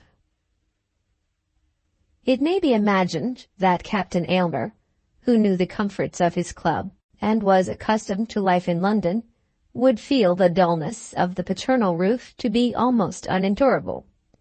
In truth, he was not very fond of Aylmer Park, but he was more gifted with patience than most men of his age and position, and was aware that it behoved him to keep the fifth commandment if he expected to have his own days prolonged in the land.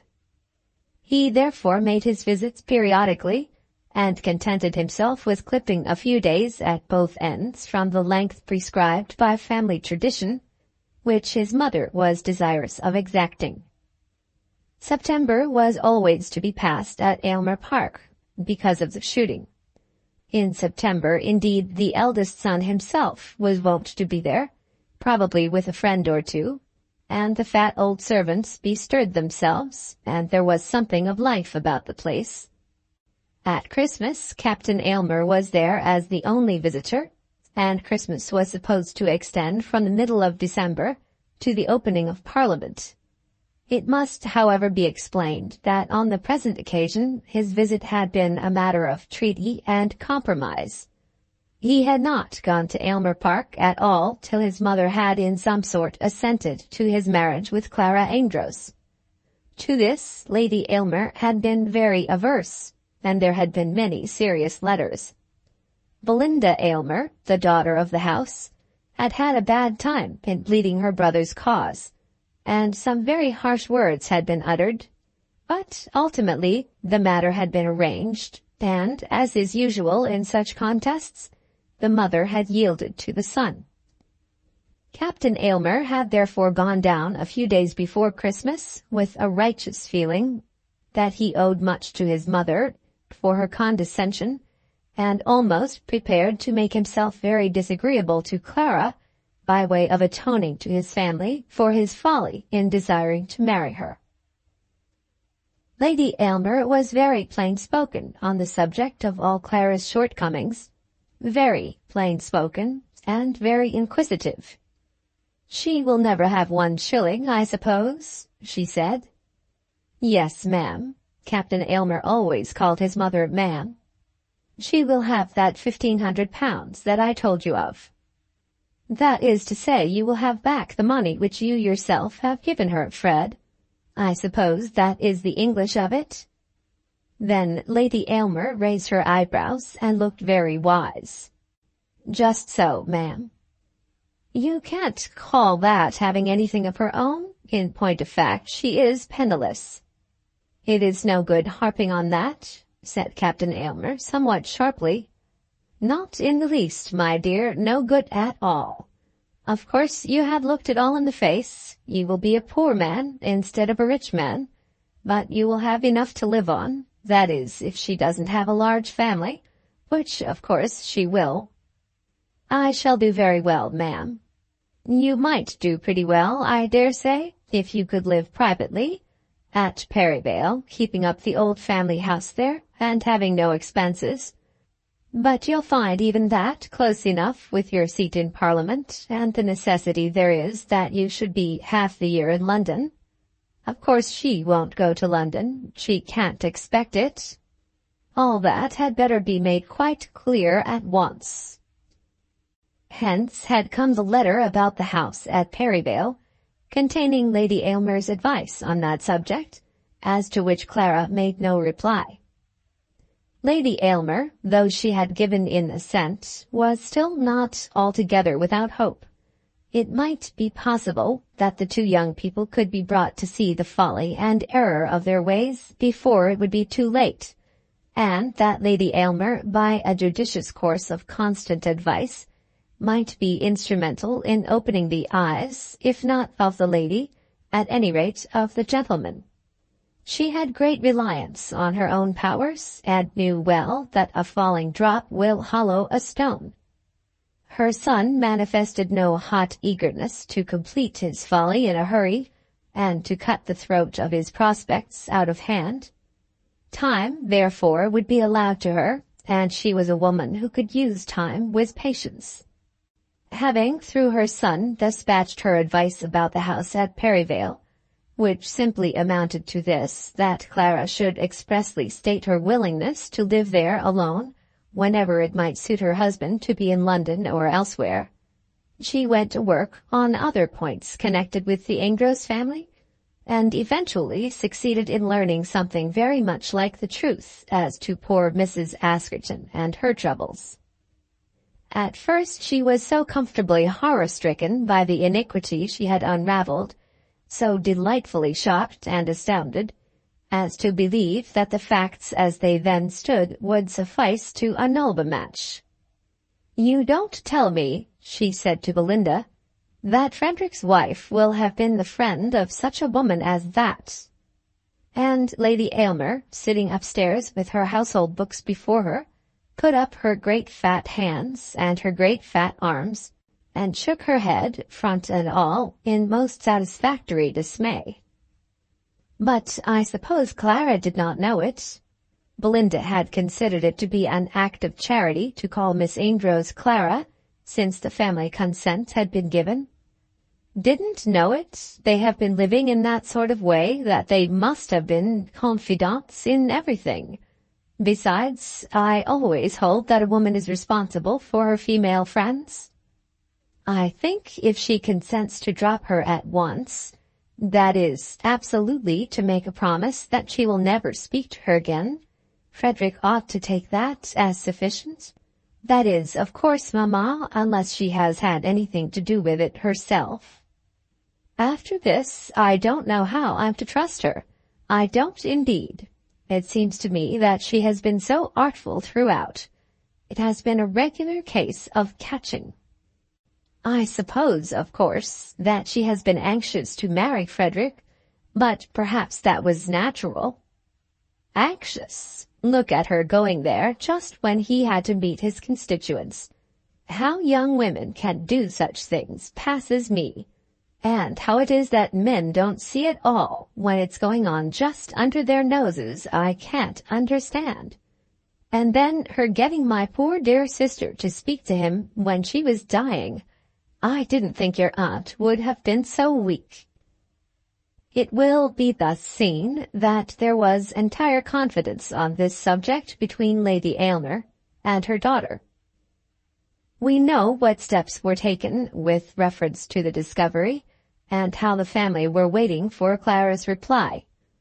Lady Aylmer, though in her words she attributed so much mean cunning to Miss Amedroz, still was disposed to believe that that lady would show rather a high spirit on this occasion, and trusted to that high spirit as the means for making the breach which she still hoped to accomplish.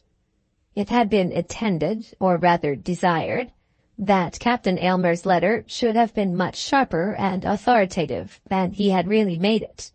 But the mother could not write the letter herself, and had felt that to write in her own name would not have served to create anger on Clara's part against her betrothed. But she had quite succeeded in inspiring her son with a feeling of horror against the iniquity of the Askertons. He was prepared to be indignantly moral, and perhaps the misguided Clara might be silly enough to say a word for her lost friend. Such being the present position of affairs, there was certainly ground for hope. And now they were all waiting for Clara's answer. Lady Aylmer had well calculated the course of post, and knew that a letter might reach them by Wednesday morning. "Of course she will not write on Sunday," she had said to her son, "but you have a right to expect that not another day should go by." Captain Aylmer, who felt that they were putting Clara on trial, shook his head impatiently, and made no immediate answer. Lady Aylmer, triumphantly feeling that she had the culprit on the hip, did not care to notice this. She was doing the best she could for his happiness, as she had done for his health when, in days gone by, she had administered to him his infantine rhubarb and early senna. But as she had never then expected him to like her doses, neither did she now expect that he should be well pleased at the remedial measures to which he was to be subjected. No letter came on the Wednesday, nor did any come on the Thursday, and then it was thought by the ladies at the park that the time had come for speaking a word or two. Belinda, at her mother's insistence, began the attack, not in her mother's presence, but when she only was with her brother. "Isn't it odd, Frederick, that Clara shouldn't write about those people at Belton? Somersetshire is the other side of London, and letters take a long time." But if she had written on Monday, her answer would have been here on Wednesday morning. Indeed, you would have had it Tuesday evening, as Mamma sent over to Whitby for the day mail letters. Poor Belinda was a bad lieutenant, and displayed too much of her senior officer's tactics in thus showing how much calculation and how much solicitude there had been as to the expected letter. "If I am contented, I suppose you may be," said the brother. "But it does seem to me to be so very important. If she hasn't got your letter, you know, it would be so necessary that you should write again, so that the contamination should be stopped as soon as possible." Captain Aylmer shook his head and walked away. He was, no doubt, prepared to be morally indignant, morally very indignant, at the Askerton iniquity, but he did not like the word contamination as applied to his future wife. "Frederick," said his mother later on the same day, when the hardly used groom had returned from his futile afternoon's inquiry at the neighboring post town, "I think you should do something in this affair." "Do what, ma'am? Go off to Belton myself?" No, I certainly would not do that. In the first place, it would be very inconvenient to you, and in the next place, it would not be fair upon us. I did not mean that at all, but I think that something should be done. She should be made to understand." "You may be sure, ma'am, that she understands as well as anybody." "I dare say she is clever enough at these kinds of things." "What kind of things?" "Don't bite my nose off, Frederick, because I am anxious about your wife." "What is it that you wish me to do? I have written to her, and can only wait for her answer." "It may be that she feels a delicacy in writing to you on such a subject, though I own— However, to make a long story short, if you like, I will write to her myself." "I don't see that that would do any good. It would only give her offense." "Give her offense, Frederick, to receive a letter from her future mother-in-law, from me? Only think, Frederick, what you are saying." If she thought she was being bullied about this, she would turn rusty at once. Turn rusty? What am I to think of a young lady who is prepared to turn rusty? At once, too, because she is cautioned by the mother of the man she professes to love against an improper acquaintance, against an acquaintance so very improper? Lady Aylmer's eloquence should have been heard to be appreciated. It is but tame to say that she raised her fat arms and fat hands, and wagged her front that was the more formidable as it was the old one, somewhat rough and dishevelled, which she was wont to wear in the morning. The emphasis of her words should have been heard, and the fitting solemnity of her action should have been seen. If there were any doubt, she continued to say, but there is no doubt. There are the damning proofs. There are certain words usually confined to the vocabularies of men, which women such as Lady Aylmer delight to use on special occasions, when strong circumstances demand strong language. As she said this, she put her hand below the table, pressing it apparently against her own august person, but she was in truth indicating the position of a certain valuable correspondence, which was locked up in the drawer of her writing-table. You can write it if you like, of course, but I think you ought to wait a few more days. Very well, Frederick, then I will wait. I will wait till Sunday. I do not wish to take any step of which you do not approve. If you have not heard by Sunday morning, then I will write to her on Monday. On the Saturday afternoon, life was becoming inexpressibly disagreeable to Captain Aylmer, and he began to meditate an escape from the park. In spite of the agreement between him and his mother, which he understood to signify that nothing more was to be said as to Clara's wickedness, at any rate till Sunday after post-hour, Lady Aylmer had twice attacked him on the Saturday, and had expressed her opinion that affairs were in a very frightful position. Belinda went about the house in a melancholy guise, with her eyes rarely lifted off the ground, as though she were prophetically weeping the utter ruin of her brother's respectability, and even Sir Anthony had raised his eyes and shaken his head, when, on opening the post-bag at the breakfast-table, an operation which was always performed by Lady Aylmer in person, her ladyship had exclaimed, "Again, no letter!" Then Captain Aylmer thought that he would fly, and resolved that, in the event of such a flight, he would give special orders as to the redirection of his own letters from the post-office at Whitby. That evening, after dinner, as soon as his mother and sister had left the room, he began the subject with his father. "I think I shall go up to town on Monday, sir," said he. "So soon as that? I thought you were to stop till the 9th. There are things I must see to in London, and I believe I had better go at once. Your mother will be greatly disappointed." "I shall be sorry for that. But business is business, you know." Then the father filled his glass and passed the bottle. He himself did not at all like the idea of his son's going before the appointed time, but he did not say a word himself. He looked at the red-hot coals, and a hazy glimmer of a thought passed through his mind, that he too would escape from Aylmer Park, if it were possible. "If you'll allow me, I'll take the dog-cart over to Whitby on Monday for the express train." "You can do that, certainly, but—" "Sir?" "Have you spoken to your mother yet?" "Not yet. I will tonight." "I think she'll be a little angry, Fred."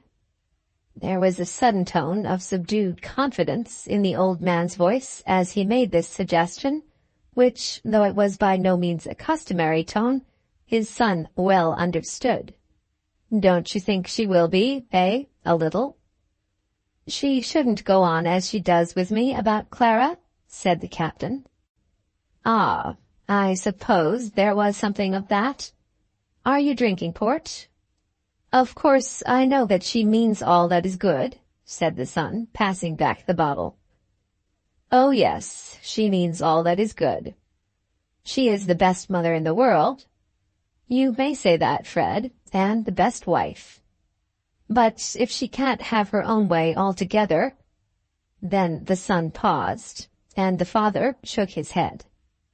"Of course she likes to have her own way," said Sir Anthony. "It's all very well in some things." "Yes, it's very well in some things. But there are things which a man must decide for himself." "I suppose there are," said Sir Anthony, not venturing to think what those things might be as regarded himself. "Now, with reference to marrying, I don't know what you want with marrying at all, Fred. You ought to be very happy as you are. By heavens, I don't know anyone who ought to be happier. If I were you, I know— But you see, sir, that's all settled. If it's all settled, I suppose there's an end of it. It's no good my mother nagging at one. My dear boy, she's been nagging at me, as you call it, for 40 years. That's her way. The best woman in the world, as we were saying, but that's her way. And it's the way with most of them. They can do anything if they keep it up. Anything. The best thing is to bear it if you've got to bear it. But why on earth you should go and marry, seeing that you're not the eldest son, and that you've got everything on earth that you want as a bachelor, I can't understand. I can't indeed, Fred, by heaven I can't." Then Sir Anthony gave a long sigh, and sat musing a while, thinking of the club in London to which he belonged, but which he never entered, of the old days in which he had been master of a bedroom near St. James's Street, of his old friends whom he never saw now, and of whom he never heard, except as one and another year after year shuffled away from their wives to that world in which there is no marrying or giving in marriage. "Ah, well," he said, "I suppose we may as well go into the drawing-room. If it is settled, I suppose it is settled. But it really seems to me that your mother is trying to do the best she can for you. It really does." Captain Aylmer did not say anything to his mother that night as to his going, but as he thought of his prospects in the solitude of his bedroom, he felt really grateful to his father for the solicitude which Sir Anthony had displayed on his behalf. It was not often that he received paternal counsel, but now that it had come, he acknowledged its value. That Clara Amedroz was a self-willed woman, he thought that he was aware.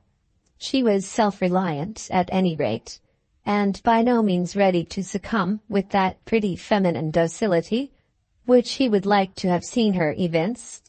He certainly would not wish to be nagged by his wife. Indeed, he knew himself well enough to assure himself that he would not stand it for a day. In his own house he would be master, and if there came tempests, he would rule them. He could at least promise himself that. As his mother had been strong, so had his father been weak. But he had, as he felt thankful in knowing, inherited his mother's strength rather than his father's weakness. But for all that, why have a tempest to rule at all? Even though a man do rule his domestic tempests, he cannot have a very quiet house with them. Then again he remembered how very easily Clara had been won. He wished to be just to all men and women, and to Clara among the number. He desired even to be generous to her, with a moderate generosity. But above all things he desired not to be duped. What if Clara had in truth instigated her aunt to that deathbed scene, as his mother had more than once suggested? He did not believe it. He was sure that it had not been so. But what if it were so? His desire to be generous and trusting was moderate, but his desire not to be cheated, not to be deceived, was immoderate. Upon the whole, might it not be well for him to wait a little longer? and ascertain how Clara really did intend to behave herself in this emergency of the Askertons? Perhaps, after all, his mother might be right. On Sunday, the expected letter came.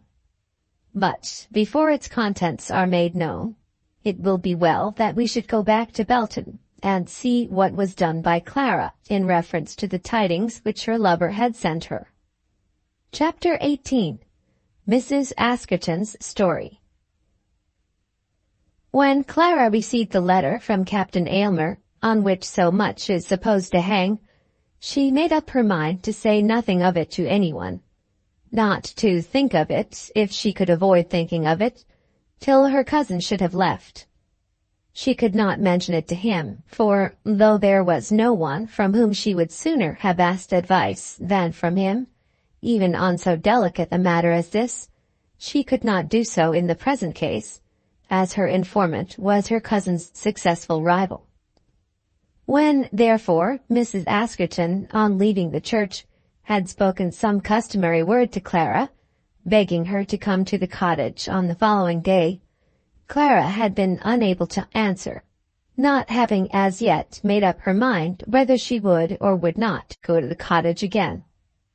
Of course, the idea of consulting her father occurred to her, or rather the idea of telling him. But any such telling would lead to some advice from him which she would find it difficult to obey, and to which she would be unable to trust. And, moreover, why should she repeat this evil story against her neighbors? She had a long morning by herself after Will had started, and then she endeavored to arrange her thoughts and lay down for herself a line of conduct. Presuming this story to be true, to what did it amount? It certainly amounted to very much. If, in truth, this woman had left her own husband and gone away to live with another man, she had, by doing so, at any rate while she was doing so, fallen in such a way as to make herself unfit for the society of an unmarried young woman who meant to keep her name unblemished before the world. Clara would not attempt any further unraveling of the case, even in her own mind, but on that point she could not allow herself to have a doubt. Without condemning the unhappy victim, she understood well that she would owe it to all those who held her dear, if not to herself, to eschew any close intimacy with one in such a position. The rules of the world were too plainly written to allow her to guide herself by any special judgment of her own in such a matter. But if this friend of hers, having been thus unfortunate, had since redeemed, or in part redeemed her position by a second marriage, would it then be imperative upon her to remember the past forever, and to declare that the stain was indelible? Clara felt that with a previous knowledge of such a story, she would probably have avoided any intimacy with Mrs. Askerton. She would then have been justified in choosing whether such intimacy should or should not exist, and would so have chosen out of deference to the world's opinion. But now it was too late for that. Mrs. Askerton had for years been her friend, and Clara had to ask herself this question: was it now needful, did her own feminine purity demand, that she should throw her friend over because in past years her life had been tainted by misconduct? It was clear enough, at any rate, that this was expected from her, nay, imperatively demanded by him who was to be her lord, by him to whom her future obedience would be due. Whatever might be her immediate decision, he would have a right to call upon her to be guided by his judgment as soon as she would become his wife. And, indeed, she felt that he had such right now, unless she should decide that no such right should be his now or ever. It was still within her power to say that she could not submit herself to such a rule as his, but having received his commands, she must do that or obey him.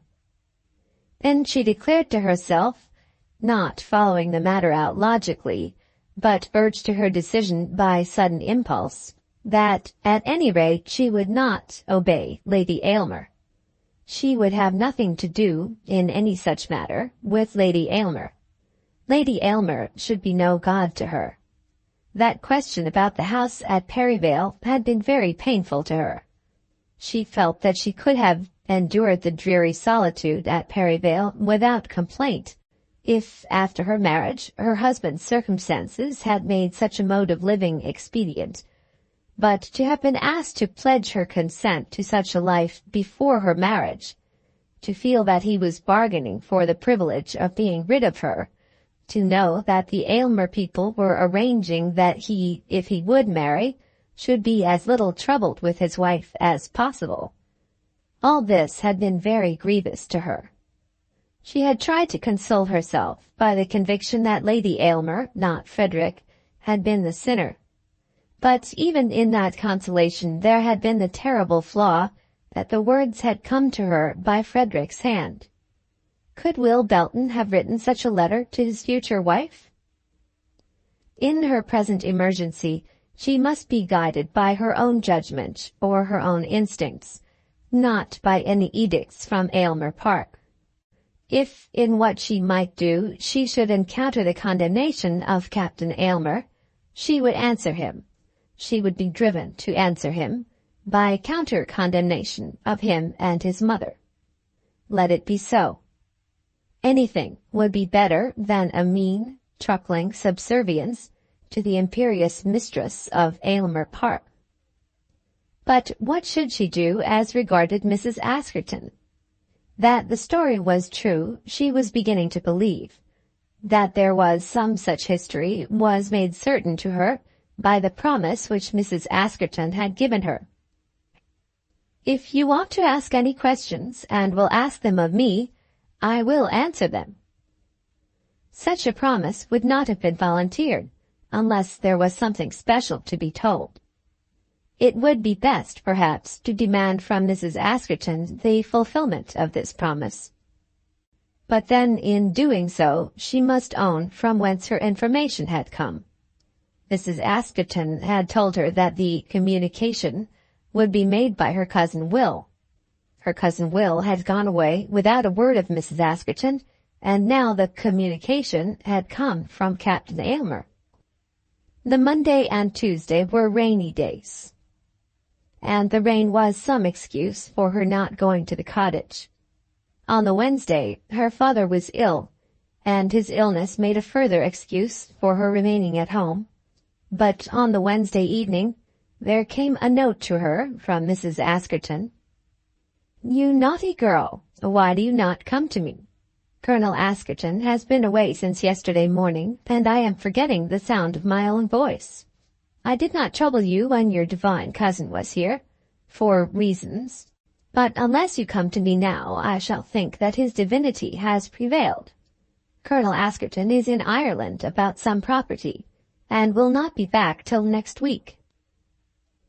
Clara sent back a promise by messenger, and on the following morning she put on her hat and shawl and started on her dreaded task.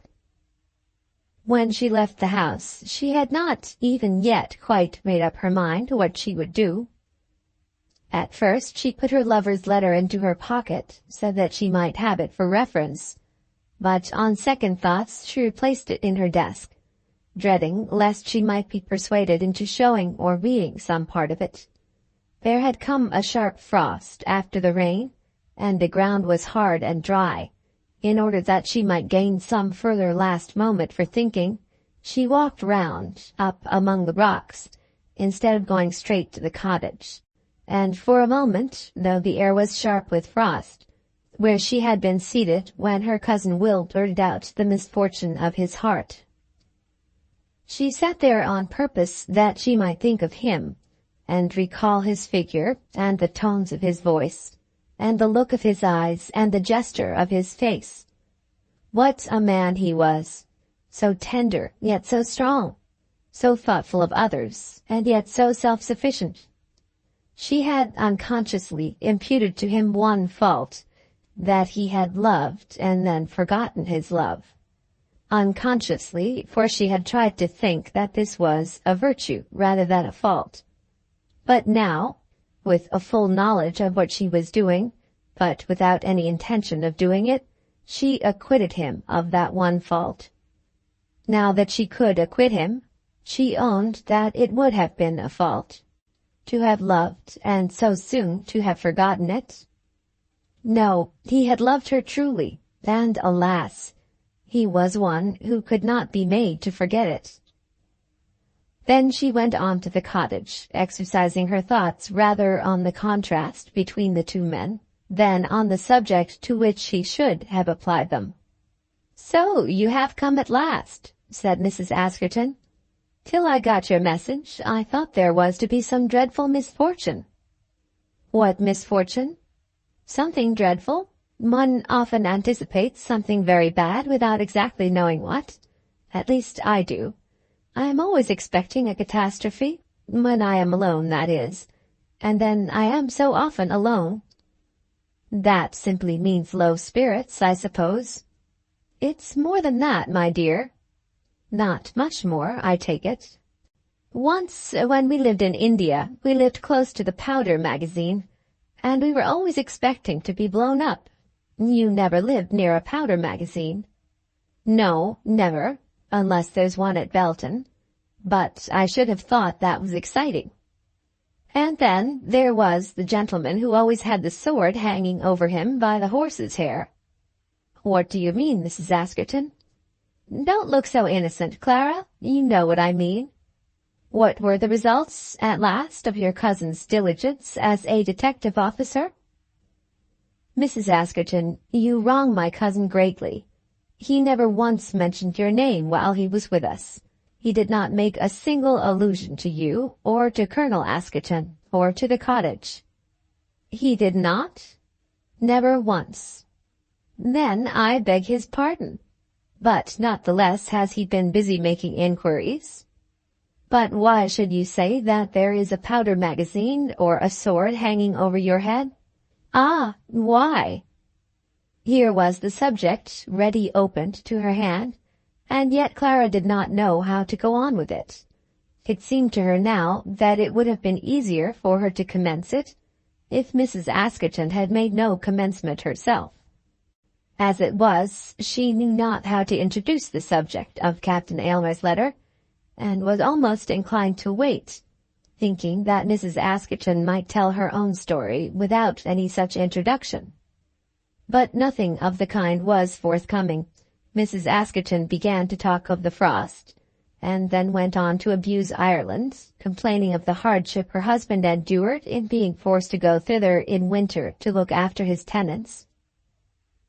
"What did you mean," said Clara at last, "by the sword hanging over your head?" "I think I told you what I meant pretty plainly.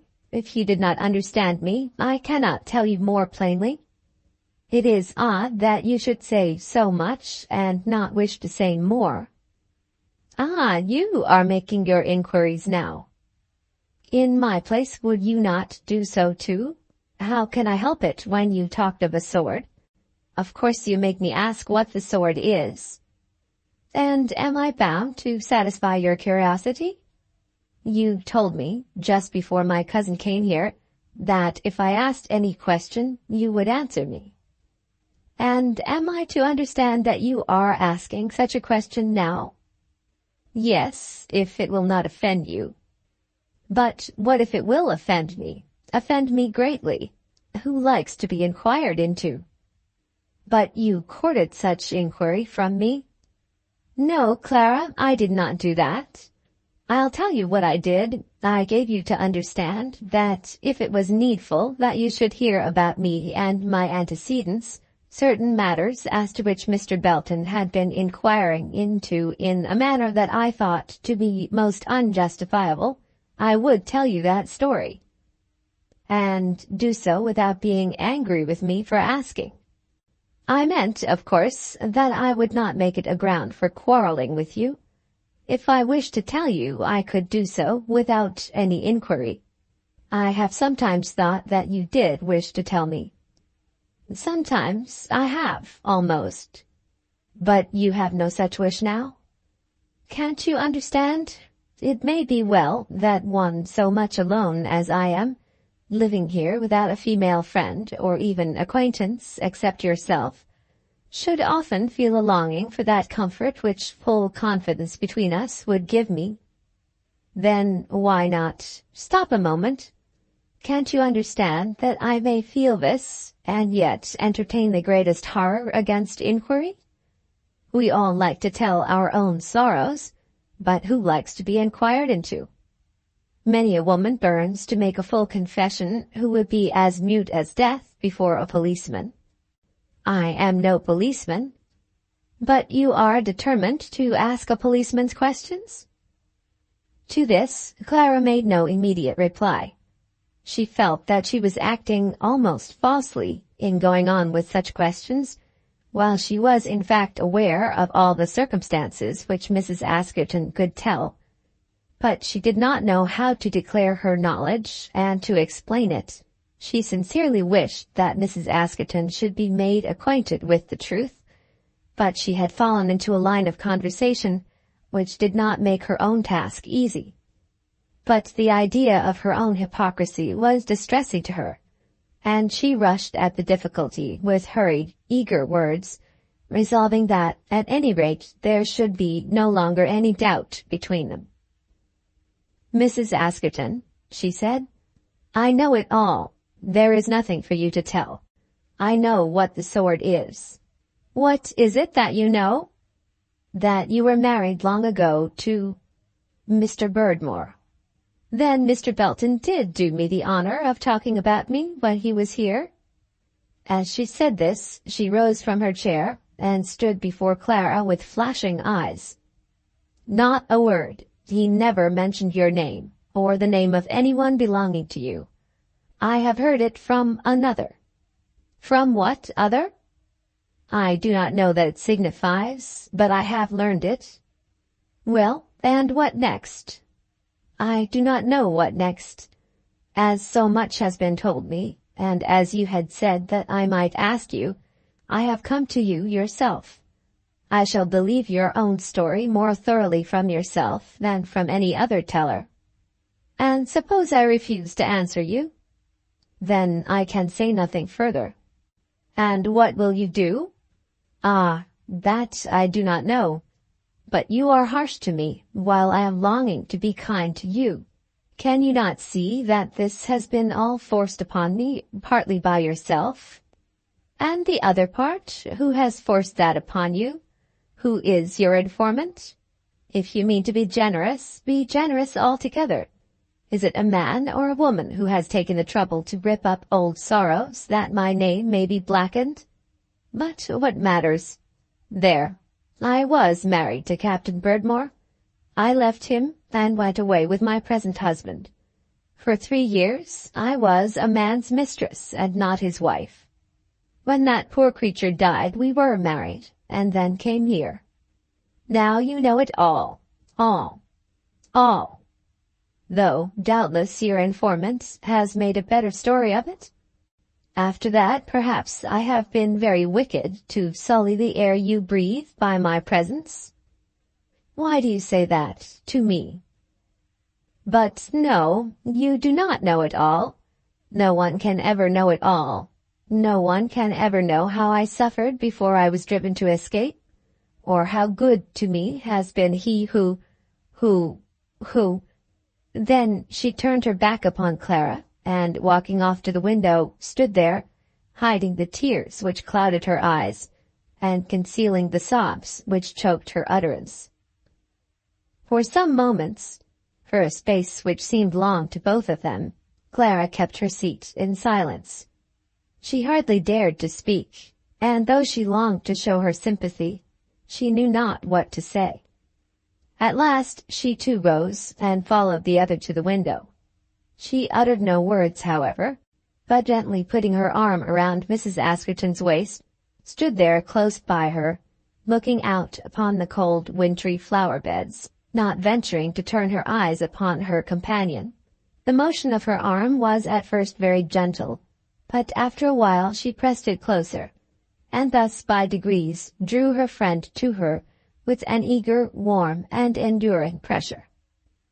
Mrs. Askerton made some little effort towards repelling her, some faint motion of resistance.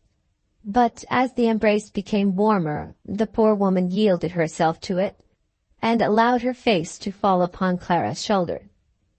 So they stood, speaking no word, making no attempt to rid themselves of the tears which were blinding their eyes, but gazing out through the moisture on the bleak wintry scene before them. Clara's mind was the more active at the moment, for she was resolving that in this episode of her life she would accept no lesson whatever from Lady Aylmer's teaching. No, nor any lesson whatever from the teaching of any Aylmer in existence. And as for the world's rules, she would fit herself to them as best she could, but no such fitting should drive her to the unwomanly cruelty of deserting this woman whom she had known and loved, whom she now loved with a fervor which she had never before felt towards her. "You have heard it all now?" said Mrs. Askerton at last. "And is it not better so?" "Ah, I do not know. How should I know?" "Do you not know?" And as she spoke, Clara pressed her arm still closer. "Do you not know yet?"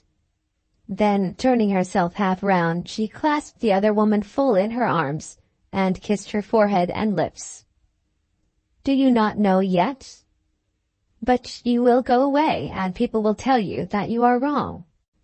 "What people?" said Clara, thinking as she spoke of the whole family at Aylmer Park. "Your husband will tell you so." "I have no husband, as yet, to order me what to think or what not to think." "No, not quite as yet, but you will tell him all this?" "He knows it. It was he who told me." "What, Captain Aylmer?" "Yes, Captain Aylmer." "And what did he say?" "Never mind. Captain Aylmer is not my husband, not as yet. If he takes me, he must take me as I am, not as he might possibly have wished me." "Lady Aylmer? And does Lady Aylmer know it?" "Yes. Lady Aylmer is one of those hard, severe women who never forgive." "Ah, I see it all now. I understand it all. Clara, you must forget me, and come here no more. You shall not be ruined because you are generous." "Ruined? If Lady Aylmer's displeasure can ruin me, I must put up with ruin.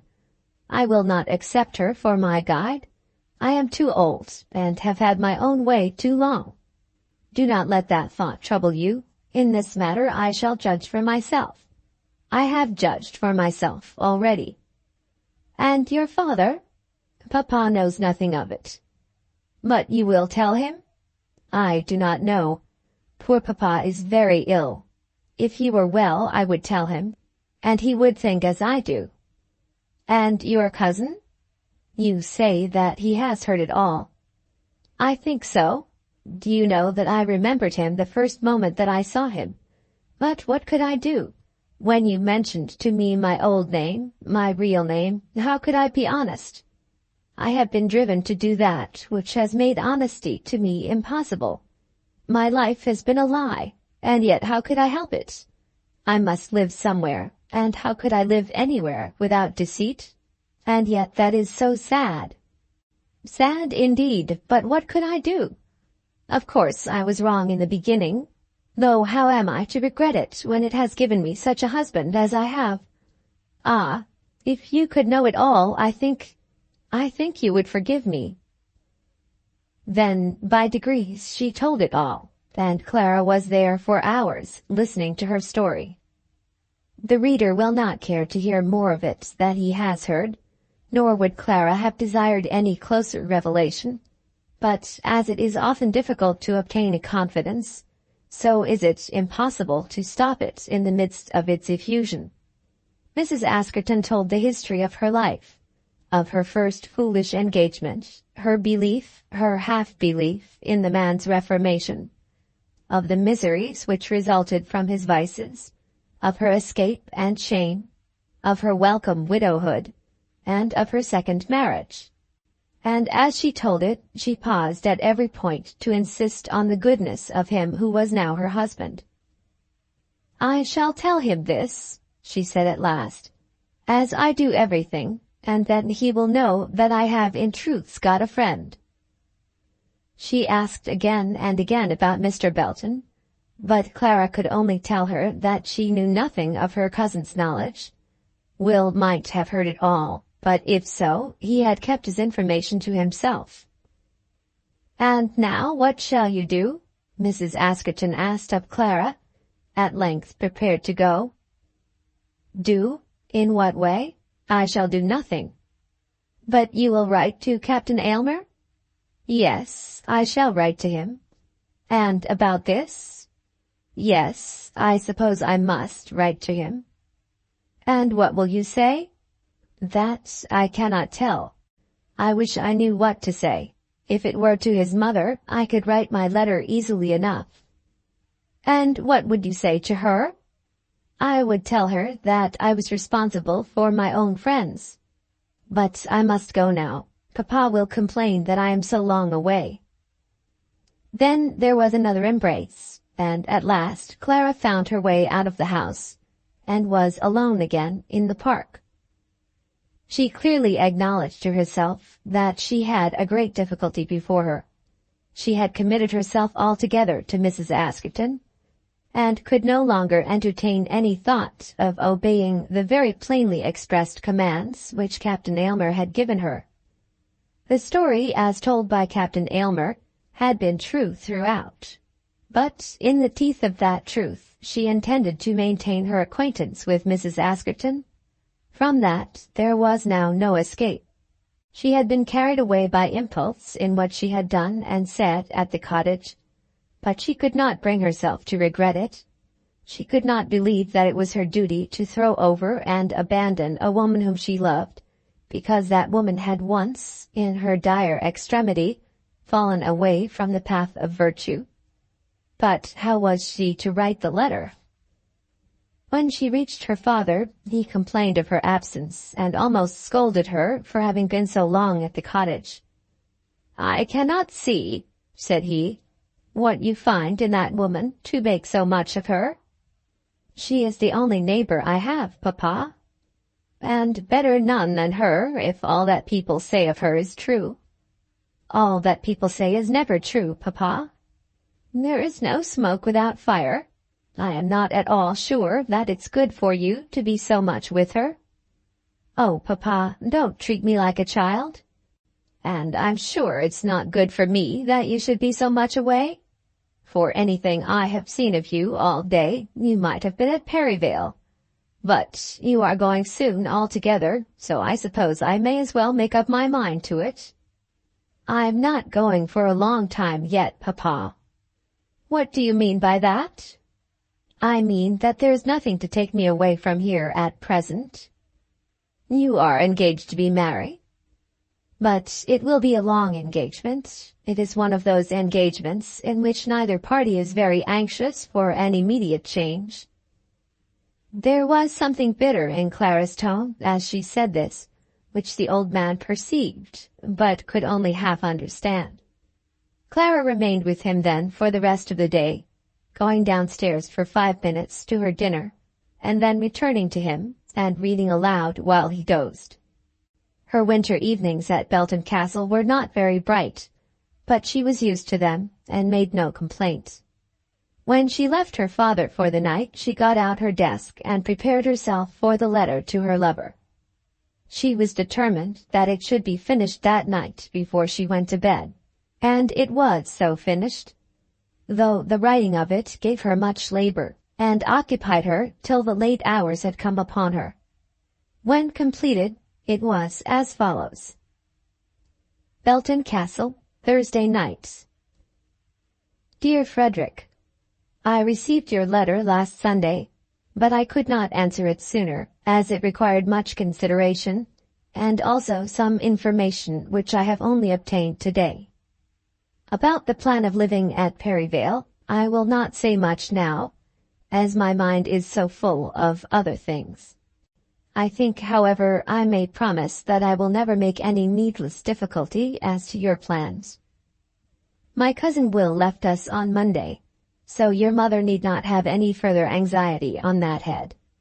It does Papa good to have him here, and for that reason I am sorry that he has gone. I can assure you that I don't think what you said about him meant anything at all particular. Will is my nearest cousin, and of course you would be glad that I should like him, which I do, very much. And now about the other subject, which I own has distressed me, as you supposed it would. I mean about Mrs. Askerton. I find it very difficult in your letter to divide what comes from your mother and what from yourself. Of course I want to make the division, as every word from you has great weight with me. At present I don't know Lady Aylmer personally, and I cannot think of her as I do of you. Indeed, were I to know her ever so well, I could not have the same deference for her that I have for the man who is to be my husband. I only say this, as I fear that Lady Aylmer and I may not perhaps agree about Mrs. Askerton. I find that your story about Mrs. Askerton is in the main true, but the person who told it you does not seem to have known any of the provocations which she received. She was very badly treated by Captain Berdmore, who, I am afraid, was a terrible drunkard, and at last she found it impossible to stay with him. So she went away. I cannot tell you how horrid it all was, but I am sure that if I could make you understand it, it would go a long way in inducing you to excuse her. She was married to Colonel Askerton as soon as Captain Berdmore died, and this took place before she came to Belton. I hope you will remember that. It all occurred out in India, and I really hardly know what business we have to inquire about it now. At any rate, as I have been acquainted with her a long time, and very intimately, and as I am sure that she has repented of anything that has been wrong, I do not think that I ought to quarrel with her now. Indeed, I have promised her that I will not. I think I owe it to you to tell you the whole truth, and that is the truth. Pray give my regards to your mother, and tell her that I am sure she would judge differently if she were in my place. This poor woman has no other friend here, and who am I that I should take upon myself to condemn her? I cannot do it. Dear Frederick, pray do not be angry with me for asserting my own will in this matter. I think you would wish me to have an opinion of my own. In my present position, I am bound to have one, as I am, as yet, responsible for what I do myself. I shall be very, very sorry if I find that you differ from me, but still, I cannot be made to think that I am wrong. I wish you were here, that we might talk it over together, as I think that, in that case, you would agree with me. If you can manage to come to us at Easter, or any other time when Parliament does not keep you in London, we shall be so delighted to see you. Dear Frederick, yours very affectionately, Clara Amedroz. Chapter 19. Miss Amedroz has another chance. It was on a Sunday morning that Clara's letter reached Aylmer Park, and Frederick Aylmer found it on his plate as he took his place at the breakfast table. Domestic habits at Aylmer Park had grown with the growth of years, till they had become adamantine, and domestic habits required prayers every morning at 9:15. At 20 minutes before 9, Lady Aylmer would always be in the dining-room to make the tea and open the post-bag, and as she was always there alone, she knew more about other people's letters than other people ever knew about hers. When these operations were over, she rang the bell, and the servants of the family, who by that time had already formed themselves into a line in the hall, would march in and settle themselves on benches prepared for them near the sideboard, which benches were afterwards carried away by the retiring procession. Lady Aylmer herself always read prayers, as Sir Anthony never appeared till the middle of breakfast. Belinda would usually come down in a scurry as she heard her mother's bell, in such a way as to put the army in the hall to some confusion. But Frederick Aylmer, when he was at home, barely entered the room till after the service was over. At Perivale, no doubt, he was more strict in his conduct, but then at Perivale he had special interests and influences which were wanting to him at Aylmer Park.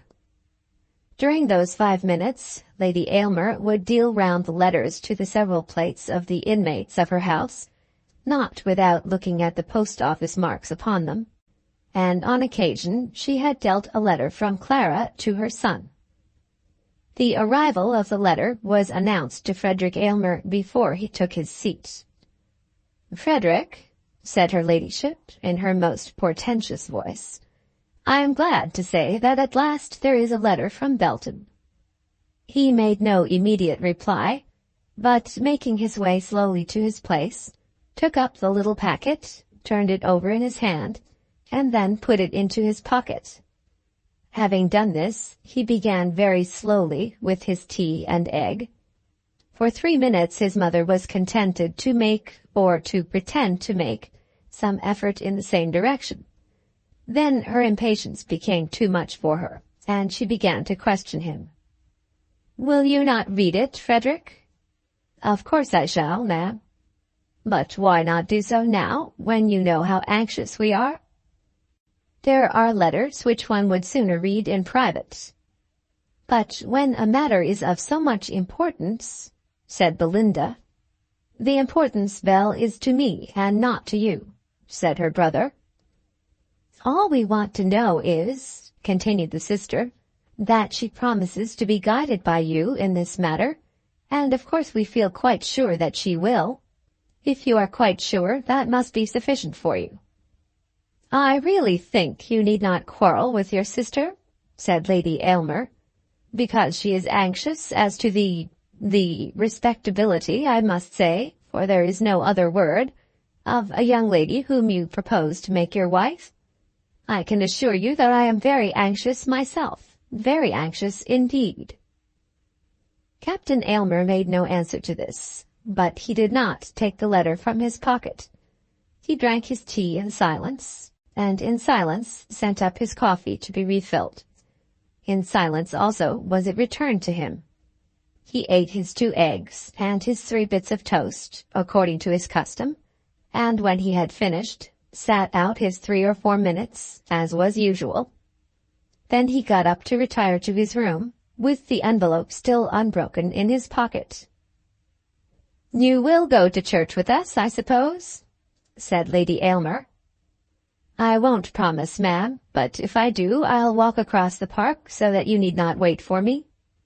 Then both the mother and sister knew that the member for Perivale did not intend to go to church on that occasion. To morning service Sir Anthony always went, the habits of Aylmer Park having in them more of adamant in reference to him than they had as regarded his son. When the father, mother, and daughter returned, Captain Aylmer had read his letter, and had, after doing so, received further tidings from Belton Castle. Further tidings which for the moment prevented the necessity of any reference to the letter, and almost drove it from his own thoughts. When his mother entered the library, he was standing before the fire with a scrap of paper in his hand. "Since you have been at church, there has come a telegraphic message," he said. "What is it, Frederick? Do not frighten me, if you can avoid it." "You need not be frightened, ma'am, for you did not know him. Mr. Amedroz is dead." "No," said Lady Aylmer, seating herself. "Dead," said Belinda, holding up her hands. "God bless my soul," said the baronet, who had now followed the ladies into the room. "Dead? Why, Fred, he was 5 years younger than I am." Then Captain Aylmer read the words of the message. "Mr. Amedroz died this morning at 5 o'clock. I have sent word to the lawyer and to Mr. Belton." "Who does it come from?" asked Lady Aylmer. From Colonel Askerton. Lady Aylmer paused, and shook her head, and moved her foot uneasily upon the carpet. The tidings, as far as they went, might be unexceptionable, but the source from whence they had come had evidently polluted them, in her ladyship's judgment. Then she uttered a series of inter-ejaculations, expressions of mingled sorrow and anger. "There was no one else near her," said Captain Aylmer, apologetically. "Is there no clergyman in the parish?" "He lives a long way off. The message had to be sent at once." "Are there no servants in the house? It looks... But I am the last person in the world to form a harsh judgment of a young woman at such a moment as this. What did she say in her letter, Fred?" Captain Aylmer had devoted 2 hours of consideration to the letter before the telegram had come to relieve his mind by a fresh subject, and in those 2 hours he had not been able to extract much of comfort out of the document. It was, as he felt, a stubborn, stiff-necked, disobedient, almost rebellious letter. It contained a manifest defiance of his mother, and exhibited doctrines of most questionable morality. It had become to him a matter of doubt whether he could possibly marry a woman who could entertain such ideas and write such a letter. If the doubt was to be decided in his own mind against Clara, he had better show the letter at once to his mother, and allow her ladyship to fight the battle for him, a task which, as he well knew, her ladyship would not be slow to undertake. But he had not succeeded in answering the question satisfactorily to himself when the telegram arrived and diverted all his thoughts. Now that Mr. Amedroz was dead, the whole thing might be different. Clara would come away from Belton and Mrs. Askerton and begin life, as it were, afresh. It seemed as though in such an emergency she ought to have another chance, and therefore he did not hasten to pronounce his judgment. Lady Aylmer also felt something of this, and forbore to press her question when it was not answered. "She will have to leave Belton now, I suppose," said Sir Anthony. "The property will belong to a distant cousin, a Mr. William Belton." "And where will she go?" said Lady Aylmer. "I suppose she has no place that she can call her home?" "Would it not be a good thing to ask her here?" said Belinda. Such a question as that was very rash on the part of Miss Aylmer. In the first place, the selection of guests for Aylmer Park was rarely left to her, and in this special case she should have understood that such a proposal should have been fully considered by Lady Aylmer before it reached Frederick's ears. "I think it would be a very good plan," said Captain Aylmer generously. Lady Aylmer shook her head. "I should like very much to know what she has said about that unfortunate connection before I offer to take her by the hand myself. I'm sure Fred will feel that I ought to do so." But Fred retreated from the room without showing the letter. He retreated from the room and betook himself to solitude, that he might again endeavor to make up his mind as to what he would do. He put on his hat and greatcoat and gloves, and went off, without his luncheon, that he might consider it all. Clara Amedroz had now no home, and indeed very little means of providing one. If he intended that she should be his wife, he must furnish her with a home at once. It seemed to him that 3 houses might possibly be open to her, of which one, the only one which under such circumstances would be proper, was Aylmer Park. The other 2 were Plaistow Hall and Mrs. Askerton's cottage at Belton. As to the latter, should she ever take shelter there, everything must be over between him and her. On that point there could be no doubt. He could not bring himself to marry a wife out of Mrs. Askerton's drawing-room, nor could he expect his mother to receive a young woman brought into the family under such circumstances. And Plaistow Hall was almost as bad. It was as bad to him, though it would perhaps be less objectionable in the eyes of Lady Aylmer. Should Clara go to Plaistow Hall, there must be an end to everything. Of that also he taught himself to be quite certain. Then he took out Clara's letter and read it again. She acknowledged the story about the woman to be true, such a story as it was, too, and yet refused to quarrel with the woman, had absolutely promised the woman not to quarrel with her.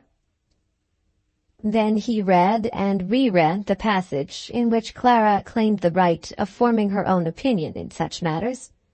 Nothing could be more indelicate, nothing more unfit for his wife. He began to think that he had better show the letter to his mother, and acknowledge that the match must be broken off. That softening of his heart which had followed upon the receipt of the telegraphic message departed from him, as he dwelt upon the stubborn, stiff-necked, unfeminine obstinacy of the letter.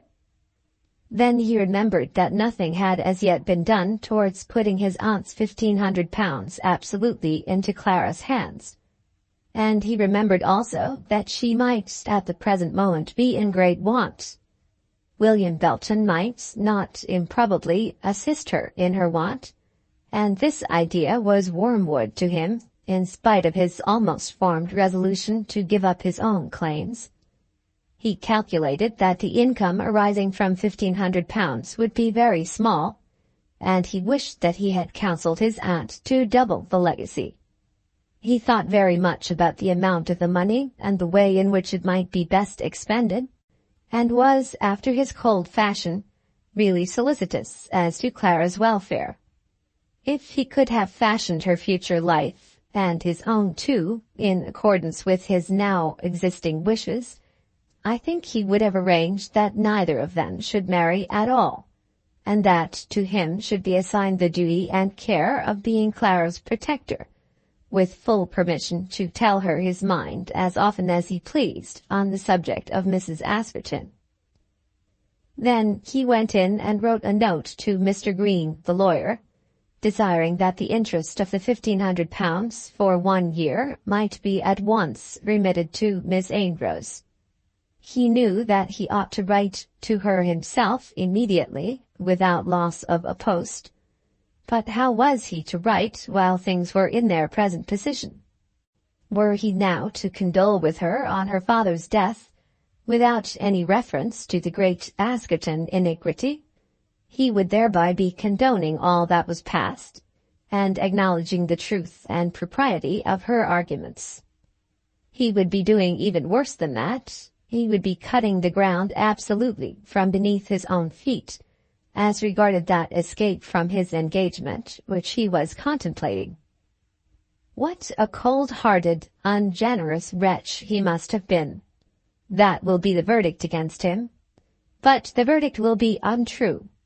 Cold-hearted and ungenerous he was, but he was no wretch, as men and women are nowadays called wretches. He was chilly-hearted, but yet quite capable of enough love to make him a good son, a good husband, and a good father too. And though he was ungenerous from the nature of his temperament, he was not close-fisted or over-covetous, and he was a just man, desiring of obtaining nothing that was not fairly his own. But, in truth, the artists have been so much in the habit of painting for us our friends' faces without any of those flaws and blotches with which work and high living are apt to disfigure us, that we turn in disgust from a portrait in which the roughness and pimples are made apparent.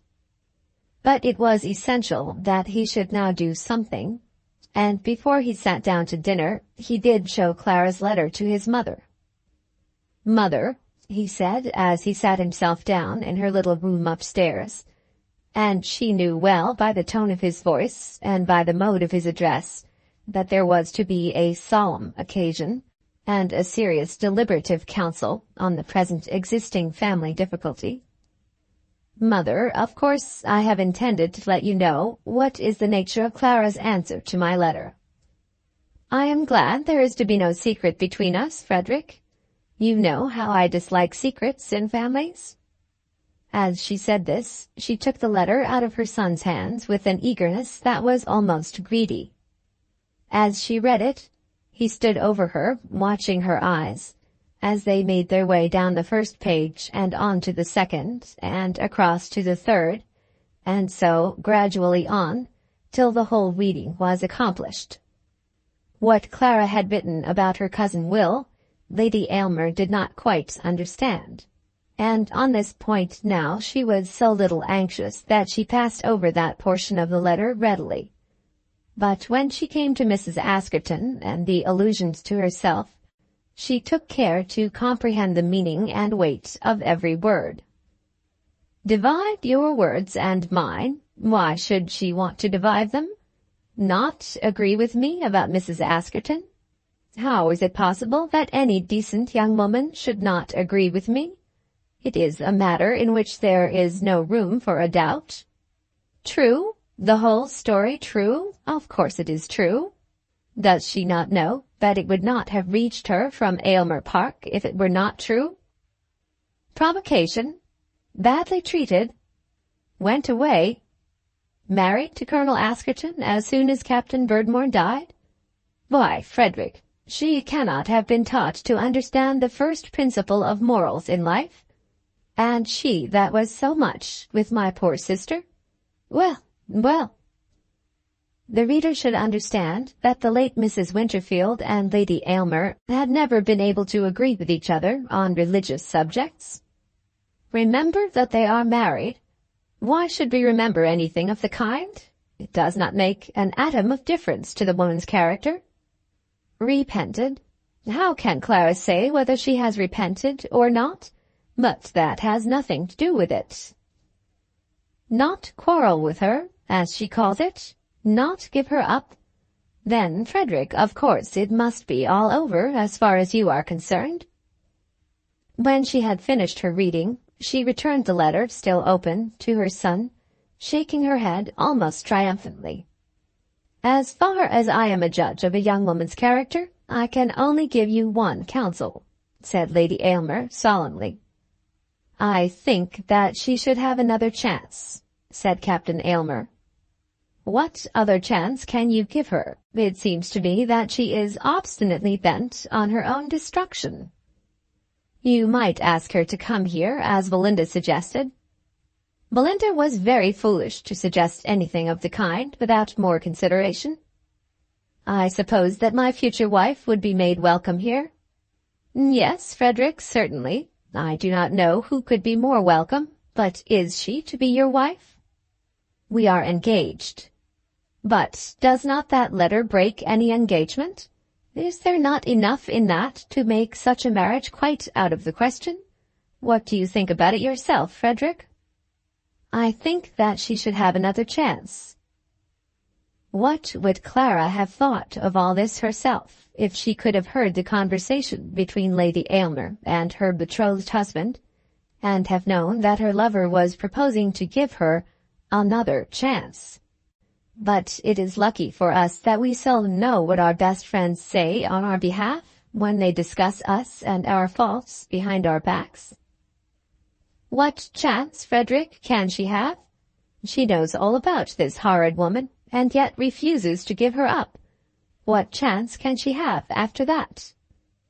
I think that you might have her here and talk to her. Lady Aylmer, in answer to this, simply shook her head. And I think she was right in supposing that such shaking of her head was a sufficient reply to her son's proposition. What talking could possibly be of service to such a one as Miss Amedroz? Why should she throw her pearls before swine? We must either ask her to come here, or else I must go to her, said Captain Aylmer. I don't see that at all, Frederick. I think it must be so. As she is situated at present, she has got no home, and I think it would be very horrid that she should be driven into that woman's house, simply because she has no other shelter for her head. I suppose she can remain where she is for the present?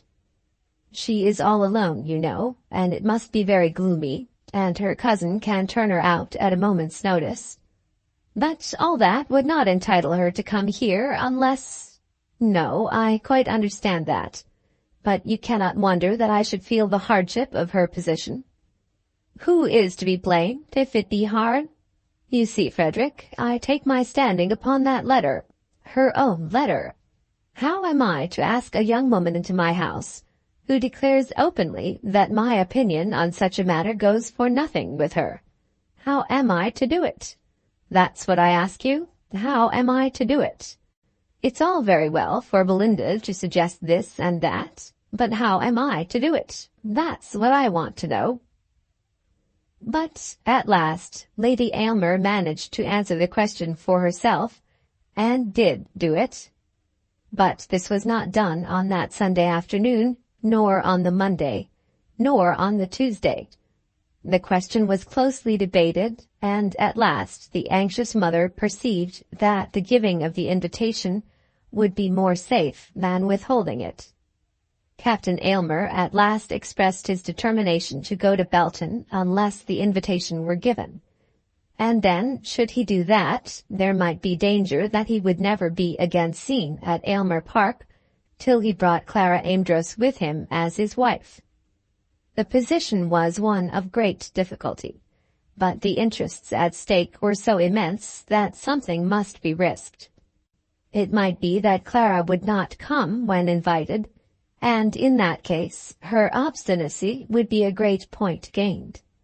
And if she did come, well, Lady Aylmer admitted to herself that the game would be difficult and very troublesome, but yet it might be played, and perhaps won. Lady Aylmer was a woman who had great confidence in herself. Not so utterly had victory in such contests deserted her hands that she need fear to break a lance with Miss Amedroz beneath her own roof when the occasion was so pressing. The invitation was therefore sent in a note written by herself, and was enclosed in a letter from her son. After much consultation and many doubts on the subject, it was at last agreed that nothing further should now be urged about Mrs. Askerton. "She shall have her chance," said Lady Aylmer, over and over again repeating her son's words. "She shall have her chance." Lady Aylmer, therefore, in her note, confined herself strictly to the giving of the invitation, and to a suggestion that, as Clara had now no settled home of her own, a temporary sojourn at Aylmer Park might be expedient. And Captain Aylmer in his letter hardly said much more.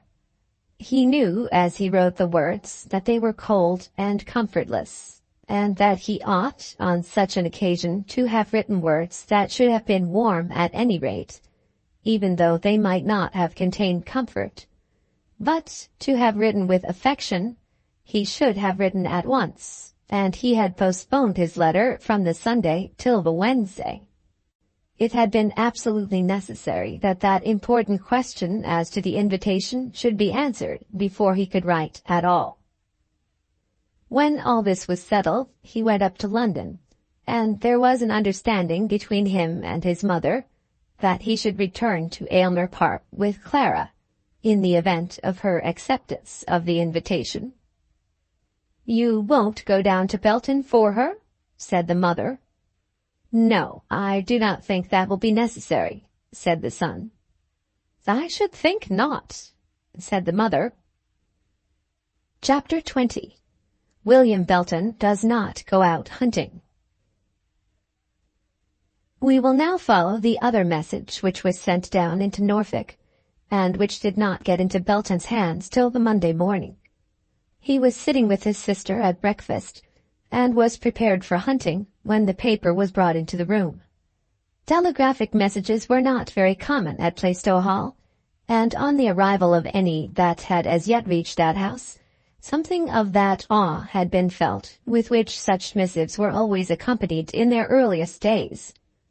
"A telegraph message, mum, for Mr. William," said the maid, looking at her mistress with eyes opened wide, as she handed the important bit of paper to her master. Will opened it rapidly, laying down the knife and fork with which he was about to operate upon a ham before him. He was dressed in boots and breeches and a scarlet coat, in which garb he was, in his sister's eyes, the most handsome man in Norfolk. "Oh, Mary!" he exclaimed. "What is it, Will?" "Mr. Amedroz is dead." Miss Belton put out her hand for the paper before she spoke again, as though she could better appreciate the truth of what she heard when reading it herself on the telegraph slip than she had done from her brother's words. "How sudden, how terribly sudden," she said. "Sudden indeed. When I left him he was not well, certainly, but I should have said that he might have lived for 20 years. Poor old man, I can hardly say why it was so, but I had taken a liking to him." "You take a liking to everybody, Will." "No, I don't. I know people I don't like." Will Belton, as he said this, was thinking of Captain Aylmer, and he pressed the heel of his boot hard against the floor. "And Mr. Amedroz is dead. It seems to be so terribly sudden. What will she do, Will?" "That's what I'm thinking about." "Of course you are, my dear, I can see that. I wish... It's no good wishing anything, Mary. I don't think wishing ever did any good yet. If I might have my wish, I shouldn't know how to have it." "I was wishing that you didn't think so much about it." "You need not be troubled about me. I shall do very well. But what is to become of her, now at once? Might she not come here? You are now the nearest female relation that she has." Mary looked at him with her anxious, painful eyes, and he knew by her look that she did not approve of his plan. "I could go away," he continued. "She could come to you without being troubled by seeing me." "And where would you go, Will?" "What does it matter? To the devil, I suppose." "Oh, Will, Will!" "You know what I mean. I'd go anywhere. Where is she to find a home till she is married?" He had paused at the word, but was determined not to shrink from it, and bolted it out in a loud, sharp tone, so that both he and she recognized all the meaning of the word, all that was conveyed in the idea. He hated himself when he endeavored to conceal from his own mind any of the misery that was coming upon him. He loved her. He could not get over it. The passion was on him, like a palsy, for the shaking off of which no sufficient physical energy was left to him. It clung to him in his goings out and comings in, with a painful, wearing tenacity, against which he would now and again struggle, swearing that it should no longer be so, but against which he always struggled in vain. It was with him when he was hunting. He was ever thinking of it when the bird rose before his gun. As he watched the furrow, as his men and horses would drive it straight and deep through the ground, he was thinking of her, and not of the straightness and depth of the furrow, as had been his wont in former years. Then he would turn away his face and stand alone in his field, blinded by the salt drops in his eyes, weeping at his own weakness. And when he was quite alone, he would stamp his foot on the ground and throw abroad his arms and curse himself.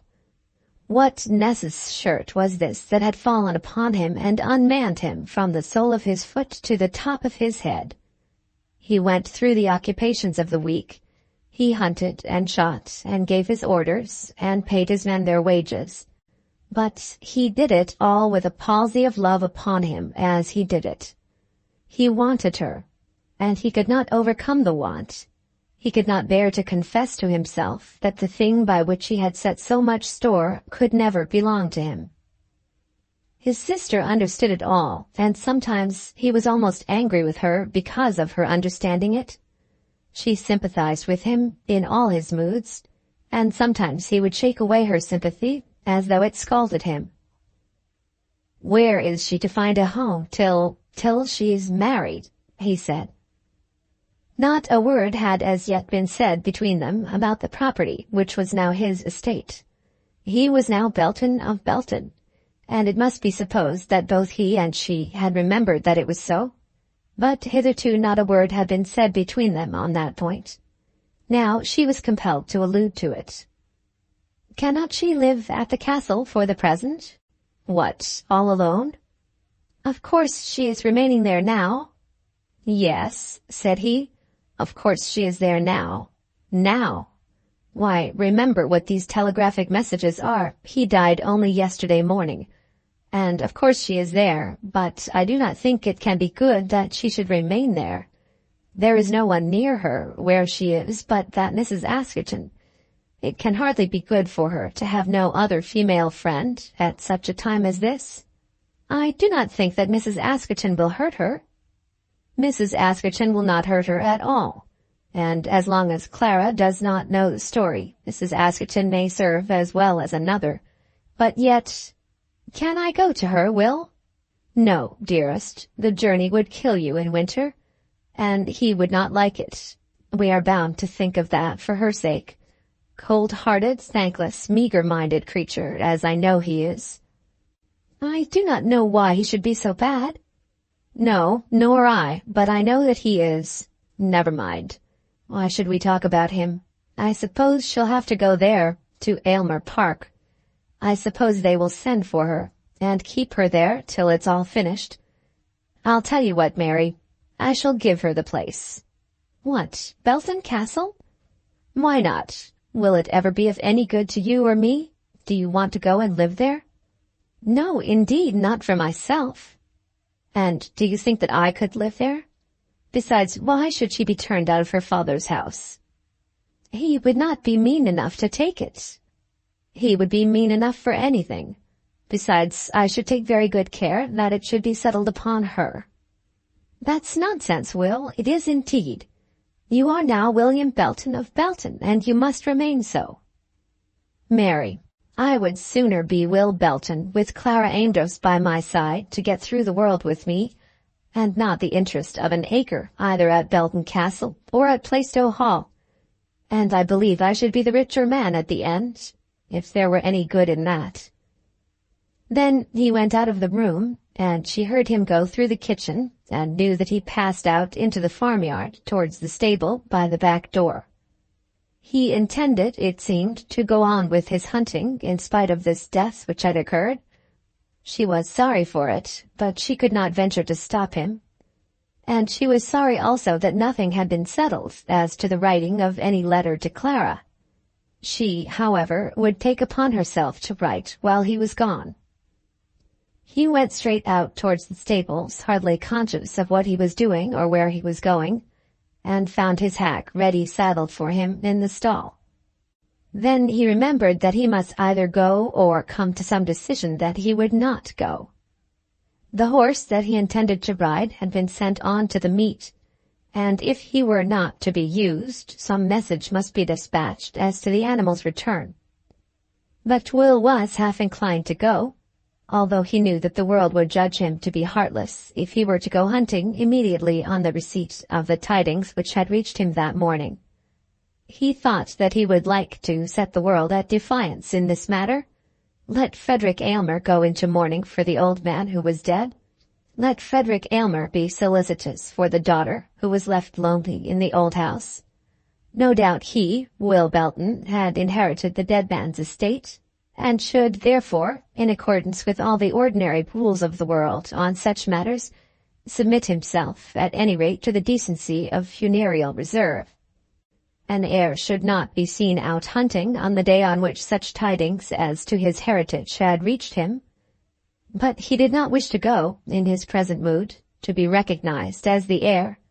He did not want the property. He would have preferred to rid himself altogether of any of the obligations which the ownership of the estate entailed upon him. It was not permitted to him to have the custody of the old squire's daughter, and therefore he was unwilling to meddle with any of the old squire's concerns.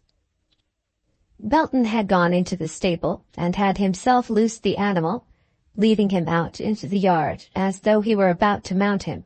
Then he had given the reins to a stable boy, and had walked away among the farm buildings, not thinking of what he was doing. The lad stood staring at him with open mouth, not at all understanding his master's hesitation. The meet, as the boy knew, was 14 miles off, and Belton had not allowed himself above an hour and a half for the journey. It was his practice to jump into the saddle and bustle out of the place, as those seconds were important to him. He would look at his watch with accuracy, and measure his pace from spot to spot, as though minutes were too valuable to be lost. But now he wandered away like one distraught, and the stable boy knew that something was wrong. "I thought he was a-thinking of the white cow as choked herself with the turnip that was skipped in the chopping," said the boy, as he spoke of his master afterward to the old groom. At last, however, a thought seemed to strike Belton. "Do you get on to Bragg," he said to the boy, "and ride off to Goldingham Corner and tell Daniel to bring the horse home again. I shan't hunt today, and I think I shall go away from home. If so, tell him to be sure the horses are out every morning, and tell him to stop their beans. I mightn't hunt again for the next month." Then he returned into the house and went to the parlour in which his sister was sitting. "I shan't go out today," he said. "I thought you would not, Will," she answered. "Not that I see any harm in it." "I don't say that there is any harm, but it is as well on such occasions to do as others do." "That's humbug, Mary." "No, Will, I do not think that. When any practice has become the fixed rule of the society in which we live, it is always wise to adhere to that rule, unless it call upon us to do something that is actually wrong. One should not offend the prejudices of the world, even if one is quite sure that they are prejudices." "It hasn't been that has brought me back, Mary. I'll tell you what, I think I'll go down to Belton after all." His sister did not know what to say in answer to this. Her chief anxiety was, of course, on behalf of her brother, that he should be made to forget Clara Amedroz, if that were only possible, was her great desire. And his journey at such a time as this down to Belton was not the way to accomplish such forgetting. And then she felt that Clara might very possibly not wish to see him. Had Will simply been her cousin, such a visit might be very well, but he had attempted to be more than her cousin, and therefore it would probably not be well. Captain Aylmer might not like it, and Mary felt herself bound to consider even Captain Aylmer's likings in such a matter, and yet she could not bear to oppose him in anything. "It would be a very long journey," she said. "What does that signify? And then it might so probably be for nothing." "Why should it be for nothing?" Because what? Why don't you speak out? You need not be afraid of hurting me. Nothing that you say can make it all worse than it is." "Dear Will, I wish I could make it better." "But you can't. Nobody can make it either better or worse. I promised her once before that I would go to her when she might be in trouble, and I will be as good as my word. I said I would be a brother to her, and so I will. So help me God, I will." Then he rushed out of the room, striding through the door as though he would knock it down, and hurried upstairs to his own chamber. When there, he stripped himself of his hunting things and dressed himself again with all the expedition in his power. And then he threw a heap of clothes into a large portmanteau, and set himself to work packing as though everything in the world were to depend upon his catching a certain train. And he went to a locked drawer, and taking out a cheque-book, folded it up and put it in his pocket. Then he rang the bell violently, and as he was locking the portmanteau, pressing down the lid with all his weight and all his strength, he ordered that a certain mare should be put into a certain dog-cart, and that somebody might be ready to drive over with him to the Downham station. Within 20 minutes of the time of his rushing upstairs, he appeared again before his sister with a greatcoat on and a railway rug hanging over his arm. "Do you mean that you are going today?" said she. "Yes. I'll catch the 11:40 up train at Downham. What's the good of going unless I go at once? If I could be of any use, it will be at first. It may be that she will have nobody there to do anything for her. There is the clergyman and Colonel Askerton, even if Captain Aylmer has not gone down. The clergyman and Colonel Askerton are nothing to her, and if that man is there, I can come back again." "You will not quarrel with him?" "Why should I quarrel with him?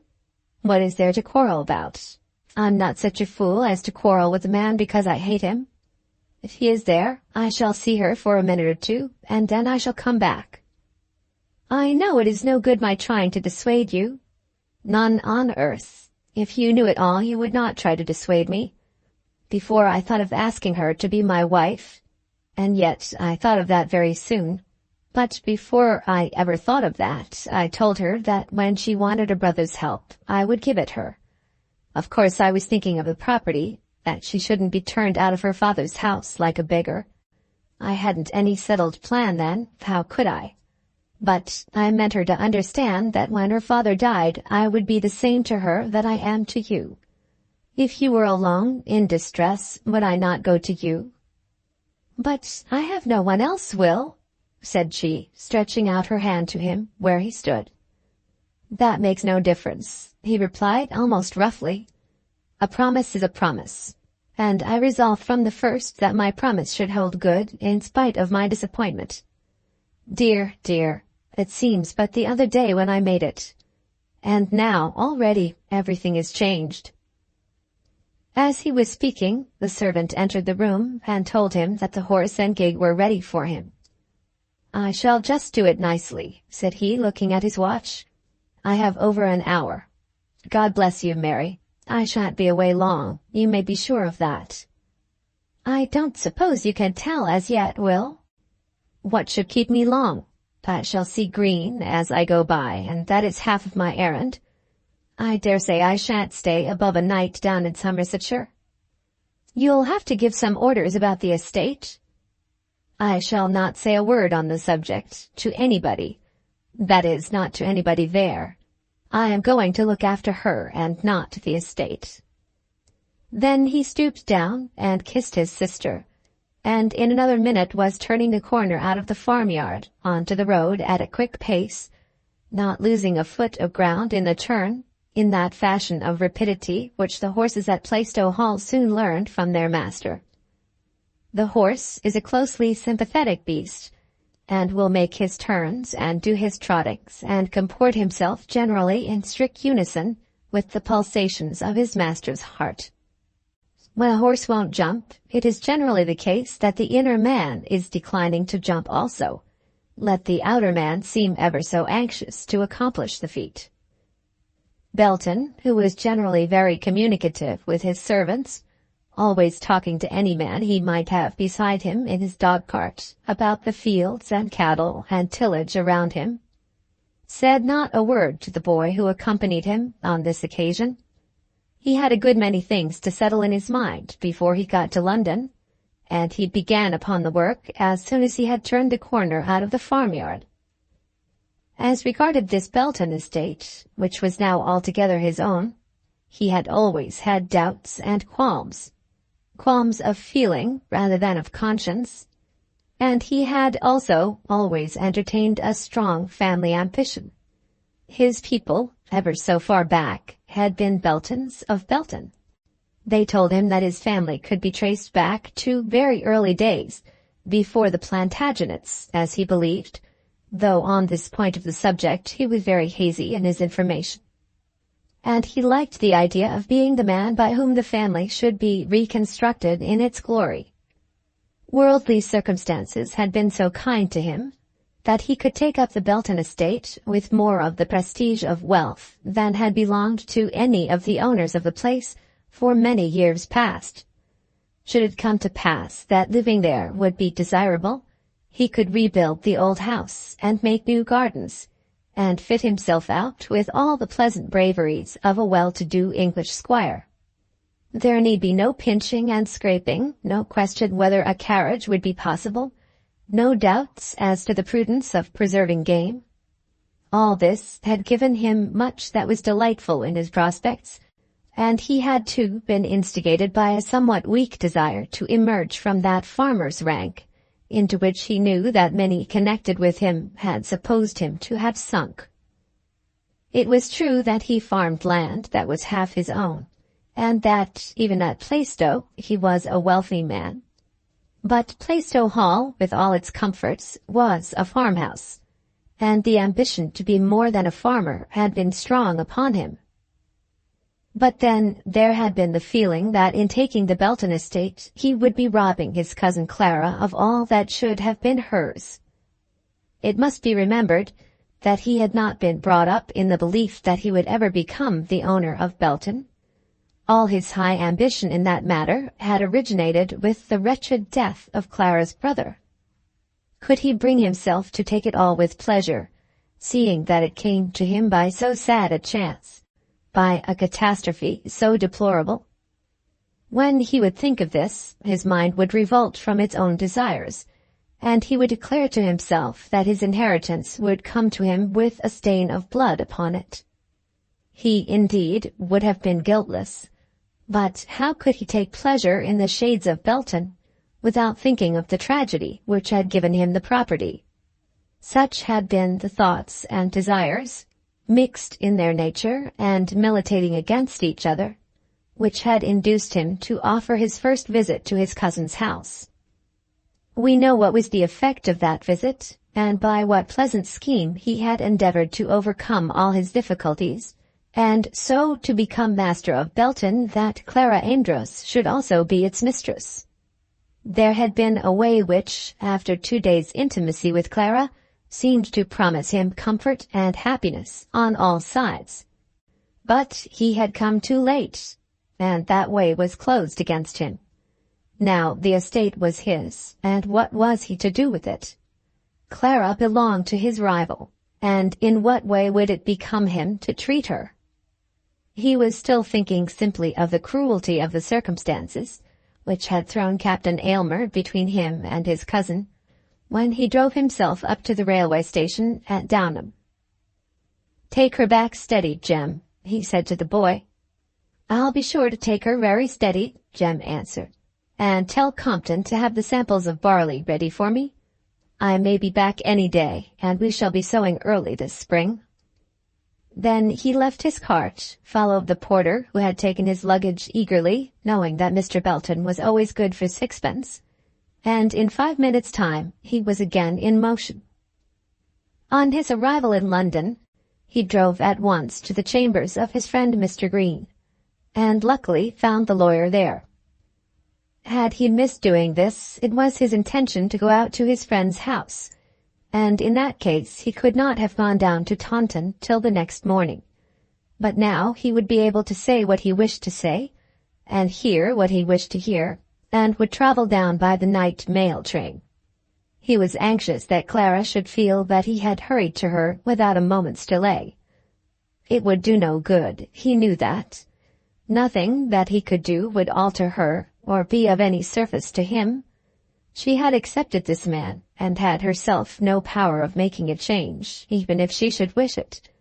But still there was to him something of gratification in the idea that she should be made to feel that he, Belton, was more instant in his affection, more urgent in his good offices, more anxious to befriend her in her difficulties, than the man whom she had consented to take for her husband.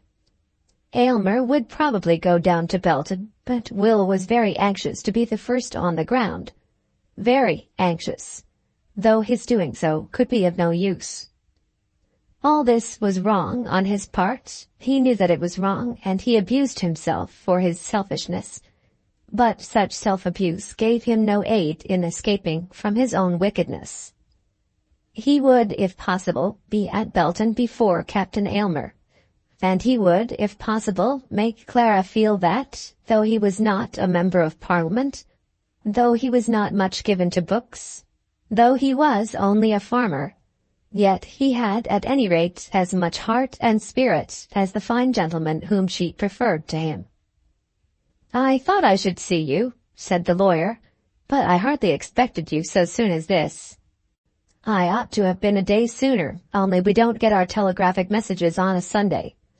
He still kept his greatcoat on, and it seemed by his manner that he had no intention of staying where he was above a minute or two. "You'll come out and dine with me today?" said Mr. Green. "I can't do that, for I shall go down by the mail train." "I never saw such a fellow in my life. What good will that do? It is quite right that you should be there in time for the funeral, but I don't suppose he will be buried before this day week." But Belton had never thought about the funeral.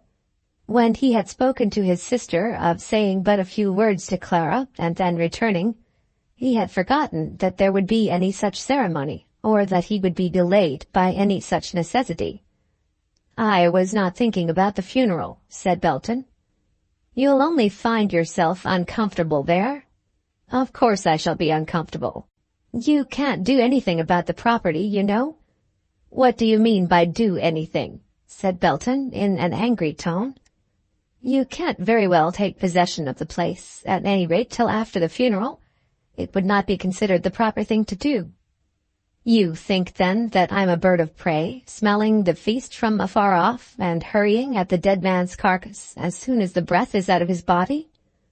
"I don't think anything of the kind, my dear fellow." "Yes, you do, or you wouldn't talk to me about doing the proper thing." "I don't care a straw about the proper thing. If I find that there's anything to be done tomorrow that can be of use, I shall do it, though all Somersetshire should think it improper. But I'm not going to look after my own interests."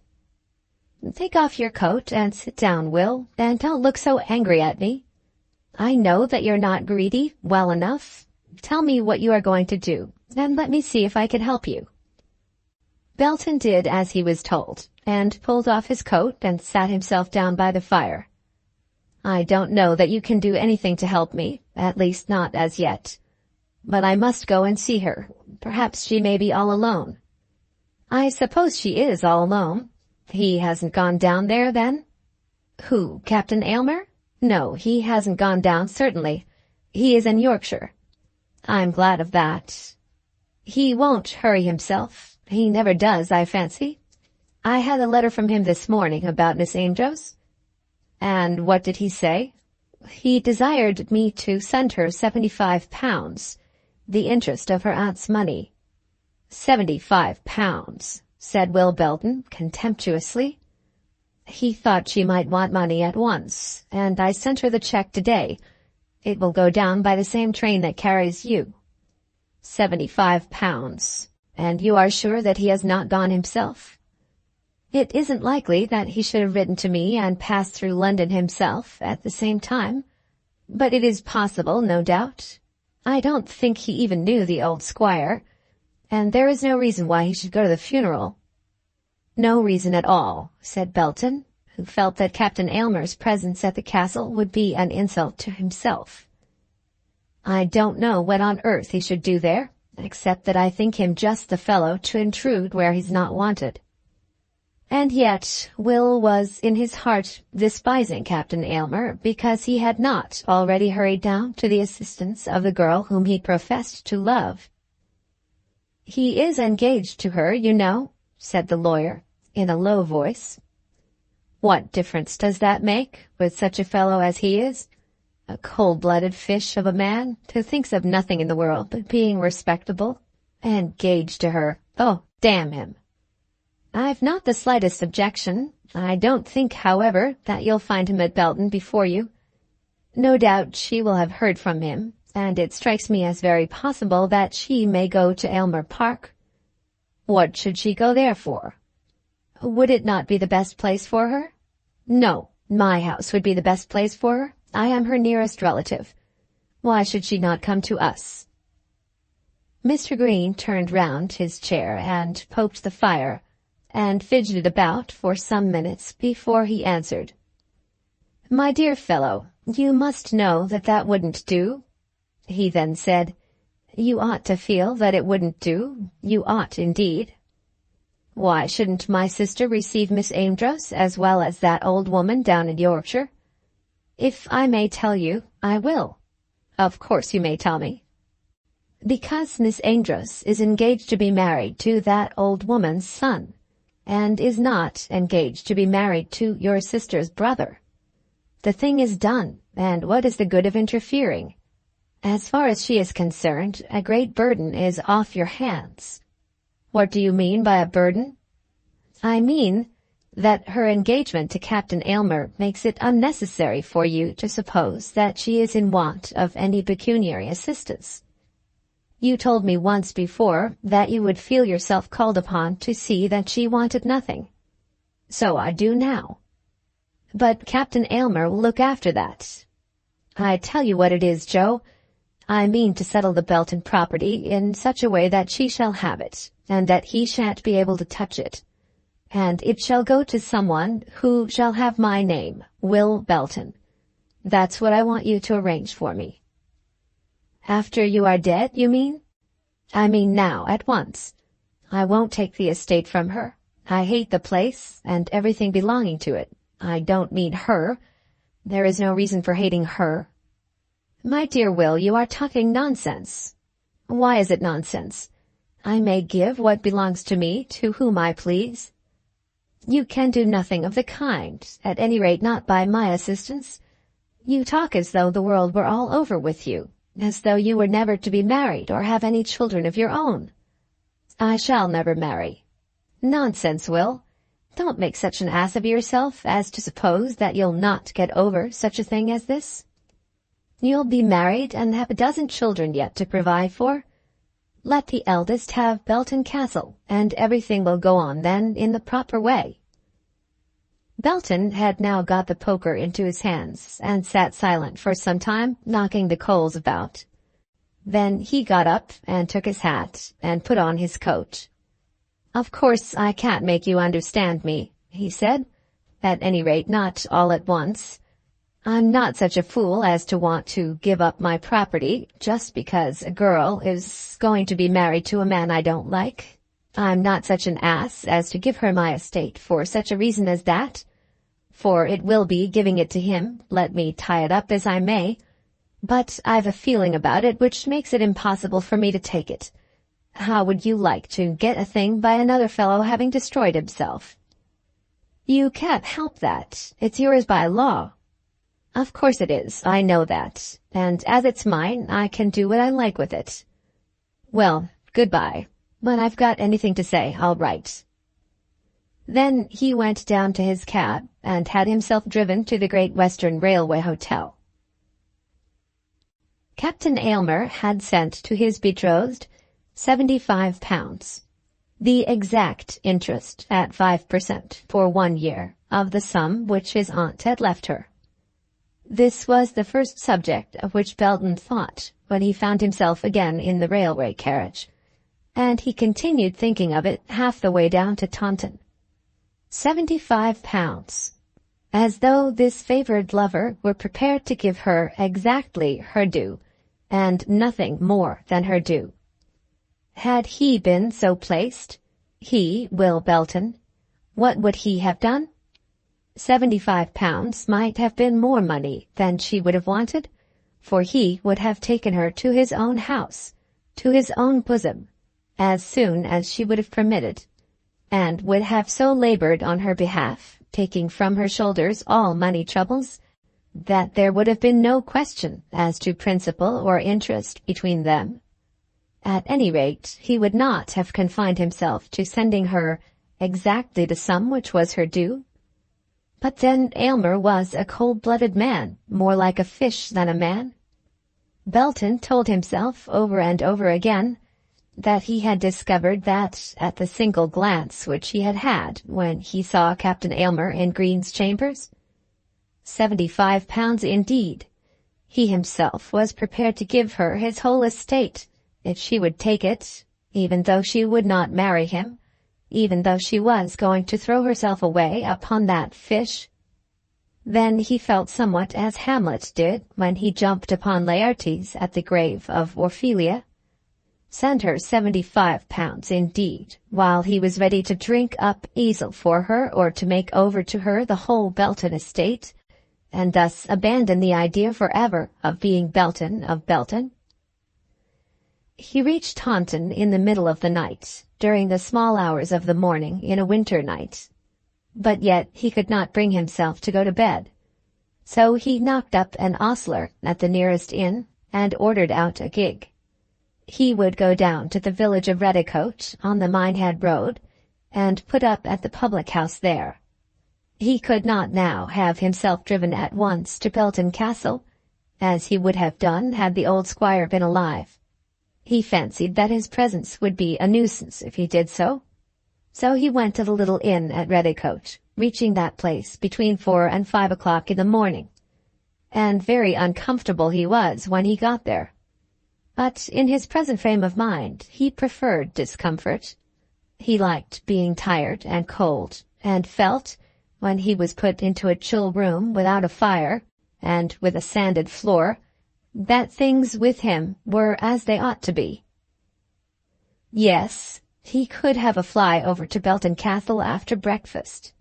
Having learned so much, and ordered a dish of eggs and bacon for his morning's breakfast, he went upstairs to a miserable little bedroom to dress himself after his night's journey. Chapter 21. Mrs. Askerton's Generosity. The death of the old man at Belton Castle had been very sudden.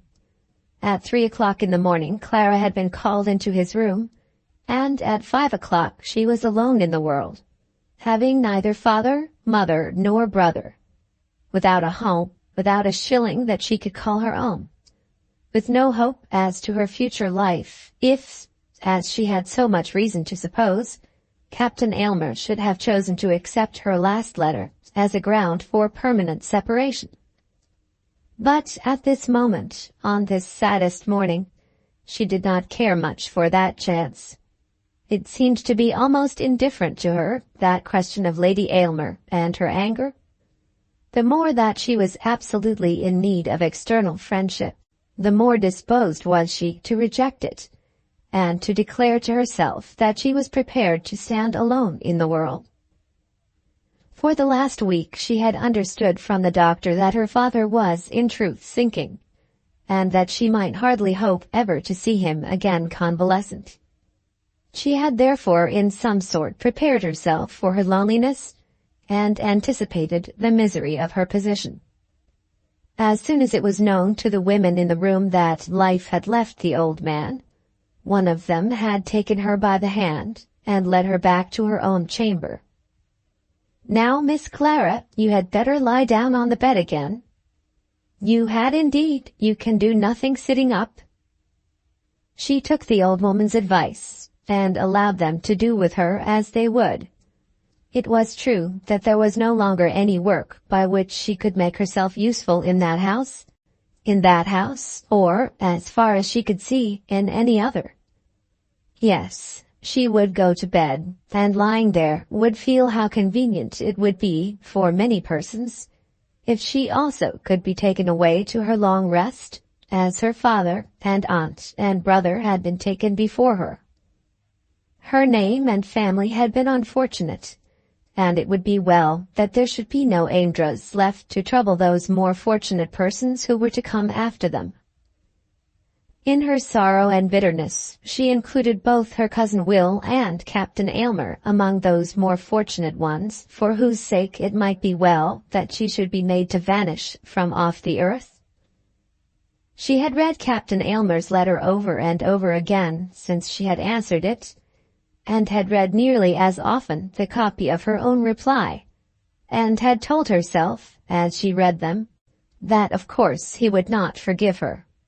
He might perhaps pardon her if she would submit to him in everything, but that she would not submit to his commands respecting Mrs. Askerton she was fully resolved, and therefore there could be no hope. Then, when she remembered how lately her dead father's spirit had fled, she hated herself for having allowed her mind to dwell on anything beyond her loss of him. She was still in her bedroom, having fallen into that half-waking slumber which the numbness of sorrow so often produces, when word was brought to her that Mrs. Askerton was in the house. It was the first time that Mrs. Askerton had ever crossed the door, and the remembrance that it was so came upon her at once. During her father's lifetime it had seemed to be understood that their neighbors should have no admittance there. But now that her father was gone, the barrier was to be overthrown. And why not? Why should not Mrs. Askerton come to her? Why, if Mrs. Askerton chose to be kind to her, should she not altogether throw herself into her friend's arms? Of course her doing so would give mortal offense to everybody at Aylmer Park, but why need she stop to think of that? She had already made up her mind that she would not obey orders from Aylmer Park on this subject. She had not seen Mrs. Askerton since that interview between them which was described some few chapters back. Then everything had been told between them, so that there was no longer any mystery either on the one side or on the other. Then Clara had assured her friend of her loving friendship, in spite of any edicts to the contrary which might come from Aylmer Park.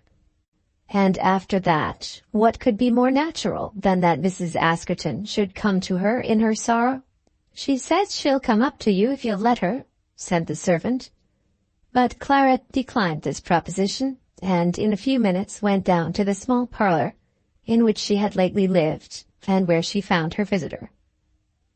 "My poor dear, this has been very sudden," said Mrs. Askerton. "Very sudden, very sudden. And yet, now that he has gone, I know that I expected it. Of course, I came to you as soon as I heard of it, because I knew you were all alone. If there had been anyone else, I should not have come to you. It is very good of you." Colonel Askerton thought that perhaps he had better come. I told him of all that which we said to each other the other day. He thought at first that it would be better that I should not see you. "It was very good of you to come," said Clara again, and as she spoke she put out her hand and took Mrs. Askerton's, continuing to hold it for a while. "Very good, indeed. I told him that I could not but go down to you, that I thought you would not understand if I stayed away. At any rate, it was good of you to come to me." "I don't believe," said Mrs. Askerton, "that what people call consolation is ever of any use. It is a terrible thing to lose a father." "Very terrible. Ah, dear, I have hardly yet found out how sad it is. And yet I have only been thinking of myself, and wishing that I could be with him." "Nay, Clara." "How can I help it? What am I to do, or where am I to go? Of what use is life to such a one as me? And for him, who would dare to wish him back again? When people have fallen and gone down in the world, it is bad for them to go on living. Everything is a trouble, and there is nothing but vexation. Think what I have suffered, dear. But you have had somebody to care for you, somebody whom you could trust. And have not you? No, no one." "What do you mean, Clara?" "I mean what I say. I have no one. It is no use asking questions, not now, at such a time as this. And I did not mean to complain. Complaining is weak and foolish. I have often told myself that I could bear anything, and so I will. When I can bring myself to think of what I have lost in my father, I shall be better, even though I shall be more sorrowful.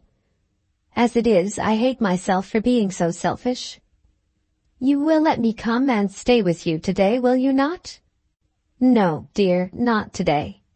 "Why not today, Clara?" "I shall be better alone. I have so many things to think of." "I know well that it would be better that you should not be alone, much better. But I will not press it. I cannot insist with you as another woman would. You are wrong there, quite wrong. I would be led by you sooner than by any woman living.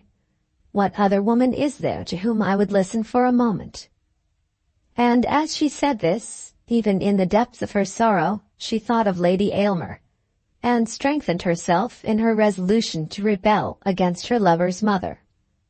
Then she continued, "I wish I knew my cousin Mary Belton, but I have never seen her. Is she nice? So Will tells me, and I know that what he says must be true, even about his sister." Will, you are always thinking of your cousin Will. If he be really so good, he will show it now." "How can he show it? What can he do?" "Does he not inherit all the property?" "Of course he does. And what of that? When I say that I have no friend, I am not thinking of my poverty. If he has that regard for you which he pretends, he can do much to assist you. Why should he not come here at once? God forbid. Why? Why do you say so? He is your nearest relative. If you do not understand, I cannot explain. Has he been told what has happened? Asked Mrs. Askerton. Colonel Askerton sent a message to him, I believe. And to Captain Aylmer also? Yes, and to Captain Aylmer. It was Colonel Askerton who sent it. Then he will come, of course. I think not. Why should he come? He did not even know poor papa. But, my dear Clara, has he not known you? You will see that he will not come. And I will tell you beforehand that he will be right to stay away. Indeed, I do not know how he could come, and I do not want him here. I cannot understand you, Clara. I suppose not. I cannot very well understand myself. I should not be at all surprised if Lady Aylmer were to come herself. Oh, heavens! How little you can know of Lady Aylmer's position and character. But if she is to be your mother-in-law? And even if she were, the idea of Lady Aylmer coming away from Aylmer Park, all the way from Yorkshire, to such a house as this. If they told me that the Queen was coming, it would hardly disconcert me more. But, dear, there is no danger of that, at least. I do not know what may have passed between you and him, but unless there has been some quarrel, he will come. That is, he will do so if he is at all like any men whom I have known. He will not come. Then Mrs. Askerton made some half-whispered offers of services to be rendered by Colonel Askerton, and soon afterwards took her leave, having first asked permission to come again in the afternoon, and when that was declined, having promised to return on the following morning. As she walked back to the cottage, she could not but think more of Clara's engagement to Captain Aylmer than she did of the squire's death. As regarded herself, of course she could not grieve for Mr. Amedroz, and as regarded Clara, Clara's father had for some time past been apparently so insignificant, even in his own house, that it was difficult to acknowledge the fact that the death of such a one as he might leave a great blank in the world. But what Clara had meant by declaring so emphatically that Captain Aylmer would not visit Belton, and by speaking of herself as one who had neither position nor friends in the world, if there had been a quarrel indeed, then it was sufficiently intelligible, and if there was any such quarrel, from what source must it have arisen? Mrs. Askerton felt the blood rise to her cheeks as she thought of this, and told herself that there could be but one such source. Mrs. Askerton knew that Clara had received orders from Aylmer Castle to discontinue all acquaintance with herself, and therefore there could be no doubt as to the cause of the quarrel. It had come to this, then, that Clara was to lose her husband because she was true to her friend, or rather because she would not consent to cast an additional stone at one who for some years past had become a mark for many stones. I am not prepared to say that Mrs. Askerton was a high-minded woman. Misfortunes had come upon her in life of a sort which are too apt to quench high nobility of mind in woman. There are calamities which, by their natural tendencies, elevate the character of women and add strength to the growth of feminine virtues. But then again, there are other calamities which few women can bear without some degradation, without some injury to that delicacy and tenderness which is essentially necessary to make a woman charming, as a woman. In this, I think, the world is harder to women than to men. That a woman often loses much by the chance of adverse circumstances which a man only loses by his misconduct. That there are women whom no calamity can degrade is true enough. And so it is true that there are some men who are heroes. But such are exceptions both among men and women. Not such a one had Mrs. Askerton been. Calamity had come upon her, partly indeed by her own fault, though that might have been pardoned. But the weight of her misfortunes had been too great for her strength, and she had become in some degree hardened by what she had endured. If not unfeminine, still she was feminine in an inferior degree, with womanly feelings of a lower order. And she had learned to intrigue, not being desirous of gaining aught by dishonest intriguing, but believing that she could only hold her own by carrying on her battle after that fashion. In all this I am speaking of the general character of the woman, and am not alluding to the one sin which she had committed. Thus, when she had first become acquainted with Miss Amedroz, her conscience had not rebuked her in that she was deceiving her new friend. When asked casually in conversation as to her maiden name, she had not blushed as she answered the question with a falsehood. When, unfortunately, the name of her first husband had in some way made itself known to Clara, she had been ready again with some prepared fib. And when she had recognized William Belton, she had thought that the danger to herself of having anyone near her who might know her quite justified her in endeavoring to create ill will between Clara and her cousin. Self-preservation is the first law of nature, she would have said, and would have failed to remember, as she did always fail to remember, that nature does not require by any of its laws that self-preservation should be aided by falsehood. But though she was not high-minded, so also was she not ungenerous. And now, as she began to understand that Clara was sacrificing herself because of that promise which had been given when they two had stood together at the window in the cottage drawing-room, she was capable of feeling more for her friend than for herself. She was capable even of telling herself that it was cruel on her part even to wish for any continuance of Clara's acquaintance. "I have made my bed, and I must lie upon it," she said to herself, and then she resolved that, instead of going up to the house on the following day, she would write to Clara and put an end to the intimacy which existed between them. "The world is hard and harsh and unjust," she said, still speaking to herself, "but that is not her fault. I will not injure her because I have been injured myself." Colonel Askerton was up at the house on the same day, but he did not ask for Miss Amedroz, nor did she see him.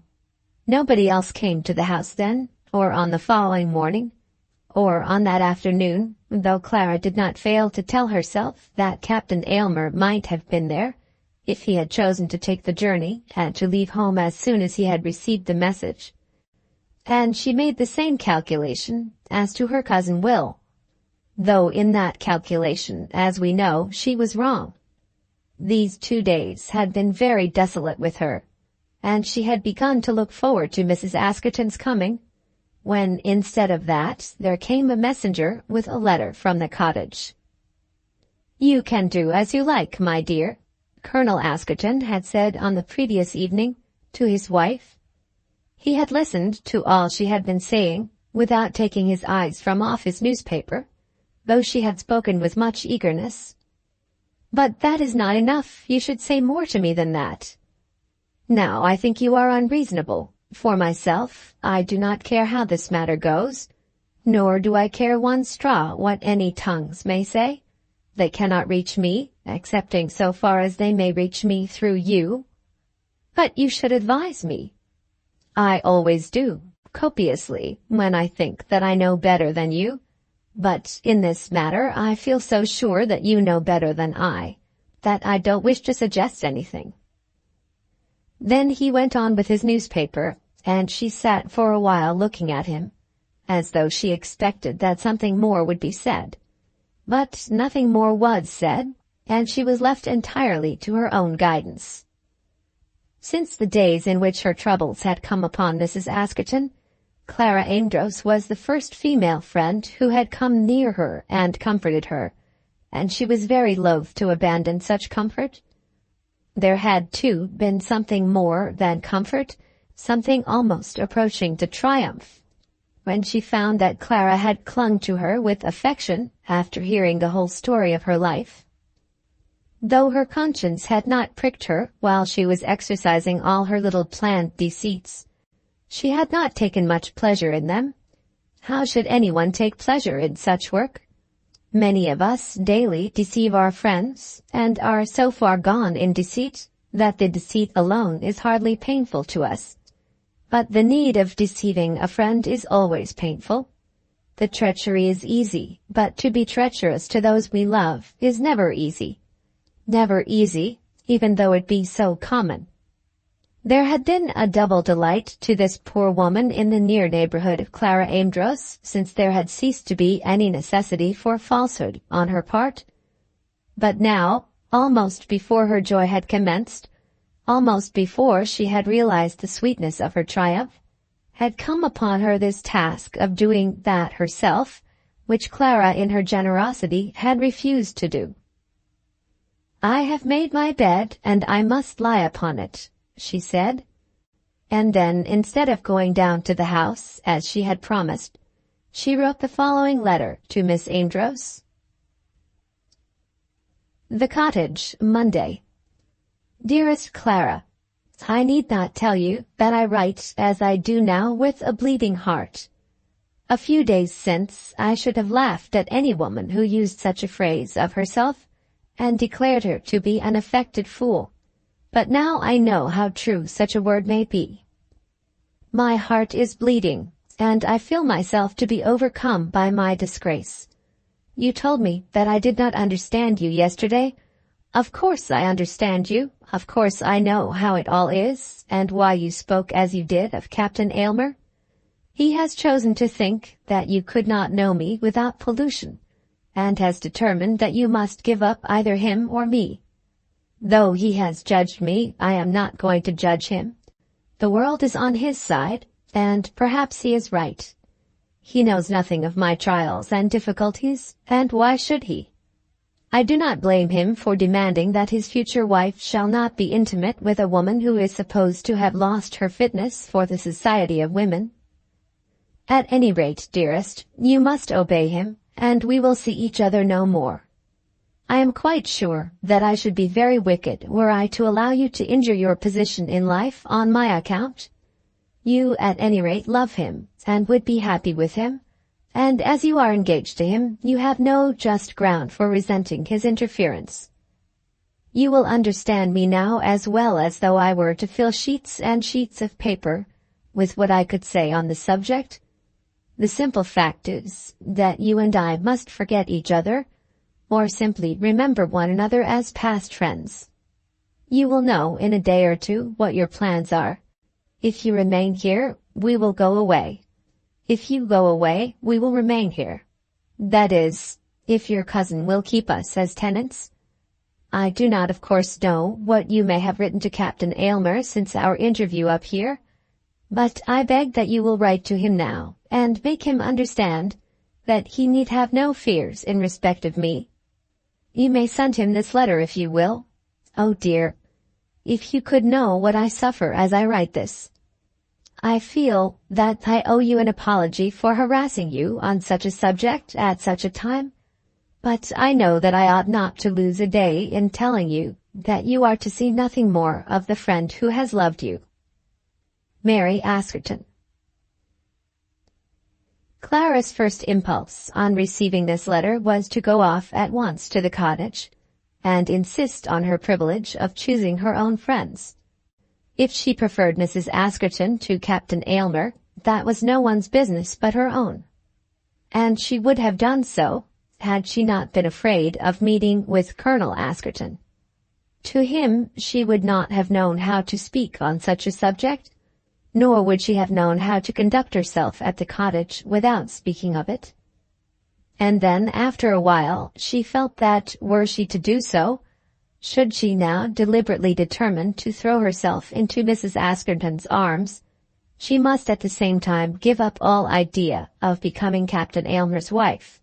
As she thought of this, she asked herself various questions concerning him, which she did not find it easy to answer. Did she wish to be his wife? Could she assure herself that if they were married they would make each other happy? Did she love him? She was still able to declare to herself that the answer to the last question should be an affirmative. But nevertheless, she thought that she could give him up without great unhappiness. And when she began to think of Lady Aylmer, and to remember that Frederick Aylmer's imperative demands upon her obedience had, in all probability, been dictated by his mother, she was again anxious to go at once to the cottage, and declare that she would not submit to any interference with her own judgment. On the next morning, the postman brought to her a letter which was of much moment to her, but he brought to her also tidings which moved her even more than the letter. The letter was from the lawyer, and enclosed a cheque for £75, which he had been instructed to pay to her, as the interest of the money left to her by her aunt. What should be her answer to that letter, she knew very well, and she instantly wrote it, sending back the cheque to Mr. Green. The postman's news, more important than the letter, told her that William Belton was at the inn at Redicote. Chapter 22. Passionate Pleading. Clara wrote her letter to the lawyer, returning the cheque, before she would allow herself a moment to dwell upon the news of her cousin's arrival. She felt that it was necessary to do that before she should even see her cousin, thus providing against any difficulty which might arise from adverse advice on his part. And as soon as the letter was written, she sent it to the post office in the village. She would do almost anything that Will might tell her to do, but Captain Aylmer's money she would not take, even though Will might so direct her. They would tell her, no doubt among them, that the money was her own, that she might take it without owing any thanks for it to Captain Aylmer. But she knew better than that, as she told herself over and over again. Her aunt had left her nothing, and nothing would she have from Captain Aylmer, unless she had all that Captain Aylmer had to give, after the fashion in which women best love to take such gifts. Then, when she had done that, she was able to think of her cousin's visit. "I knew he would come," she said to herself as she sat herself in one of the old chairs in the hall, with a large shawl wrapped round her shoulders.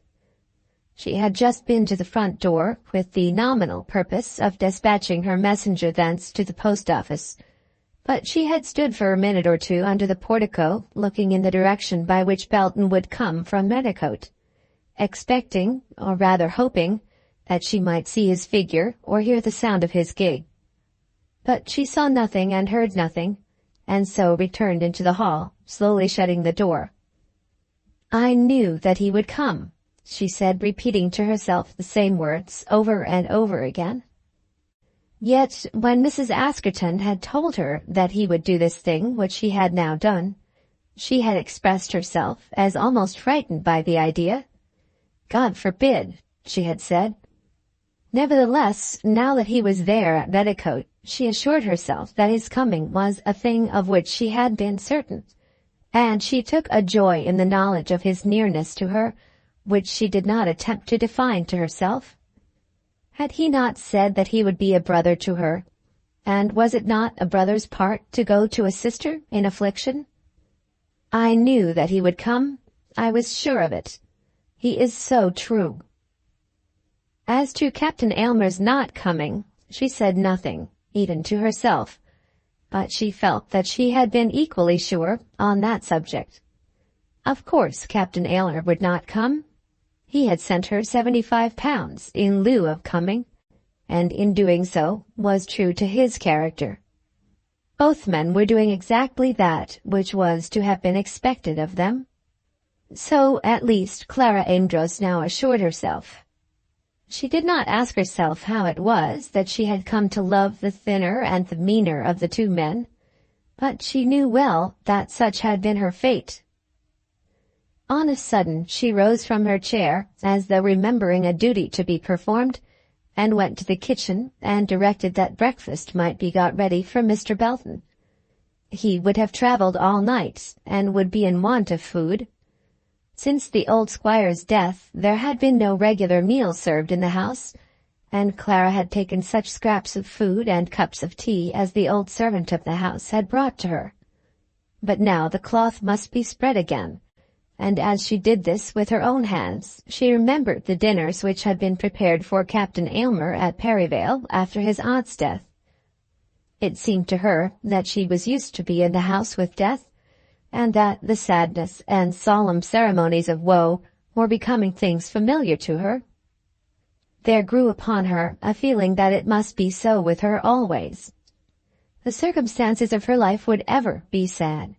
What right had she to expect any other fate after such a catastrophe as that which her brother had brought upon the family? It was clear to her that she had done wrong in supposing that she could marry and live with a prosperous man of the world like Captain Aylmer. Their natures were different, and no such union could lead to any good. So she told herself, with much misery of spirit, as she was preparing the breakfast table for William Belton. But William Belton did not come to eat the breakfast. He got what he wanted in that way at the inn at Redicote, and even then hesitated, loitering at the bar, before he would go over. What was he to say, and how would he be received?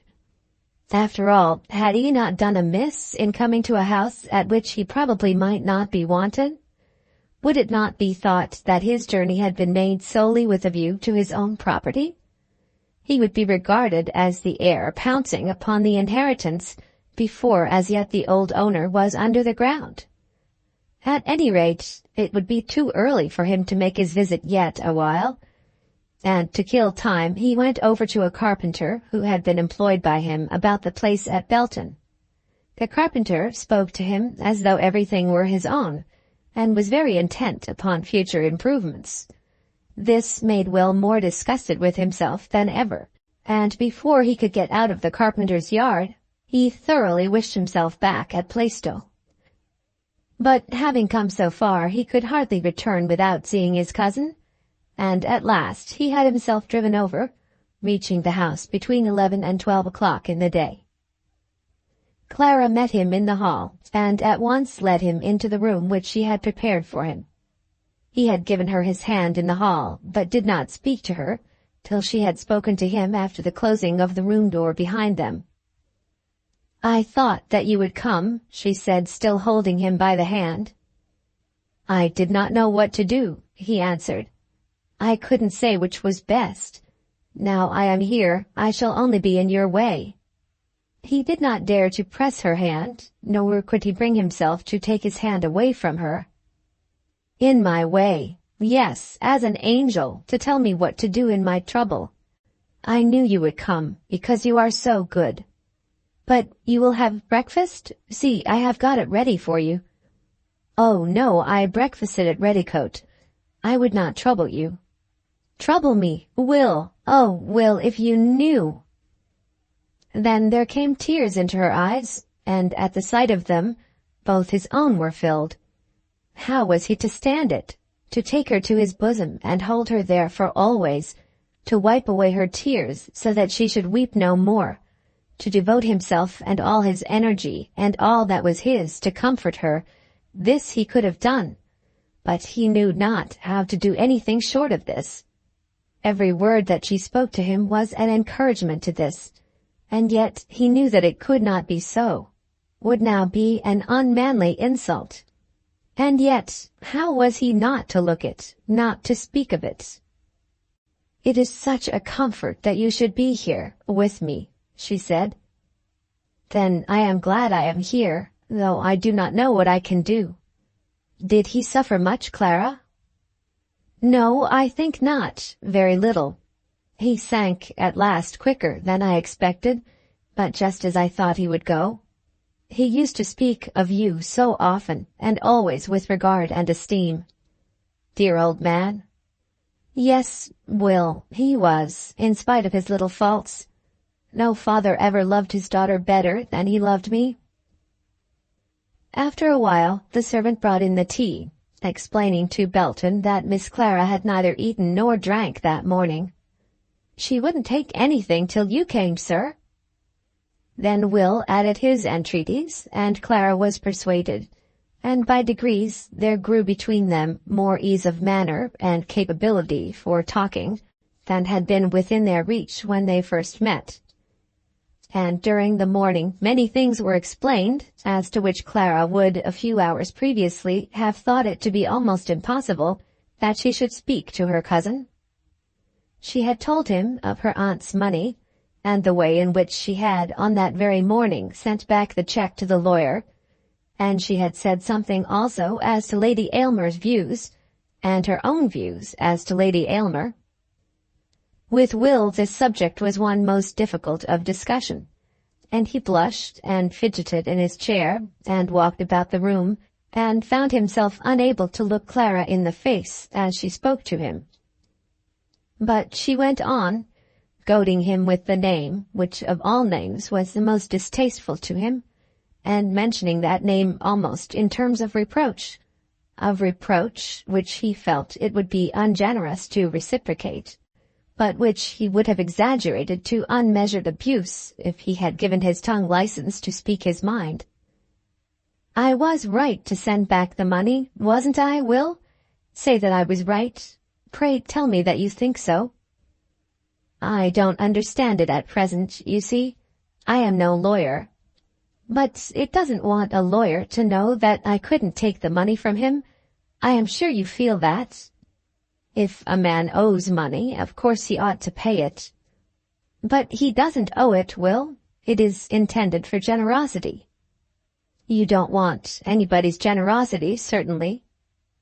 Then he reflected that Clara must, after all, depend entirely on the generosity of someone till she was married, and he wanted to explain to her that everything he had in the world was at her service, was indeed her own. Or he would have explained, if he knew how, that he did not intend to take advantage of the entail, that the Belton estate should belong to her as a natural heir of her father.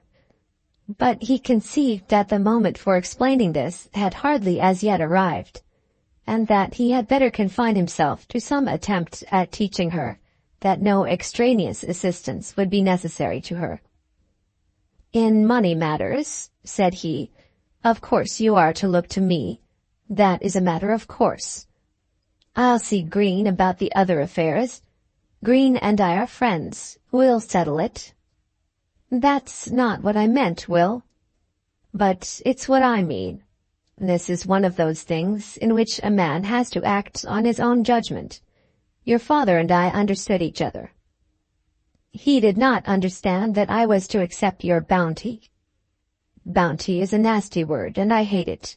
You accepted me as your brother, and as such I mean to act." The word almost stuck in his throat, but he brought it out at last in a fierce tone, of which she understood accurately the cause and meaning. "All money matters about the place must be settled by me. Indeed, that's why I came down." "Not only for that, Will. Just to be useful in that way, I mean. You came to see me because you knew I should want you." Surely this was malice prepense. Knowing what was his want, how could she exasperate it by talking thus of her own? "As for money, I have no claim on anyone. No creature was ever more forlorn. But I will not talk of that." "Did you not say that you would treat me as a brother?" "I did not mean that I was to be a burden on you." "I know what I meant, and that is sufficient." Belton had been at the house some hours before he made any sign of leaving her, and when he did so, he had to explain something of his plans. He would remain, he said, for about a week in the neighborhood. She, of course, was obliged to ask him to stay at the house which was, in fact, his own, but he declined to do this, blurting out his reason at last very plainly. "Captain Aylmer would not like it, and I suppose you are bound to think of what he likes and dislikes." "I don't know what right Captain Aylmer would have to dislike any such thing," said Clara. But nevertheless she allowed the reason to pass as current, and did not press her invitation. Will declared that he would stay at the inn at Redicote, striving to explain in some very unintelligible manner that such an arrangement would be very convenient. He would remain at Redicote, and would come over to Belton every day during his sojourn in the country. Then he asked one question in a low whisper as to the last sad ceremony, and, having received an answer, started off with the declared intention of calling on Colonel Askerton. The next 2 or 3 days passed uncomfortably enough with Will Belton. He made his headquarters at the little inn of Redicote, and drove himself backwards and forwards between that place and the estate which was now his own. On each of these days he saw Colonel Askerton, whom he found to be a civil, pleasant man, willing enough to rid himself of the unpleasant task he had undertaken, but at the same time willing also to continue his services, if any further services were required of him. But of Mrs. Askerton on these occasions Will saw nothing, nor had he ever spoken to her since the time of his first visit to the castle. Then came the day of the funeral, and after that rite was over, he returned with his cousin to the house. There was no will to be read. The old squire had left no will, nor was there anything belonging to him at the time of his death that he could bequeath.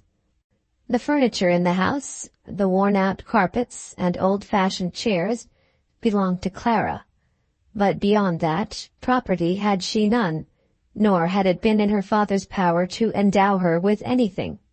She was alone in the world, penniless, with a conviction on her own mind that her engagement with Frederick Aylmer must of necessity come to an end, and with a feeling about her cousin which she could hardly analyze, but which told her that she could not go to his house in Norfolk, nor live with him at Belton Castle, nor trust herself in his hands as she would in those of a real brother.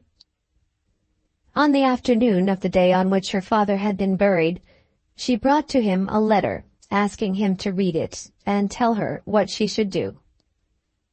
The letter was from Lady Aylmer, and contained an invitation to Aylmer Castle. It had been accompanied, as the reader may possibly remember, by a letter from Captain Aylmer himself. Of this she of course informed her cousin, but she did not find it to be necessary to show the letter of one rival to the other. Lady Aylmer's letter was cold in its expression of welcome, but very dictatorial in pointing out the absolute necessity that Clara should accept the invitation so given. "I think you will not fail to agree with me, dear Miss Amedroz," the letter had said, "that under these strange and perplexing circumstances, this is the only roof which can, with any propriety, afford you a shelter." "And why not the poorhouse?" she said aloud to her cousin, when she perceived that his eye had descended so far on the page. He shook his head angrily, but said nothing, and when he had finished the letter, he folded it and gave it back in silence. "And what am I to do?" she said. "You tell me that I am to come to you for advice in everything."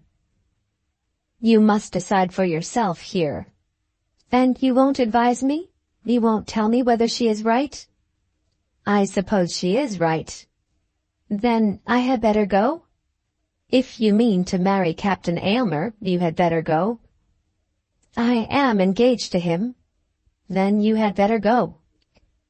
"But I will not submit myself to her tyranny." "Let the marriage take place at once, and you will have to submit only to his. I suppose you are prepared for that." "I do not know. I do not like tyranny." Again he stood silent for a while, looking at her, and then he answered, "I should not tyrannize over you, Clara." "Oh, Will, do not speak like that. Do not destroy everything." "What am I to say?" "What would you say if your sister, your real sister, asked advice in such a strait?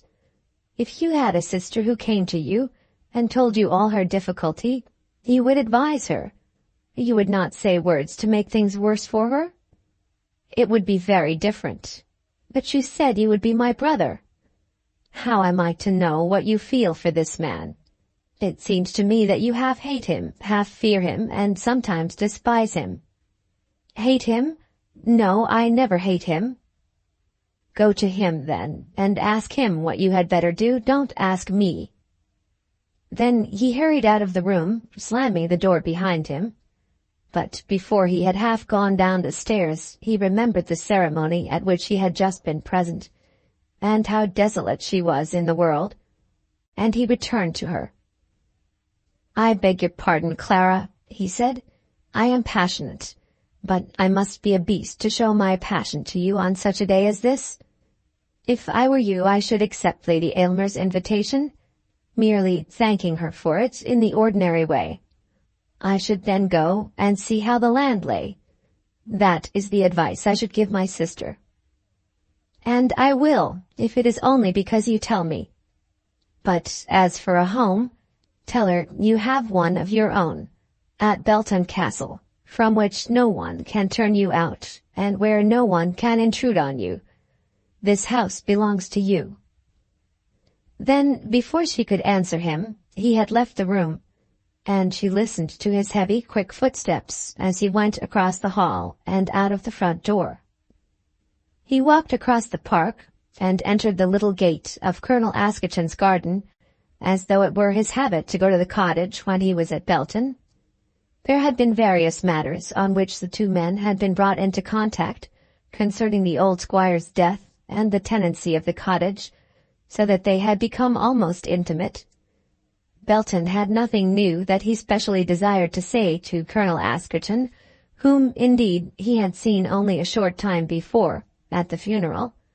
But he wanted the relief of speaking to someone before he returned to the solitude of the inn at Redicote. On this occasion, however, the colonel was out, and the maid asked him if he would see Mrs. Askerton. When he said something about not troubling her, the girl told him that her mistress wished to speak to him, and then he had no alternative but to allow himself to be shown into the drawing-room. "I want to see you a minute," said Mrs. Askerton, bowing to him without putting out her hand, "that I might ask you how you find your cousin." "She is pretty well, I think." "Colonel Askerton has seen more of her than I have since her father's death, and he says that she does not bear it well. He thinks that she is ill." "I do not think her ill. Of course she is not in good spirits." "No, exactly. How should she be? But he thinks she seems so worn.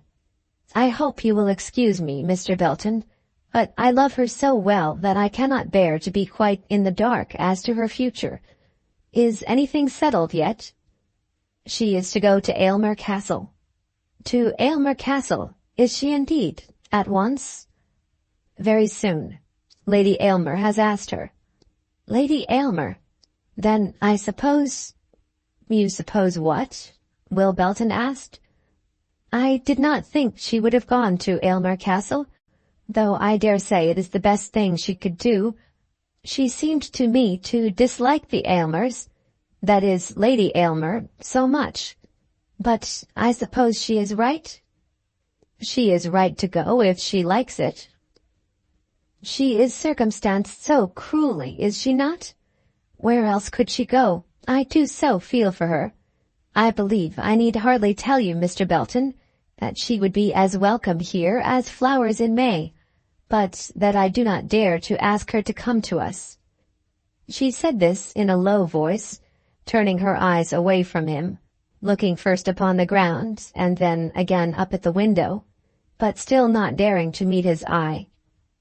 "I don't know exactly about that," said Belton awkwardly. "You know, I hope, that I love her dearly." "Everybody does that," said Will.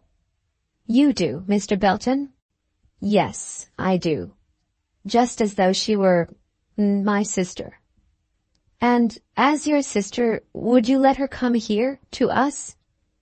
He sat silent for a while, thinking, and she waited patiently for his answer. But she spoke again before he answered her. "I am well aware that you know all my history, Mr. Belton." I shouldn't tell it her, if you mean that, though she were my sister. If she were my wife, I should tell her. And why your wife? Because then I should be sure it would do no harm. Then I find that you can be generous, Mr. Belton. But she knows it all as well as you do. I did not tell her. Nor did I, but I should have done so, had not Captain Aylmer been before me. And now tell me whether I could ask her to come here? It would be useless, as she is going to Aylmer Castle. But she is going there simply to find a home, having no other. That is not so, Mrs. Askerton.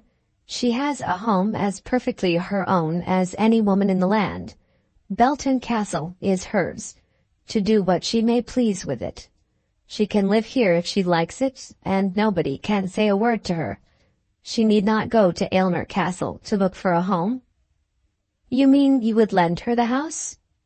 It is hers. I do not understand you, Mr. Belton. It does not signify. We will say no more about it. And you think she likes going to Lady Aylmer's?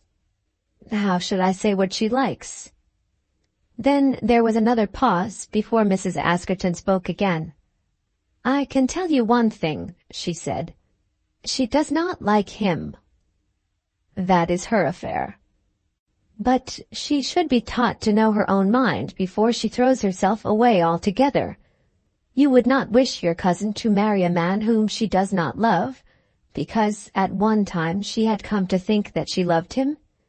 That is the truth of it, Mr. Belton. If she goes to Aylmer Castle, she will marry him, and she will be an unhappy woman always afterwards. If you would sanction her coming here for a few days, I think all that would be cured. She would come in a moment if you advised her. Then he went away, allowing himself to make no further answer at the moment, and discussed the matter with himself as he walked back to Redicote, meditating on it with all his mind and all his heart and all his strength. And as he meditated, it came on to rain bitterly, a cold, piercing February rain, and the darkness of night came upon him, and he floundered on through the thick mud of the Somersetshire lanes, unconscious of the weather and of the darkness. There was a way open to him by which he might even yet get what he wanted. He thought he saw that there was a way open to him through the policy of this woman, whom he perceived to have become friendly to him. He saw, or thought that he saw, it all. No day had absolutely been fixed for his journey to Yorkshire, and if Clara were induced to go first to the cottage and stay there with Mrs. Askerton, no such journey might ever be taken. He could well understand that such a visit on her part would give a mortal offence to all the Aylmers. The tyranny of which Clara spoke with so much dread would be exhibited then without reserve, and so there would be an end altogether of the Aylmer alliance. But were she at once to start for Aylmer Park, then there would be no hope for him. Then her fate would be decided, and his. As far as he could see, too, as far as he could see then, there would be no dishonesty in this plan. Why should Clara not go to Mrs. Askerton's house? What could be more natural than such a visit at such a time? If she were in truth his sister, he would not interfere to prevent it if she wished it. He had told himself that the woman should be forgiven her offence, and had thought that that forgiveness should be complete. If the Aylmers were so unreasonable as to quarrel with her on this ground, let them quarrel with her. Mrs. Askerton had told him that Clara did not really like Captain Aylmer. Perhaps it was so. And if so, what greater kindness could he do her than give her an opportunity for escaping such a union? The whole of the next day he remained at Redicote, thinking, doubting, striving to reconcile his wishes and his honesty. It rained all day, and as he sat alone, smoking in the comfortless inn, he told himself that the rain was keeping him. But in truth it was not the rain. Had he resolved to do his best to prevent this visit to Yorkshire, or had he resolved to further it, I think he would have gone to Belton without much fear of the rain. On the second day after the funeral he did go, and he had then made up his mind. Clara, if she would listen to him, should show her independence of Lady Aylmer by staying a few days with the Askertons before she went to Yorkshire, and by telling Lady Aylmer that such was her intention. If she really loves the man, he said to himself, she will go at once, in spite of anything that I can say. If she does not, I shall be saving her. "How cruel of you not to come yesterday," Clara said, as soon as she saw him. "It rained hard," he answered. "But men like you care so little for rain. But that is when you have business to take you out, or pleasure. You need not be so severe. The truth is, I had things to trouble me." "What troubled you, Will? I thought all the trouble was mine." "I suppose everybody thinks that his own shoe pinches the hardest." "Your shoe can't pinch you very bad, I should think. Sometimes, when I think of you, it seems that you are an embodiment of prosperity and happiness." "I don't see it myself, that's all. Did you write to Lady Aylmer, Clara?" "I wrote, but I didn't send it. I would not send any letter till I had shown it to you, as you are my confessor and adviser. There, read it. Nothing, I think, could be more courteous or less humble." He took the letter and read it. Clara had simply expressed herself willing to accept Lady Aylmer's invitation, and asked her ladyship to fix a day. There was no mention of Captain Aylmer's name in the note. "And you think this is best?" he said. His voice was hardly like his own as he spoke. There was wanting to it that tone of self-assurance which his voice almost always possessed, even when self-assurance was lacking to his words. "I thought it was your own advice," she said. "Well, yes, that is, I don't quite know. You couldn't go for a week or so yet, I suppose?" "Perhaps in about a week." "And what will you do till then?" "What will I do?" "Yes, where do you mean to stay?" "I thought, Will, that perhaps you would let me remain here." "Let you? Oh, heavens! Look here, Clara." "What is it, Will?" "Before heaven, I want to do for you what may be the best for you, without thinking of myself, if I could only help it. I have never doubted you. I never will doubt you. I believe in you next to my God. I do, Will, I do." He walked up and down the room half a dozen times before he spoke again, while she stood by the table watching him. "I wish," she said, "I knew what it is that troubles you." To this he made no answer, but went on walking, till she came up to him, and putting both her hands upon his arm, said, "It will be better, Will, that I should go, will it not? Speak to me and say so. I feel that it will be better." Then he stopped in his walk and looked down upon her, as her hand still rested upon his shoulder. He gazed upon her for some few seconds, remaining quite motionless, and then, opening his arms, he surrounded her with his embrace, and, pressing her with all his strength close to his bosom, kissed her forehead, and her cheeks, and her lips, and her eyes. His will was so masterful, his strength so great, and his motion so quick, that she was powerless to escape from him till he relaxed his hold. Indeed, she hardly struggled, so much was she surprised, and so soon released. But the moment that he left her, he saw that her face was burning red, and that the tears were streaming from her eyes. She stood for a moment trembling, with her hands clenched, and with a look of scorn upon her lips and brow that he had never seen before. And then she threw herself on the sofa, and, burying her face, sobbed aloud, while her whole body was shaken as with convulsions. He leaned over her repentant, not knowing what to do, not knowing how to speak. All ideas of his scheme had gone from him now. He had offended her forever, past redemption. What could be the use now of any scheme? And as he stood there, he hated himself because of his scheme.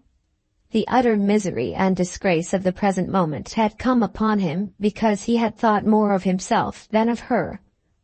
It was but a few moments since that she had told him that she trusted him next to her God, and yet, in those few moments, he had shown himself utterly unworthy of that trust, and had destroyed all her confidence. But he could not leave her without speaking to her. "Clara," he said, "Clara." But she did not answer him. "Clara, will you not speak to me? Will you not let me ask you to forgive me?" But she only sobbed. For her, at that moment, we may say that sobbing was easier than speech. How was she to pardon so great an offense? How was she to resent such passionate love? But he could not continue to stand there motionless, all but speechless, while she lay with her face turned away from him. He must at any rate in some manner take himself away out of the room, and this he could not do, even in his present condition of unlimited disgrace, without a word of farewell. "Perhaps I had better go and leave you," he said. Then at last there came a voice. "Oh, Will, why have you done this? Why have you treated me so badly?" When he had last seen her face, her mouth had been full of scorn, but there was no scorn now in her voice. Why? Why? Why? Why, indeed, except that it was needful for him that she should know the depth of his passion. "If you will forgive me, Clara, I will not offend you so again," he said. "You have offended me. What am I to say? What am I to do? I have no other friend. I am a wretch. I know that I am a wretch." "I did not suspect that you would be so cruel. Oh, Will." But before he went, she told him that she had forgiven him, and she had preached to him a solemn, sweet sermon on the wickedness of yielding to momentary impulses. Her low, grave words sank into his ears as though they were divine. And when she said a word to him, blushing as she spoke, of the sin of his passion, and of what her sin would be if she were to permit it, he sat by her, weeping like an infant, tears which were certainly tears of innocence. She had been very angry with him, but I think she loved him better when her sermon was finished than she had ever loved him before. There was no further question as to her going to Aylmer Castle, nor was any mention made of Mrs. Askerton's invitation to the cottage. The letter for Lady Aylmer was sent, and it was agreed between them that Will should remain at Redicote till the answer from Yorkshire should come, and should then convey Clara as far as London on her journey. And when he took leave of her that afternoon, she was able to give him her hand in her old hearty, loving way, and to call him Will with the old hearty, loving tone. And he was able to accept those tokens of her graciousness as though they were signs of a pardon which she had been good to give, but which he certainly had not deserved. As he went back to Redicote, he swore to himself that he would never love any woman but her, even though she must be the wife of Captain Aylmer. Chapter 23. The Last Day at Belton.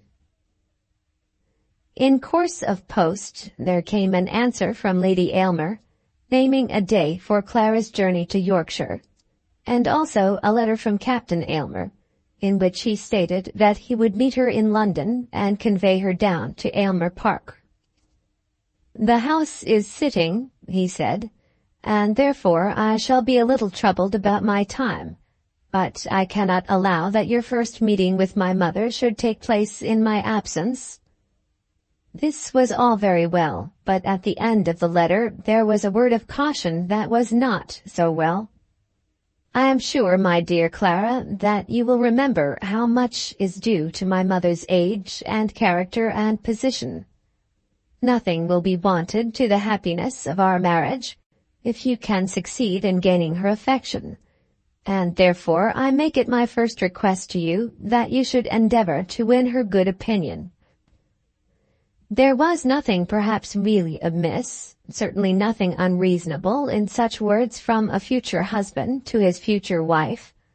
But Clara, as she read them, shook her head and pressed her foot against the ground in anger. It would not do. Sorrow would come, and trouble and disappointment. She did not say so, even to herself, in words. But the words, though not spoken, were audible enough to herself. She could not, would not, bend to Lady Aylmer, and she knew that trouble would come of this visit. I fear that many ladies will condemn Miss Amedroz when I tell them that she showed this letter to her cousin Will. It does not promise well for any of the parties concerned, when a young woman with two lovers can bring herself to show the love letters of him to whom she is engaged to the other lover whom she has refused. But I have two excuses to put forward in Clara's defense. In the first place, Captain Aylmer's love letters were not in truth love letters, but were letters of business. And in the next place, Clara was teaching herself to regard Will Belton as her brother, and to forget that he had ever assumed the part of lover. She was so teaching herself, but I cannot say that the lesson was one easily learned, nor had the outrage upon her of which Will had been guilty, and which was described in the last chapter, made the teaching easier.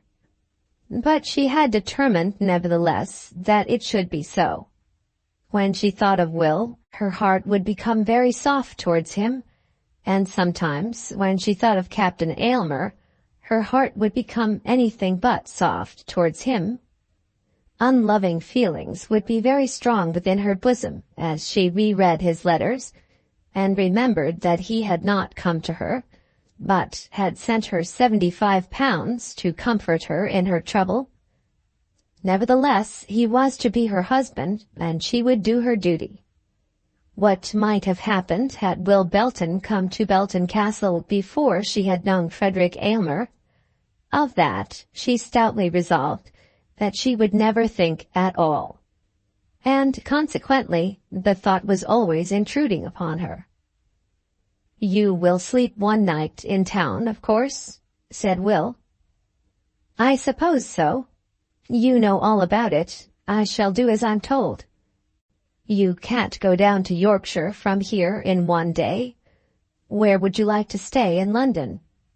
"How on earth should I know? Ladies do sleep at hotels in London sometimes, I suppose." "Oh, yes, I can write and have rooms ready for you." "Then that difficulty is over," said Clara. But in Belton's estimation the difficulty was not exactly over. Captain Aylmer would, of course, be in London that night, and it was a question with Will whether or no Clara was bound in honor to tell the accursed beast, I am afraid Mr. Belton called him in his soliloquies, where she would lodge on the occasion, or would it suffice that he, Will, should hand her over to the enemy at the station of the Great Northern Railway on the following morning? All the little intricacies of the question presented themselves to Will's imagination. How careful he would be with her, that the inn accommodation should suffice for her comfort. With what pleasure he would order a little dinner for them two, making something of a gentle fete of the occasion. How sedulously would he wait upon her with those little attentions, amounting almost to worship, with which such men as Will Belton are prone to treat all women in exceptionable circumstances, when the ordinary routine of life has been disturbed. If she had simply been his cousin, and if he had never regarded her otherwise, how happily could he have done all this? As things now were, if it was left to him to do, he should do it with what patience and grace might be within his power. He would do it, though he would be mindful every moment of the bitterness of the transfer which he would so soon be obliged to make. But he doubted whether it would not be better for Clara's sake that the transfer should be made overnight. He would take her up to London, because in that way he could be useful, and then he would go away and hide himself. "Has Captain Aylmer said where he would meet you?" he asked after a pause. "Of course I must write and tell him." "And is he to come to you when you reach London?" "He has said nothing about that. He will probably be at the House of Commons, or too busy somewhere to come to me then. But why do you ask? Do you wish to hurry through town?" "Oh dear, no." "Or perhaps you have friends you want to see? Pray don't let me be in your way. I shall do very well, you know." Belton rebuked her by a look before he answered her. "I was only thinking," he said, "of what would be most convenient for yourself. I have nobody to see, and nothing to do, and nowhere to go." Then Clara understood it all, and said that she should write to Captain Aylmer, and ask him to join them at the hotel. She determined that she would see Mrs. Askerton before she went, and as that lady did not come to the castle, Clara called upon her at the cottage. This she did the day before she left, and she took her cousin with her. Belton had been at the cottage once or twice since the day on which Mrs. Askerton had explained to him how the Aylmer alliance might be extinguished, but Colonel Askerton had always been there, and no reference had been made to the former conversation. Colonel Askerton was not there now, and Belton was almost afraid that words would be spoken to which he would hardly know how to listen. "And so you are really going?" said Mrs. Askerton. "Yes, we start tomorrow," said Clara. "I am not thinking of the journey to London," said Mrs. Askerton, "but of the danger and privations of your subsequent progress to the north." "I shall do very well. I am not afraid that anyone will eat me." "There are so many different ways of eating people, are there not, Mr. Belton?" "I don't know about eating, but there are a great many ways of boring people," said he. "And I should think they will be very great at that kind of thing at Aylmer Castle. One never hears of Sir Anthony, but I can fancy Lady Aylmer to be a terrible woman." "I shall manage to hold my own, I dare say," said Clara. "I hope you will, I do hope you will," said Mrs. Askerton. "I don't know whether you will be powerful to do so, or whether you will fail. My heart is not absolute, but I do know what will be the result if you are successful. It is much more, then, than I know myself." "That I can believe, too. Do you travel down to Yorkshire alone?" "No, Captain Aylmer will meet me in town." Then Mrs. Askerton looked at Mr. Belton, but made no immediate reply, nor did she say anything further about Clara's journey. She looked at Mr. Belton, and Will caught her eye, and understood that he was being rebuked for not having carried out that little scheme which had been prepared for him. But he had come to hate the scheme, and almost hated Mrs. Askerton for proposing it. He had declared to himself that her welfare, Clara's welfare, was the one thing which he should regard, and he had told himself that he was not strong enough, either in purpose or in wit, to devise schemes for her welfare. She was better able to manage things for herself than he was to manage them for her. If she loved this accursed beast, let her marry him. Only, for that was now his one difficulty, only he could not bring himself to think it possible that she should love him. "I suppose you will never see this place again," said Mrs. Askerton after a long pause. "I hope I shall very often," said Clara. "Why should I not see it again? It is not going out of the family." "No, not exactly out of the family. That is, it will belong to your cousin. And cousins may be as far apart as strangers, you mean. But Will and I are not like that, are we, Will? I hardly know what we are like, said he. You do not mean to say that you will throw me over? But the truth is, Mrs. Askerton, that I do not mean to be thrown over. I look upon him as my brother, and I intend to cling to him as sisters do cling. You will hardly come back here before you are married, said Mrs. Askerton. It was a terrible speech for her to make, and could only be excused on the ground that the speaker was in truth desirous of doing that which she thought would benefit both of those whom she addressed. Of course you are going to your wedding now? I am doing nothing of the kind, said Clara. How can you speak in that way to me so soon after my father's death? It is a rebuke to me for being here at all. I intend no rebuke, as you well know. What I mean is this. If you do not stay in Yorkshire till you are married, let the time be when it may, where do you intend to go in the meantime? My plans are not settled yet. She will have this house if she pleases, said Will. There will be no one else here. It will be her own, to do as she likes with it. She will hardly come here to be alone.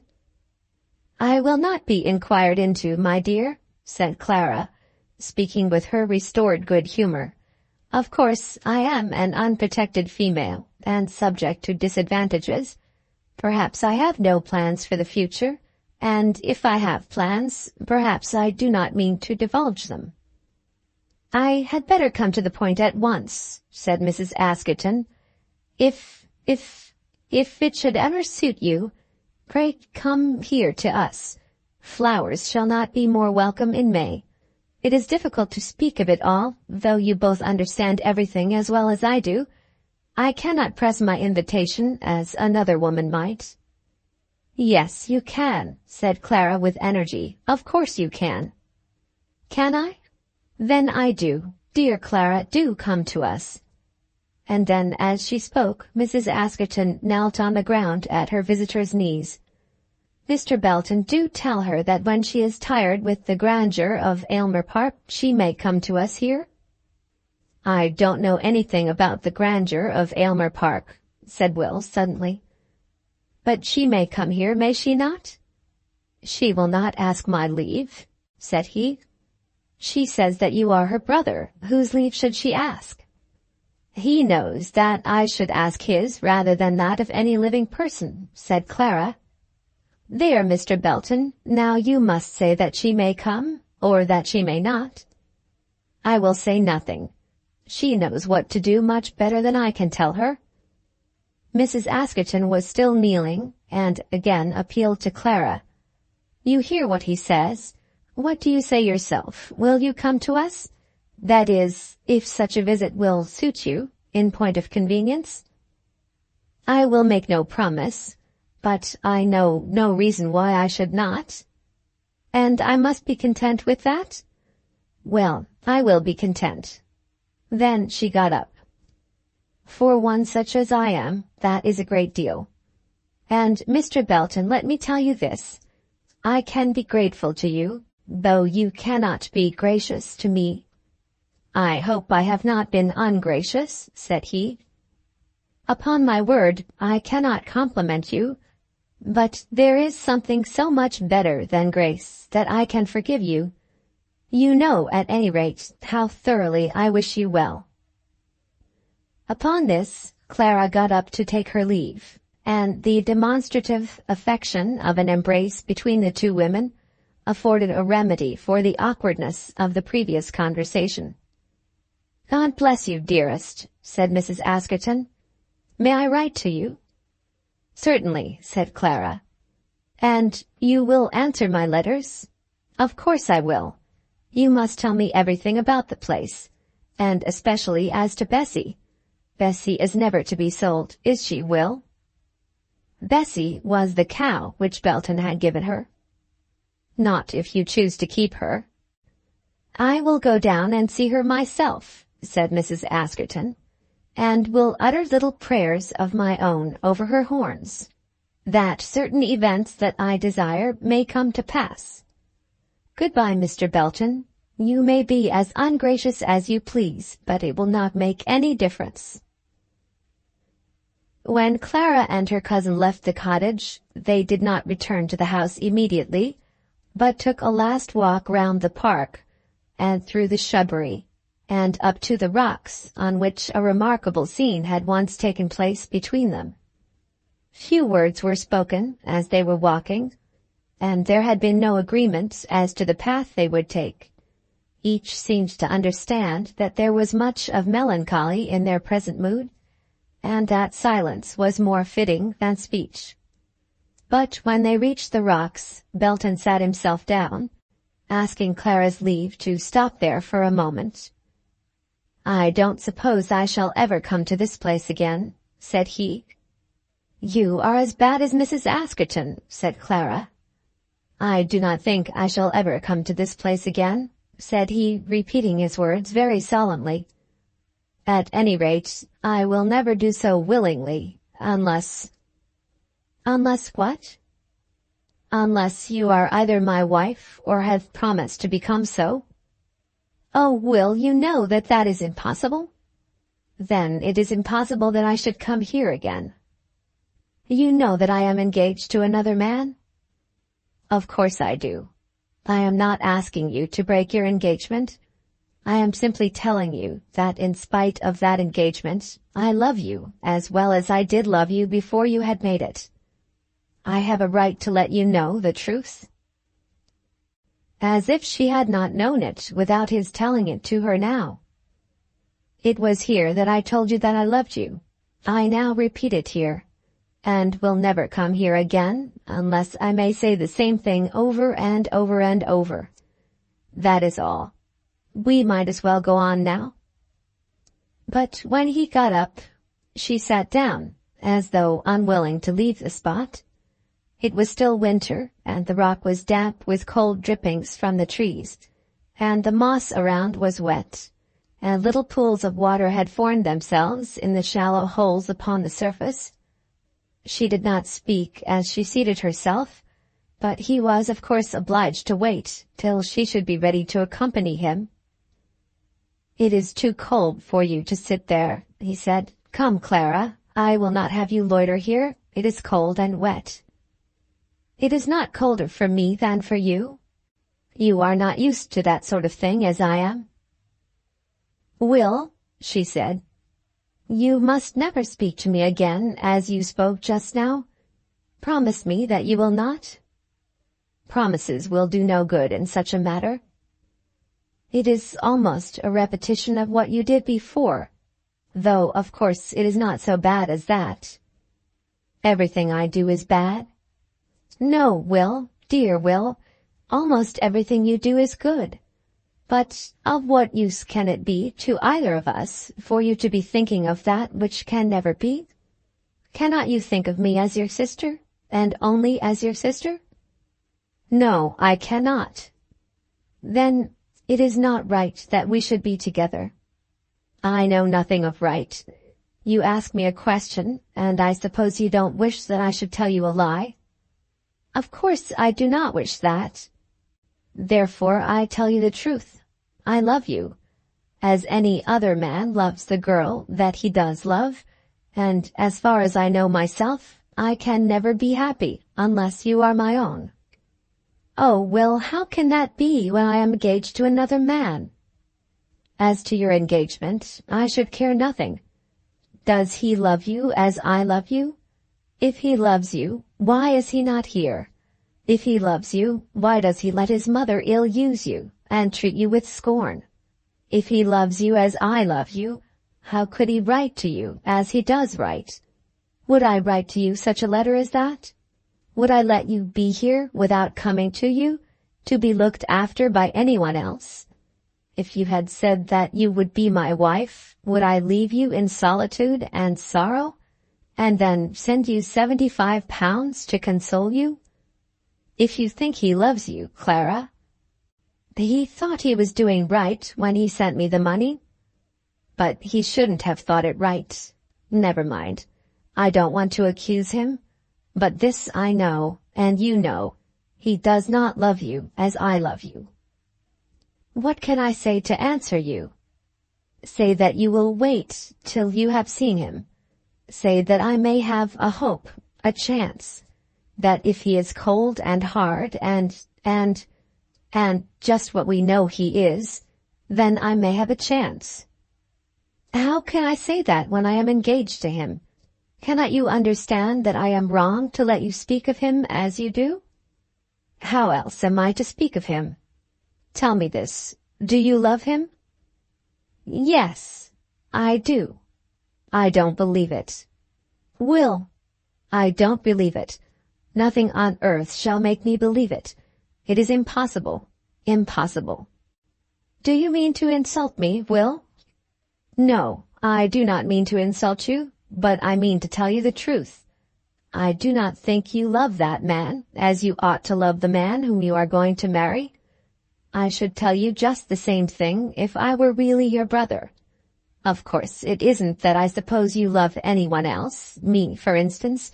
I'm not such a fool as that, but I don't think you love him, and I'm quite sure he doesn't love you. That's just what I believe, and if I do believe it, how am I to help telling you? You've no right to have such beliefs. How am I to help it? Well, never mind. I won't let you sit there any longer. At any rate, you'll be able to understand now that I shall never come to this place any more. Clara, as she got up to obey him, felt that she also ought never to see it again.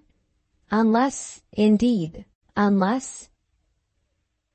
They passed that evening together without any reference to the scene on the rock, or any allusion to their own peculiar troubles. Clara, though she would not admit to Mrs. Askerton that she was going away from the place forever, was not the less aware that such might very probably be the case. She had no longer any rights of ownership at Belton Castle, and all that had taken place between her and her cousin tended to make her feel that under no circumstances could she again reside there. Nor was it probable that she would be able to make Mrs. Askerton the visit of which they had been talking. If Lady Aylmer were wise, so Clara thought, there would be no mention of Mrs. Askerton at Aylmer Park, and if so, of course, she would not outrage her future husband by proposing to go to a house of which she knew that he disapproved. If Lady Aylmer were not wise, if she should take upon herself the task of rebuking Clara for her friendship, then, in such circumstances as those, Clara believed that the visit to Mrs. Askerton might be possible. But she determined that she would leave the home in which she had been born, and had passed so many happy and so many unhappy days, as though she were never to see it again.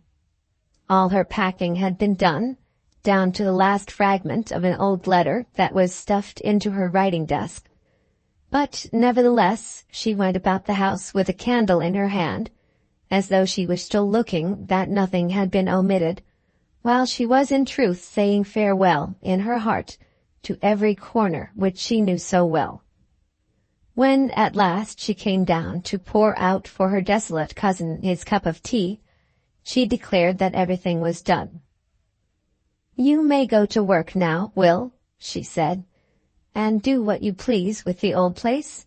My jurisdiction in it is over." "Not altogether," said he. He no longer spoke like a despairing lover. Indeed, there was a smile around his mouth, and his voice was cheery. "Yes, altogether. I give over my sovereignty from this moment, and a dirty, dilapidated sovereignty it is." "That's all very well to say, and also very well to do. What best pleases me in going to Aylmer Castle just now is the power it gives me of doing at once that which otherwise I might have put off, till the doing of it had become much more unpleasant. Mr. Belton, there is the key of the cellar, which I believe gentlemen always regard as the real sign of possession. I don't advise you to trust much to the contents." He took the key from her, and without saying a word, chucked it across the room onto an old sofa. "If you won't take it, you had better, at any rate, have it tied up with the others," she said. "I dare say you'll know where to find it when you want it," he answered. "I shall never want it." "Then it's as well there as anywhere else." "But you won't remember, Will." "I don't suppose I shall have occasion for remembering." Then he paused a moment before he went on. "I have told you before that I do not intend to take possession of the place. I do not regard it as mine at all." "And whose is it then?" "Yours." "No, dear Will, it is not mine, you know that." "I intend that it shall be so, and therefore you might as well put the keys where you will know how to find them." After he had gone, she did take up the key, and tied it with sundry others, which she intended to give to the old servant who was to be left in charge of the house. But after a few moments' consideration, she took the cellar key again off the bunch, and put it back upon the sofa, in the place to which he had thrown it. On the following morning they started on their journey. The old fly from Redicote was not used on this occasion, as Belton had ordered a pair of post-horses and a comfortable carriage from Taunton. "I think it such a shame," said Clara, "going away for the last time without having Jerry and the grey horse." Jerry was the man who had once driven her to Taunton when the old horse fell with her on the road. "But Jerry and the grey horse could not have taken you and me too, and all our luggage," said Will. "Poor Jerry, I suppose not," said Clara. "But still, there is an injury done in going without him." There were 4 or 5 dependents of the old family standing round the door to bid her adieu, to all of whom she gave her hand with a cordial pressure. They, at least, seemed to regard her departure as final. And of course it was final. She had assured herself of that during the night.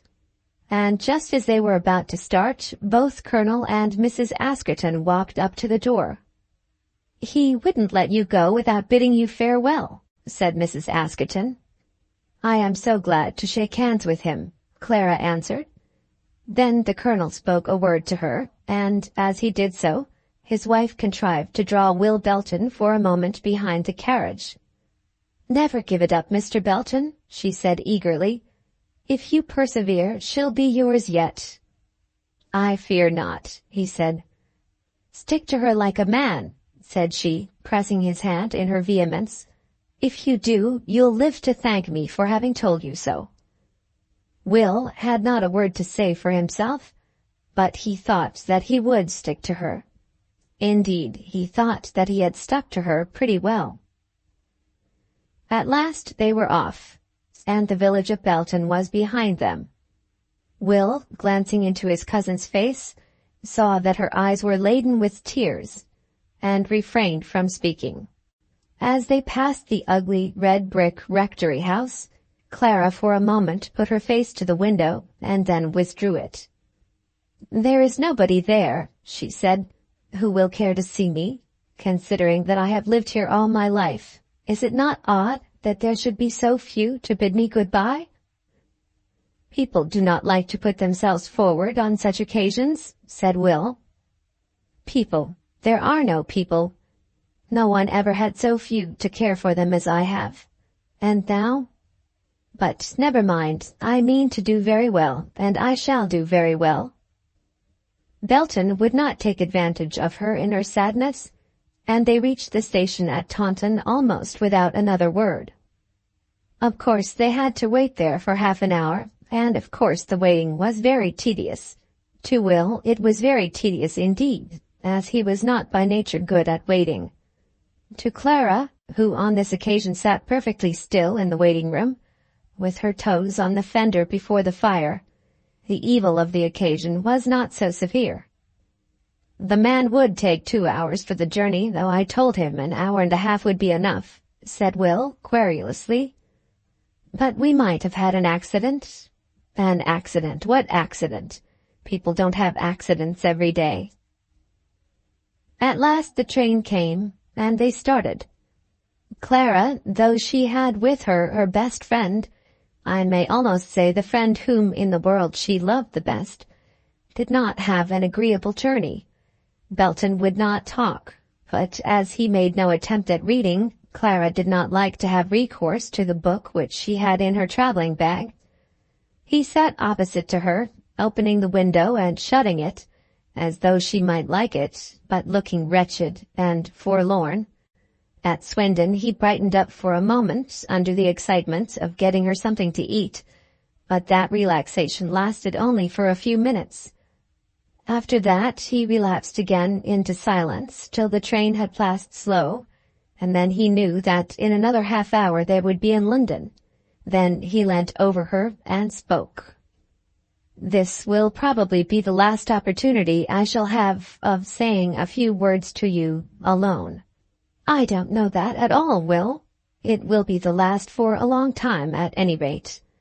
And as I have got something to say, I might as well say it now. I have thought a great deal about the property, the Belton Estate, I mean. I don't intend to take it as mine." "That is sheer nonsense, Will. You must take it, as it is yours, and can't belong to anyone else." "I have thought it over, and I am quite sure that all the business of the entail was wrong, radically wrong, from first to last. You are to understand that my special regard for you has nothing whatever to do with it. I should do the same thing if I felt that I hated you." "Don't hate me, Will." "You know what I mean. I think the entail was all wrong, and I shan't take advantage of it. It's not common sense that I should have everything because of poor Charlie's misfortune." "But it seems to me that it does not depend upon you or upon me, or upon anybody. It is yours by law, you know. And therefore it won't be sufficient for me to give it up without making it yours by law also, which I intend to do. I shall stay in town tomorrow and give instructions to Mr. Green. I have thought it proper to tell you this now, in order that you may mention it to Captain Aylmer." They were leaning over in the carriage, one towards the other. Her face had been slightly turned away from him, but now she slowly raised her eyes till they met his, and looking into the depth of them, and seeing there all his love and all his suffering, and the great nobility of his nature, her heart melted within her. Gradually, as her tears would come, in spite of all her constraint, she again turned her face towards the window. "I can't talk now," she said. "Indeed, I can't." "There is no need for any more talking about it," he replied.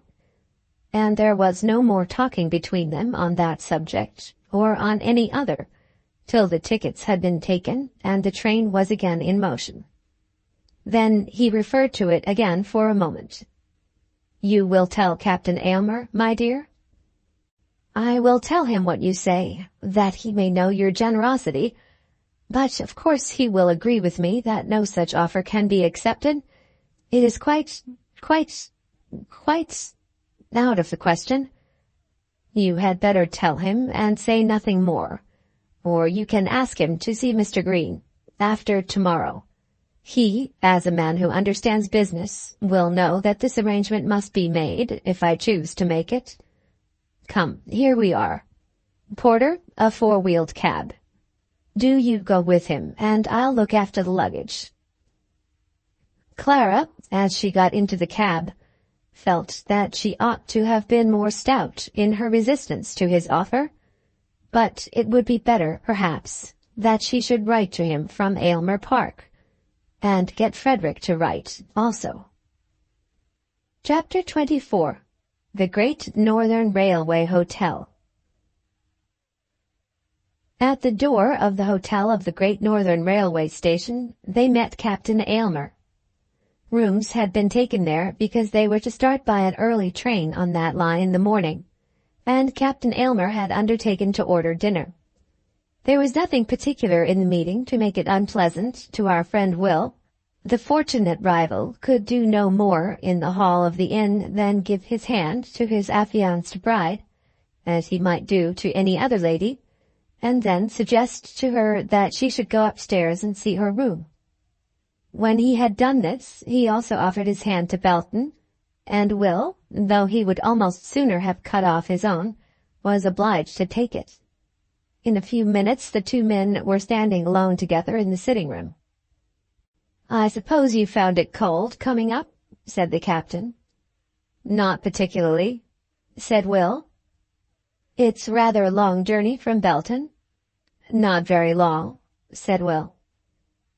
"Not for you, perhaps, but Miss Amedroz must be tired?"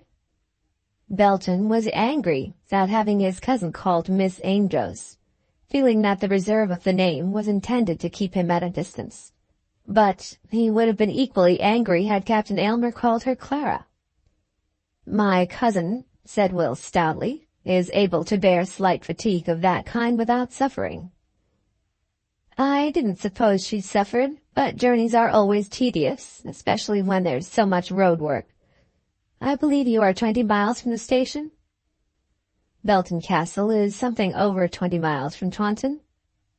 "We are 7 from our station at Aylmer Park, and we think that a great deal." "I'm more than that at Plaistow," said Will. "Oh, indeed. Plaistow is in Norfolk, I believe." "Yes, Plaistow is in Norfolk." "I suppose you'll leave it now and go into Somersetshire?" suggested Captain Aylmer. "Certainly not. Why should I leave it?" "I thought, perhaps, as Belton Castle is now your own—" "Plaistow Hall is more my own than Belton Castle, if that signifies anything, which it doesn't."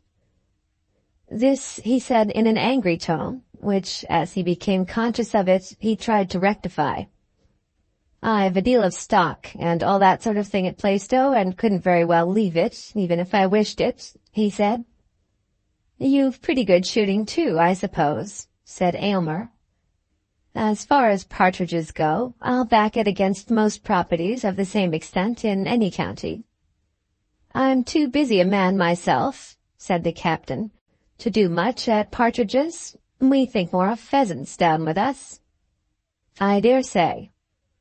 But a Norfolk man like you is of course keen about birds."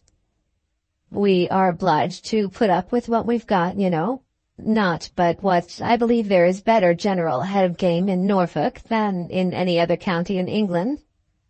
"That's what makes your hunting rather poor." "Our hunting poor? Why do you say it's poor?" "So many of you are against preserving foxes." "I'll tell you what, Captain Aylmer, I don't know what pack you hunt with, but I'll bet you a £5 note that we killed more foxes last year than you did. That is, taking 3 days a week, 29 brace and a half in a short season I don't call poor at all." Captain Aylmer saw that the man was waxing angry, and made no further allusion either to the glories or deficiencies of Norfolk. As he could think of no other subject on which to speak at the spur of the moment, he sat himself down and took up a paper. Belton took up another, and so they remained till Clara made her appearance. That Captain Aylmer read his paper is probable enough. He was not a man easily disconcerted, and there was nothing in his present position to disconcert him. But I feel sure that Will Belton did not read a word. He was angry with his rival, whom he hated, and was angry with himself for showing his anger. He would have wished to appear to the best advantage before this man, or rather before Clara, in this man's presence, and he knew that in Clara's absence he was making such a fool of himself that he would be unable to recover his prestige. He had serious thoughts within his own breast whether it would not be as well for him to get up from his seat and give Captain Aylmer a thoroughly good thrashing. Drop into him and punch his head, as he would have expressed it. For the moment, such an exercise would give him immense gratification. The final results would no doubt be disastrous, But then all future results, as far as he could see them, were laden with disaster. He was still thinking of this, eyeing the man from under the newspaper, and telling himself that the feat would probably be too easy to afford much enjoyment, when Clara re-entered the room. Then he got up, acting on the spur of the moment, got up quickly and suddenly, and began to bid her adieu. "But you are going to dine here, Will?" she said. "No, I think not." "You promised you would. You told me you had nothing to do tonight." Then she turned to Captain Aylmer.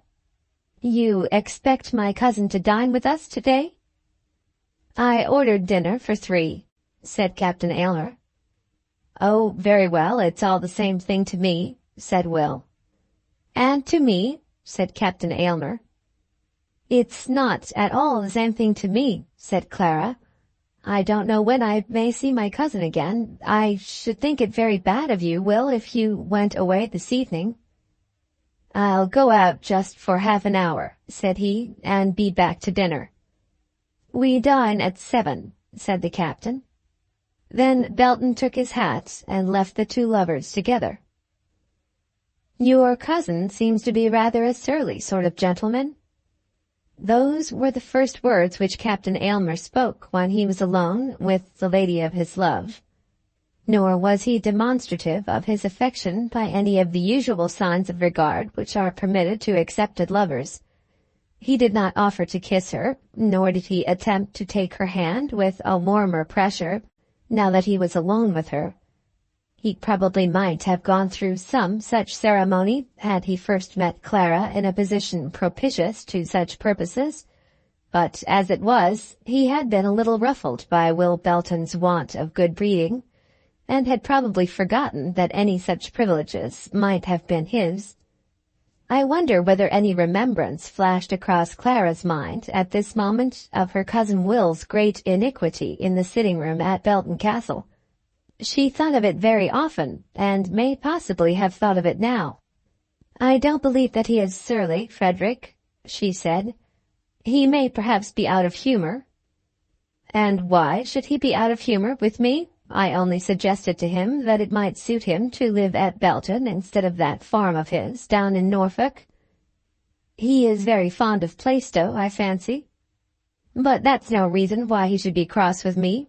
I don't envy him his taste, that's all. If he can't understand that he, with his name, ought to live on the family property which belongs to him, it isn't likely that anything that I can say will open his eyes upon the subject. The truth is, Frederick, he has some romantic notion about the Belton estate." "What romantic notion?" "He thinks it should not be his at all. Who does he think should have it?" "Of course, there can be nothing in it, you know. Of course it's all nonsense." "But what is his idea? Who does he think should be the owner?" "He means that it should be mine. But, of course, Frederick, it is all nonsense. We know that." It did not seem to be quite clear at the moment that Frederick had altogether made up his mind upon the subject. As he heard these tidings from Clara, there came across his face a puzzled, dubious look, as though he did not quite understand the proposition which had been suggested to him, as though some consideration were wanted before he could take the idea home to himself and digest it, so as to enable himself to express an opinion upon it. There might be something in it, some show of reason which did not make itself clear to Clara's feminine mind. "I have never known what was the precise nature of your father's marriage settlement," said he.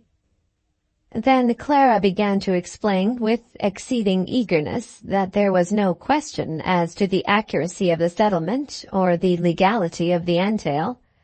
That indeed there was no question as to anything. Her cousin Will was romantic, and that was the end of it. Of course, quite as a matter of course, this romance would lead to nothing, and she had only mentioned the subject now to show that her cousin's mind might possibly be disturbed when the question of his future residence was raised. "I quite feel with you," she said. that it will be much nicer that he should live at the old family place, but just at present I do not speak about it all. If he is thinking of not claiming Belton, it is quite another thing, said Captain Aylmer. It is his without any claiming, said Clara. Ah, well, it will all be settled before long, said Aylmer. It is settled already, said Clara. At 7 the three met again, and when the dinner was on the table there was some little trouble as to the helping of fish. Which of the two men should take the lead on the occasion? But Clara decided the question by asking her cousin to make himself useful. There can be little doubt but that Captain Aylmer would have distributed the mutton chops with much more grace, and have carved the roast fowl with much more skill, but it suited Clara that Will should have the employment, and Will did the work. Captain Aylmer throughout the dinner endeavored to be complaisant, and Clara exerted herself to talk as though all matters around them were easy. Will, too, made his effort, every now and then speaking a word, and restraining himself from snapping at his rival, but the restraint was in itself evident, and there were symptoms throughout the dinner that the untamed man was longing to fly at the throat of the man that was tamed. "Is it supposed that I ought to go away for a little while?" said Clara, as soon as she had drank her own glass of wine. "Oh dear, no," said the captain. "We'll have a cup of coffee, that is, if Mr. Belton likes it." "It's all the same to me," said Will. "But won't you have some more wine?" Clara asked. "No more for me," said Captain Aylmer. "Perhaps Mr. Belton?" "Who, I? No, I don't want any more wine," said Will, and then they were all silent. It was very hard upon Clara. After a while the coffee came, and even that was felt to be a comfort. Though there was no pouring out to be done, no actual employment enacted, still the manoeuvring of the cups created a diversion. "If either of you like to smoke," she said, "I shan't mind it in the least." But neither of them would smoke. "At what hour shall we get to Aylmer Park tomorrow?" Clara asked. "At 4:30, said the captain. "Oh, indeed, so early as that?" What was she to say next? Will, who had not touched his coffee, and who was sitting stiffly at the table as though he were bound in duty not to move, was becoming more and more grim every moment. She almost repented that she had asked him to remain with them. Certainly there was no comfort in his company, either to them or to himself. "Give my kind love, my very kindest love to Mary. I wish I knew her. I wish I could think that I might soon know her." "You'll never know her," said Belton. The tone of his voice was actually savage as he spoke, so much so that Aylmer turned in his chair to look at him, and Clara did not dare to answer him. But now that he had been made to speak, it seemed that he was determined to persevere. "How should you ever know her? Nothing will ever bring you into Norfolk, and nothing will ever take her out of it." "I don't quite see why either of those assertions should be made. Nevertheless, they're both true. Had you ever meant to come to Norfolk, you would have come now." He had not even asked her to come, having arranged with his sister that in their existing circumstances any such asking would not be a kindness, and yet he rebuked her now for not coming. "My mother is very anxious that Miss Amedroz should pay her a visit at Aylmer Park," said the captain. "And she's going to Aylmer Park, so your mother's anxiety need not disturb her any longer." "Come, Will, don't be out of temper with us," said Clara. "It is our last night together. We, who are so dear to each other, ought not to quarrel." "I'm not quarreling with you," said he. "I can hardly suppose that Mr. Belton wants to quarrel with me," said Captain Aylmer, smiling. "I'm sure he does not," said Clara. Belton sat silent, with his eyes fixed upon the table, and with a dark frown upon his brow. He did long to quarrel with Captain Aylmer, but was still anxious if it might be possible to save himself from what he knew would be a transgression. "To use a phrase common with us down in Yorkshire," said Aylmer, "I should say that Mr. Belton had got out of bed on the wrong side this morning." "What the d does it matter to you, sir, what side I got out of bed?" said Will, clenching both his fists. Oh, if he might only have been allowed to have a round of 5 minutes with Aylmer, he would have been restored to good temper for that night, let the subsequent results have been what they might. He moved his feet impatiently on the floor, as though he were longing to kick something, and then he pushed his coffee-cup away from him, upsetting half the contents upon the table, and knocking down a wine-glass, which was broken. "Will, Will," said Clara, looking at him with imploring eyes. "Then he shouldn't talk to me about getting out of bed on the wrong side. I didn't say anything to him." "It is unkind of you, Will, to quarrel with Captain Aylmer because he is my friend." "I don't want to quarrel with him, or rather, as I won't quarrel with him, because you don't wish it, I'll go away. I can't do more than that. I didn't want to dine with him here. There's my cousin Clara, Captain Aylmer. I love her better than all the world besides. Love her. It seems to me that there is nothing else in the world for me to love. I'd give my heart for her this minute. All that I have in the world is hers. Oh, love her. I don't believe that it's in you to know what I mean when I say that I love her. She tells me that she's going to be your wife. You can't suppose that I can be very comfortable under those circumstances, or that I can be very fond of you. I'm not very fond of you. Now I'll go away, and then I shan't trouble you any more. But look here, if ever you should ill-treat her, whether you marry her or whether you don't, I'll crush every bone in your skin." Having so spoken, he went to the door, but stopped himself before he left the room. "Goodbye, Clara. I've got a word or two more to say to you, but I'll write you a line downstairs. You can show it to him if you please. It'll only be about business. Good night." She had got up and followed him to the door, and he had taken her by the hand. "You shouldn't let your passion get the better of you in this way," she said. But the tone of her voice was very soft, and her eyes were full of love. "I suppose not," said he. "I can forgive him," said Captain Aylmer. "D your forgiveness," said Will Belton. Then Clara dropped the hand and started back, and the door was shut, and Will Belton was gone. "Your cousin seems to be a nice sort of young man," said Aylmer. "Cannot you understand it all, Frederick, and pardon him?" "I can pardon him easily enough, but one doesn't like men who are given to threatening. He's not the sort of man that I took him to be. Upon my word, I think he's as nearly perfect as a man can be."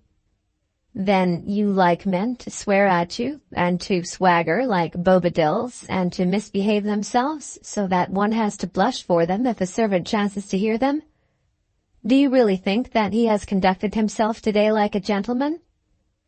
"I know that he is a gentleman," said Clara.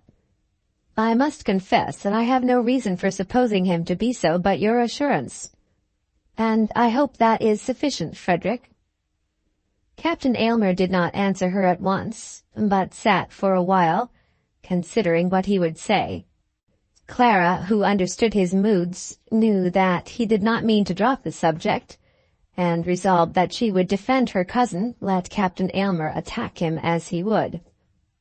"Upon my word, I hardly know what to say about it," said Aylmer. "Suppose, then, that we say nothing more. Will not that be best?" "No, Clara, I cannot now let the matter pass by in that way. You have asked me whether I do not think Mr. Belton to be a gentleman, and I must say that I doubt it. Pray hear me out before you answer me. I do not want to be harder upon him than I can help, and I would have borne, and I did bear from him a great deal in silence. But he said that to me which I cannot allow to pass without notice. he had the bad taste to speak to me of his regard for you. I cannot see what harm he did by that, except to himself. I believe that it is understood among gentlemen that one man never speaks to another man about the lady the other man means to marry, unless they are very intimate friends indeed. What I mean is that if Mr. Belton had understood how gentlemen live together, he would never have said anything to me about his affection for you. He should at any rate have supposed me to be ignorant of it. There is something in the very idea of his doing so that is, in the highest degree, indelicate. I wonder, Clara, that you do not see this yourself. I think he was indiscreet. Indiscreet is not the word for such conduct. I must say that as far as my opinion goes, it was ungentlemanlike. I don't believe that there is a nobler-minded gentleman in all London than my cousin Will. Perhaps it gratified you to hear from him the assurance of his love, said Captain Aylmer. If it is your wish to insult me, Frederick, I will leave you. It is my wish to make you understand that your judgment has been wrong. That is simply a matter of opinion, and as I do not wish to argue with you about it, I had better go. At any rate, I am very tired. Good night, Frederick. He then told her what arrangements he had made for the morrow, at what hour she would be called, and when she would have her breakfast. After that, he let her go without making any further allusion to Will Belton. It must be admitted that the meeting between the lovers had not been auspicious, and it must be acknowledged also that Will Belton had behaved very badly. I am not aware of the existence of that special understanding among gentlemen in respect to the ladies they are going to marry which Captain Aylmer so eloquently described. But nevertheless, I must confess that Belton would have done better had he kept his feelings to himself. And when he talked of crushing his rival's bones, he laid himself justly open to severe censure. But for all that, he was no Bobadil. He was angry, sore, and miserable, and in his anger, soreness, and misery, he had allowed himself to be carried away. He felt very keenly his own folly, even as he was leaving the room, and as he made his way out of the hotel, he hated himself for his own braggadocio. I wish someone would crush my bones, he said to himself almost audibly. No one ever deserved to be crushed better than I do. Clara, when she got to her own room, was very serious and very sad. What was to be the end of it all? This had been her first meeting after her father's death with the man whom she had promised to marry. Indeed, it was the first meeting after her promise had been given, and they had only met to quarrel. There had been no word of love spoken between them. She had parted from him now almost in anger, without the slightest expression of confidence between them, almost as those part who are constrained by circumstances to be together, but who yet hate each other, and know that they hate each other. Was there in truth any love between him and her? And if there was none, how could there be any advantage, any good, either to him or to her, in this journey of hers to Aylmer Park? Would it not be better that she should send for him and tell him that they were not suited for each other, and that thus she should escape from all the terrors of Lady Aylmer?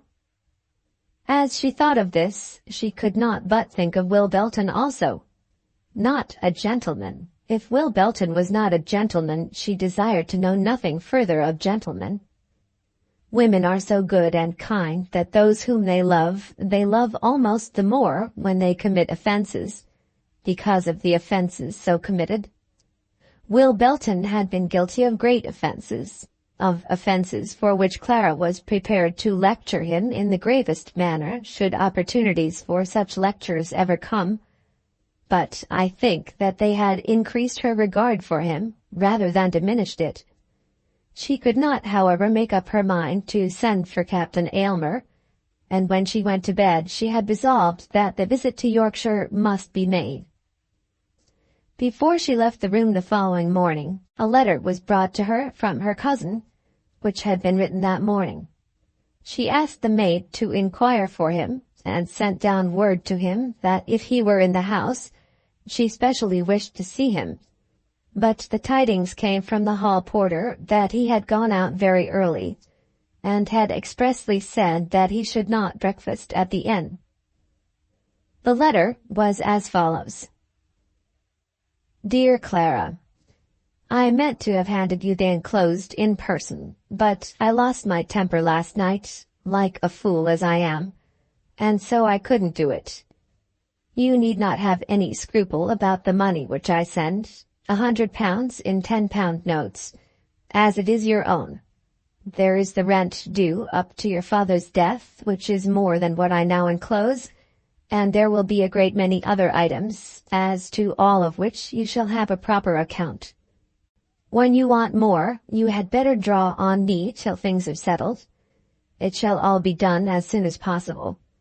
It would not be comfortable for you to go away without money of your own, and I suppose you would not wish that he should pay for your journeys and things before you are married. Of course, I made a fool of myself yesterday. I believe that I usually do. It is not any good my begging your pardon, for I don't suppose I shall ever trouble you any more. Goodbye, and God bless you. Your affectionate cousin, William Belton. It was a bad day for me when I made up my mind to go to Belton Castle last summer. Clara, when she had read the letter, sat down and cried, holding the bundle of notes in her hand. What would she do with them? Should she send them back? Oh no, she would do nothing to displease him, or to make him think that she was angry with him. Besides, she had none of that dislike to taking his money which she had felt as to receiving money from Captain Aylmer. He had said that she would be his sister, and she would take from him any assistance that a sister might properly take from a brother. She went downstairs and met Captain Aylmer in the sitting-room. He stepped up to her as soon as the door was closed, and she could at once see that he had determined to forget the unpleasantness of the previous evening. He stepped up to her, and gracefully taking her by one hand, and passing the other behind her waist, saluted her in a becoming and appropriate manner. She did not like it. She especially disliked it, believing in her heart of hearts that she would never become the wife of this man whom she had professed to love, and whom she really had once loved. But she could only bear it, and, to say the truth, there was not much suffering of that kind to be borne. Their journey down to Yorkshire was very prosperous. He maintained his good humour throughout the day, and never once said a word about Will Belton. Nor did he say a word about Mrs. Askerton. "Do your best to please my mother, Clara," he said as they were driving up from the park lodges to the house. This was fair enough, and she therefore promised him that she would do her best. Chapter 25. Miss Amedroz has some hashed chicken. Clara felt herself to be a coward as the Aylmer Park carriage, which had been sent to meet her at the station, was drawing up at Sir Anthony Aylmer's door. She had made up her mind that she would not bow down to Lady Aylmer, and yet she was afraid of the woman. As she got out of the carriage she looked up, expecting to see her in the hall, but Lady Aylmer was too accurately acquainted with the weights and measures of society for any such movement as that. Had her son brought Lady Emily to the house as his future bride, Lady Aylmer would probably have been in the hall when the arrival took place, and had Clara possessed £10,000 of her own, she would probably have been met at the drawing-room door. But as she had neither money nor title, as she, in fact, brought with her no advantages of any sort, Lady Aylmer was found stitching a bit of worsted, as though she had expected no one to come to her. and Belinda Aylmer was stitching also, by special order from her mother. The reader will remember that Lady Aylmer was not without strong hope that the engagement might even yet be broken off. Snubbing, she thought, might probably be efficacious to this purpose, and so Clara was to be snubbed. Clara, who had just promised to do her best to gain Lady Aylmer's opinion, and who desired to be in some way true to her promise, though she thoroughly believed that her labor would be in vain, put on her pleasantest smile as she entered the room. Belinda, under the pressure of the circumstances, forgetting somewhat of her mother's injunctions, hurried to the door to welcome the stranger. Lady Aylmer kept her chair, and even maintained her stitch, till Clara was half across the room. Then she got up, and with great mastery over her voice, made her little speech. "We are delighted to see you, Miss Amedroz," she said, putting out her hand, of which Clara, however, felt no more than the finger. "Quite delighted," said Belinda, yielding a further grasp. Then there were affectionate greetings between Frederick and his mother, and Frederick and his sister, during which Clara stood by, ill at ease. Captain Aylmer said not a word as to the footing on which his future wife had come to his father's house. He did not ask his mother to receive her as another daughter, or his sister to take Clara to her heart as a sister. There had been no word spoken of recognized intimacy. Clara knew that the Aylmers were cold people. She had learned as much as that from Captain Aylmer's words to herself, and from his own manner. But she had not expected to be so frozen by them, as was the case with her now. In 10 minutes she was sitting down with her bonnet still on, and Lady Aylmer was again at her stitches. "Shall I show you your room?" said Belinda. "Wait a moment, my dear," said Lady Aylmer. "Frederick has gone to see if Sir Anthony is in his study." Sir Anthony was found in his study, and now made his appearance. "So this is Clara Amedroz," he said. "My dear, you are welcome to Aylmer Park." This was so much better that the kindness expressed, though there was nothing special in it, brought a tear to Clara's eye, and almost made her love Sir Anthony. "By the by, Sir Anthony, have you seen Darvell? Darvell was wanting to see you especially about Nuggins. Nuggins says that he'll take the bullocks now." This was said by Lady Aylmer, and was skilfully arranged by her to put a stop to anything like enthusiasm on the part of Sir Anthony. Clara Amedroz had been invited to Aylmer Park, and was to be entertained there, but it would not be expedient that she should be made to think that anybody was particularly glad to see her, or that the family was at all proud of the proposed connection. Within 5 minutes after this she was up in her room, and had received from Belinda tenders of assistance as to her lady's maid. Both the mother and daughter had been anxious to learn whether Clara would bring her own maid. Lady Aylmer, thinking that she would do so, had already blamed her for extravagance. "Of course Fred will have to pay for the journey and all the rest of it," she had said. But as soon as she perceived that Clara had come without a servant, she had perceived that any young woman traveling in that way must be unfit to be mated with her son. Clara, whose intelligence in such matters was sharp enough, assured Belinda that she wanted no assistance. "I dare say you think it very odd," she said, "but I really can't dress myself." And when the maid did come to unpack the things, Clara would have sent her away at once, had she been able. But the maid, who was not a young woman, was obdurate. "Oh, no, miss, my lady wouldn't be pleased. If you please, miss, I'll do it." And so the things were unpacked. Clara was told that they dined at 7:30, and she remained alone in her room till dinner-time, although it had not yet struck 5 when she had gone upstairs. The maid had brought her a cup of tea, and she seated herself at her fire, turning over in her mind the different members of the household in which she found herself. It would never do. She told herself over and over again that it would never come to pass that that woman should be her mother-in-law, or that that other woman should be her sister. It was manifest to her that she was distasteful to them, and she had not lost a moment in assuring herself that they were distasteful to her. What purpose could it answer that she should strive, not to like them, for no such strife was possible, but to appear to like them? The whole place and everything about it was antipathetic to her. Would it not be simply honest to Captain Aylmer that she should tell him so at once and go away? Then she remembered that Frederick had not spoken to her a single word since she had been under his father's roof. What sort of welcome would have been accorded to her had she chosen to go down to Plaistow Hall? At 7:30 she made her way by herself downstairs.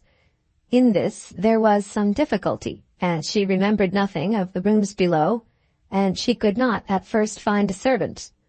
But a man at last did come to her in the hall, and by him she was shown into the drawing-room.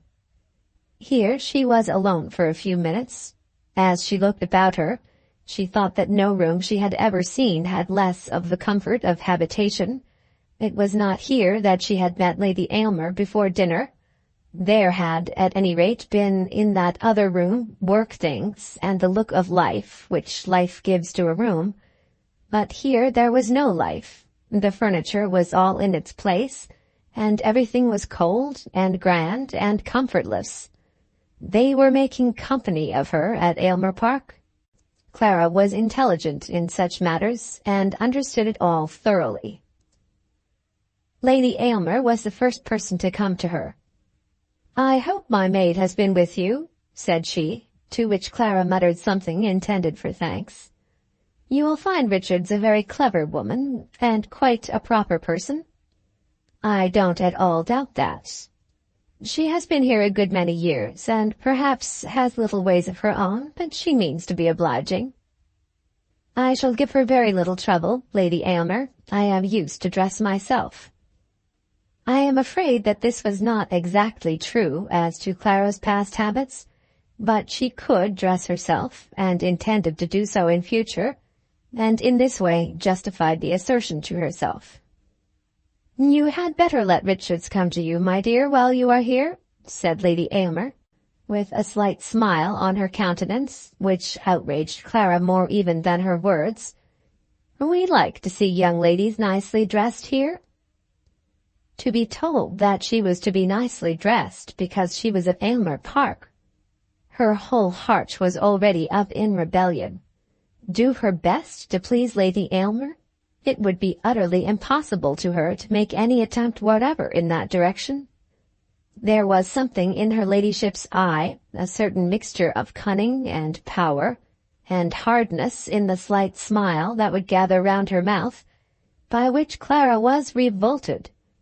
She already understood much of Lady Aylmer, but in one thing she was mistaken. She thought that she saw simply the natural woman. But she did in truth see the woman specially armed with an intention of being disagreeable, made up to give offense, and prepared to create dislike and enmity. At the present moment nothing further was said, as Captain Aylmer entered the room, and his mother immediately began to talk to him in whispers. The first 2 days of Clara's sojourn at Aylmer Park passed by without the occurrence of anything that was remarkable. That which most surprised and annoyed her, as regarded her own position, was the coldness of all the people around her, as connected with the actual fact of her engagement. Sir Anthony was very courteous to her, but had never as yet once alluded to the fact that she was to become one of his family, as his daughter-in-law. Lady Aylmer called her Miss Amedroz, using the name with a peculiar emphasis, as though determined to show that Miss Amedroz was to be Miss Amedroz as far as anyone at Aylmer Park was concerned, and treated her almost as though her presence in the house was intrusive. Belinda was as cold as her mother in her mother's presence, but when alone with Clara would thaw a little. She, in her difficulty, studiously avoided calling the newcomer by any name at all. As to Captain Aylmer, It was manifest to Clara that he was suffering almost more than she suffered herself. His position was so painful that she absolutely pitied him for the misery to which he was subjected by his own mother. They still called each other Frederick and Clara, and that was the only sign of special friendship which manifested itself between them. And Clara, though she pitied him, could not but learn to despise him. She had hitherto given him credit, at any rate, for a will of his own. She had believed him to be a man able to act in accordance with the dictates of his own conscience. But now she perceived him to be so subject to his mother that he did not dare to call his heart his own. What was to be the end of it all? And if there could only be one end, would it not be well that that end should be reached at once, so that she might escape from her purgatory? But on the afternoon of the third day, there seemed to have come a change over Lady Aylmer. At lunch she was especially civil to the extent of picking out, herself, for Clara, with her own fork, the breast of a hashed fowl from a dish that was before her. This she did with considerable care, I may say with a show of care. And then, though she did not absolutely call Clara by her Christian name, she did call her "my dear." Clara saw it all, and felt that the usual placidity of the afternoon would be broken by some special event. At 3 o'clock, when the carriage, as usual, came to the door, Belinda was out of the way, and Clara was made to understand that she and Lady Aylmer were to be driven out without any other companion. "Belinda is a little busy, my dear, so if you don't mind, we'll go alone." Clara, of course, assented, and got into the carriage with a conviction that now she would hear her fate. She was rather inclined to think that Lady Aylmer was about to tell her that she had failed in obtaining the approbation of Aylmer Park, and that she must be returned as goods of a description inferior to the order given. If such were the case, the breast of chicken had no doubt been administered as consolation. Clara had endeavored, since she had been at Aylmer Park, to investigate her own feelings in reference to Captain Aylmer, but had failed, and knew that she had failed. She wished to think that she loved him, and she could not endure the thought of having accepted a man whom she did not love, and she told herself that he had done nothing to forfeit her love. A woman who really loves will hardly allow that her love should be forfeited by any fault. True love breeds forgiveness for all faults. And, after all, of what fault had Captain Aylmer been guilty? He had preached to her out of his mother's mouth. That had been all. She had first accepted him, and then rejected him, and then accepted him again, and now she would fain be firm, if firmness were only possible to her. Nevertheless, if she were told that she was to be returned as inferior, she would hold up her head under such disgrace as best she might, and would not let the tidings break her heart. "My dear," said Lady Aylmer, as soon as the trotting horses and rolling wheels made noise enough to prevent her words from reaching the servants on the box, "I want to say a few words to you, and I think that this will be a good opportunity." "A very good opportunity," said Clara. "Of course, my dear, you are aware that I have heard of something going on between you and my son Frederick." Now that Lady Aylmer had taught herself to call Clara "my dear," it seemed that she could hardly call her so often enough. "Of course, I know that Captain Aylmer has told you of our engagement, but for that I should not be here." "I don't know how that might be," said Lady Aylmer, "but at any rate, my dear, he has told me that since the day of my sister's death there has been, in point of fact, a sort of engagement." "I don't think Captain Aylmer has spoken of it in that way." "In what way? Of course he has not said a word that was not nice and lover-like, and all that sort of thing. I believe he would have done anything in the world that his aunt had told him, and as to his—" "Lady Aylmer," said Clara, feeling that her voice was almost trembling with anger. "I am sure you cannot intend to be unkind to me." "Certainly not." "Or to insult me?" "Insult you, my dear? You should not use such strong words, my dear. Indeed you should not. Nothing of the kind is near my thoughts. If you disapprove of my marrying your son, tell me so at once, and I shall know what to do." "It depends, my dear, it depends on circumstances, and that is just why I want to speak to you." "Then tell me the circumstances, though indeed I think it would have been better if they could have been told me by Captain Aylmer himself." "There, my dear, you must allow me to judge. As a mother, of course I am anxious for my son. Now, Frederick is a poor man. Considering the kind of society in which he has to live, and the position which he must maintain as a member of Parliament, he is a very poor man." This was an argument which Clara certainly had not expected that any of the Aylmer family would condescend to use. She had always regarded Captain Aylmer as a rich man, since he had inherited Mrs. Winterfield's property, knowing that previously to that he had been able to live in London as rich men usually do live. "Is he?" said she. "It may seem odd to you, Lady Aylmer, but I do not think that a word has ever passed between me and your son as to the amount of his income." "Not odd at all, my dear. Young ladies are always thoughtless about those things, and when they are looking to be married think that money will come out of the skies." "If you mean that I have been looking to be married, well, expecting. I suppose you have been expecting it?" Then she paused. But as Clara said nothing, she went on. "Of course, Frederick has got my sister's moiety on the Perivale property, about 800 a year or something of that sort, when all deductions are made. He will have the other moiety when I die, and if you and he can be satisfied to wait for that event, which may perhaps be not very long—" Then there was another pause, indicative of the melancholy nature to such a suggestion, during which Clara looked at Lady Aylmer, and made up her mind that her ladyship would live for the next 25 years at least. "If you can wait for that," she continued, "it may be all very well, and though you will be poor people in Frederick's rank of life, you will be able to live." "That will be so far fortunate," said Clara. "But you'll have to wait," said Lady Aylmer, turning upon her companion almost fiercely. "That is, you certainly will have to do so if you are to depend upon Frederick's income alone."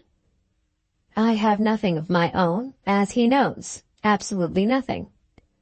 "That does not seem to be quite so clear," said Lady Aylmer, speaking now very cautiously, or rather with a purpose of great caution. "I don't think that that is quite so clear. Frederick has been telling me that there seems to be some sort of a doubt about the settlement of the Belton Estate." "There is no sort of doubt whatever, no shadow of a doubt. He is quite mistaken." "Don't be in such a hurry, my dear. It is not likely that you yourself should be a very good lawyer." "Lady Aylmer, I must be in a hurry lest there should be any mistake about this. There is no question here for lawyers. Frederick must have been misled by a word or two which I said to him with quite another purpose. Everybody concerned knows that the Belton estate goes to my cousin Will. My poor father was quite aware of it." "That is all very well, and pray remember, my dear, that you need not attack me in this way. I am endeavoring, if possible, to arrange the accomplishment of your own wishes. It seems that Mr. Belton himself does not claim the property." "There is no question of claiming, because he is a man more generous than any other person in the world, romantically generous. He has offered to give me the property, which was my father's, for his lifetime. But I do not suppose that you would wish, or that Captain Aylmer would wish, that I should accept such an offer as that."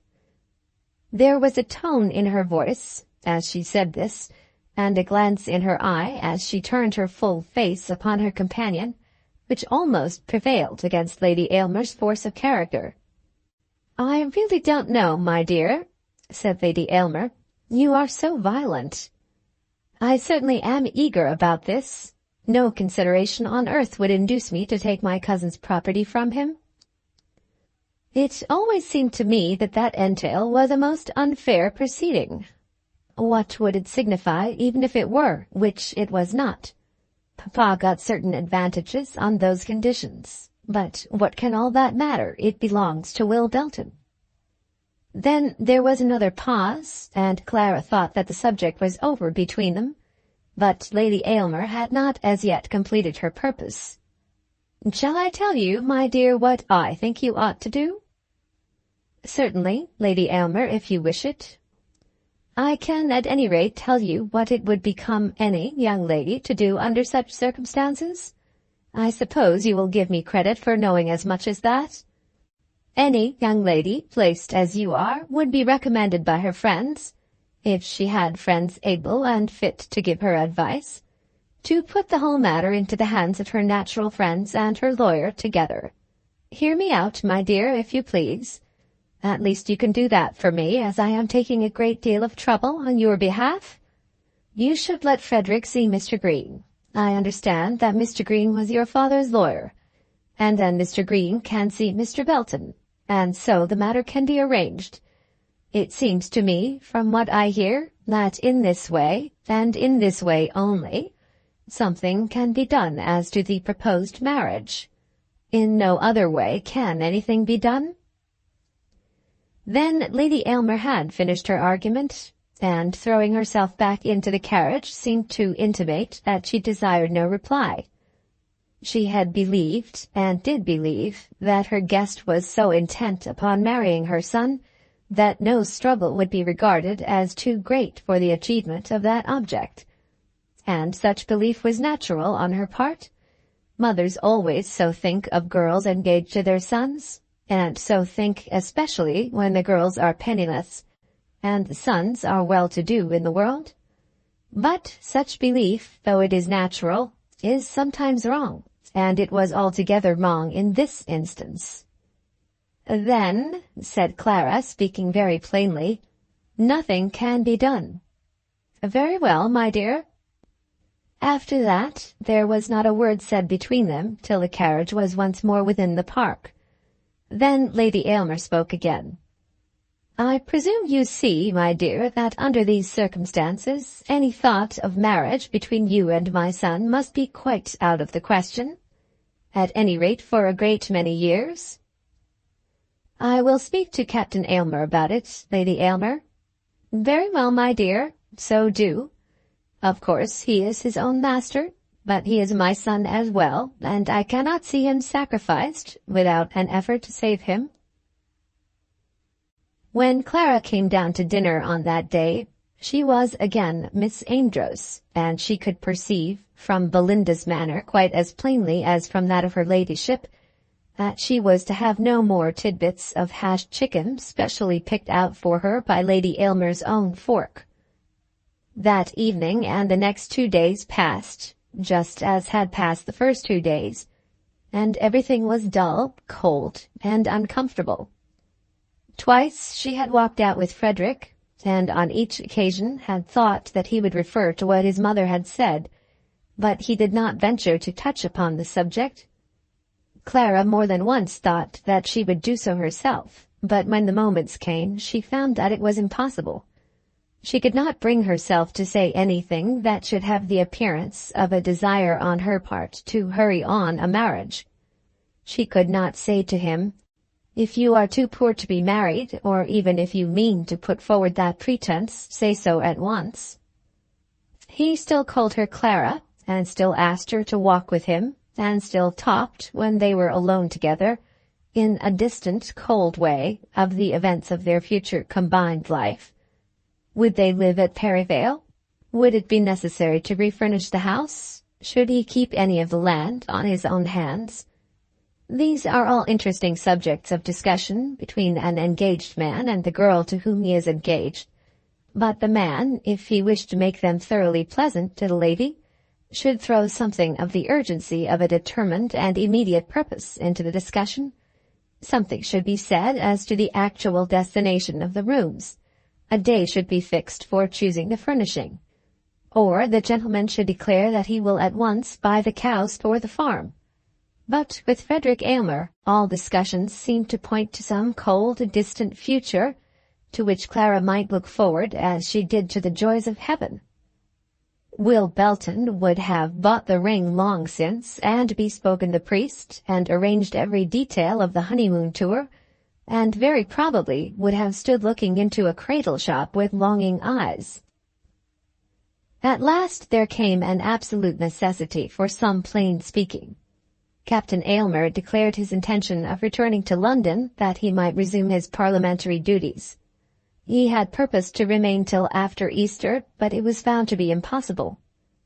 "I find I must go up tomorrow," he said at breakfast. "They are going to make a stand about the poor rates, and I must be in the house in the evening." Clara felt herself to be very cold and uncomfortable. As things were at present arranged, she was to be left at Aylmer Park without a friend. And how long was she to remain there? No definite ending had been proposed for her visit. Something must be said, and something settled, before Captain Aylmer went away. "You will come down for Easter, of course?" said his mother. "Yes, I shall come down for Easter, I think, or at any rate at Whitsuntide." "You must come at Easter, Frederick," said his mother. "I don't doubt but I shall," said he. "Miss Amedroz should lay her commands upon him," said Sir Anthony gallantly. "Nonsense," said Lady Aylmer.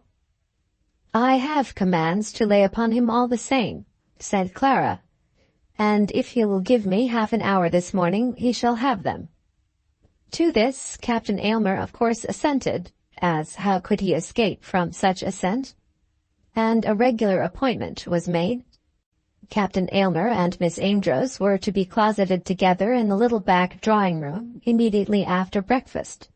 Clara would willingly have avoided any such formality, could she have done so compatibly with the exigencies of the occasion. She had been obliged to assert herself when Lady Aylmer had rebuked Sir Anthony, and then Lady Aylmer had determined that an air of business should be assumed. Clara, as she was marched off into the back drawing-room, followed by her lover, with more sheep-like gait even than her own, felt strongly the absurdity and the wretchedness of her position, but she was determined to go through with her purpose. "I am very sorry that I have to leave you so soon," said Captain Aylmer as soon as the door was shut and they were alone together. "Perhaps it may be better as it is, Frederick, as in this way we shall all come to understand each other, and something will be settled." "Well, yes, perhaps that will be best." "Your mother has told me that she disapproves of our marriage." "No, not that, I think. I don't think she can have quite said that." "She says that you cannot marry while she is alive. That is, that you cannot marry me because your income would not be sufficient." "I certainly was speaking to her about my income. Of course I have got nothing." Here she paused. "Not a penny piece in the world that I can call my own." "Oh, yes, you have." "Nothing, nothing." "You have your aunt's legacy?" "No, I have not. She left me no legacy. But that is between you and me. If we think of marrying each other, that would make no difference." "None at all, of course." "But in truth I have got nothing. Your mother said something to me about the Belton Estate, as though there was some idea that possibly it might come to me." "Your cousin himself seemed to think so." "Frederick, do not let us deceive ourselves. There can be nothing of the kind. I could not accept any portion of the property from my cousin, even though our marriage were to depend upon it." "Of course it does not. But if your means are not sufficient for your wants, I am quite ready to accept that reason as being sufficient for breaking our engagement." "There need be nothing of that kind." "As for waiting for the death of another person, for your mother's death, I should think it very wrong. Of course, if our engagement stands, there need be no hurry, but some time should be fixed. Clara, as she said this, felt that her face and forehead were suffused with a blush, but she was determined that it should be said, and the words were pronounced. "I quite think so, too," said he. "I am glad that we agree. Of course, I will leave it to you to fix the time." "You do not mean at this very moment?" said Captain Aylmer, almost aghast. "No, I did not mean that. I'll tell you what. I'll make a point of coming down at Easter. I wasn't sure about it before, but now I will be. And then it shall be settled." Such was the interview, and on the next morning Captain Aylmer started for London. Clara felt aware that she had not done or said all that should have been done and said, but nevertheless a step in the right direction had been taken. Chapter 26. The Aylmer Park hashed chicken comes to an end. Easter in this year fell about the middle of April, and it still wanted 3 weeks of that time when Captain Aylmer started for London. Clara was quite alive to the fact that the next 3 weeks would not be a happy time for her. She looked forward, indeed, to so much wretchedness during this period that the days as they came were not quite so bad as she had expected them to be. At first Lady Aylmer said little or nothing to her. It seemed to be agreed between them that there was to be war, but that there was no necessity for any of the actual operations of war during the absence of Captain Aylmer. Clara had become Miss Amedroz again, and though an offer to be driven out in a carriage was made to her every day, she was in general able to escape the infliction, so that at last it came to be understood that Miss Amedroz did not like carriage exercise. "She has never been used to it," said Lady Aylmer to her daughter. "I suppose not," said Belinda. "But if she wasn't so very cross, she'd enjoy it just for that reason." Clara sometimes walked about the grounds with Belinda, but on such occasions there was hardly anything that could be called conversation between them, and Frederick Aylmer's name was never mentioned. Captain Aylmer had not gone many days before she received a letter from her cousin, in which he spoke with absolute certainty of his intention of giving up the estate. He had, he said, consulted Mr. Green, and the thing was to be done. "But it will be better, I think," he went on to say, "that I should manage it for you till after your marriage. I simply mean what I say. You are not to suppose that I shall interfere in any way afterwards. Of course there will be a settlement, as to which I hope you will allow me to see Mr. Green on your behalf." In the first draft of his letter he had inserted a sentence in which he expressed a wish that the property should be so settled that it might at last all come to someone bearing the name of Belton. But as he read this over, the condition, for coming from him it would be a condition, seemed to be ungenerous, and he expunged it.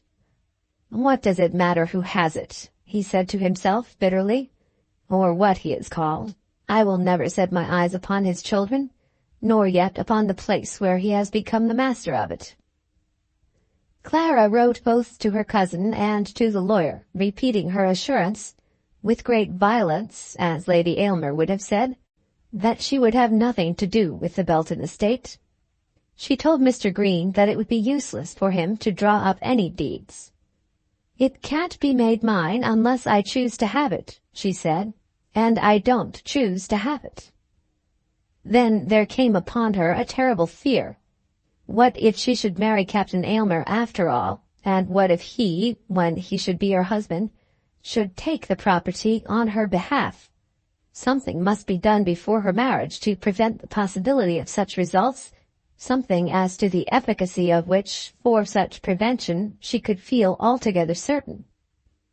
But could she marry Captain Aylmer at all in her present mood? During these 3 weeks she was unconsciously teaching herself to hope that she might be relieved from her engagement. She did not love him. She was becoming aware that she did not love him. She was beginning to doubt whether, in truth, she had ever loved him. But yet she felt that she could not escape from her engagement if he should show himself to be really actuated by any fixed purpose to carry it out. Nor could she bring herself to be so weak before Lady Aylmer as to seem to yield. The necessity of not striking her colours was forced upon her by the warfare to which she was subjected. She was unhappy, feeling that her present position in life was bad and unworthy of her. She could have brought herself almost to run away from Aylmer Park as a boy runs away from school, were it not that she had no place to which to run. She could not very well make her appearance at Plaistow Hall and say that she had come there for shelter and supper. She could, indeed, go to Mrs. Askerton's cottage for a while, and the more she thought of the state of her affairs, the more did she feel sure that that would, before long, be her destiny. It must be her destiny, unless Captain Aylmer should return at Easter with purposes so firmly fixed that even his mother should not be able to prevail against them. And now, in these days, circumstances gave her a new friend, or perhaps rather a new acquaintance, where she certainly had looked neither for the one or the other. Lady Aylmer and Belinda, and the carriage and the horses, used, as I have said, to go off without her. This would take place soon after luncheon. Most of us know how the events of the day drag themselves on tediously in such a country house as Aylmer Park, a country house in which people neither read, nor flirt, nor gamble, nor smoke, nor have resort to the excitement of any special amusement. Lunch was on the table at 1:30, and the carriage was at the door at 3. Eating and drinking and the putting on of bonnets occupied the hour and a half. From breakfast to lunch, Lady Aylmer, with her old front, would occupy herself with her household accounts. For some days after Clara's arrival she put on her new front before lunch, but of late, since the long conversation in the carriage, the new front did not appear till she came down from the carriage. According to the theory of her life, she was never to be seen by any but her own family in her old front. At breakfast she would appear with head so mysteriously enveloped, with such a bewilderment of morning caps, that old front or new front was all the same. When Sir Anthony perceived this change, when he saw that Clara was treated as though she belonged to Aylmer Park, then he told himself that his son's marriage with Miss Amedroz was to be, and as Miss Amedroz seemed to him to be a very pleasant young woman, he would creep out of his own quarters when the carriage was gone, and have a little chat with her, being careful to creep away again before her ladyship's return. This was Clara's new friend. "Have you heard from Fred since he has been gone?" the old man asked one day, when he had come upon Clara still seated in the parlour in which they had lunched. He had been out at the front of the house scolding the under-gardener, but the man had taken away his barrow and left him, and Sir Anthony had found himself without employment. "Only a line to say that he is to be here on the 16th. "I don't think people write so many love letters as they did when I was young," said Sir Anthony. "To judge from the novels, I should think not. The old novels used to be full of love letters. Fred was never good at writing, I think." "Members of Parliament have too much to do, I suppose," said Clara. "But he always writes when there is any business. He's a capital man of business. I wish I could say as much for his brother, or for myself." "Lady Aylmer seems to like work of that sort." "So she does. She's fond of it. I am not. I sometimes think that Fred takes after her." "Where was it you first knew him?" "At Perryvale. We used both of us to be staying with Mrs. Winterfield." Yes, of course, the most natural thing in life. Well, my dear, I can assure you that I am quite satisfied." "Thank you, Sir Anthony. I am glad to hear you say even as much as that. Of course money is very desirable for a man situated like Fred, but he'll have enough. And if he is pleased, I am. Personally, as regards yourself, I am more than pleased. I am indeed." "It's very good of you to say so." Sir Anthony looked at Clara, and his heart was softened towards her, as he saw that there was a tear in her eye. A man's heart must be very hard when it does not become softened by the trouble of a woman with whom he finds himself alone. "I don't know how you and Lady Aylmer get on together," said he, "but it will not be my fault if we are not friends." "I am afraid that Lady Aylmer does not like me," said Clara. "Indeed, I was afraid there was something of that. But you must remember she is hard to please. You'll find she'll come around in time. She thinks that Captain Aylmer should not marry a woman without money. That's all very well, but I don't see why Fred shouldn't please himself. He's old enough to know what he wants." "Is he, Sir Anthony? That's just the question.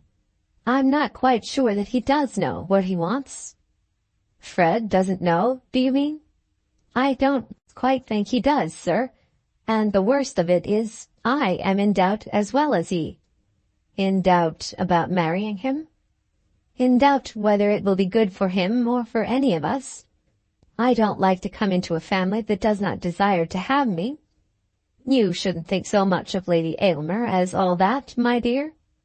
"But I do think a great deal of her. I shall be very glad to have you as a daughter-in-law.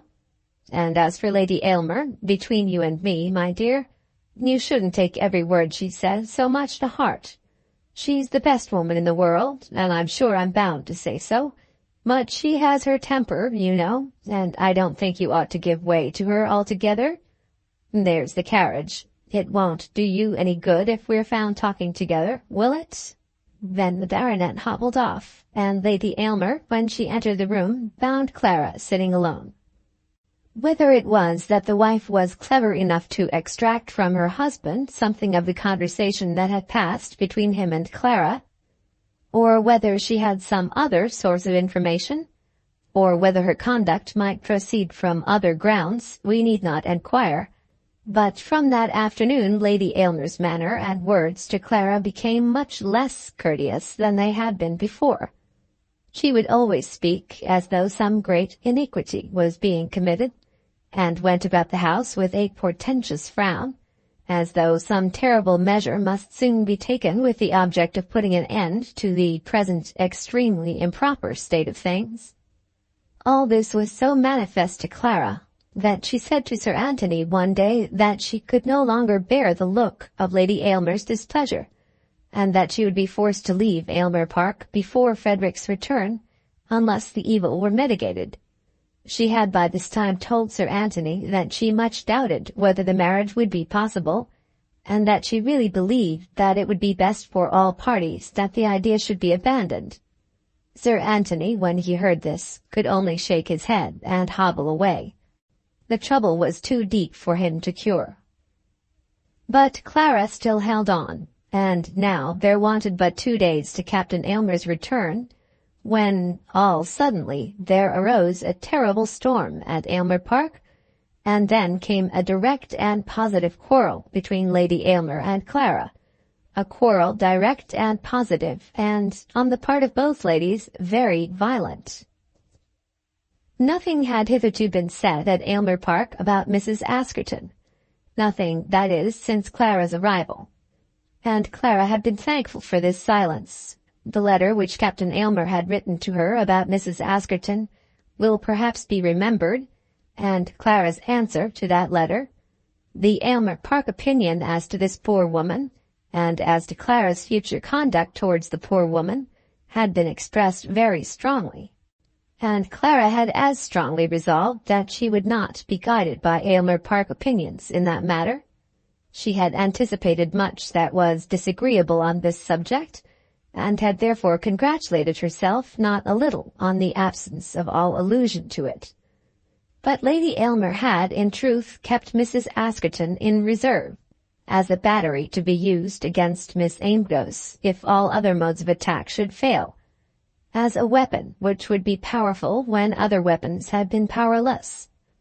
For a while she had thought it possible that Clara might be the owner of the Belton Estate, and then it had been worth the careful mother's while to be prepared to accept a daughter-in-law so dowered.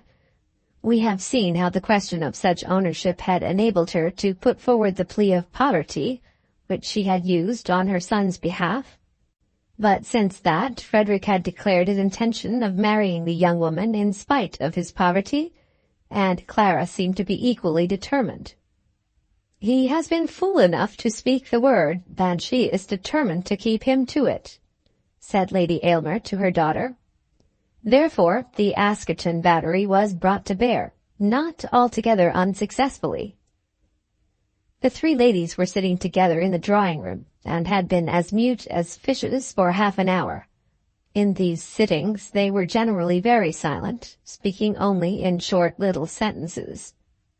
"Will you drive with us today, Miss Amedroz?" "Not today, I think, Lady Aylmer." "As you are reading, perhaps you won't mind our leaving you?" "Pray do not put yourself to inconvenience for me, Miss Aylmer." Such and such like was their conversation, but on a sudden, after a full half-hour's positive silence, Lady Aylmer asked a question altogether of another kind. "I think, Miss Amedroz, my son wrote to you about a certain Mrs. Askerton?" Clara put down her work and sat for a moment almost astonished. It was not only that Lady Aylmer had asked so very disagreeable a question, but that she had asked it with so peculiar a voice as it were a command, in a manner that was evidently intended to be taken as serious, and with a look of authority in her eye, as though she were resolved that this battery of hers should knock the enemy absolutely into the dust. Belinda gave a little spring in her chair, looked intently at her work, and went on stitching faster than before. "Yes, he did," said Clara, finding that an answer was imperatively demanded from her. "It was quite necessary that he should write. I believe it to be an undoubted fact that Mrs. Askerton is not all what she ought to be." "Which of us is what we ought to be?" said Clara. "Miss Amedroz, on this subject I am not at all inclined to joke. Is it not true that Mrs. Askerton— You must excuse me, Lady Aylmer, but what I know of Mrs. Askerton I know altogether in confidence, so that I cannot speak to you of her past life." "But, Miss Amedroz, pray excuse me if I say that I must speak of it. When I remember the position in which you do us the honor of being our visitor here, how can I help speaking of it?" Belinda was stitching very hard, and would not even raise her eyes. Clara, who still held her needle in her hand, resumed her work, and for a moment or two made no further answer. But Lady Aylmer had by no means completed her task. "Miss Amedroz," she said, "you must allow me to judge for myself in this matter. The subject is one on which I feel myself obliged to speak to you." "But I have got nothing to say about it." "You have, I believe, admitted the truth of the allegations made by us as to this woman?" Clara was becoming very angry. A red spot showed itself on each cheek, and a frown settled upon her brow.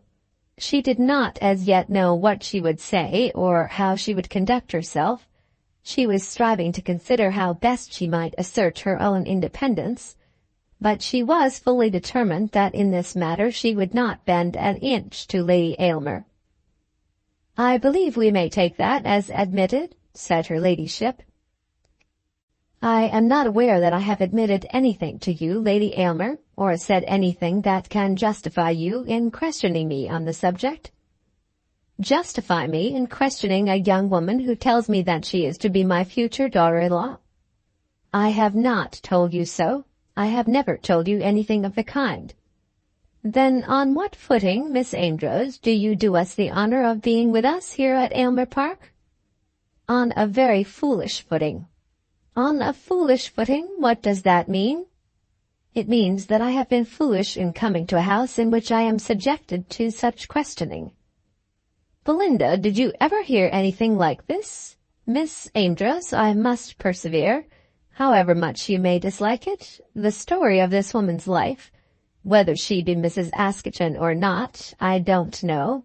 "She is Mrs. Askerton," said Clara. "As to that, I do not profess to know, and I dare say that you are no wiser than myself. But what she has been we do know." Here Lady Aylmer raised her voice and continued to speak with all the eloquence which assumed indignation could give her. "What she has been we do know, and I ask you, as a duty which I owe to my son, whether you have put an end to your acquaintance with so very disreputable a person whom even to have known is a disgrace?" "I know her, and—" "Stop 1 minute, if you please. My questions are these. Have you put an end to that acquaintance, and are you ready to give a promise that it shall never be resumed?" "I have not put an end to that acquaintance, or rather that affectionate friendship, as I should call it, and I am ready to promise that it shall be maintained with all my heart. Belinda, do you hear that?" "Yes, mamma." And Belinda slowly shook her head, which was now bowed lower than ever over her lap. "And that is your resolution?" "Yes, Lady Aylmer, that is my resolution." "And you think that becoming to you as a young woman?" "Just so. I think that becoming to me, as a young woman."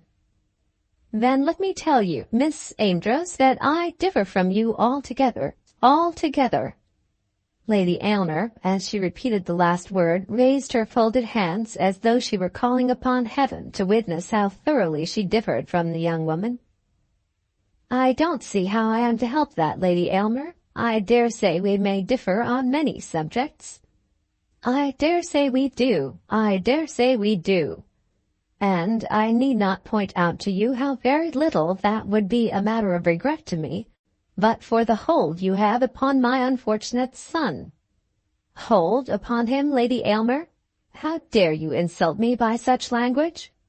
Here Belinda again jumped in her chair, but Lady Aylmer looked as though she enjoyed the storm. "You undoubtedly have a hold upon him, Miss Amedroz, and I think that that is a great misfortune. Of course, when he hears what your conduct is with reference to this person, he will release himself from his entanglement." "He can release himself from his entanglement whenever he chooses," said Clara, rising from her chair. "Indeed, he is released. I shall let Captain Aylmer know that our engagement must be at an end, unless he will promise that I shall never in future be subjected to the unwarrantable insolence of his mother." Then she walked off to the door, not regarding and indeed not hearing the parting shot that was fired at her. And now what was to be done? Clara went up to her own room, making herself strong and even comfortable, with an inward assurance that nothing should ever induce her even to sit down to table again with Lady Aylmer. She would not willingly enter the same room with Lady Aylmer, or have any speech with her. But what should she do at once? She could not very well leave Aylmer Park without settling whither she would go, nor could she in any way manage to leave the house on that afternoon. She almost resolved that she would go to Mrs. Askerton. Everything was, of course, over between her and Captain Aylmer, and therefore there was no longer any hindrance to her doing so on that score. But what would be her cousin Will's wish? He now was the only friend to whom she could trust for good counsel. What would be his advice? Should she write and ask him? No, she could not do that. She could not bring herself to write to him, telling him that the Aylmer entanglement was at an end. Were she to do so, he, with his temperament, would take such a letter as meaning much more than it was intended to mean. But she would write a letter to Captain Aylmer. This she thought that she would do at once, and she began it. She got as far as "My dear Captain Aylmer," and then she found that the letter was one which could not be written very easily, and she remembered, as the greatness of the difficulty of writing the letter became plain to her, that it could not now be sent so as to reach Captain Aylmer before he would leave London. If written at all, it must be addressed to him at Aylmer Park, and the task might be done tomorrow as well as today. So that task was given up for the present. But she did write a letter to Mrs. Askerton, a letter which she would send or not on the morrow, according to the state of her mind, as it might be then. In this, she declared her purpose of leaving Aylmer Park on the day after Captain Aylmer's arrival, and asked to be taken in at the cottage. An answer was to be sent to her addressed to the Great Northern Railway Hotel. Richards, the maid, came up to her before dinner with offers of assistance for dressing, offers made in a tone which left no doubt on Clara's mind that Richards knew well about the quarrel, but Clara declined to be dressed and sent down a message saying that she would remain in her room and begging to be supplied with tea. She would not even condescend to say that she was troubled with a headache. Then Belinda came up to her, just before dinner was announced, and with a fluttered gravity advised Miss Amedroz to come downstairs. "Mamma thinks it will be much better that you should show yourself, let the final result be what it may." "But I have not the slightest desire to show myself. There are the servants, you know." "But, Miss Aylmer, I don't care a straw for the servants. Really, not a straw." "And papa will feel it so?" "I shall be sorry if Sir Anthony is annoyed, but I cannot help it.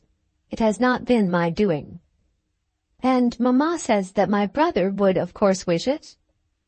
"After what your mother has done, I don't see what his wishes would have to do with it, even if she knew them, which I don't think she does. But if you will think of it, I'm sure you'll find it is the proper thing to do. There is nothing to be avoided so much as an open quarrel that all the servants can see." "I must say, Miss Aylmer, that I disregard the servants. After what passed downstairs, of course I have had to consider what I should do. Will you tell your mother that I will stay here if she will permit it?" "Of course, she will be delighted." "I will remain, if she will permit it, till the morning after Captain Aylmer's arrival. Then I shall go." "Where to, Miss Amedroz?" "I have already written to a friend, asking her to accommodate me." Miss Aylmer paused a moment before she asked her next question, but she did ask it, showing by her tone and manner that she had been driven to summon up all her courage to enable her to do so. "To what friend, Miss Amedroz? Mamma will be glad to know." "That is a question which Lady Aylmer can have no right to ask," said Clara. "Oh, very well, of course, if you don't like to tell, there's no more to be said." "I do not like to tell, Miss Aylmer." Clara had her tea in her room that evening, and lived there the whole of the next day. The family downstairs was not comfortable. Sir Anthony could not be made to understand why his guest kept her room, which was not odd, as Lady Aylmer was very sparing in the information she gave him, and Belinda found it to be impossible to sit at table, or to say a few words to her father and mother without showing at every moment her consciousness that a crisis had occurred. By the next day's post the letter to Mrs. Askerton was sent, and at the appointed time Captain Aylmer arrived. About an hour after he entered the house, Belinda went upstairs with a message from him. Would Miss Amedroz see him?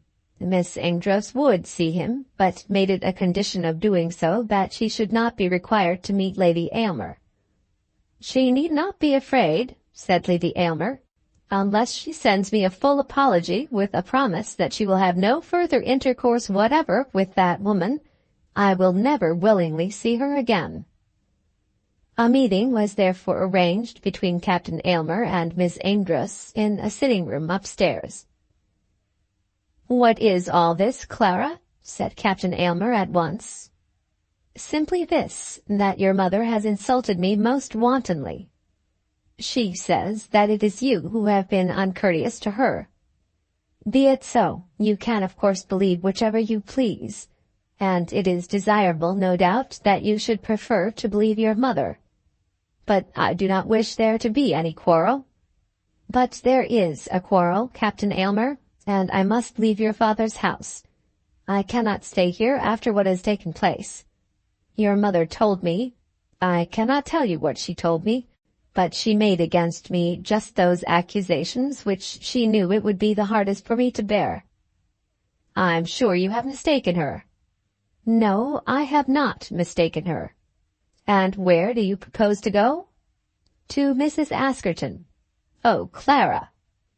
I have written to Mrs. Askerton to ask her to receive me for a while. Indeed, I may almost say that I have no other choice. If you go there, Clara, there will be an end to everything. And there must be an end of what you call everything, Captain Aylmer, said she, smiling. It cannot be for your good to bring into your family a wife of whom your mother would think so badly as she thinks of me. There was a great deal said, and Captain Aylmer walked very often up and down the room, endeavoring to make some arrangement which might seem in some sort to appease his mother. Would Clara only allow a telegram to be sent to Mrs. Askerton to explain that she had changed her mind?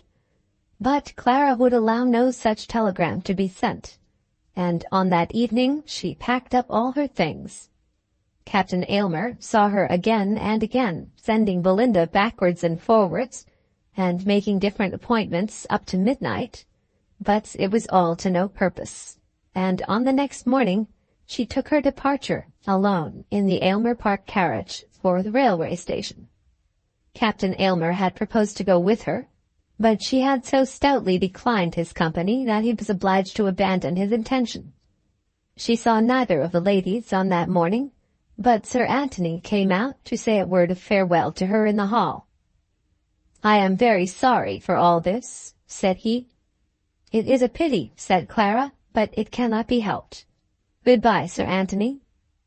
"I hope we may meet again under pleasanter circumstances," said the baronet. To this Clara made no reply, and was then handed into the carriage by Captain Aylmer. "I am so bewildered," said he, "that I cannot now say anything definite, but I shall write to you, and probably follow you." "Do not follow me, pray, Captain Aylmer," said she. Then she was driven to the station, and as she passed through the lodges of the park entrance, she took what she intended to be a final farewell of Aylmer Park. Chapter 27. Once more back to Belton. When the carriage was driven away, Sir Anthony and Captain Aylmer were left standing alone at the hall door of the house. The servants had slunk off, and the father and son, looking at each other, felt that they also must slink away, or else have some words together on the subject of their guest's departure. The younger gentleman would have preferred that there should be no words, but Sir Anthony was curious to know something of what had passed in the house during the last few days. "I'm afraid things are not going quite comfortable," he said. "It seems to me, sir," said his son, "that things very seldom do go quite comfortable." "But, Fred, what is it all about? Your mother says that Miss Amedroz is behaving very badly." "And Miss Amedroz says that my mother is behaving very badly." "Of course, that's only natural. And what do you say?" "I say nothing, sir. The less said, soonest mended." "That's all very well, but it seems to me that you, in your position, must say something. The long and short of it is this: is she to be your wife?" "On my word, sir, I don't know." They were still standing out under the portico, and as Sir Anthony did not for a minute or two ask any further questions, Captain Aylmer turned as though he were going into the house. But his father had still a word or two to say. "Stop a moment, Fred. I don't often trouble you with advice. I'm sure I'm always glad to hear it when you offer any. I know very well that in most things your opinion is better than mine. You've had advantages which I never had. But I've had more experience than you, my dear boy. It stands to reason that in some things I must have had more experience than you." There was a tone of melancholy in the father's voice as he said this, which quite touched the son, and which brought the two closer together out in the porch. "Take my word for it," continued Sir Anthony, "that you are much better off, as you are, than you could be with a wife." "Do you mean to say that no man should marry?" "No, I don't mean to say that. An eldest son ought to marry, so that the property may have an heir, And poor men should marry, I suppose, as they want wives to do for them.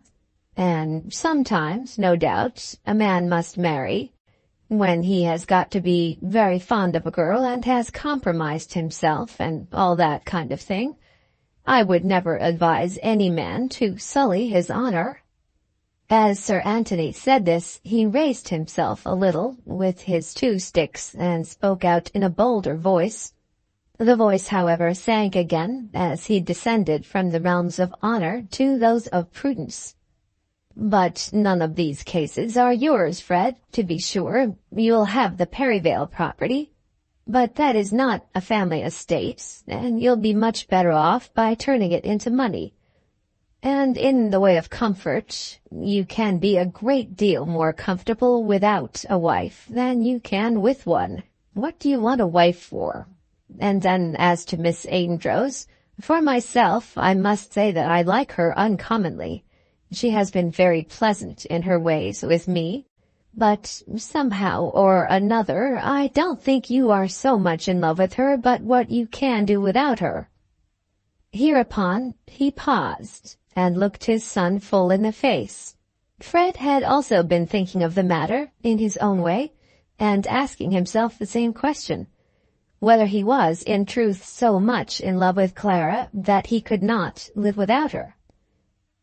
"Of course, I don't know," continued Sir Anthony, "what has taken place just now between you and her, or what between her and your mother.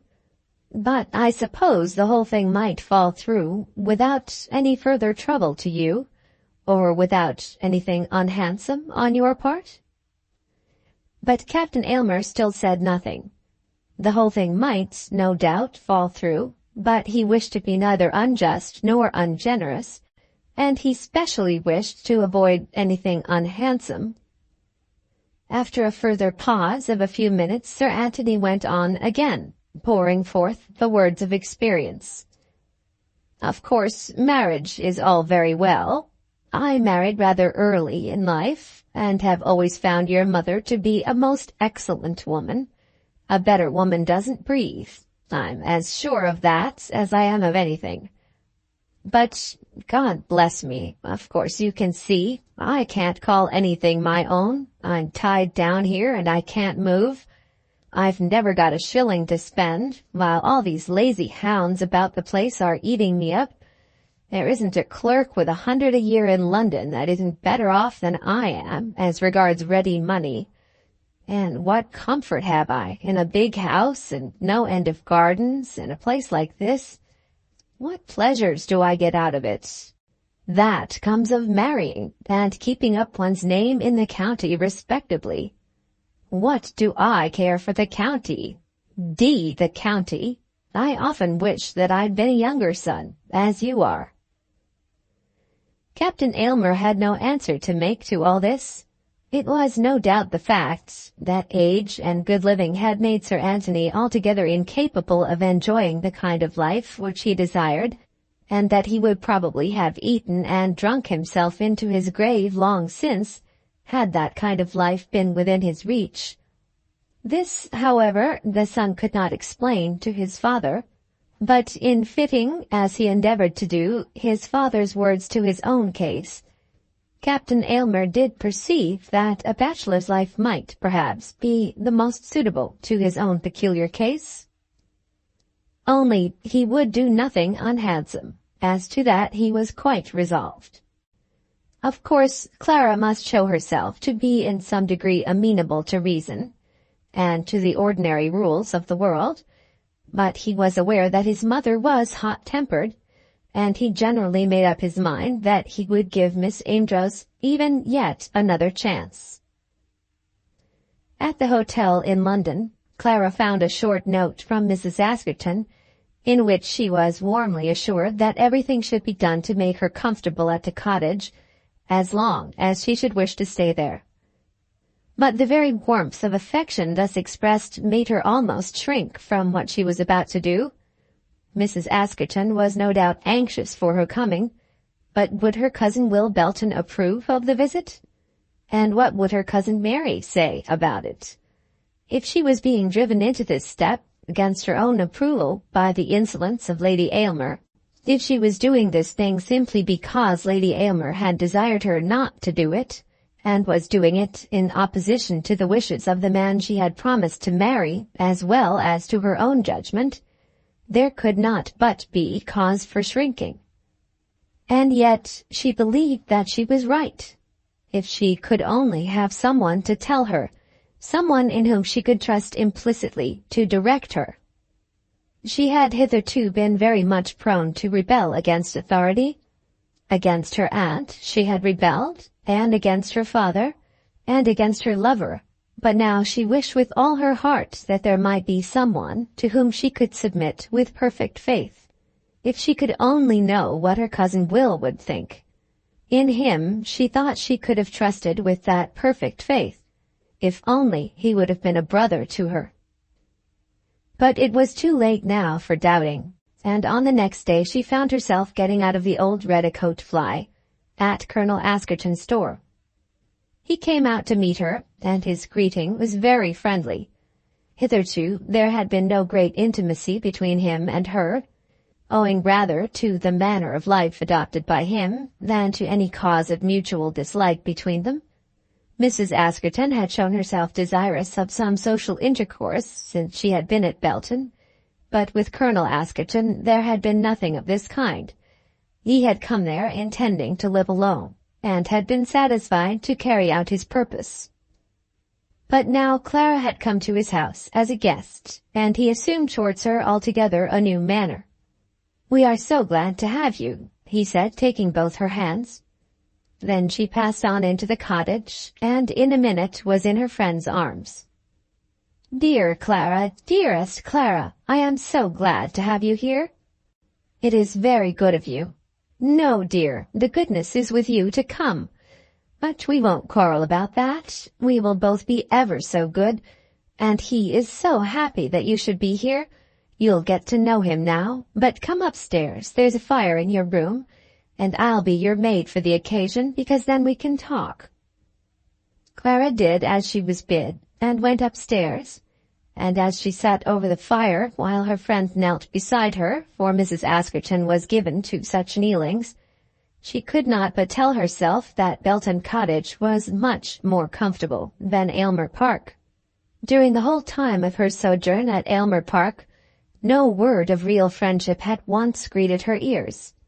Everything there had been cold and formal, till coldness and formality had given way to violent insolence. "And so you have quarrelled with her ladyship," said Mrs. Askerton. "I knew you would."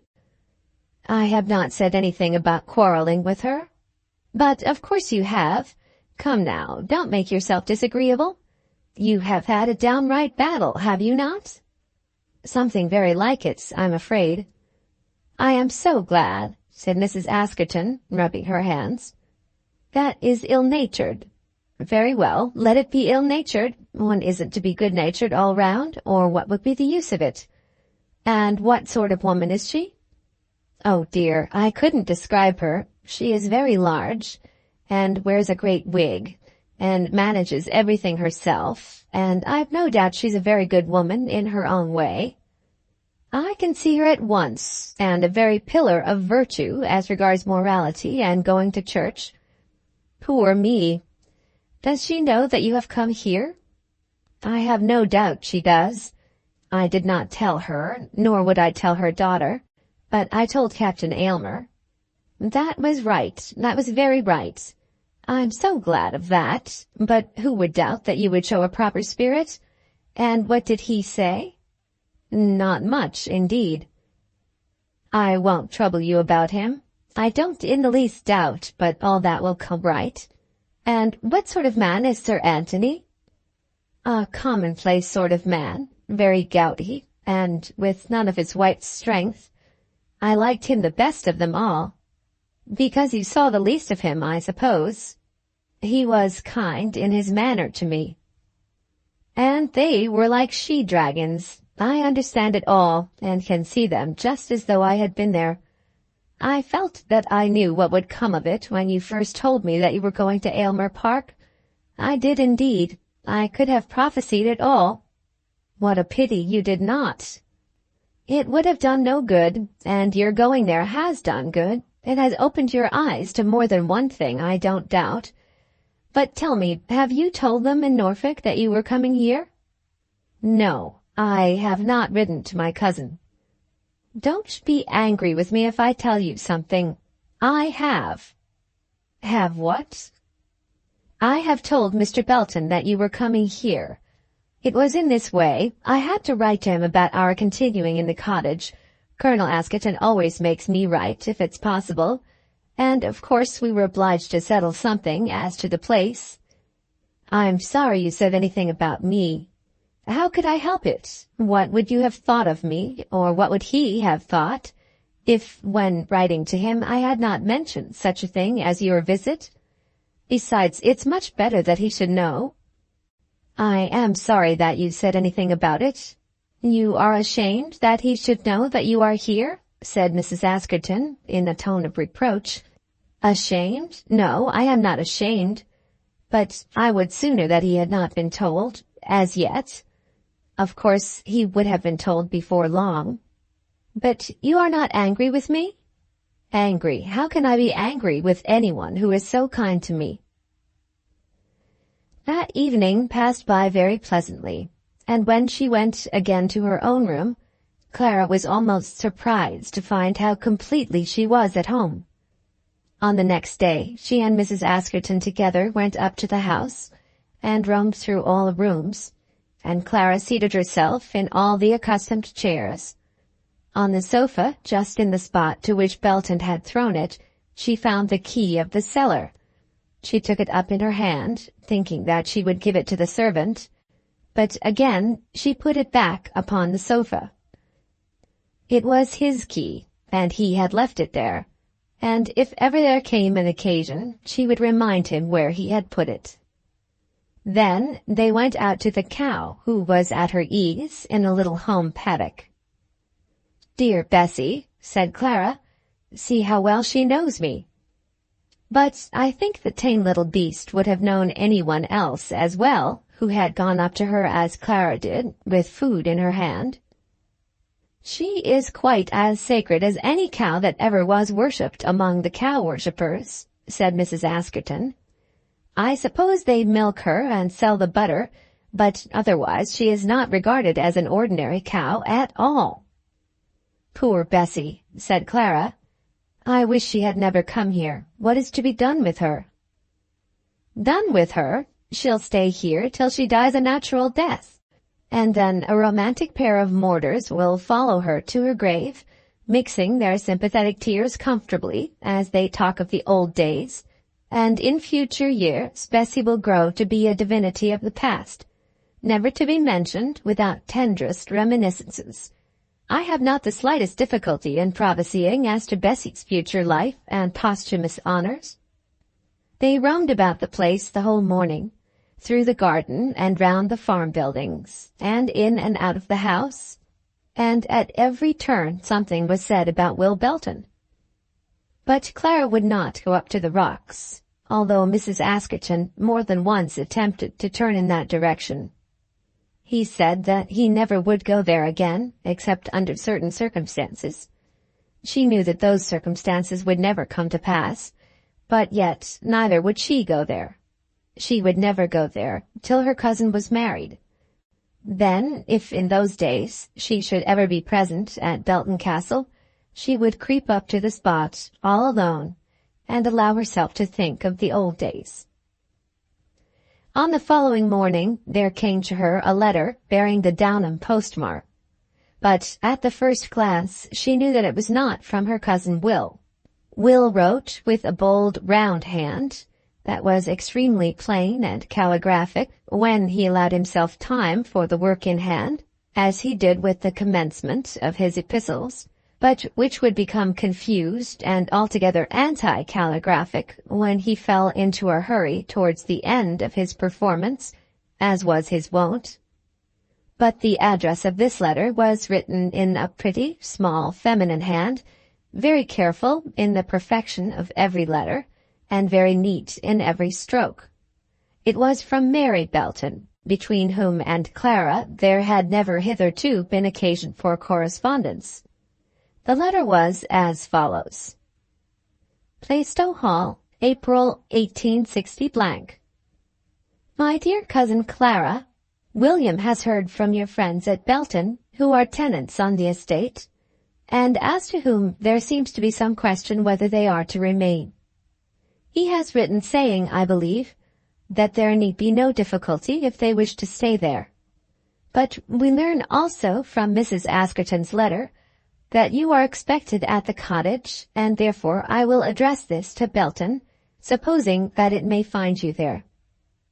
You and I have never yet known each other, which has been a grief to me, but this grief, I hope, may be cured some day before long. I myself, as you know, am such a poor creature that I cannot go about the world to see my friends as other people do, at least not very well, and therefore I write to you with the object of asking you to come and see me here. This is an interesting old house in its way, and though I must not conceal from you that life here is very, very quiet, I would do my best to make the days pass pleasantly with you. I had heard that you were gone to Aylmer Park. Indeed, William told me of his taking you up to London. Now it seems you have left Yorkshire, and I suppose you will not return there very soon. If it be so, will it not be well that you should come to me for a short time? Both William and I feel that, just for the present, for a little time, you would perhaps prefer to be alone with me. He must go to London for a while and then on to Belton, to settle your affairs and his. He intends to be absent for 6 weeks. If you would not be afraid of the dullness of this house for so long a time, pray come to us. The pleasure to me would be very great, and I hope that you have some of that feeling, which with me is so strong, that we ought not to be any longer personally strangers to each other. You could then make up your mind as to what you would choose to do afterwards. I think that by the end of that time, that is, when William returns, my uncle and aunt from Sleaford will be with us. He is a clergyman, you know, and if you then like to remain, they will be delighted to make your acquaintance. It seems to be a long journey for a young lady to make alone from Belton to Plaistow, but traveling is so easy nowadays, and young ladies seem to be so independent that you may be able to manage it. Hoping to see you soon, I remain your affectionate cousin, Mary Belton. This letter she received before breakfast, and was therefore able to read it in solitude, and to keep its receipt from the knowledge of Mrs. Askerton, if she should be so minded. She understood all at once that it intended to convey a hint that Plaistow Hall would be a better resting place for her than Mrs. Askerton's cottage, and an assurance that if she would go to Plaistow Hall for her convenience, no advantage should be taken of her presence there by the owner of the house for his convenience. As she sat thinking of the offer which had been made to her, she fancied that she could see and hear her cousin Will, as he discussed the matter with his sister, and with a half-assumption of surliness declared his own intention of going away. Captain Aylmer, after that interview in London, had spoken of Belton's conduct as being unpardonable, but Clara had not only pardoned him, but had, in her own mind, pronounced his virtues to be so much greater than his vices as to make him almost perfect. "But I will not drive him out of his own house," she said. "What does it matter where I go?" "Colonel Askerton has had a letter from your cousin," said Mrs. Askerton, as soon as the two ladies were alone together. "And what does he say?" "Not a word about you." "So much the better. I have given him trouble enough, and am glad to think that he should be free of me for a while." "Is Colonel Askerton to stay at the cottage?" "Now, Clara, you are a hypocrite. You know that you are a hypocrite." "Very likely, but I don't know why you should accuse me just now." "Yes, you do. Have you not heard from Norfolk also?" "Yes, I have." I was sure of it. I knew he would never have written in that way, in answering my letter, ignoring your visit altogether, unless he had written to you also. But he has not written to me. My letter is from his sister. There it is." Whereupon she handed the letter to Mrs. Askerton and waited patiently while it was being read. Her friend returned it to her without a word, and Clara was the first to speak again. "It is a nice letter, is it not? I never saw her, you know." "So she says. But is it not a kind letter?" "I suppose it is meant for kindness. It is not very complimentary to me. It presumes that such a one as I may be treated without the slightest consideration. And so I may. It is only fit that I should be so treated. If you ask my advice, I advise you to go at once. At once." "But I have not asked your advice, dear, nor do I intend to ask it." "You would not have shown it me if you had not intended to go? How unreasonable you are! You told me just now that I was a hypocrite for not telling you of my letter, and now you are angry with me because I have shown it to you." "I am not angry. I think you have been quite right to show it me. I don't know how else you could have acted upon it." "But I do not mean to act upon it. I shall not go to Plaistow. There are 2 reasons against it, each sufficient. I shall not leave you just now, unless you send me away, and I shall not cause my cousin to be turned out of his own house." "Why should he be turned out? Why should you not go to him? You love him, and as for him, he is more in love than any man I ever knew. Go to Plaistow Hall, and everything will run smooth." "No, dear, I shall not do that." "Then you are foolish. I am bound to tell you so, as I have inveigled you here." "I thought I had invited myself." "No, I asked you to come, and when I asked you, I knew that I was wrong. Though I meant to be kind, I knew that I was unkind. I saw that my husband disapproved it, though he had not the heart to tell me so. I wish he had. I wish he had." "Mrs. Askerton, I cannot tell you how much you wrong yourself, and how you wrong me also. I am more than contented to be here." "But you should not be contented to be here. It is just that, in learning to love me, or rather, perhaps, to pity me, you lower yourself. Do you think that I do not see it all, and know it all? Of course, it is bad to be alone, but I have no right not to be alone."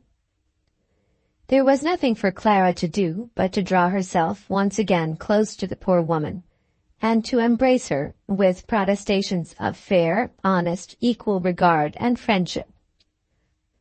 "Do you think that I do not understand that letter?" continued Mrs. Askerton. "If it had come from Lady Aylmer, I could have laughed at it, because I believe Lady Aylmer to be an overbearing virago, whom it is good to put down in every possible way. But this comes from a pure-minded woman, one whom I believe to be little given to harsh judgments on her fellow-sinners, and she tells you, in her calm, wise way, that it is bad for you to be here with me."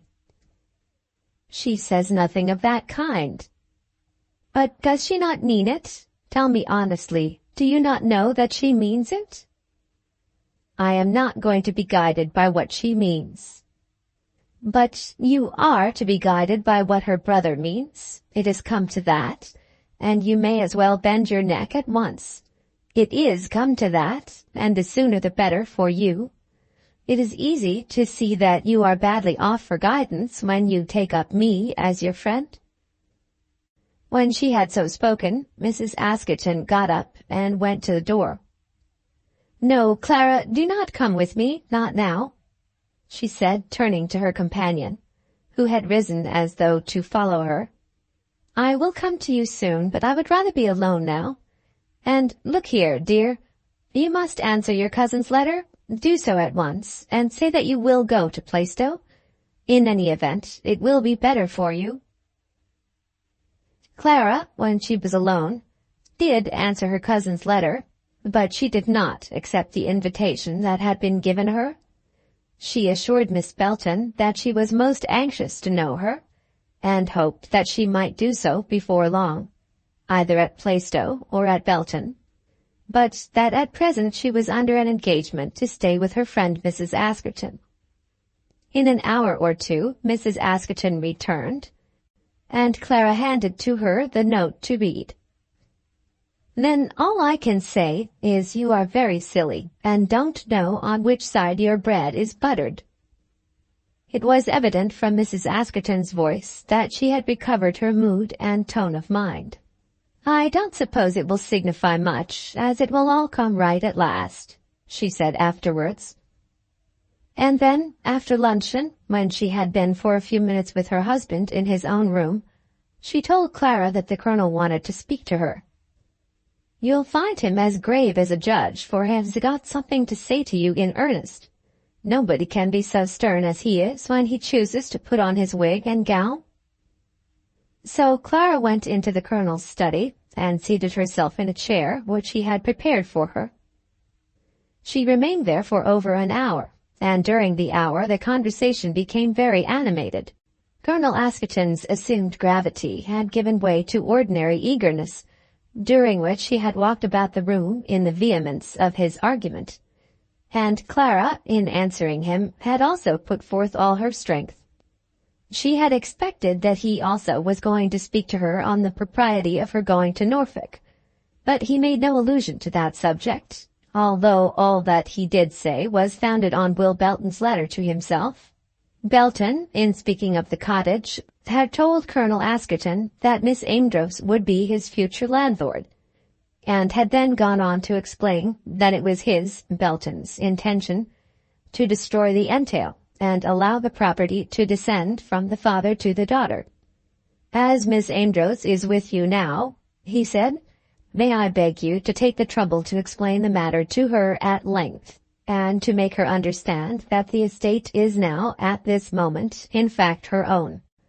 Her possession of it does not depend on any act of hers, or indeed upon her own will or wish in the matter."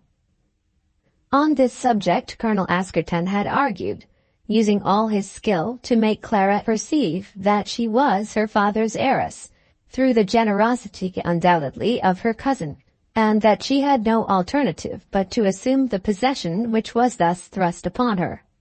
And so eloquent was the Colonel that Clara was staggered. "It is quite impossible," she said. "Though he may be able to make it over to me, I can give it back again." "I think not. In such a matter as this, a lady in your position can only be guided by her natural advisers, her father's lawyer, and other family friends." "I don't know why a young lady should be in any way different from an old gentleman." "But an old gentleman would not hesitate under such circumstances. The entail in itself was a cruelty, and the operation of it on your poor brother's death was additionally cruel." "It is cruel that anyone should be poor," argued Clara, "but that does not take away the right of a rich man to his property." There was much more of this sort said between them, till Clara was at any rate convinced that Colonel Askerton believed that she ought to be the owner of the property, and then at last he ventured upon another argument, which soon drove Clara out of the room. "There is, I believe, one way in which it can all be made right," said he. "What way?" said Clara, forgetting in her eagerness the obviousness of the mode which her companion was about to point out. "Of course, I know nothing of this myself," he said, smiling, "but Mary thinks that you and your cousin might arrange it between you if you were together." "You must not listen to what she says about that, Colonel Askerton." "Must I not? Well, I will not listen to more than I can help. But Mary, as you know, is a persistent talker. I, at any rate, have done my commission." Then Clara left him and was alone for what remained of the afternoon. It could not be, she said to herself, that the property ought to be hers. It would make her miserable were she once to feel that she had accepted it. Some small allowance out of it, coming to her from the brotherly love of her cousin, some moderate stipend sufficient for her livelihood, she thought she could accept from him. It seemed to her that it was her destiny to be dependent on charity, to eat bread given to her from the benevolence of a friend, and she thought that she could endure his benevolence better than that of any other. Benevolence from Aylmer Park or from Perivale would be altogether unendurable. But why should it not be as Colonel Askerton had proposed? That this cousin of hers loved her with all his heart, with a constancy for which she had at first given him no credit, she was well aware. And as regarded herself, she loved him better than all the world beside. She had at last become conscious that she could not now marry Captain Aylmer without sin, without false vows and fatal injury to herself and him. To the prospect of that marriage, as her future fate, an end must be put at any rate, an end if that which had already taken place was not to be regarded as end enough. But yet she had been engaged to Captain Aylmer, was engaged to him even now. When last her cousin had mentioned to her Captain Aylmer's name, she had declared that she loved him still. How then could she turn round now and so soon accept the love of another man? How could she bring herself to let her cousin assume to himself the place of a lover, when it was but the other day that she had rebuked him for expressing the faintest hope in that direction? But yet. As for going to Plaistow, that was quite out of the question. "So you are to be the heiress after all," said Mrs. Askerton to her that night in her bedroom. "No, I am not to be the heiress after all," said Clara, rising against her friend impetuously. "You'll have to be Lady of Belton, in one way or the other at any rate," said Mrs. Askerton. Chapter 28. Miss Amedroz is pursued. "I suppose now, my dear, it may be considered that everything is settled about that young lady?" said Lady Aylmer to her son on the same day that Miss Amedroz left Aylmer Park. "Nothing is settled, ma'am," said the captain. "You don't mean to tell me that after what has passed you intend to follow her up any further?" "I shall certainly endeavour to see her again." "Then, Frederick, I must tell you that you are very wrong indeed. Almost worse than wrong. I would say wicked, only I feel sure that you will think better of it. You cannot mean to tell me that you would marry her after what has taken place. The question is whether she would marry me. That is nonsense, Frederick. I wonder that you, who are generally so clear-sighted, cannot see more plainly than that. She is a scheming, artful young woman who is playing a regular game to catch a husband. If that were so, she would have been more humble to you, ma'am." "Not a bit, Fred, that's just it. That has been her cleverness.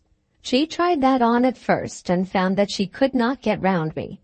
Don't allow yourself to be deceived by that, pray. And then there is no knowing how she may be bound up with those horrid people, so that she cannot throw them over even if she would."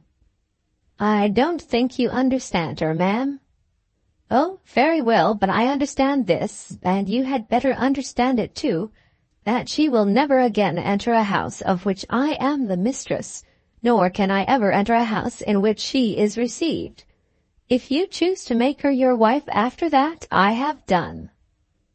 Lady Aylmer had not done, or nearly done, but we need hear no more of her threats or entreaties.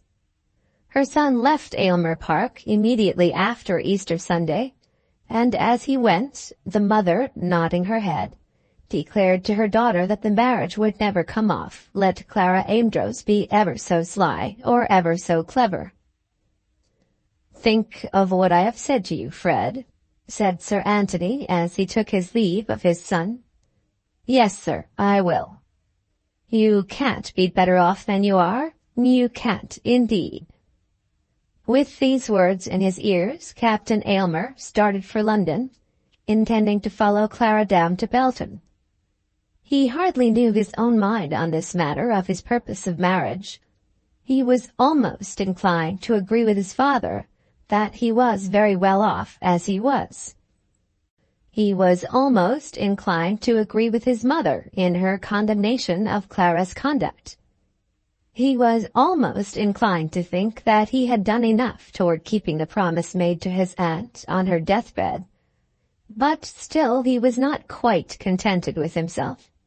He desired to be honest and true, as far as his ideas went of honesty and truth, and his conscience told him that Clara had been treated with cruelty by his mother. I am inclined to think that Lady Aylmer, in spite of her high experience and character for wisdom, had not fought her battle altogether well. No man likes to be talked out of his marriage by his mother, and especially not so when the talking takes the shape of threats. When she told him that under no circumstances would she again know Clara Amedroz, he was driven by his spirit of manhood to declare to himself that the menace from her should not have the slightest influence with him. The word or two which his father said was more effective. After all, it might be better for him, in his peculiar position, to have no wife at all. He did begin to believe that he had no need for a wife. He had never before thought so much of his father's example as he did now. Clara was manifestly a hot-tempered woman, a very hot-tempered woman indeed. Now, his mother was also a hot-tempered woman, and he could see the result in the present condition of his father's life. He resolved that he would follow Clara to Belton so that some final settlement might be made between them, but in coming to this resolution, he acknowledged to himself that, should she decide against him, he would not break his heart. She, however, should have her chance. Undoubtedly, it was only right that she should have her chance. But the difficulty of the circumstances in which he was placed was so great that it was almost impossible for him to make up his mind fixedly to any purpose in reference to Clara. As he passed through London on his way to Belton, he called at Mr. Green's chambers with reference to that sum of £1,500, which it was now absolutely necessary that he should make over to Miss Amedroz. And from Mr. Green he learned that William Belton had given positive instructions as to the destination of the Belton Estate. He would not inherit it or have anything to do with it under the entail, from the effects of which he desired to be made entirely free. Mr. Green, who knew that Captain Aylmer was engaged to marry his client, and who knew nothing of any interruption to that agreement, felt no hesitation in explaining all this to Captain Aylmer. "I suppose you had heard of it before," said Mr. Green. Captain Aylmer certainly had heard of it, and had been very much struck by the idea, but up to this moment he had not quite believed in it. Coming simply from William Belton to Clara Amedroz, such an offer might be no more than a strong argument used in love-making. "Take back the property, but take me with it, of course." That, Captain Aylmer thought, might have been the correct translation of Mr. William Belton's romance. But he was forced to look at the matter differently when he found that it had been put into a lawyer's hands. "Yes," said he, "I have heard of it. Mr. Belton mentioned it to me himself." This was not strictly true. Clara had mentioned it to him, but Belton had come into the room immediately afterwards, and Captain Aylmer might probably have been mistaken. "He's quite in earnest," said Mr. Green. "Of course, I can't say nothing, Mr. Green, as I am myself so nearly interested in the matter. It is a great question, no doubt, how far such an entail as that should be allowed to operate. I think it should stand as a matter of course. I think Belton is wrong," said Mr. Green. "Of course, I can give no opinion," said the other. "I'll tell you what you can do, Captain Aylmer. You can suggest to Miss Amedroz that there should be a compromise. Let them divide it. They are both clients of mine, and in that way I should do my duty to each. Let them divide it. Belton has money enough to buy up the other moiety, and in that way would still be Belton of Belton." Captain Aylmer had not the slightest objection to such a plan. Indeed, he regarded it as in all respects a wise and salutary arrangement. The moiety of the Belton estate might probably be worth £25,000, and the addition of such a sum as that to his existing means would make all the difference in the world as to the expediency of his marriage. His father's arguments would all fall to the ground if £25,000 were to be obtained in this way, and he had but little doubt that such a change in affairs would go far to mitigate his mother's wrath. But he was by no means mercenary in his views, so at least he assured himself. Clara should have her chance with or without the Belton estate, or with or without the half of it. He was by no means mercenary. Had he not made his offer to her, and repeated it almost with obstinacy, when she had no prospect of any fortune? He could always remember that of himself, at least, and remembering that now, he could take a delight in these bright money prospects, without having to accuse himself in the slightest degree of mercenary motives. This fortune was a godsend which he could take with clean hands, if only he should ultimately be able to take the lady who possessed the fortune. From London he wrote to Clara, telling her that he proposed to visit her at Belton. His letter was written before he had seen Mr. Green, and was not very fervent in its expressions, but nevertheless it was a fair letter, written with the intention of giving her a fair chance. He had seen with great sorrow, with heartfelt grief, that quarrel between his mother and his own Clara, thinking, as he felt himself obliged to think, about Mrs. Askerton. He could not but feel that his mother had cause for her anger, but he himself was unprejudiced, and was ready and anxious also, the word anxious was underscored, to carry out his engagement. A few words between them might probably set everything right, and therefore he proposed to meet her at the Belton Castle house, at such hour on such day. He should run down to Perivale on his journey, and perhaps Clara would let him have a line addressed to him there. Such was his letter. "What do you think of that?" said Clara, showing it to Mrs. Askerton on the afternoon of the day on which she had received it. "What do you think of it?" said Mrs. Askerton. "I could only hope that he will not come within reach of my hands." "You are not angry with me for showing it to you?" "No, why should I be angry with you? Of course I knew it all without any showing. Do not tell Colonel Askerton, or they will be killing each other."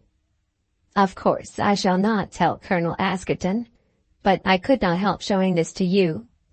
"And you will meet him?" "Yes, I shall meet him. What else can I do?" "Unless, indeed, you were to write and tell him that it would do no good. It will be better that he should come. If you allow him to talk you over, you will be a wretched woman all your life." "It will be better that he should come," said Clara again. And then she wrote to Captain Aylmer at Perivale, telling him that she would be at home at the hour he had named, on the day he had named. When that day came, she walked across the park a little before the time fixed, not wishing to meet Captain Aylmer before she had reached the house. It was now nearly the middle of April, and the weather was soft and pleasant.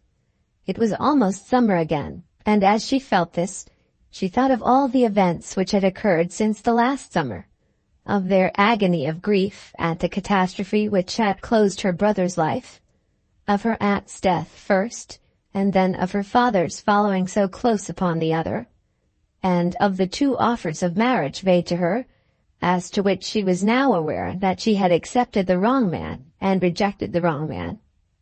She was steadily minded now, at this moment, that before she parted from Captain Aylmer, her engagement with him should be brought to a close. Now, at this coming interview, so much at any rate should be done. She had tried to make herself believe that she felt for him that sort of affection which a woman should have for the man she is to marry, but she had failed. She hardly knew whether she had in truth ever loved him, but she was quite sure that she did not love him now. No, she had done with Aylmer Park, and she could feel thankful, amidst all her troubles, that that difficulty should vex her no more. In showing Captain Aylmer's letter to Mrs. Askerton, she had made no such promises, but her mind had been quite made up.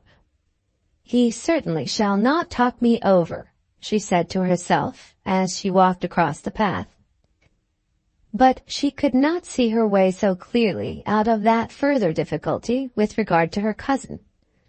It might be that she would be able to rid herself of the one lover with comparative ease, but she could not bring herself to entertain the idea of accepting the other. It was true that this man longed for her, desired to call her his own with a wearing, anxious, painful desire, which made his heart grievously heavy as though with lead hanging to its strings. And it was true that Clara knew that it was so. It was true also that his spirit had mastered her spirit, and that his persistence had conquered her resistance, the resistance, that is, of her feelings. But there remained with her a feminine shame which made it seem to her impossible that she should now reject Captain Aylmer, and as a consequence of that rejection accept William Belton's hand. As she thought of this, she could not see her way out of her trouble in that direction with any of that clearness which belonged to her in reference to Captain Aylmer. She had been an hour in the house before he came, and never did an hour go so heavily with her. There was no employment for her about the place, and Mrs. Bunce, the old woman who now lived there, could not understand why her late mistress chose to remain seated among the unused furniture. Clara had, of course, told her that a gentleman was coming. "Not Mr. Will," said the woman. "No, it is not Mr. Will," said Clara. "His name is Captain Aylmer." "Oh, indeed." And then Mrs. Bunce looked at her with a mystified look. Why on earth should not the gentleman call on Miss Amedroz at Mrs. Askerton's cottage? "I'll be sure to show 'un up when 'a comes, at any rate," said the old woman solemnly. And Clara felt that it was all very uncomfortable.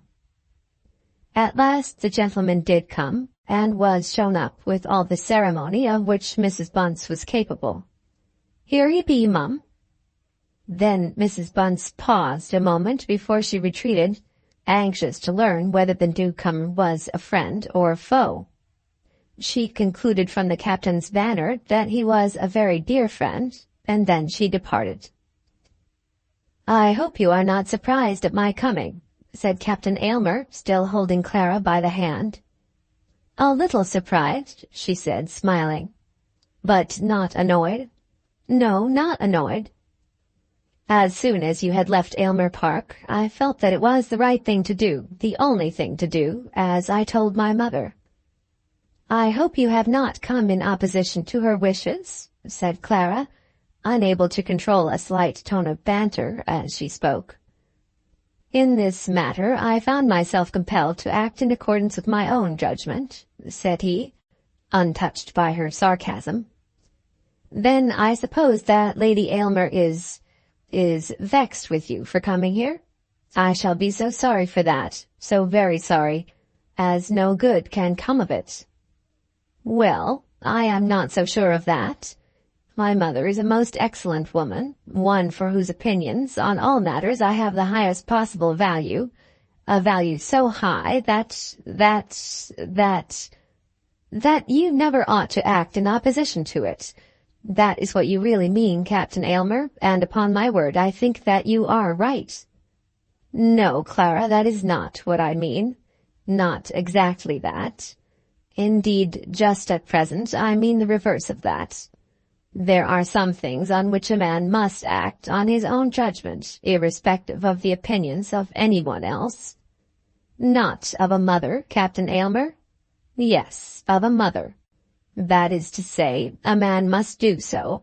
With a lady, of course, it is different. I was very, very sorry that there should have been any unpleasantness at Aylmer Park." It was not pleasant to me, certainly, nor to any of us, Clara. At any rate, it need not be repeated. I hope not. No, it certainly need not be repeated. I know now that I was wrong to go to Aylmer Park. I felt sure beforehand that there were many things as to which I could not possibly agree with Lady Aylmer, and I ought not to have gone. I don't see that at all, Clara. I do see it now. I can't understand you. What things? Why should you be determined to disagree with my mother? Surely you ought, at any rate, to endeavour to think as she thinks. I cannot do that, Captain Aylmer. I am sorry to hear you speak in this way. I have come here all the way from Yorkshire to try to put things straight between us, but you receive me as though you would remember nothing but that unpleasant quarrel. It was so unpleasant, so very unpleasant. I had better speak out the truth at once. I think that Lady Aylmer ill-used me cruelly. I do. No one can talk me out of that conviction. Of course I am sorry to be driven to say as much to you, and I should never have said it had you not come here. But when you speak of me and your mother together, I must say what I feel. Your mother and I, Captain Aylmer, are so opposed to each other, not only in feeling, but in opinions also, that it is impossible that we should be friends, impossible that we should not be enemies if we are brought together. This she said with great energy, looking intently into his face as he spoke. He was seated near her, on a chair from which he was leaning over towards her, holding his hat in both hands between his legs. Now, as he listened to her, he drew his chair still nearer, ridding himself of his hat, which he left upon the carpet, and keeping his eyes upon hers, as though he were fascinated. "I am sorry to hear you speak like this," he said. "It is best to say the truth. But, Clara, if you intend to be my wife—" "Oh, no, that is impossible now." "What is impossible?" "Impossible that I should become your wife. Indeed, I have convinced myself that you do not wish it." "But I do wish it." "No, no, if you will question your heart about it quietly, you will find that you do not wish it." "You wrong me, Clara." "At any rate, it cannot be so." "I will not take that answer from you," he said, getting up from his chair and walking once up and down the room. Then he returned to it and repeated his words. "I will not take that answer from you. An engagement such as ours cannot be put aside like an old glove. You do not mean to tell me that all that has been between us is to mean nothing?" There was something now like feeling in his tone, something like passion in his gesture, and Clara, though she had no thought of changing her purpose, was becoming unhappy at the idea of his unhappiness. "It has meant nothing," she said. "We have been like children together, playing at being in love. It is a game from which you will come out scatheless, but I have been scalded." "Scalded?" "Well, never mind. I do not mean to complain, and certainly not of you. I have come here all the way from Yorkshire in order that things may be put right between us. You have been very good to come, and I will not say that I regret your trouble. It is best, I think, that we should meet each other once more face to face, so that we may understand each other. There was no understanding anything during those terrible days at Aylmer Park." Then she paused, but as he did not speak at once, she went on. "I do not blame you for anything that has taken place, but I am quite sure of this, that you and I could never be happy together as man and wife." "I do not know why you say so. I do not, indeed." "You would disapprove of everything that I should do. You do disapprove of what I am doing now." "Disapprove of what?" "I am staying with my friend Mrs. Askerton." He felt that this was hard upon him. As she had shown herself inclined to withdraw herself from him, he had become more resolute in his desire to follow her up and to hold by his engagement. He was not employed now in giving her another chance, as he had proposed to himself to do, but was using what eloquence he had to obtain another chance for himself. Lady Aylmer had almost made him believe that Clara would be the suppliant, but now he was the suppliant himself. In his anxiety to keep her, he was willing even to pass over her terrible iniquity in regard to Mrs. Askerton, that great sin which had led to all these troubles. He had once written to her about Mrs. Askerton, using very strong language, and threatening her with his mother's full displeasure. At that time Mrs. Askerton had simply been her friend. There had been no question then of her taking refuge under that woman's roof. Now she had repelled Lady Aylmer's counsels with scorn, was living as a guest in Mrs. Askerton's house, and yet he was willing to pass over the Askerton difficulty without a word. He was willing not only to condone past offences, but to wink at existing iniquity. But she who was the sinner, would not permit of this. She herself dragged up Mrs. Askerton's name, and seemed to glory in her own shame. "I had not intended," said he, "to speak of your friend. I only mention her to show how impossible it is that we should ever agree upon some subjects, as to which a husband and wife should always be of one mind. I knew this from the moment in which I got your letter, and only that I was a coward, I should have said so then." "And you mean to quarrel with me altogether?" "No, why should we quarrel?" "Why, indeed," said he. "But I wish it to be settled, quite settled, as from the nature of things it must be, that there shall be no attempt at renewal of our engagement. After what is past, how could I enter your mother's house?" "But you need not enter it." Now, in his emergency, he was willing to give up anything, everything. He had been prepared to talk her over into a reconciliation with his mother, to admit that there had been faults on both sides, to come down from his high pedestal and discuss the matter as though Clara and his mother stood upon the same footing. Having recognized the spirit of his lady-love, he had told himself that so much indignity as that must be endured, but now he had been carried so far beyond this that he was willing, in the sudden vehemence of his love, to throw his mother over altogether, and to accede to any terms which Clara might propose to him.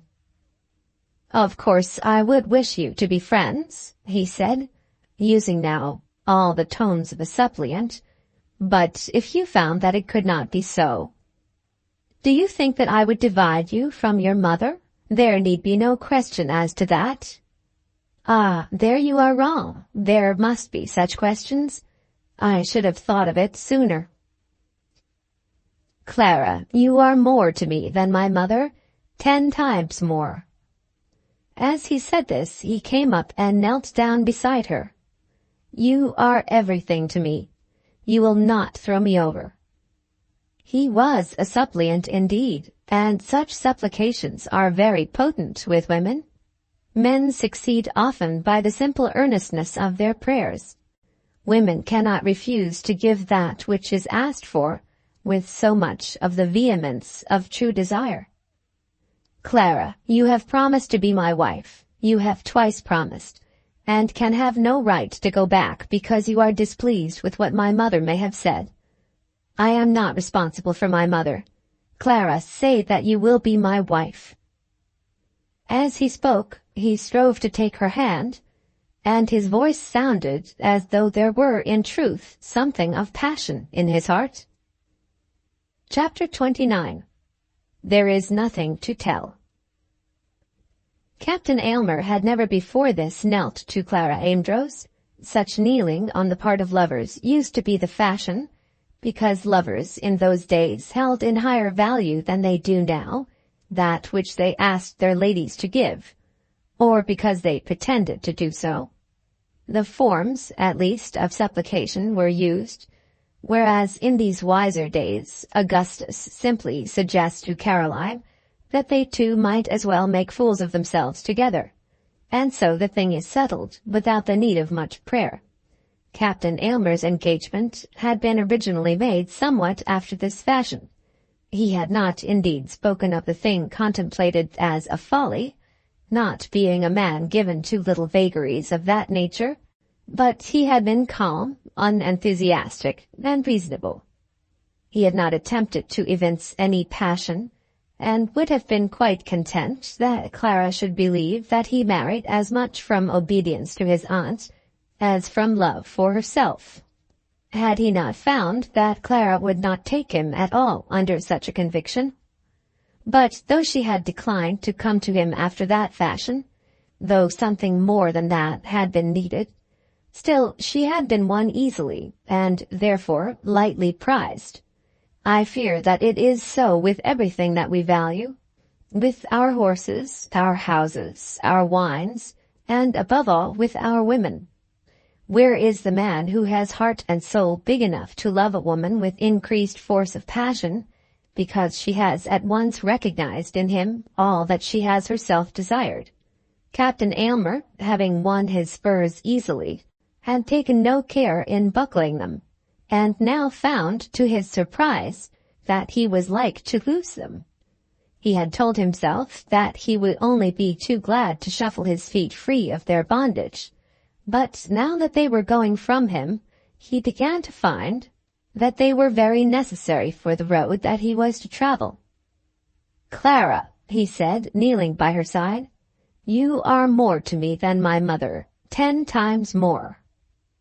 This was all new to her. Hitherto, though she had never desired that he should assume such attitude as this, she had constantly been unconsciously wounded by his coldness, by his cold propriety and unbending self-possession. His cold propriety and unbending self-possession were gone now, and he was there at her feet. Such an argument, used at Aylmer Park, would have conquered her, would have won her at once, in spite of herself. But now she was minded to be resolute. She had sworn to herself that she would not peril herself or him by joining herself to a man with whom she had so little sympathy, and who apparently had none with her. But in what way was she to answer such a prayer as that which was now made to her? The man who addressed her was entitled to use all the warmth of an accepted lover. He only asked for that which had already been given. "Captain Aylmer," she began. "Why is it to be Captain Aylmer? What have I done that you should use me in this way? It was not I who made you unhappy at Aylmer Park." "I will not go back to that. It is of no use. Pray get up. It shocks me to see you in this way." "Tell me, then, that it is once more all right between us. Say that, and I shall be happier than I ever was before. Yes, than I ever was before. I know how much I love you now, how sore it would be to lose you. I have been wrong. I had not thought enough of that, but I will think of it now." She found that the task before her was very difficult, so difficult that she almost broke down in performing it. It would have been so easy, and, for the moment, so pleasant, to have yielded. He had his hand upon her arm, having attempted to take her hand. In preventing that she had succeeded, but she could not altogether make herself free from him without rising. For a moment she had paused as though she were about to yield. For a moment, as he looked into her eyes, he had thought that he would again be victorious. Perhaps there was something in his glance, some too visible return of triumph in his eyes, which warned her of the danger.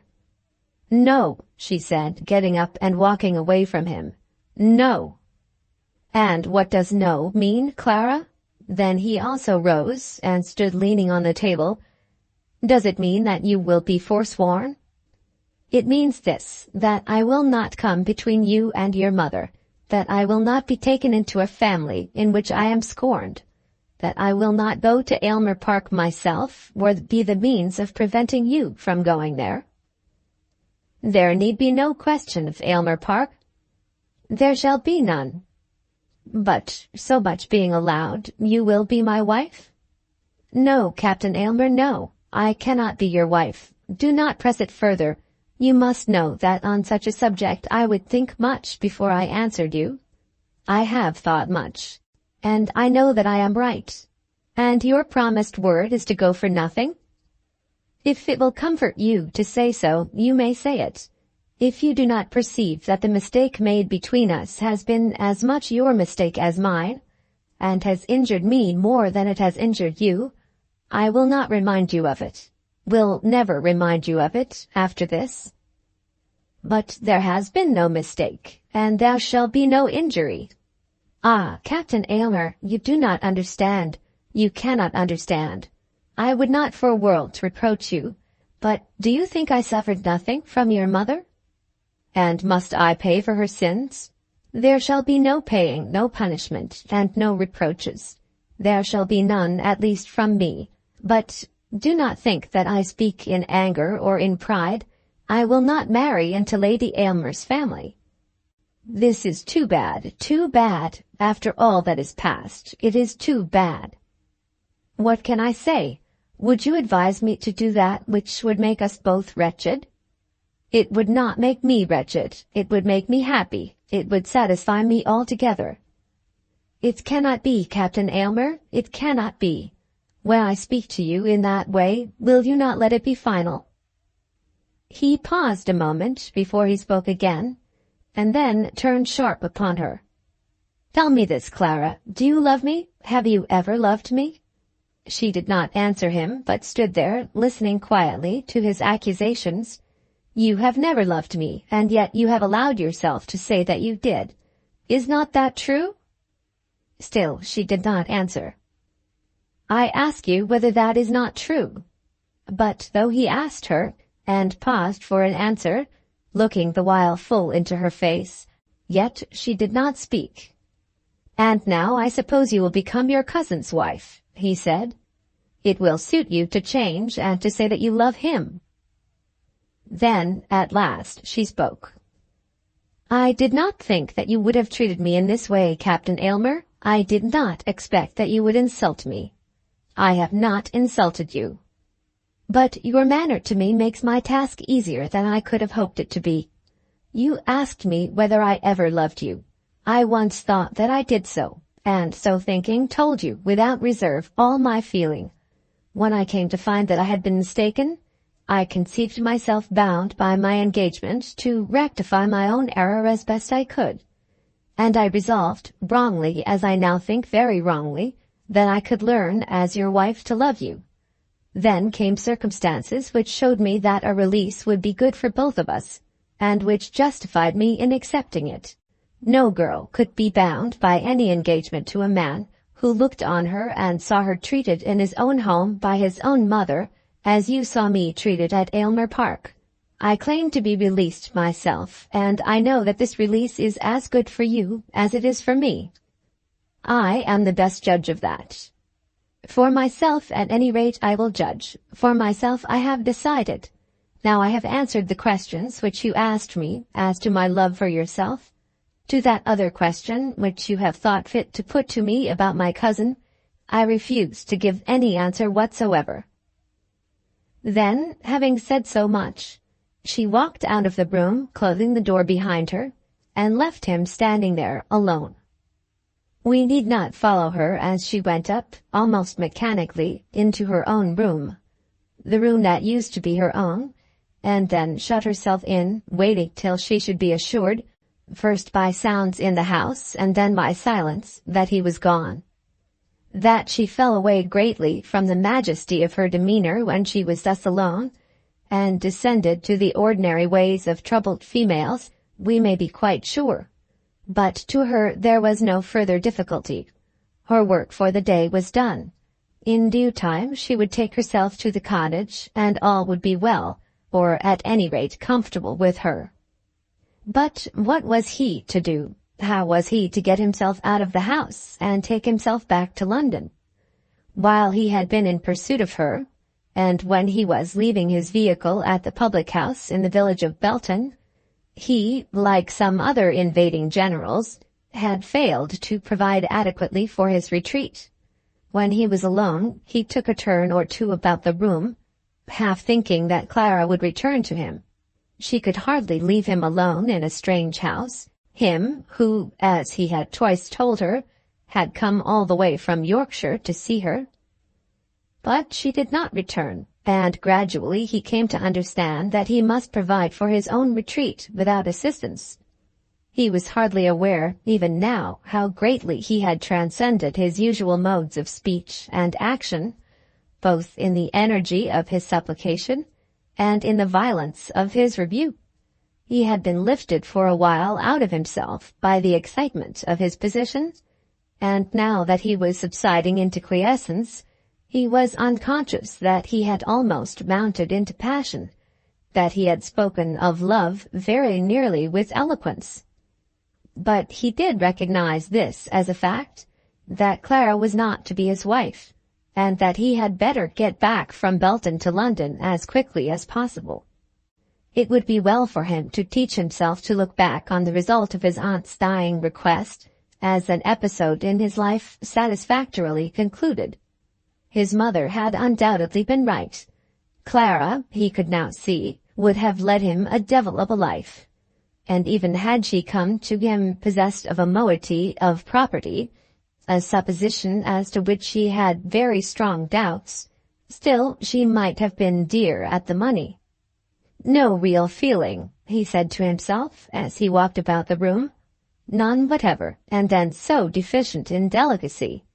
But still he was discontented, because he had been rejected, and therefore tried to make himself believe that he could still have her if he chose to persevere.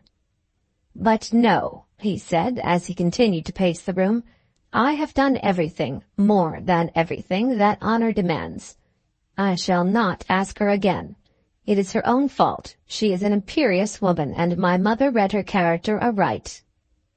It did not occur to him, as he thus consoled himself for what he had lost, that his mother's accusation against Clara had been altogether of a different nature. When we console ourselves by our own arguments, we are not apt to examine their accuracy with much strictness. But whether he were consoled or not, it was necessary that he should go, and in his going he felt himself to be ill-treated. He left the room, and as he went downstairs, was disturbed and tormented by the creaking of his own boots. He tried to be dignified as he walked through the hall, and was troubled at his failure, though he was not conscious of anyone looking at him. Then it was grievous that he should have to let himself out of the front door without any attendance. At ordinary times, he thought as little of such things as most men, and would not be aware whether he opened a door for himself or had it opened for him by another. But now there was a distressing awkwardness in the necessity for self-exertion. He did not know the turn of the handle, and was unfamiliar with the manner of exit.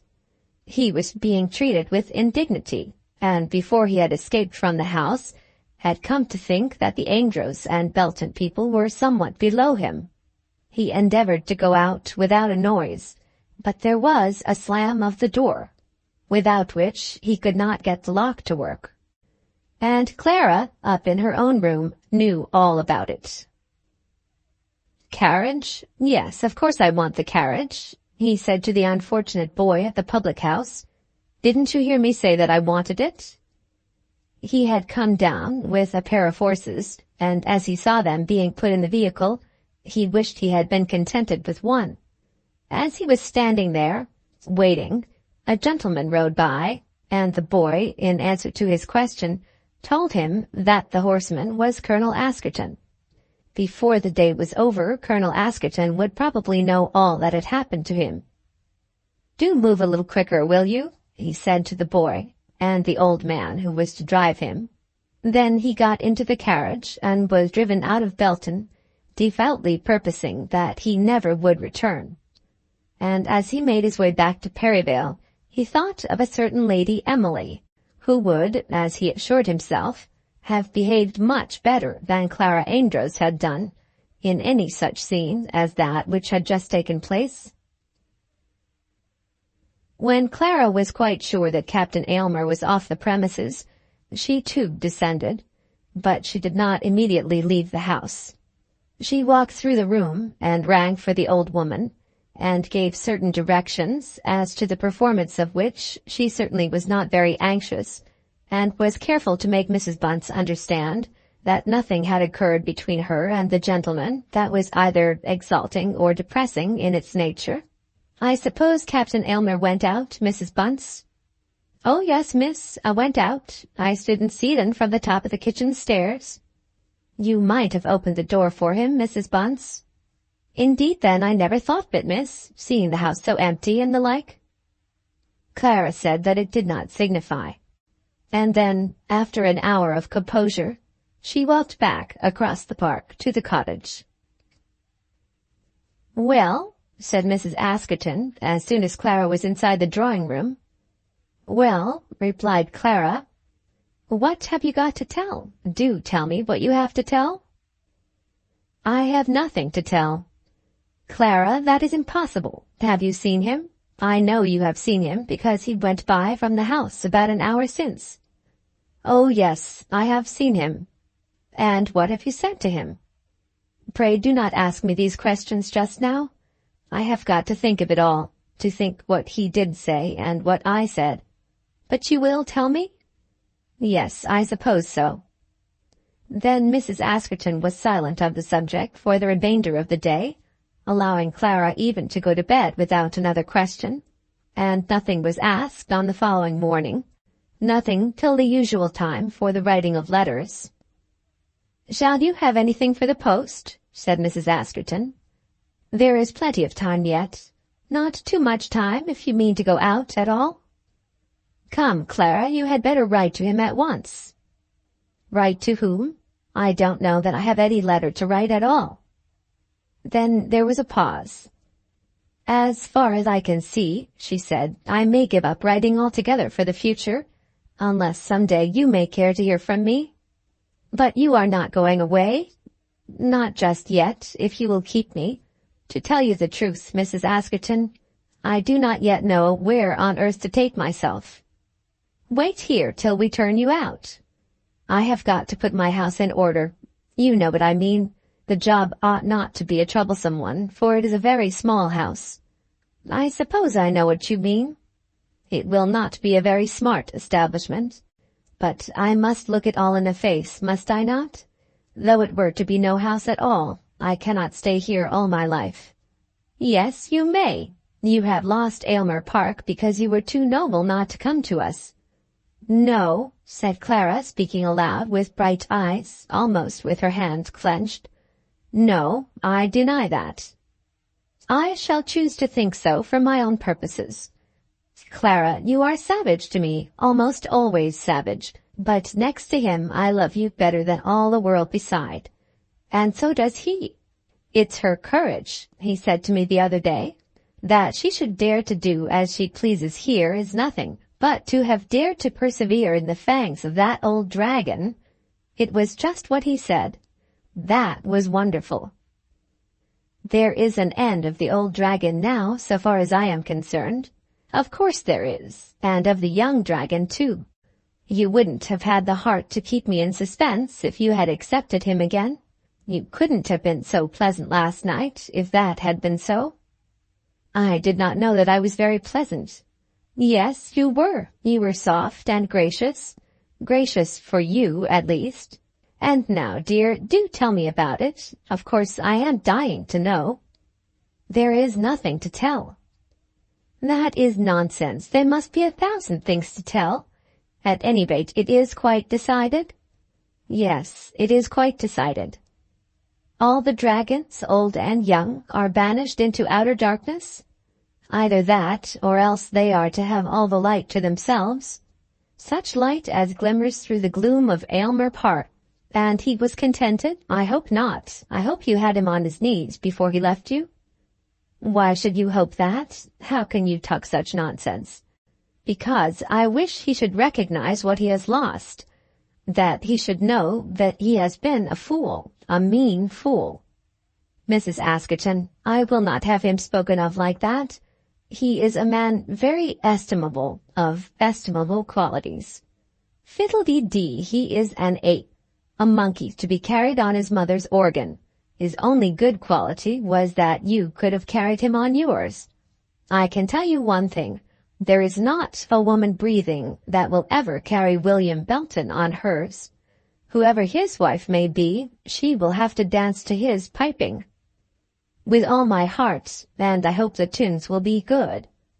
But I wish I could have been present to have heard what passed, hidden, you know, behind a curtain. You won't tell me? I will tell you not a word more. Then I will get it out from Mrs. Bunce. I'll be bound she was listening. Mrs. Bunce will have nothing to tell you.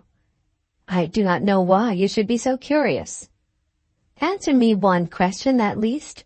When it came to the last, did he want to go on with it? Was a final triumph with him or with you?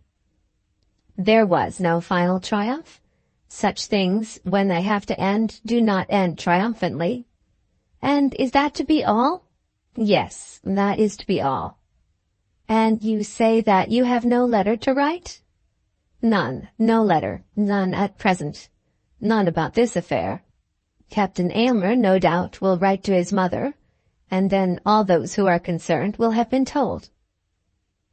Clara Amedroz held her purpose and wrote no letter, but Mrs. Askerton was not so discreet, or so indiscreet, as the case might be. She did write, not on that day, or on the next, but before the week had passed by. She wrote to Norfolk, telling Clara not a word of her letter.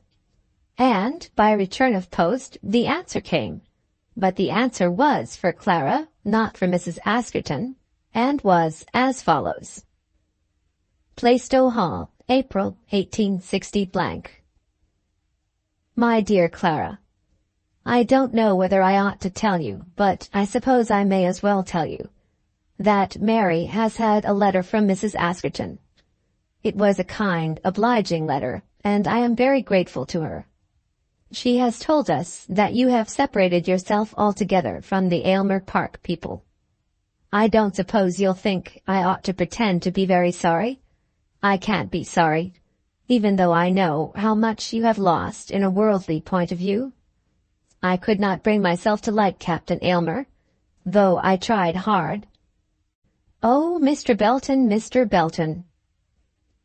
He and I could never have been friends, and it is no use my pretending regret that you have quarrelled with them.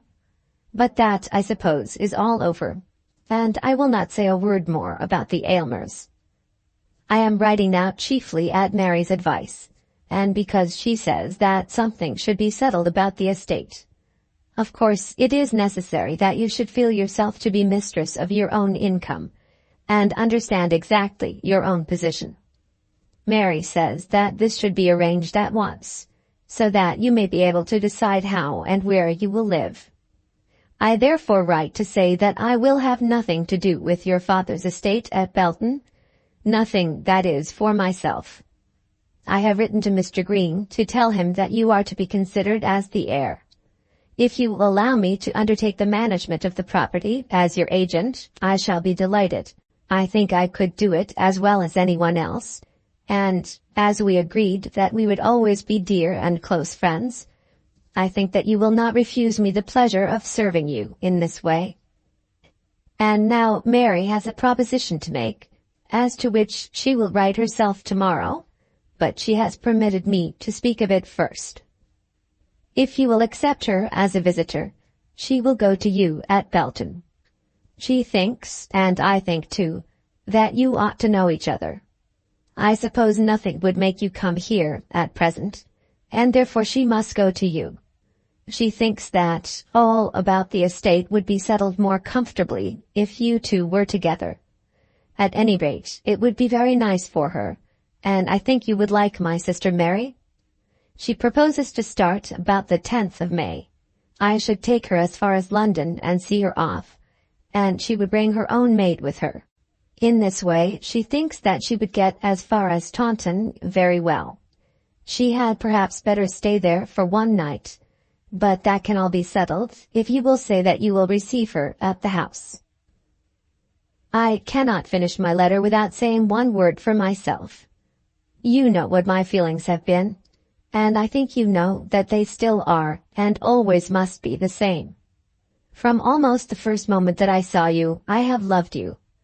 When you refused me, I was very unhappy, but I thought I might still have a chance, and therefore I resolved to try again.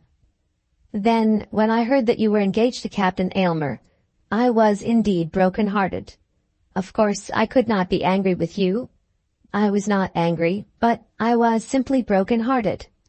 I found that I loved you so much that I could not make myself happy without you.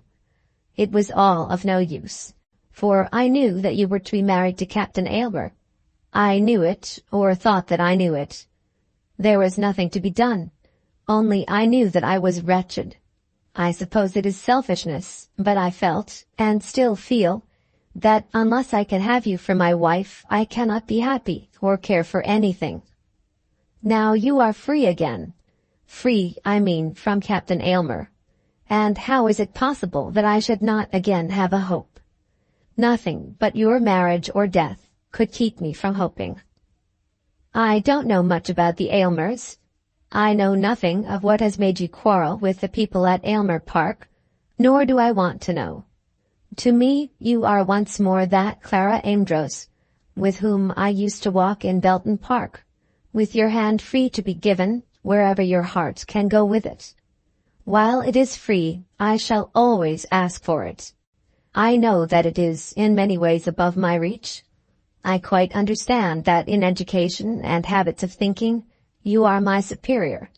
But nobody can love you better than I do.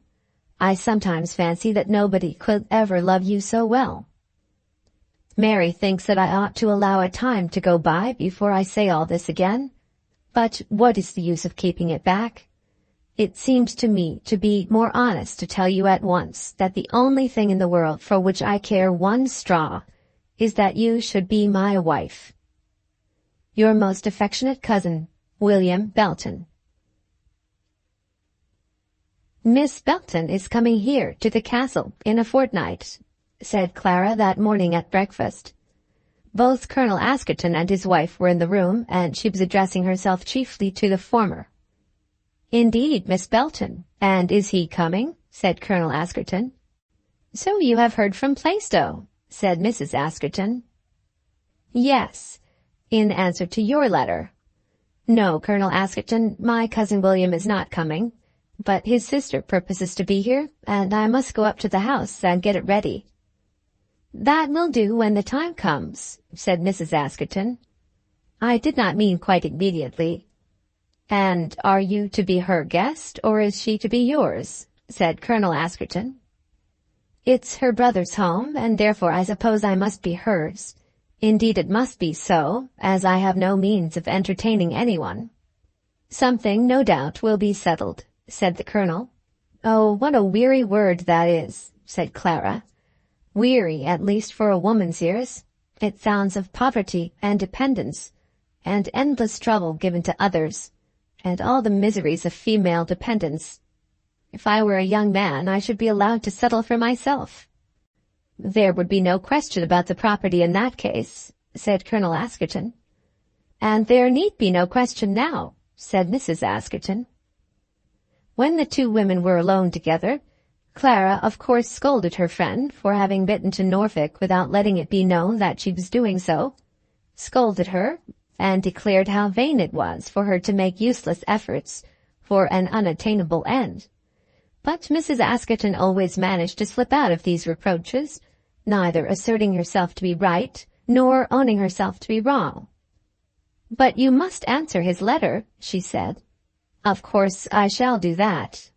"I wish I knew what he said." "I shan't show it you if you mean that." "All the same, I wish I knew what he said." Clara of course did answer the letter, but she wrote her answer to Mary, sending, however, one little scrap to Mary's brother. She wrote to Mary at great length, striving to explain, with long and laborious arguments, that it was quite impossible that she should accept the Belton estate from her cousin.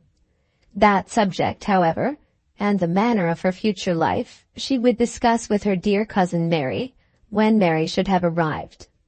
And then Clara said how she would go to Taunton to meet her cousin, and how she would prepare William's house for the reception of William's sister, and how she would love her cousin when she should come to know her. All of which was exceedingly proper and pretty. Then there was a little postscript. "Give the enclosed to William." And this was the note to William. "Dear William, did you not say that you would be my brother? Be my brother always. I will accept from your hands all that a brother could do. And when that arrangement is quite fixed, I will love you as much as Mary loves you, and trust you as completely, and I will be obedient, as a young sister should be. Your loving sister, C.A." "It's all no good," said William Belton as he crunched the note in his hand. "I might as well shoot myself. Get out of the way there, will you?" And the injured groom scudded across the farmyard, knowing that there was something wrong with his master. Chapter 30. Mary Belton. It was about the middle of the pleasant month of May when Clara Amedroz again made that often-repeated journey to Taunton with the object of meeting Mary Belton.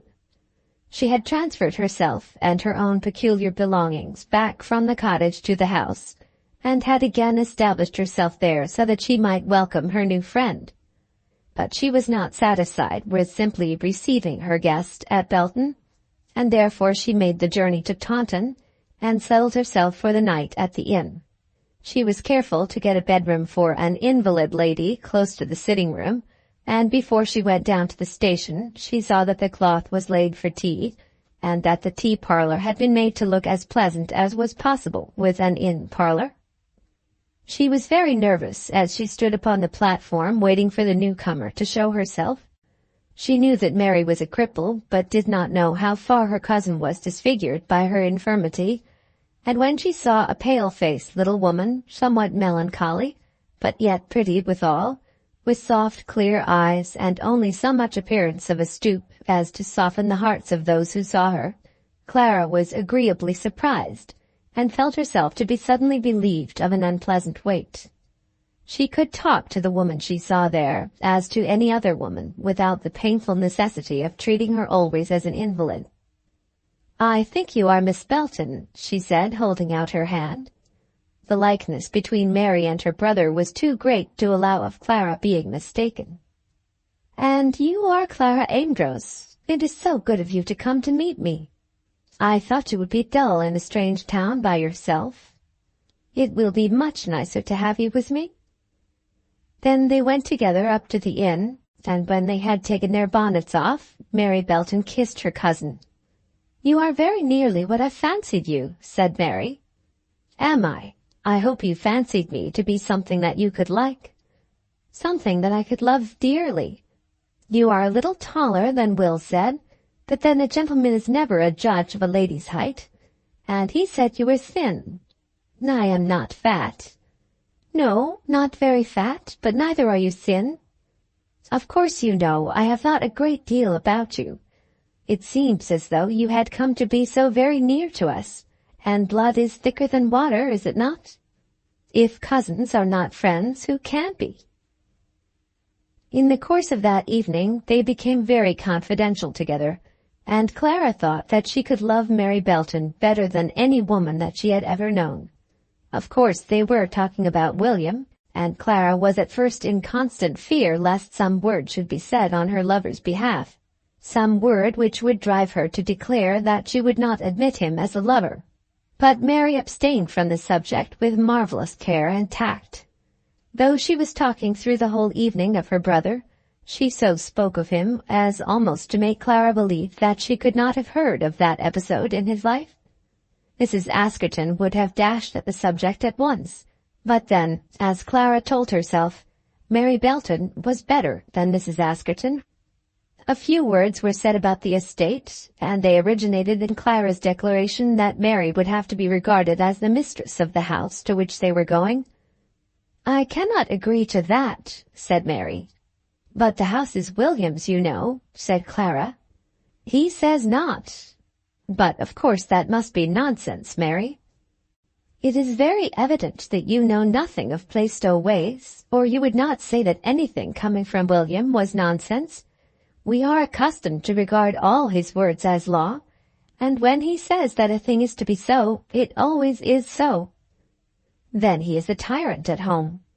A beneficent despot. Some despots, you know, always were beneficent. He won't have his way in this thing. I'll leave you and him to fight about that, my dear. I am so completely under his thumb that I always obey him in everything. You must not, therefore, expect to range me on your side. The next day they were at Belton Castle, and in a very few hours Clara felt that she was quite at home with her cousin. On the second day Mrs. Askerton came up and called, according to an arrangement to that effect made between her and Clara. "I'll stay away if you like it," Mrs. Askerton had said.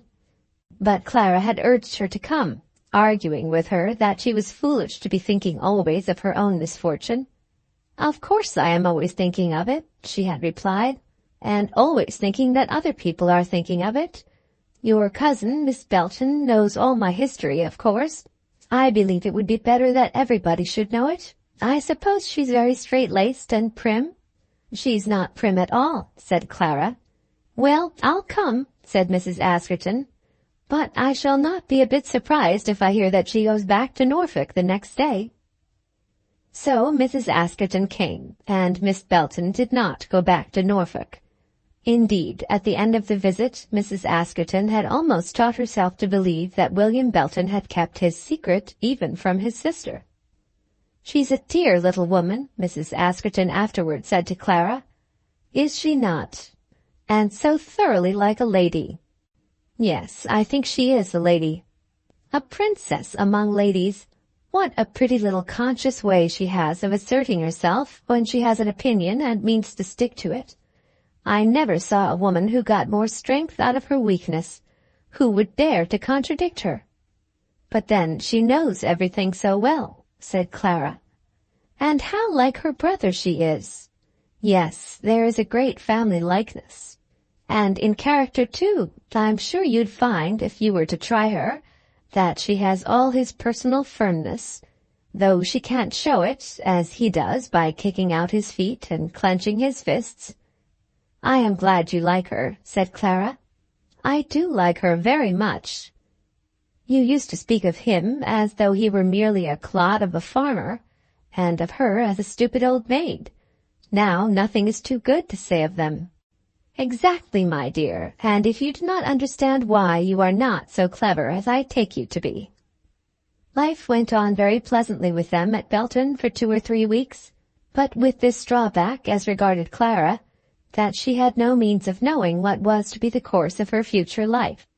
During these weeks she twice received letters from her cousin Will, and answered both of them, but these letters referred to matters of business which entailed no contradiction, to certain details of money due to the estate before the old squire's death, and to that vexed question of Aunt Winterfield's legacy, which had by this time drifted into Belton's hands, and as to which he was inclined to act in accordance with his cousin's wishes, though he was assured by Mr. Green that the legacy was as good a legacy as had ever been left by an old woman. "I think," he said in his last letter, "that we shall be able to throw him over in spite of Mr. Green." Clara, as she read this, could not but remember that the man to be thrown over was the man to whom she had been engaged, and she could not but remember also all the circumstances of the intended legacy, of her aunt's death, and of the scenes which had immediately followed her death. It was so odd that William Belton should now be discussing with her the means of evading all her aunt's intentions, and that he should be doing so not as her accepted lover. He had indeed called himself her brother, but he was in truth her rejected lover. From time to time during these weeks Mrs. Askerton would ask her whether Mr. Belton was coming to Belton, and Clara would answer her with perfect truth that she did not believe that he had any such intention. "But he must come soon," Mrs. Askerton would say, and when Clara would answer that she knew nothing about it, Mrs. Askerton would ask further questions about Mary Belton. "Your cousin must know whether her brother is coming to look after the property?" But Miss Belton, though she heard constantly from her brother, gave no such intimation. If he had any intention of coming, she did not speak of it. During all these days she had not as yet said a word of her brother's love. Though his name was daily in her mouth, and latterly was frequently mentioned by Clara, there had been no allusion to that still enduring hope of which Will Belton himself could not but speak, when he had any opportunity of speaking at all. And this continued till at last Clara was driven to suppose that Mary Belton knew nothing of her brother's hopes. But at last there came a change which to Clara was as great as that which had affected her when she first found that her delightful cousin was not safe against love-making. She had made up her mind that the sister did not intend to plead for her brother, that the sister probably knew nothing of the brother's necessity for pleading, that the brother probably had no further need for pleading. When she remembered his last passionate words, she could not but accuse herself of hypocrisy, when she allowed place in her thoughts to this latter supposition. He had been so intently earnest. The nature of the man was so eager and true. But yet, in spite of all that had been said, of all the fire in his eyes, and life in his words, and energy in his actions, he had at last seen that his aspirations were foolish, and his desires vain. It could not otherwise be that she and Mary should pass these hours in such calm repose without an allusion to the disturbing subject. After this fashion, and with such meditations as these, had passed by the last weeks, and then at last there came the change. "I have had a letter from William this morning," said Mary. "And so have I not," said Clara, "and yet I expected to hear from him." "He means to be here soon," said Mary. "Oh, indeed." "He speaks of being here in a week." For a moment or two Clara had yielded to the agitation caused by her cousin's tidings, but with a little gush she recovered her presence of mind, and was able to speak with all the hypothetical propriety of a female. "I am glad to hear it," she said. "It is only right that he should come. He has asked me to say a word to you as to the purport of his journey." Then again Clara's courage and hypocrisy were so far subdued that they were not able to maintain her in a position adequate to the occasion. "Well," she said, laughing, "what is the word? I hope it is not that I am to pack up bag and baggage and take myself elsewhere. Cousin William is one of those persons who are willing to do everything except what they are wanted to do. He will go on talking about the Belton Estate when I want to know whether I may really look for as much as 12 shillings a week to live upon. He wants me to speak to you about the earnest love he bears for you. Oh, dear Mary, could you not suppose it all to be said? It is an old trouble, and need not be repeated." "No," said Mary, "I cannot suppose it to be all said." Clara, looking up as she heard the voice, was astonished both by the fire in the woman's eye and by the force of her tone. "I will not think so meanly of you as to believe that such words from such a man can be passed by as meaning nothing. I will not say that you ought to be able to love him, in that you cannot control your heart, but if you cannot love him, the want of such love ought to make you suffer, to suffer much and be very sad." "I cannot agree to that, Mary. Is all his life nothing, then? Do you know what love means with him, this love which he bears to you? Do you understand that it is everything to him?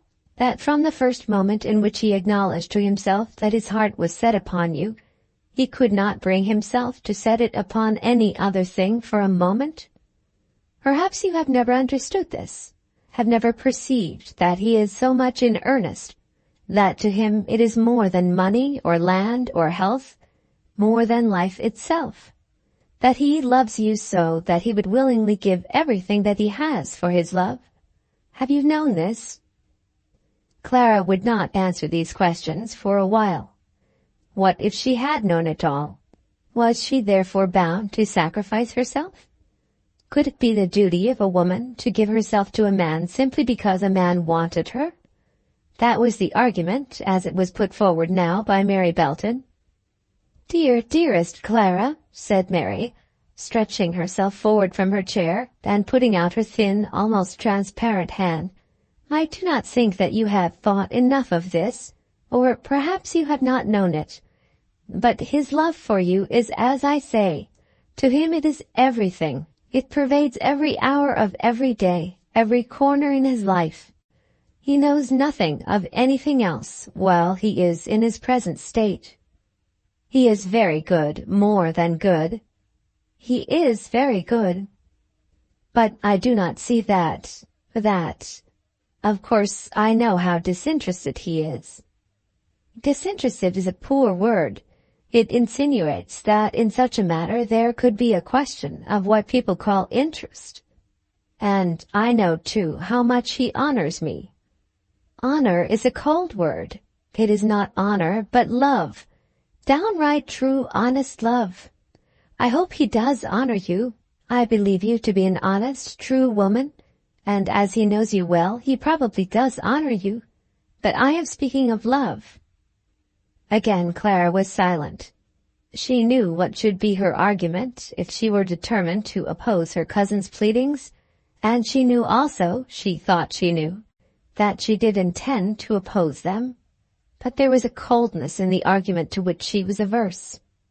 "You cannot be insensible to such a love as that," said Mary, going on with the cause which she had in hand. "You say that he is fond of me." "Fond of you? I have not used such a trifling expression as that." "That he loves me." "You know he loves you. Have you ever doubted a word that he has spoken to you on any subject?" "I believe he speaks truly." "You know he speaks truly. He is the very soul of truth." "But Mary—" "Well, Clara? But remember, do not answer me lightly. Do not play with a man's heart because you have it in your power. You wrong me. I could never do that. You tell me that he loves me, but what if I do not love him? Love will not be constrained. Am I to say that I love him because I believe that he loves me?" This was the argument, and Clara found herself driven to use it, not so much from its special applicability to herself, as on account of its general fitness. Whether it did or did not apply to herself, she had no time to ask herself at that moment, but she felt that no man could have a right to claim a woman's hand on the strength of his own love, unless he had been able to win her love. She was arguing on behalf of women in general, rather than on her own behalf. "If you mean to tell me that you cannot love him, of course I must give over," said Mary, not caring at all for men and women in general, but full of anxiety for her brother. "Do you mean to say that you can never love him?" It almost seemed from her face that she was determined utterly to quarrel with her new-found cousin, to quarrel and to go away at once if she got an answer that would not please her. "Dear Mary, do not press me so hard." "But I want to press you hard. It is not right that he should lose his life in longing and hoping." "He will not lose it, Mary." "I hope not if I can help it. I trust that he will be strong enough to get rid of his trouble, to put it down and trample it under his feet." Clara, as she heard this, began to ask herself what it was that was to be trampled under Will's feet. "I think he will be a man enough to overcome his passion, and then perhaps you may regret what you have lost." "Now you are unkind to me." "Well, what would you have me say? Do I not know that he is offering you the best gift that he can give? Did I not begin by swearing to you that he loved you with a passion of love that cannot but be flattering to you? If it is to be love in vain, this to him is a great misfortune. And yet, when I say that I hope that he will recover, you tell me that I am unkind." "No, not for that." "May I tell him to come and plead for himself?" Again Clara was silent, not knowing how to answer that last question, and when she did answer it, she answered it thoughtlessly. Of course he knows that he can do that. He says that he has been forbidden. Oh, Mary, what am I to say to you? You know it all, and I wonder that you can continue to question me in this way. Know all what? That I have been engaged to Captain Aylmer. But you are not engaged to him now? No, I am not. And there can be no renewal there, I suppose? Oh, no. Not even for my brother would I say a word if I thought, no, there is nothing of that. But if you cannot understand, I do not think that I can explain it. It seemed to Clara that her cousin, in her anxiety for her brother, did not conceive that a woman, even if she could suddenly transfer her affections from one man to another, could not bring herself to say that she had done so. I must write to him today, said Mary, and I must give him some answer. Shall I tell him that he had better not come here till you are gone? That will perhaps be best, said Clara. Then he will never come at all. I can go at once. I will go at once. You shall never have to say that my presence prevented his coming to his own house. I ought not to be here. I know it now. I will go away, and you may tell him that I am gone. No, dear, you will not go. Yes, I must go. I fancied things might be otherwise, because he once told me that he would be a brother to me, and I said that I would hold him to that, not only because I want a brother so badly, but because I love him so dearly. But it cannot be like that. You do not think that he will ever desert you? But I will go away, so that he may come to his own house. I ought not to be here. Of course, I ought not to be at Belton, either in this house or in any other.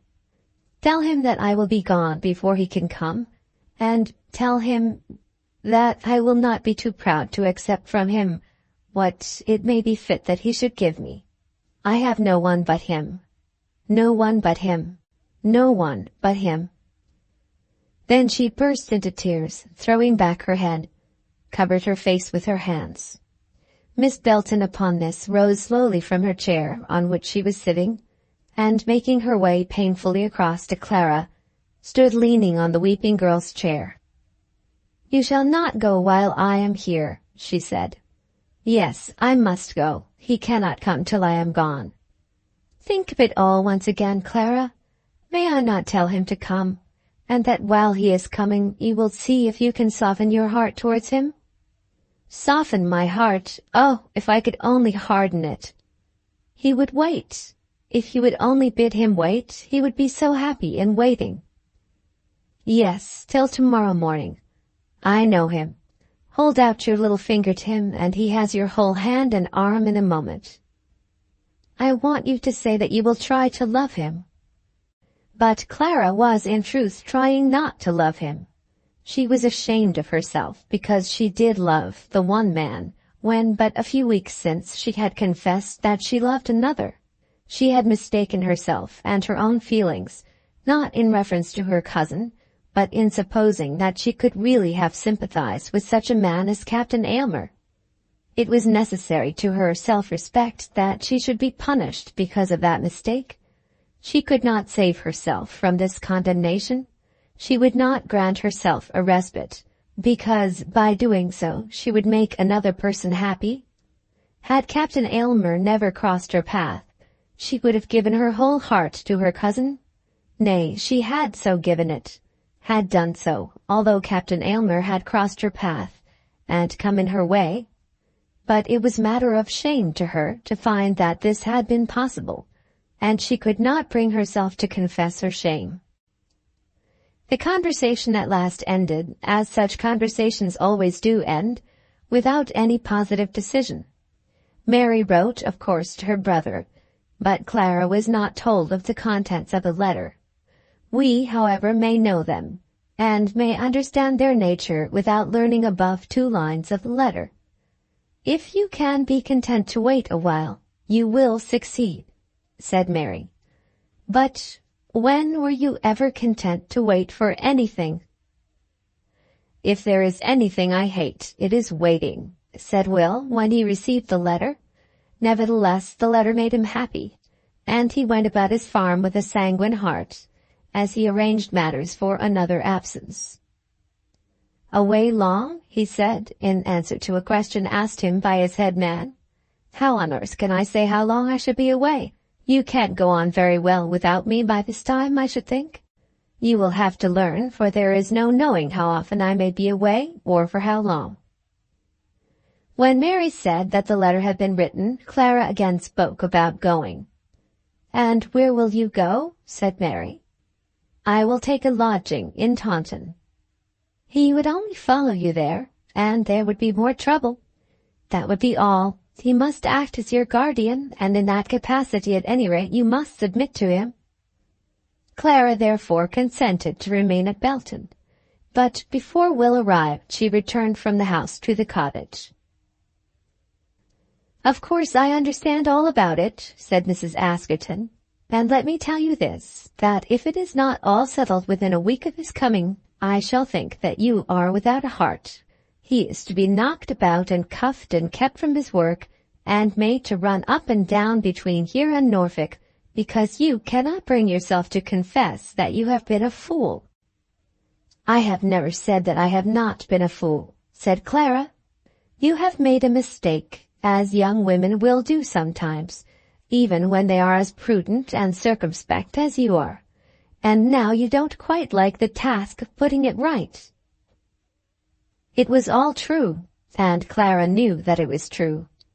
The putting right of our mistakes is never pleasant, and in this case it was so unpleasant that she could not bring herself to acknowledge that it must be done. And yet, I think, that by this time she was aware of the necessity. Chapter 31. Taking Possession. "I want her to have it all," said William Belton to Mr. Green, the lawyer, when they came to discuss the necessary arrangements for the property.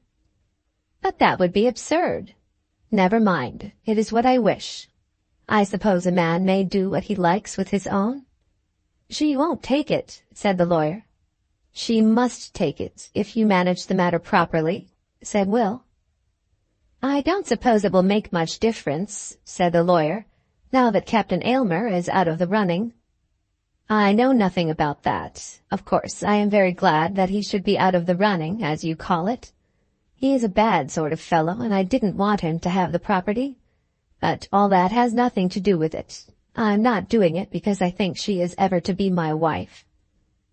From this, the reader will understand that Belton was still fidgeting himself and the lawyer about the estate when he passed through London.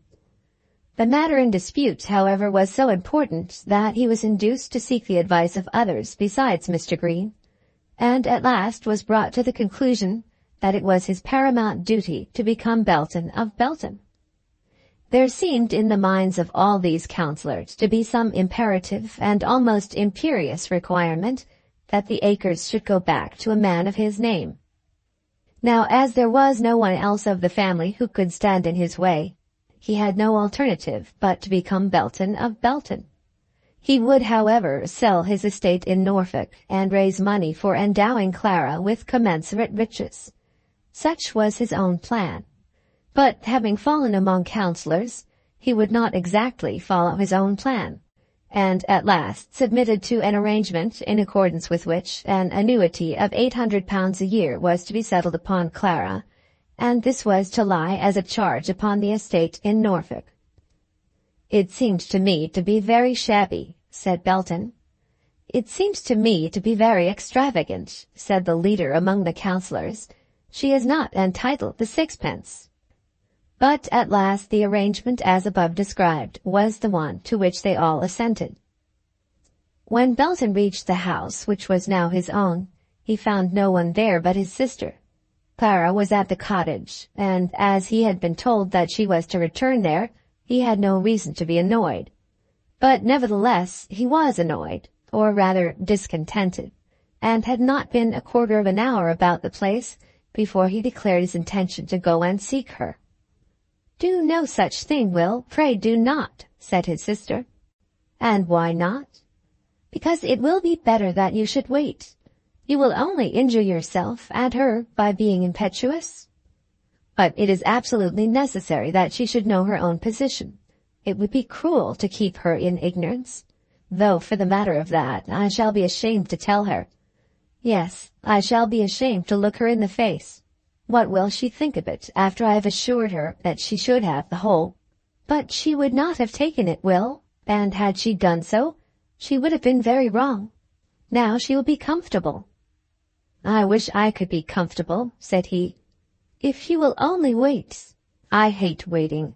I do not see what good it will do. Besides, I don't mean to say anything about that, not today at least. I don't indeed. As for being here and not seeing her, that is out of the question. Of course she would think that I had quarreled with her, and that I meant to take everything to myself now that I have the power." "She won't suspect you of wishing to quarrel with her, Will?" "I should in her place. It is out of the question that I should be here and not go to her. It would be monstrous. I will wait till they have done lunch, and then I will go up." It was at last decided that he should walk up to the cottage, call upon Colonel Askerton, and ask to see Clara in the Colonel's presence. It was thought that he could make his statement about the money better before a third person, who could be regarded as Clara's friend, than could possibly be done between themselves. He did therefore walk across to the cottage, and was shown into Colonel Askerton's study. "There he is," Mrs. Askerton said, as soon as she heard the sound of the bell. "I knew that he would come at once." During the whole morning Mrs. Askerton had been insisting that Belton would make his appearance on that very day, the day of his arrival at Belton, and Clara had been asserting that he would not do so. "Why should he come?" Clara had said. "Simply to take you to his own house like any other of his goods and chattels." "I am not his goods or chattels." "But you soon will be, and why shouldn't you accept your lot quietly? He is Belton of Belton, and everything here belongs to him." "I do not belong to him." "What nonsense! When a man has the command of the situation, as he has, he can do just what he pleases. If he were to come and carry you off by violence, I have no doubt the Beltonians would assist him and say that he was right. And you, of course, would forgive him. Belton of Belton may do anything." "That is nonsense, if you please." "Indeed, if you have any of that decent feeling of feminine inferiority which ought to belong to all women, he would have found you sitting on the doorstep of his house waiting for him." That had been said very early in the morning, when they first knew that he had arrived. But they had been talking about him ever since, talking about him under pressure from Mrs. Askerton, till Clara had been driven to long that she might be spared. "If he chooses to come, he will come," she said. "Of course he will come," Mrs. Askerton had answered. And then they heard the ring of the bell. "There he is. I could swear to the sound of his foot. Doesn't he step as though he were Belton of Belton, and conscious that everything belonged to him?" Then there was a pause. "He has been shown in to Colonel Askerton. What on earth could he want with him?" "He has called to tell him something about the cottage," said Clara, endeavoring to speak as though she were calm through it all. "Cottage, fiddlestick! The idea of a man coming to look after his trumpery cottage on the first day of his showing himself as lord of his own property. Perhaps he is demanding that you shall be delivered up to him. If he does, I shall vote for obeying."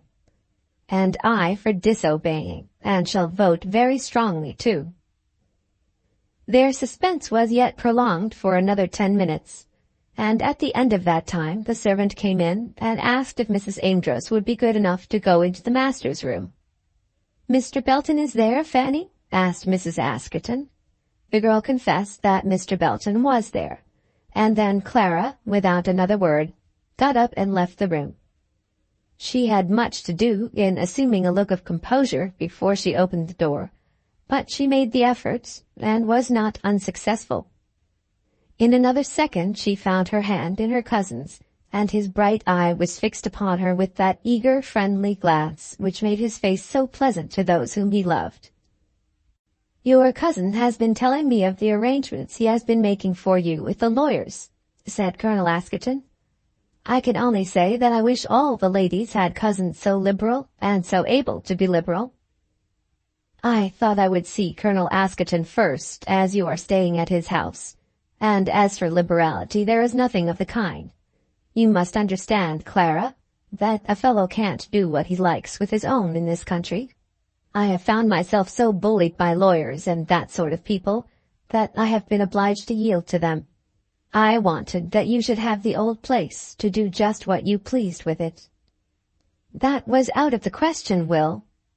"Of course it was," said Colonel Askerton. Then, as Belton himself did not proceed to telling his own story, the Colonel told it for him, and explained what was the income which Clara was to receive. "But that is as much out of the question," said she, "as the other. I cannot rob you in that way. I cannot, and I shall not. And why should I? What do I want with an income? Something I ought to have, if only for the credit of a family, and that I am willing to take from your kindness. But it's all settled now, Clara. I don't think that you can lessen the weight of your obligation, Miss Amedroz, after what has been done up in London," said the Colonel. "If you had said 100 a year—" "I have been allowed to say nothing," said Belton. "Those people have said 8, and so it is settled. When are you coming over to see Mary?"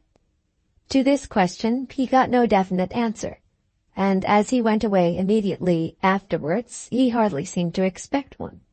He did not even ask for Mrs. Askerton, and as that lady remarked, behaved altogether like a bear.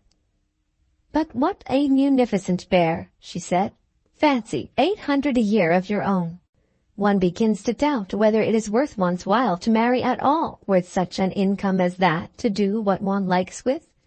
However, it all means nothing. It will all be his own again before you have even touched it."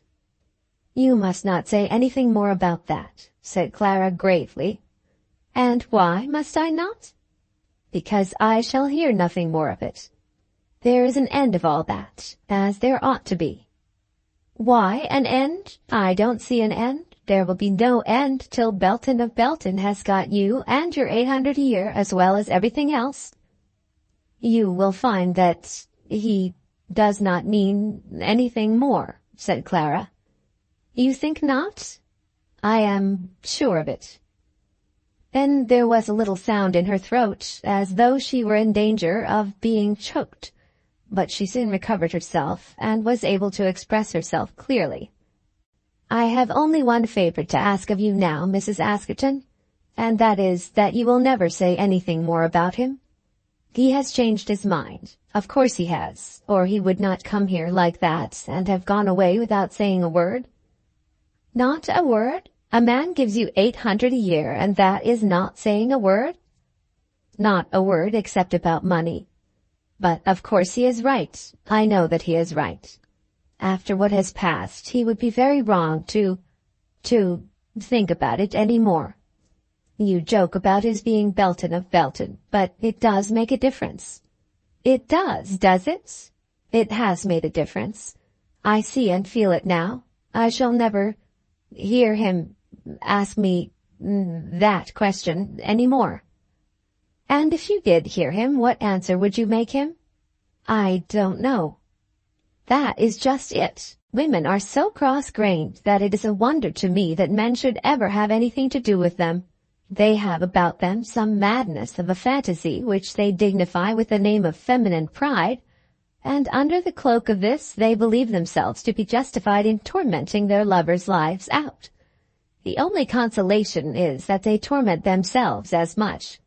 Can anything be more cross-grained than you are at this moment? You were resolved just now that it would be the most unbecoming thing in the world if he spoke a word more about his love for the next 12 months. "Mrs. Askerton, I said nothing about 12 months. And now you are broken-hearted because he did not blurt it all out before Colonel Askerton in a business interview, which was very properly had at once, and in which he has had the exceedingly good taste to confine himself altogether to the one subject." "I am not complaining." "It was good taste. though if he had not been a bear he might have asked after me, who am fighting his battles for him night and day. But what will he do next? Eat his dinner, I should think, as it is now nearly 5 o'clock. Your father always used to dine at 5. I can't go to see Mary, she said, till he comes here again. He will be here fast enough. I shouldn't wonder if he was to come here tonight. And he did come again that night. When Belton's interview was over in the colonel's study, he left the house, without even asking after the mistress, as that mistress had taken care to find out, and went off rambling about the estate which was now his own. It was a beautiful place, and he was not insensible to the gratification of being its owner. There is much in the glory of ownership, of the ownership of land and houses, of beeves and woolly flocks, of wide fields and thick-growing woods, even when that ownership is of late date, when it conveys to the owner nothing but the realization of a property on the soil. But there is much more in it when it contains the memories of old years, when the glory is the glory of race as well as the glory of power and property. There had been Beltons of Belton living there for many centuries, and now he was the Belton of the day, standing on his own ground, the descendant and representative of the Beltons of old. Belton of Belton, without a flaw in his pedigree.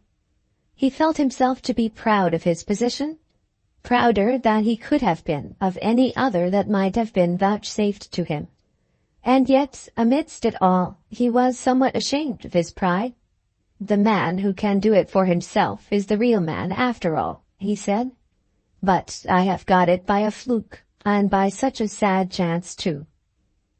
Then he wandered on, thinking of the circumstances under which the property had fallen into his hands, and remembering how and when and where the first idea had occurred to him of making Clara Amedroz his wife. He had then felt that if he could only do that, he could reconcile himself to the heirship, and the idea had grown upon him instantly, and had become a passion by the eagerness with which he had welcomed it. From that day to this, he had continued to tell himself that he could not enjoy his good fortune unless he could enjoy it with her.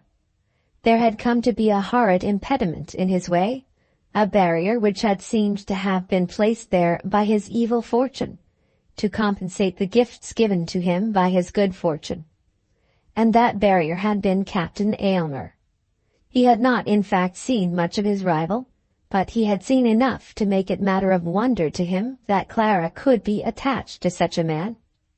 He had thoroughly despised Captain Aylmer, and had longed to show his contempt of the man by kicking him out of the hotel at the London railway station. At that moment all the world had seemed to be wrong and wretched. But now it seemed that all the world might so easily be made right again. The impediment had got itself removed. Belton did not even yet altogether comprehend by what means Clara had escaped from the meshes of the Aylmer Park people, but he did know that she had escaped. Her eyes had been opened before it was too late, and she was a free woman, to be compassed if only a man might compass her.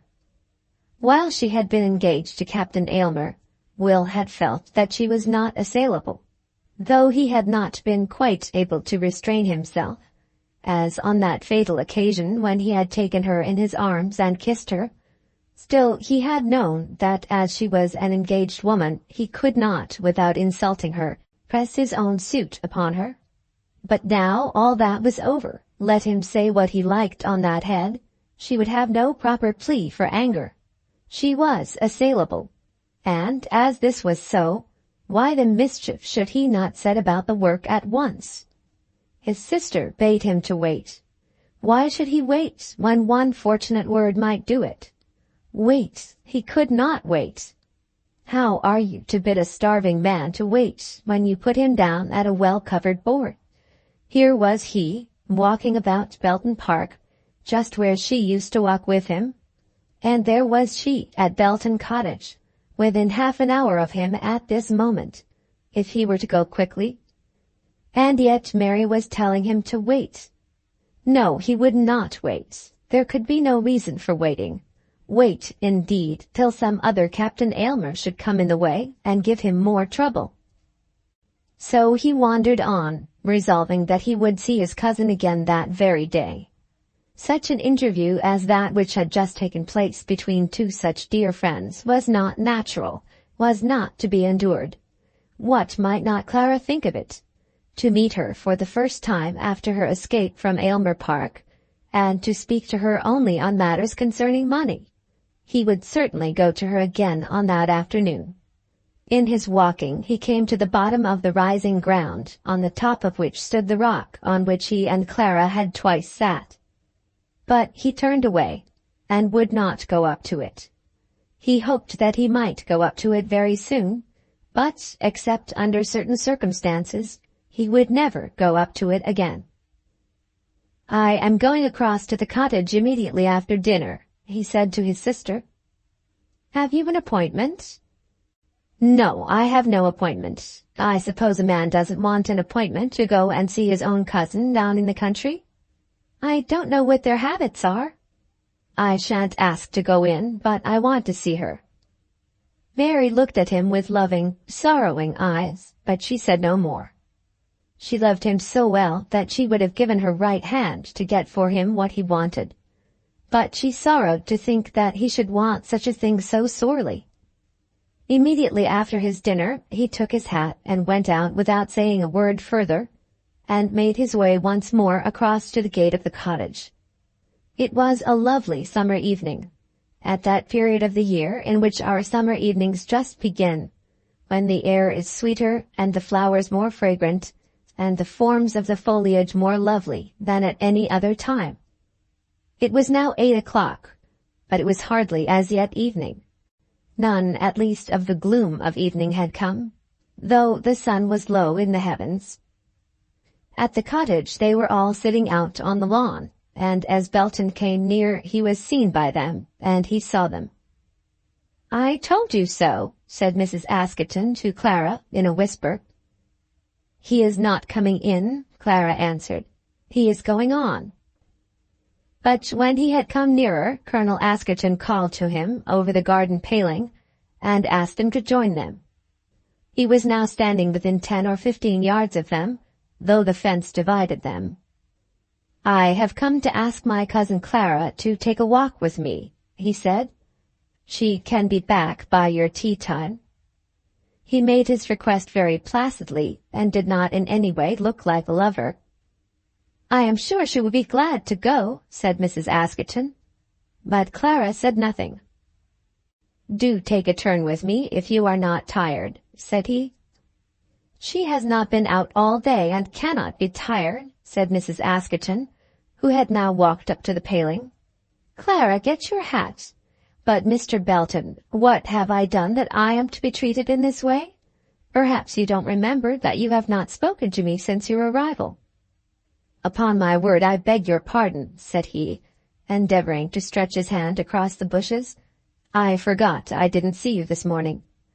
I suppose I mustn't be angry, as this is your day of taking possession, but it is exactly on such days as this that one likes to be remembered." "I didn't mean to forget you, Mrs. Askerton, I didn't indeed. And as for the special day, that's all bosh, you know. I haven't taken particular possession of anything that I know of." "I hope you will, Mr. Belton, before the day is over," said she. Clara had at length arisen, and had gone into the house to fetch her hat. She had not spoken a word, and even yet her cousin did not know whether she was coming. "I hope you will take possession of a great deal that is very valuable. Clara has gone to get her hat." "Do you think she means to walk?" "I think she does, Mr. Belton. And there she is at the door.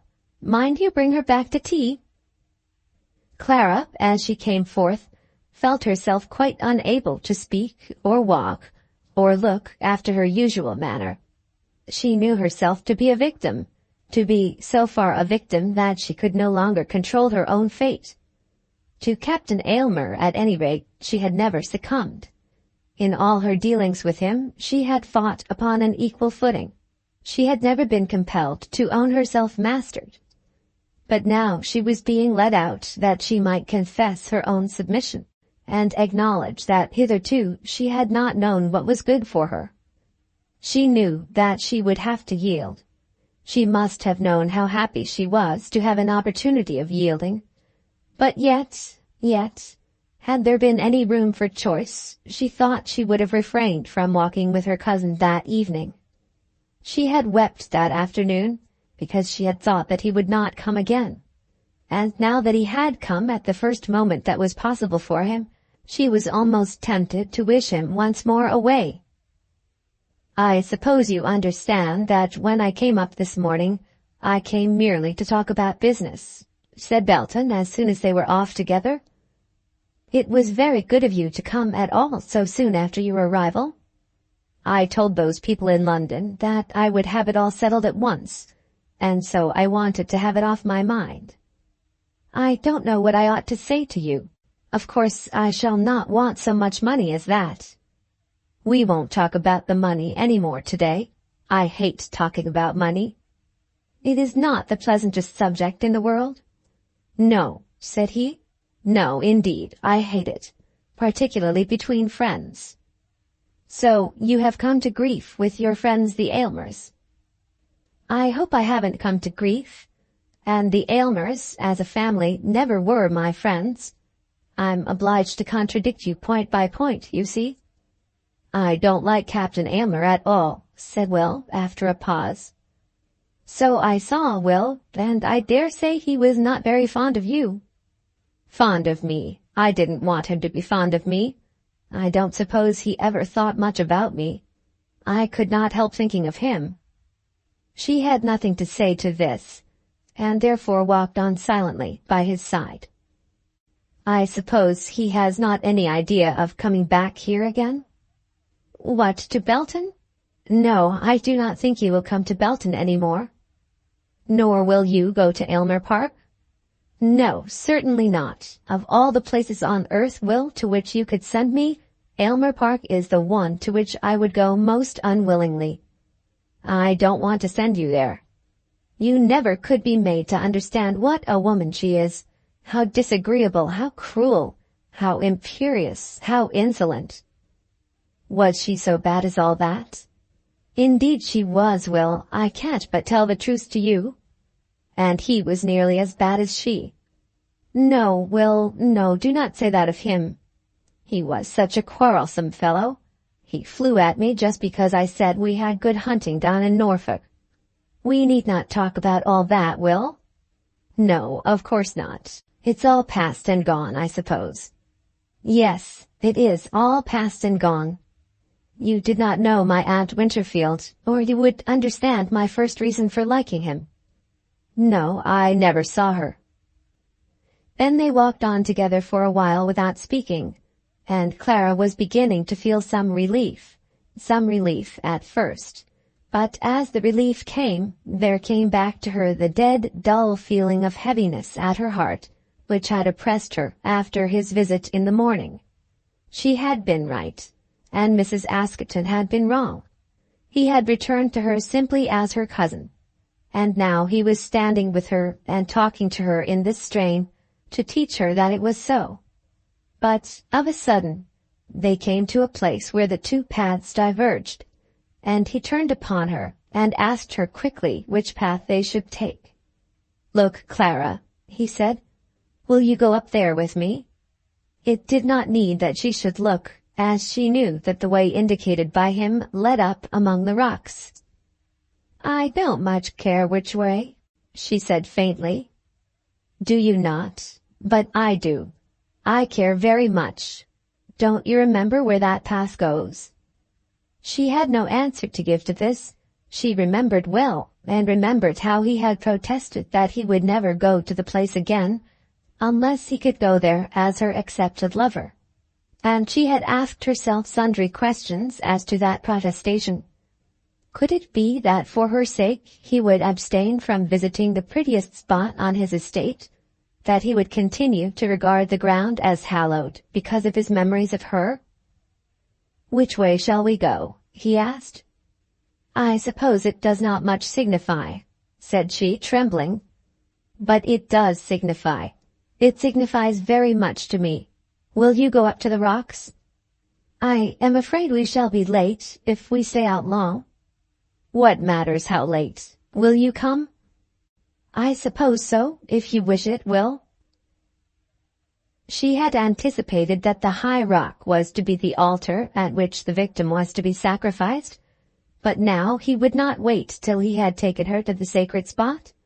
He had of course intended that he would there renew his offer, but he had perceived that his offer had been renewed and had in fact been accepted during this little parley as to the pathway.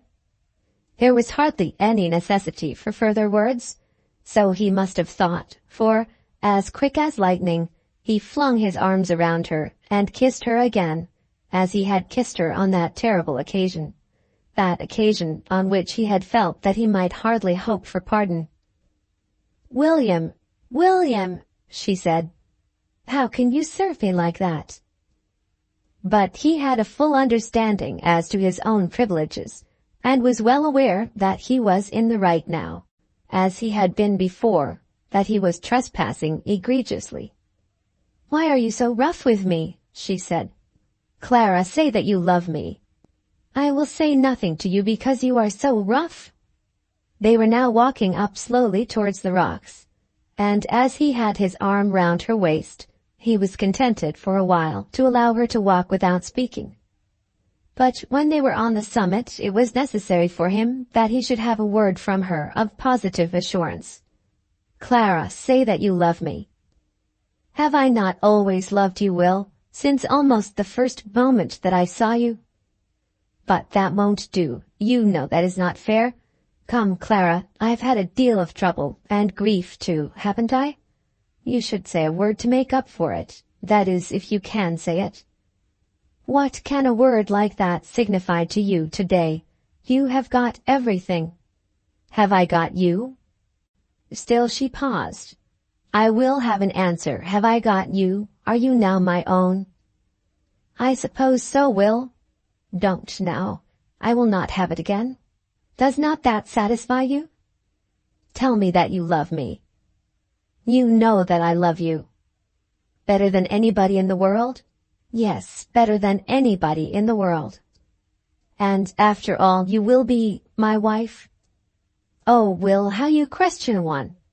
"You shall say it, and then it will all be fair and honest." "Say what? I'm sure I thought I had said everything." "Say that you mean to be my wife."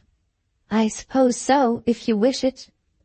"Wish it," said he, getting up from his seat and throwing his hat into the bushes on one side. "Wish it. I don't think you have ever understood how I have wished it. Look here, Clara. I found when I got down to Norfolk that I couldn't live without you. Upon my word, it is true. I don't suppose you will believe me. I didn't think it could be so bad with you as that. No, I don't suppose women ever do believe. And I wouldn't have believed it of myself. I hated myself for it, by George I did. That is when I began to think it was all up with me." "All up with you? Oh, Will!" "I had quite made up my mind to go to New Zealand. I had indeed. I couldn't have kept my hands off that man if we had been living in the same country. I should have wrung his neck." "Will, how can you talk so wickedly? There's no understanding it till you've felt it. But never mind. It's all right now, isn't it, Clara? If you think so."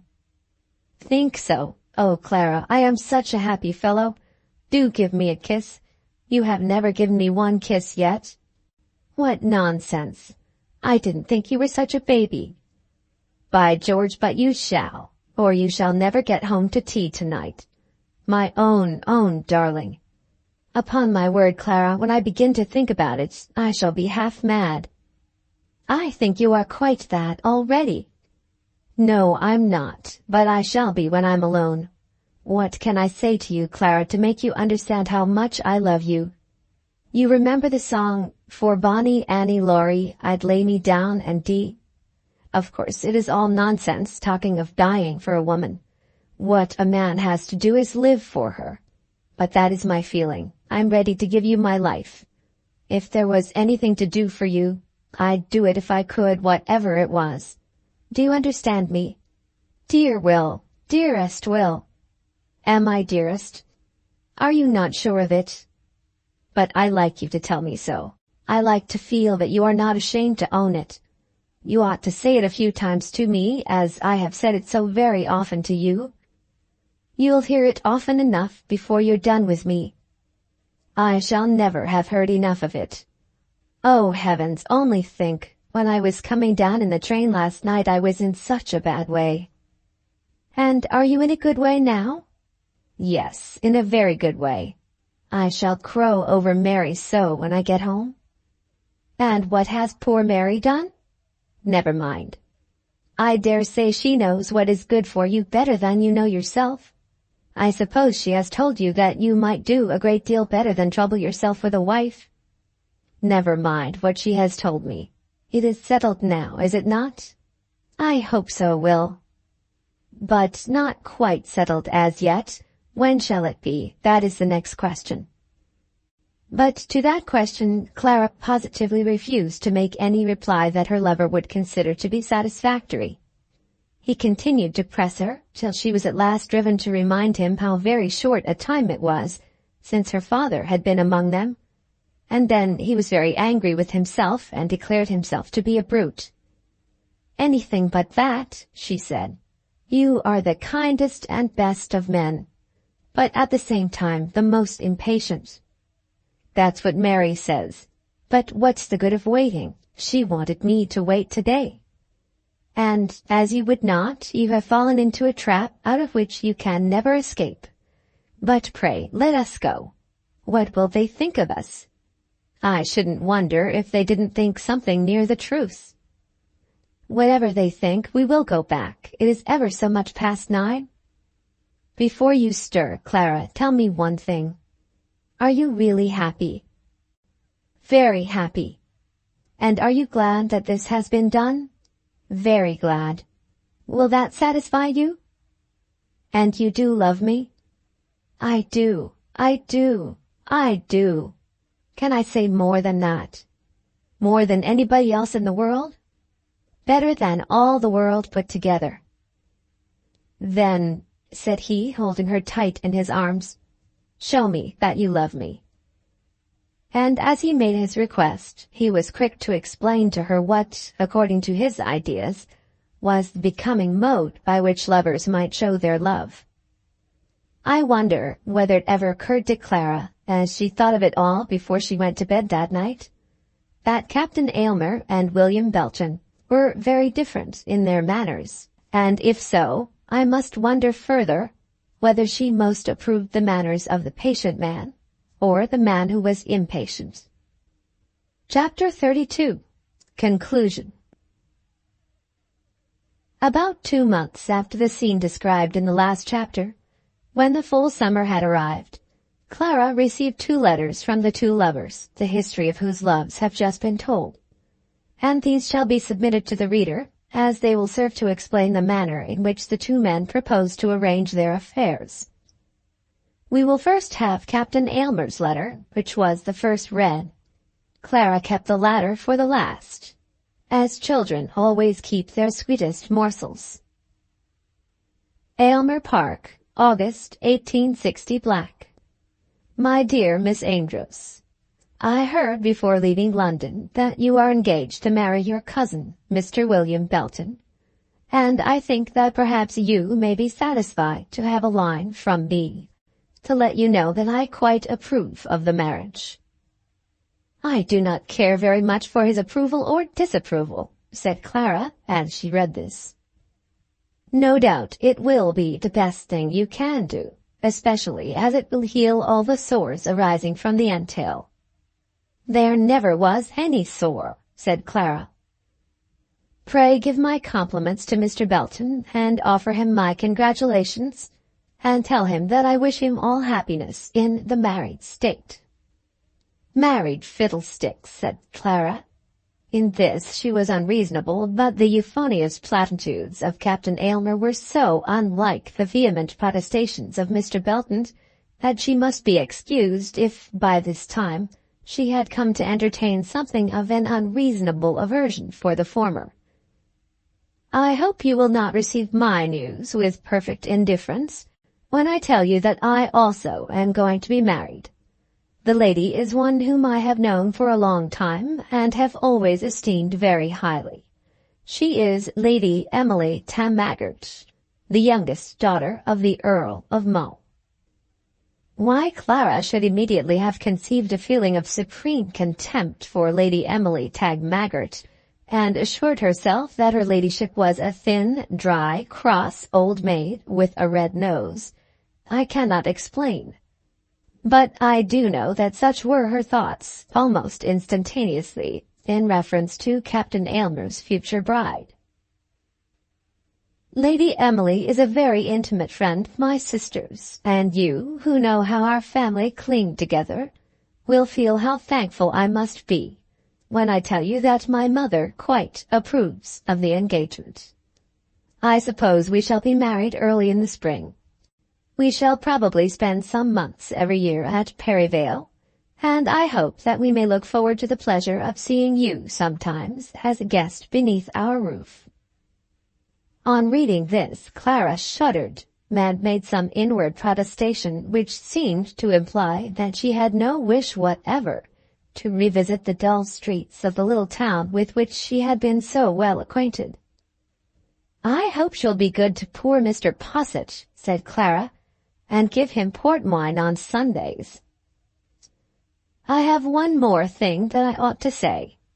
You will remember that I intended to pay my aunt's legacy immediately after her death, but that I was prevented by circumstances which I could not control. I have paid it now into Mr. Green's hands on your account, together with the sum of £59, 18 shillings and sixpence, which is due upon it as interest at the rate of 5%. I hope this may be satisfactory." "It is not satisfactory at all," said Clara, putting down the letter and resolving that Will Belton should be instructed to repay the money instantly. It may, however, be explained here that in this matter Clara was doomed to be disappointed, and that she was forced, by Mr. Green's arguments, to receive the money. "Then it shall go to the hospital at Perivale," she declared when the arguments were used. As to that, Mr. Green was quite indifferent, but I do not think that the legacy which troubled poor Aunt Winterfield so much on her dying bed was ultimately applied to so worthy a purpose. "And now, my dear Miss Amedroz," continued the letter, "I will say farewell with many assurances of my unaltered esteem, and with heartfelt wishes for your future happiness. Believe me to be always most faithfully and sincerely yours, Frederick F. Aylmer." "Esteem," said Clara, as she finished the letter. "I wonder which he esteems the most, me or Lady Emily Tagmaggart. He will never get beyond esteem with anyone." The letter which was last read was as follows: Plaistow, August 1860 Dearest Clara, I don't think I shall ever get done, and I am coming to hate farming. It is awful lonely here, too, and I pass all my evenings by myself wondering why I should be doomed to this kind of thing, while you and Mary are comfortable together at Belton. We have begun with the wheat, and as soon as that is safe, I shall cut and run. I shall leave the barley to Bunce. Bunce knows as much about it as I do, and as for remaining here all the summer, it's out of the question. My own dear darling love, of course I don't intend to urge you to do anything that you don't like, but upon my honor I don't see the force of what you say. You know I have as much respect for your father's memory as anybody, but what harm can it do to him that we should be married at once? Don't you think he would have wished it himself? It can be ever so quiet. So long as it's done, I don't care a straw how it's done. Indeed, for the matter of that, I always think it would be best just to walk to church and to walk home again, without saying anything to anybody. I hate fuss and nonsense, and really I don't think anybody would have a right to say anything if we were to do it at once in that sort of way. I have had a bad time of it for the last 12 months. You must allow that. And I think that I ought to be rewarded. As for living, you shall have your choice. Indeed, you shall live anywhere you please. At Timbuktu if you like it. I don't want to give up Plaistow, because my father and grandfather farmed the land themselves. But I am quite prepared not to live here. I don't think it would suit you, because it has so much of the farmhouse about it. Only I should like you some time to come and look at the old place. What I should like would be to pull down the house at Belton and build another. But you mustn't propose to put it off till that's done, as I should never have the heart to do it. If you think that would suit you, I'll make up my mind to live at Belton for a constancy. And then I'd go in for a lot of cattle, and don't doubt I'd make a fortune. I'm almost sick of looking at the straight ridges in the big square fields every day of my life. Give my love to Mary. I hope she fights my battle for me.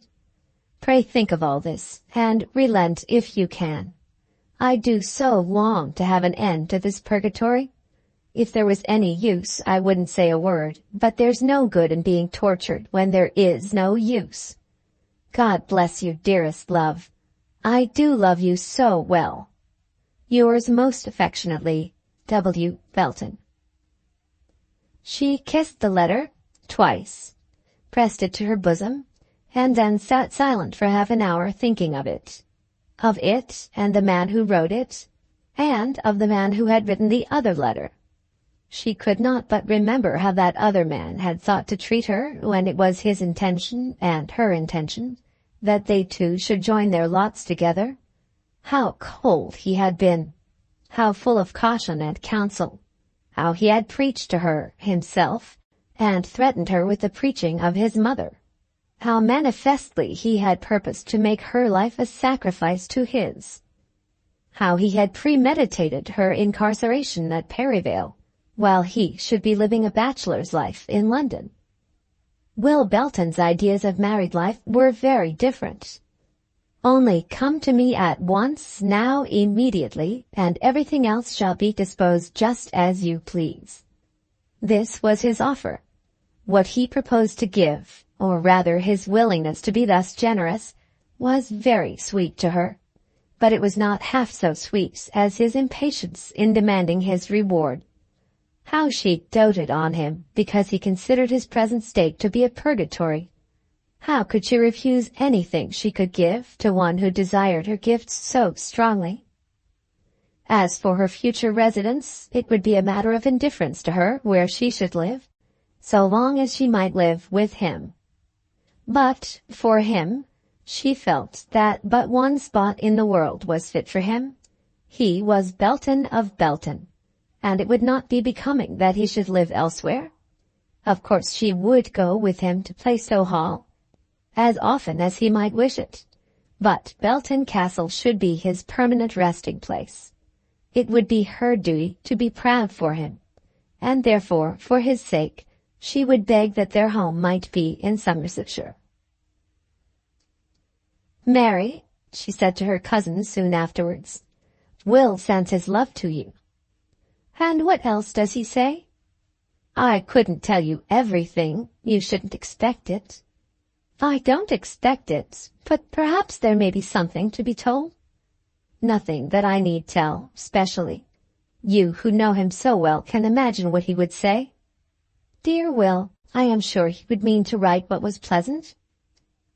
Then the matter would have dropped, had Clara been so minded. But she, in truth, was anxious to be forced to talk about the letter. She wished to be urged by Mary to do that which Will urged her to do, or at least to learn whether Mary thought that her brother's wish might be gratified without impropriety. "Don't you think we ought to live here?" she said. "By all means, if you both like it. He is so good, so unselfish, that he will only ask me what I like best." "And which would you like best?" "I think he ought to live here, because it is the old family property. I confess that the name goes for something with me, He says that he would build a new house. Does he think he could have it ready by the time you are married? Ah, that is just the difficulty. Perhaps, after all, you had better read his letter? I don't know why I should not show it to you. It will only tell you what you know already, that he is the most generous fellow in all the world. Then Mary read the letter. What am I to say to him? Clara asked. It seems so hard to refuse anything to one who is so true and good and generous. It is hard. But you see, my poor dear father's death has been so recent. I hardly know, said Mary, how the world feels about such things. I think we ought to wait at least 12 months, said Clara very sadly. Poor Will, he will be broken-hearted a dozen times before that. But then, when his happiness does come, he will be all the happier. Clara, when she heard this, almost hated her cousin Mary, not for her own sake, but on Will's account. Will trusted so implicitly to his sister, and yet she could not make a better fight for him than this. It almost seemed that Mary was indifferent to her brother's happiness. Had Will been her brother, Clara thought, and had any girl asked her advice under similar circumstances, she was sure that she would have answered in a different way. She would have told such a girl that her first duty was owing to the man who was to be her husband, and would not have said a word to her about the feeling of the world. After all, what did the feeling of the world signify to them, who were going to be all the world to each other? On that afternoon she went up to Mrs. Askerton's, and succeeded in getting advice from her also, though she did not show Will's letter to that lady.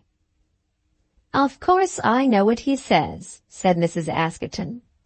Unless I have mistaken the man, he wants to be married tomorrow. He is not so bad as that, said Clara. Then the next day or the day after. Of course he is impatient and does not see any earthly reason why his impatience should not be gratified. He is impatient. And I suppose you hesitate because of your father's death. It seems but the other day, does it not? Said Clara. Everything seems but the other day to me. It was but the other day that I myself was married. And, of course, though I would do anything I could that he would ask me to do. But would you do anything? Anything that was not wrong, I would. Why should I not, when he is so good to me? Then write to him, my dear, and tell him that it shall be as he wishes. Believe me, the days of Jacob are over. Men don't understand waiting now, and it's always as well to catch your fish when you can. You don't suppose that I have any thought of that kind? I am sure you have not, and I'm sure that he deserves no such thought. But the higher are his deserts, the greater should be his reward. If I were you, I should think of nothing but him, and I should do exactly as he would have me. Clara kissed her friend as she parted from her, and again resolved that all that woman's sins should be forgiven. A woman who could give such excellent advice deserved that every sin should be forgiven her. They'll be married yet before the summer is over, Mrs. Askerton said to her husband that afternoon. I believe a man may have anything he chooses to ask for, if only he'll ask hard enough. And they were married, in the autumn, if not actually in the summer. With what precise words Clara answered her lover's letter, I will not say. But her answer was of such a nature that he found himself compelled to leave Plaistow even before the wheat was garnered. Great confidence was placed in Bunce on that occasion, and I have reason to believe that it was not misplaced. They were married in September. Yes, in September, although that letter of Will's was written in August.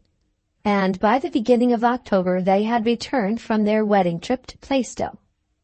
Clara insisted that she should be taken to Plaistow, and was very anxious, when there, to learn all the particulars of the farm. She put down in a little book how many acres there were in each field, and what was the average produce of the land. She made inquiry about 4-crop rotation and endeavored, with Bunce, to go into the great subject of stall feeding. But Belton did not give her as much encouragement as he might have done. "We'll come here for the shooting next year," he said. "That is, if there is nothing to prevent us." "I hope there'll be nothing to prevent us." "There might be, perhaps. But we'll always come if there is not. For the rest of it, I'll leave it to Bunce, and just run over once or twice a year. It would not be a nice place for you to live at long." "I like it of all things. I am quite interested about the farm." "You'd get very sick of it if you were here in the winter. The truth is that if you farm well, you must farm ugly. The picturesque nooks and corners have all to be turned inside out, and the hedgerows must be abolished, because we want sunshine. Now, down at Belton, just about the house, we won't mind farming well, but we'll stick to the picturesque." The new house was immediately commenced at Belton, and was made to proceed with all imaginable alacrity. It was supposed at one time, at least Belton himself said that he so supposed, that the building would be ready for occupation at the end of the first summer. But this was not found to be possible. "We must put it off till May after all," said Belton, as he was walking round the unfinished building with Colonel Askerton. "It's an awful bore, but there's no getting people really to pull out in this country." "I think they've pulled out pretty well. Of course you couldn't have gone into a damp house for the winter. Other people can get a house built within 12 months. Look what they do in London. And other people, with their wives and children, die in consequence of colds and sore throats and other evils of that nature. I wouldn't go into a new house, I know, till I was quite sure I knew it was dry." As Will at this time was hardly 10 months married, he was not as yet justified in thinking about his own wife and children, but he had already found it expedient to make arrangements for the autumn, which would prevent that annual visit to Plaistow, which Clara had contemplated, and which he had regarded with his characteristic prudence as being subject to possible impediments. He was to be absent himself for the first week in September, but was to return immediately after that. This he did, and before the end of that month he was justified in talking of his wife and family. "I suppose it wouldn't have done to have been moving now under all the circumstances," he said to his friend Mrs. Askerton, as he still grumbled about the unfinished house. "I don't think it would have done at all, under all the circumstances," said Mrs. Askerton. But in the following spring or early summer they did get into the new house, and a very nice house it was, as will, I think, be believed by those who have known Mr. William Belton. And when they were all settled, at which time little Will Belton was some 7 or 8 months old, little Will, for whom great bonfires had been lit, as though his birth in those parts was not a matter to be regarded lightly, for was he not the first Belton of Belton who had been born there for more than a century?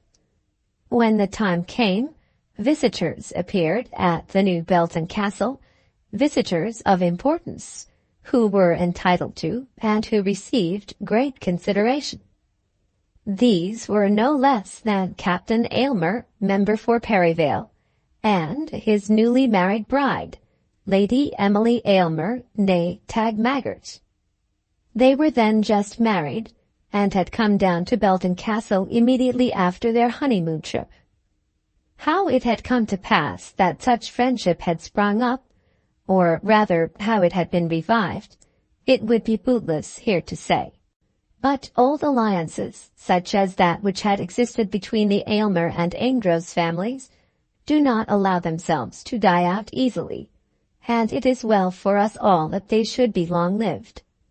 So Captain Aylmer brought his bride to Belton Park, and a small fatted calf was killed, and the Askertons came to dinner, on which occasion Captain Aylmer behaved very well, though we may imagine that he must have had some misgivings on the score of his young wife. The Askertons came to dinner, and the old rector, and the squire from a neighboring parish, and everything was very handsome and very dull. Captain Aylmer was much pleased with his visit, and declared to Lady Emily that marriage had greatly improved Mr. William Belton. Now Will had been very dull the whole evening, and very unlike the fiery, violent, unreasonable man whom Captain Aylmer remembered to have met at the station hotel of the Great Northern Railway. "I was as sure of it as possible," Clara said to her husband that night. "Sure of what, my dear?" "That she would have a red nose." "Who has got a red nose?" "Don't be stupid, Will. Who should have it but Lady Emily?" "Upon my word, I didn't observe it." "You never observe anything, Will, do you? But don't you think she is very plain?" "Upon my word, I don't know. She isn't as handsome as some people." "Don't be a fool, Will. How old do you suppose her to be?" "How old? Let me see. 30, perhaps." "If she's not over 40, I'll consent to change noses with her." "No, we won't do that, not if I know it." "I cannot conceive why any man should marry such a woman as that. Not but what she's a very good woman, I dare say. Only what can a man get by it? To be sure, there's the title, if that's worth anything." But Will Belton was never good for much conversation at this hour, and was too fast asleep to make any rejoinder to the last remark.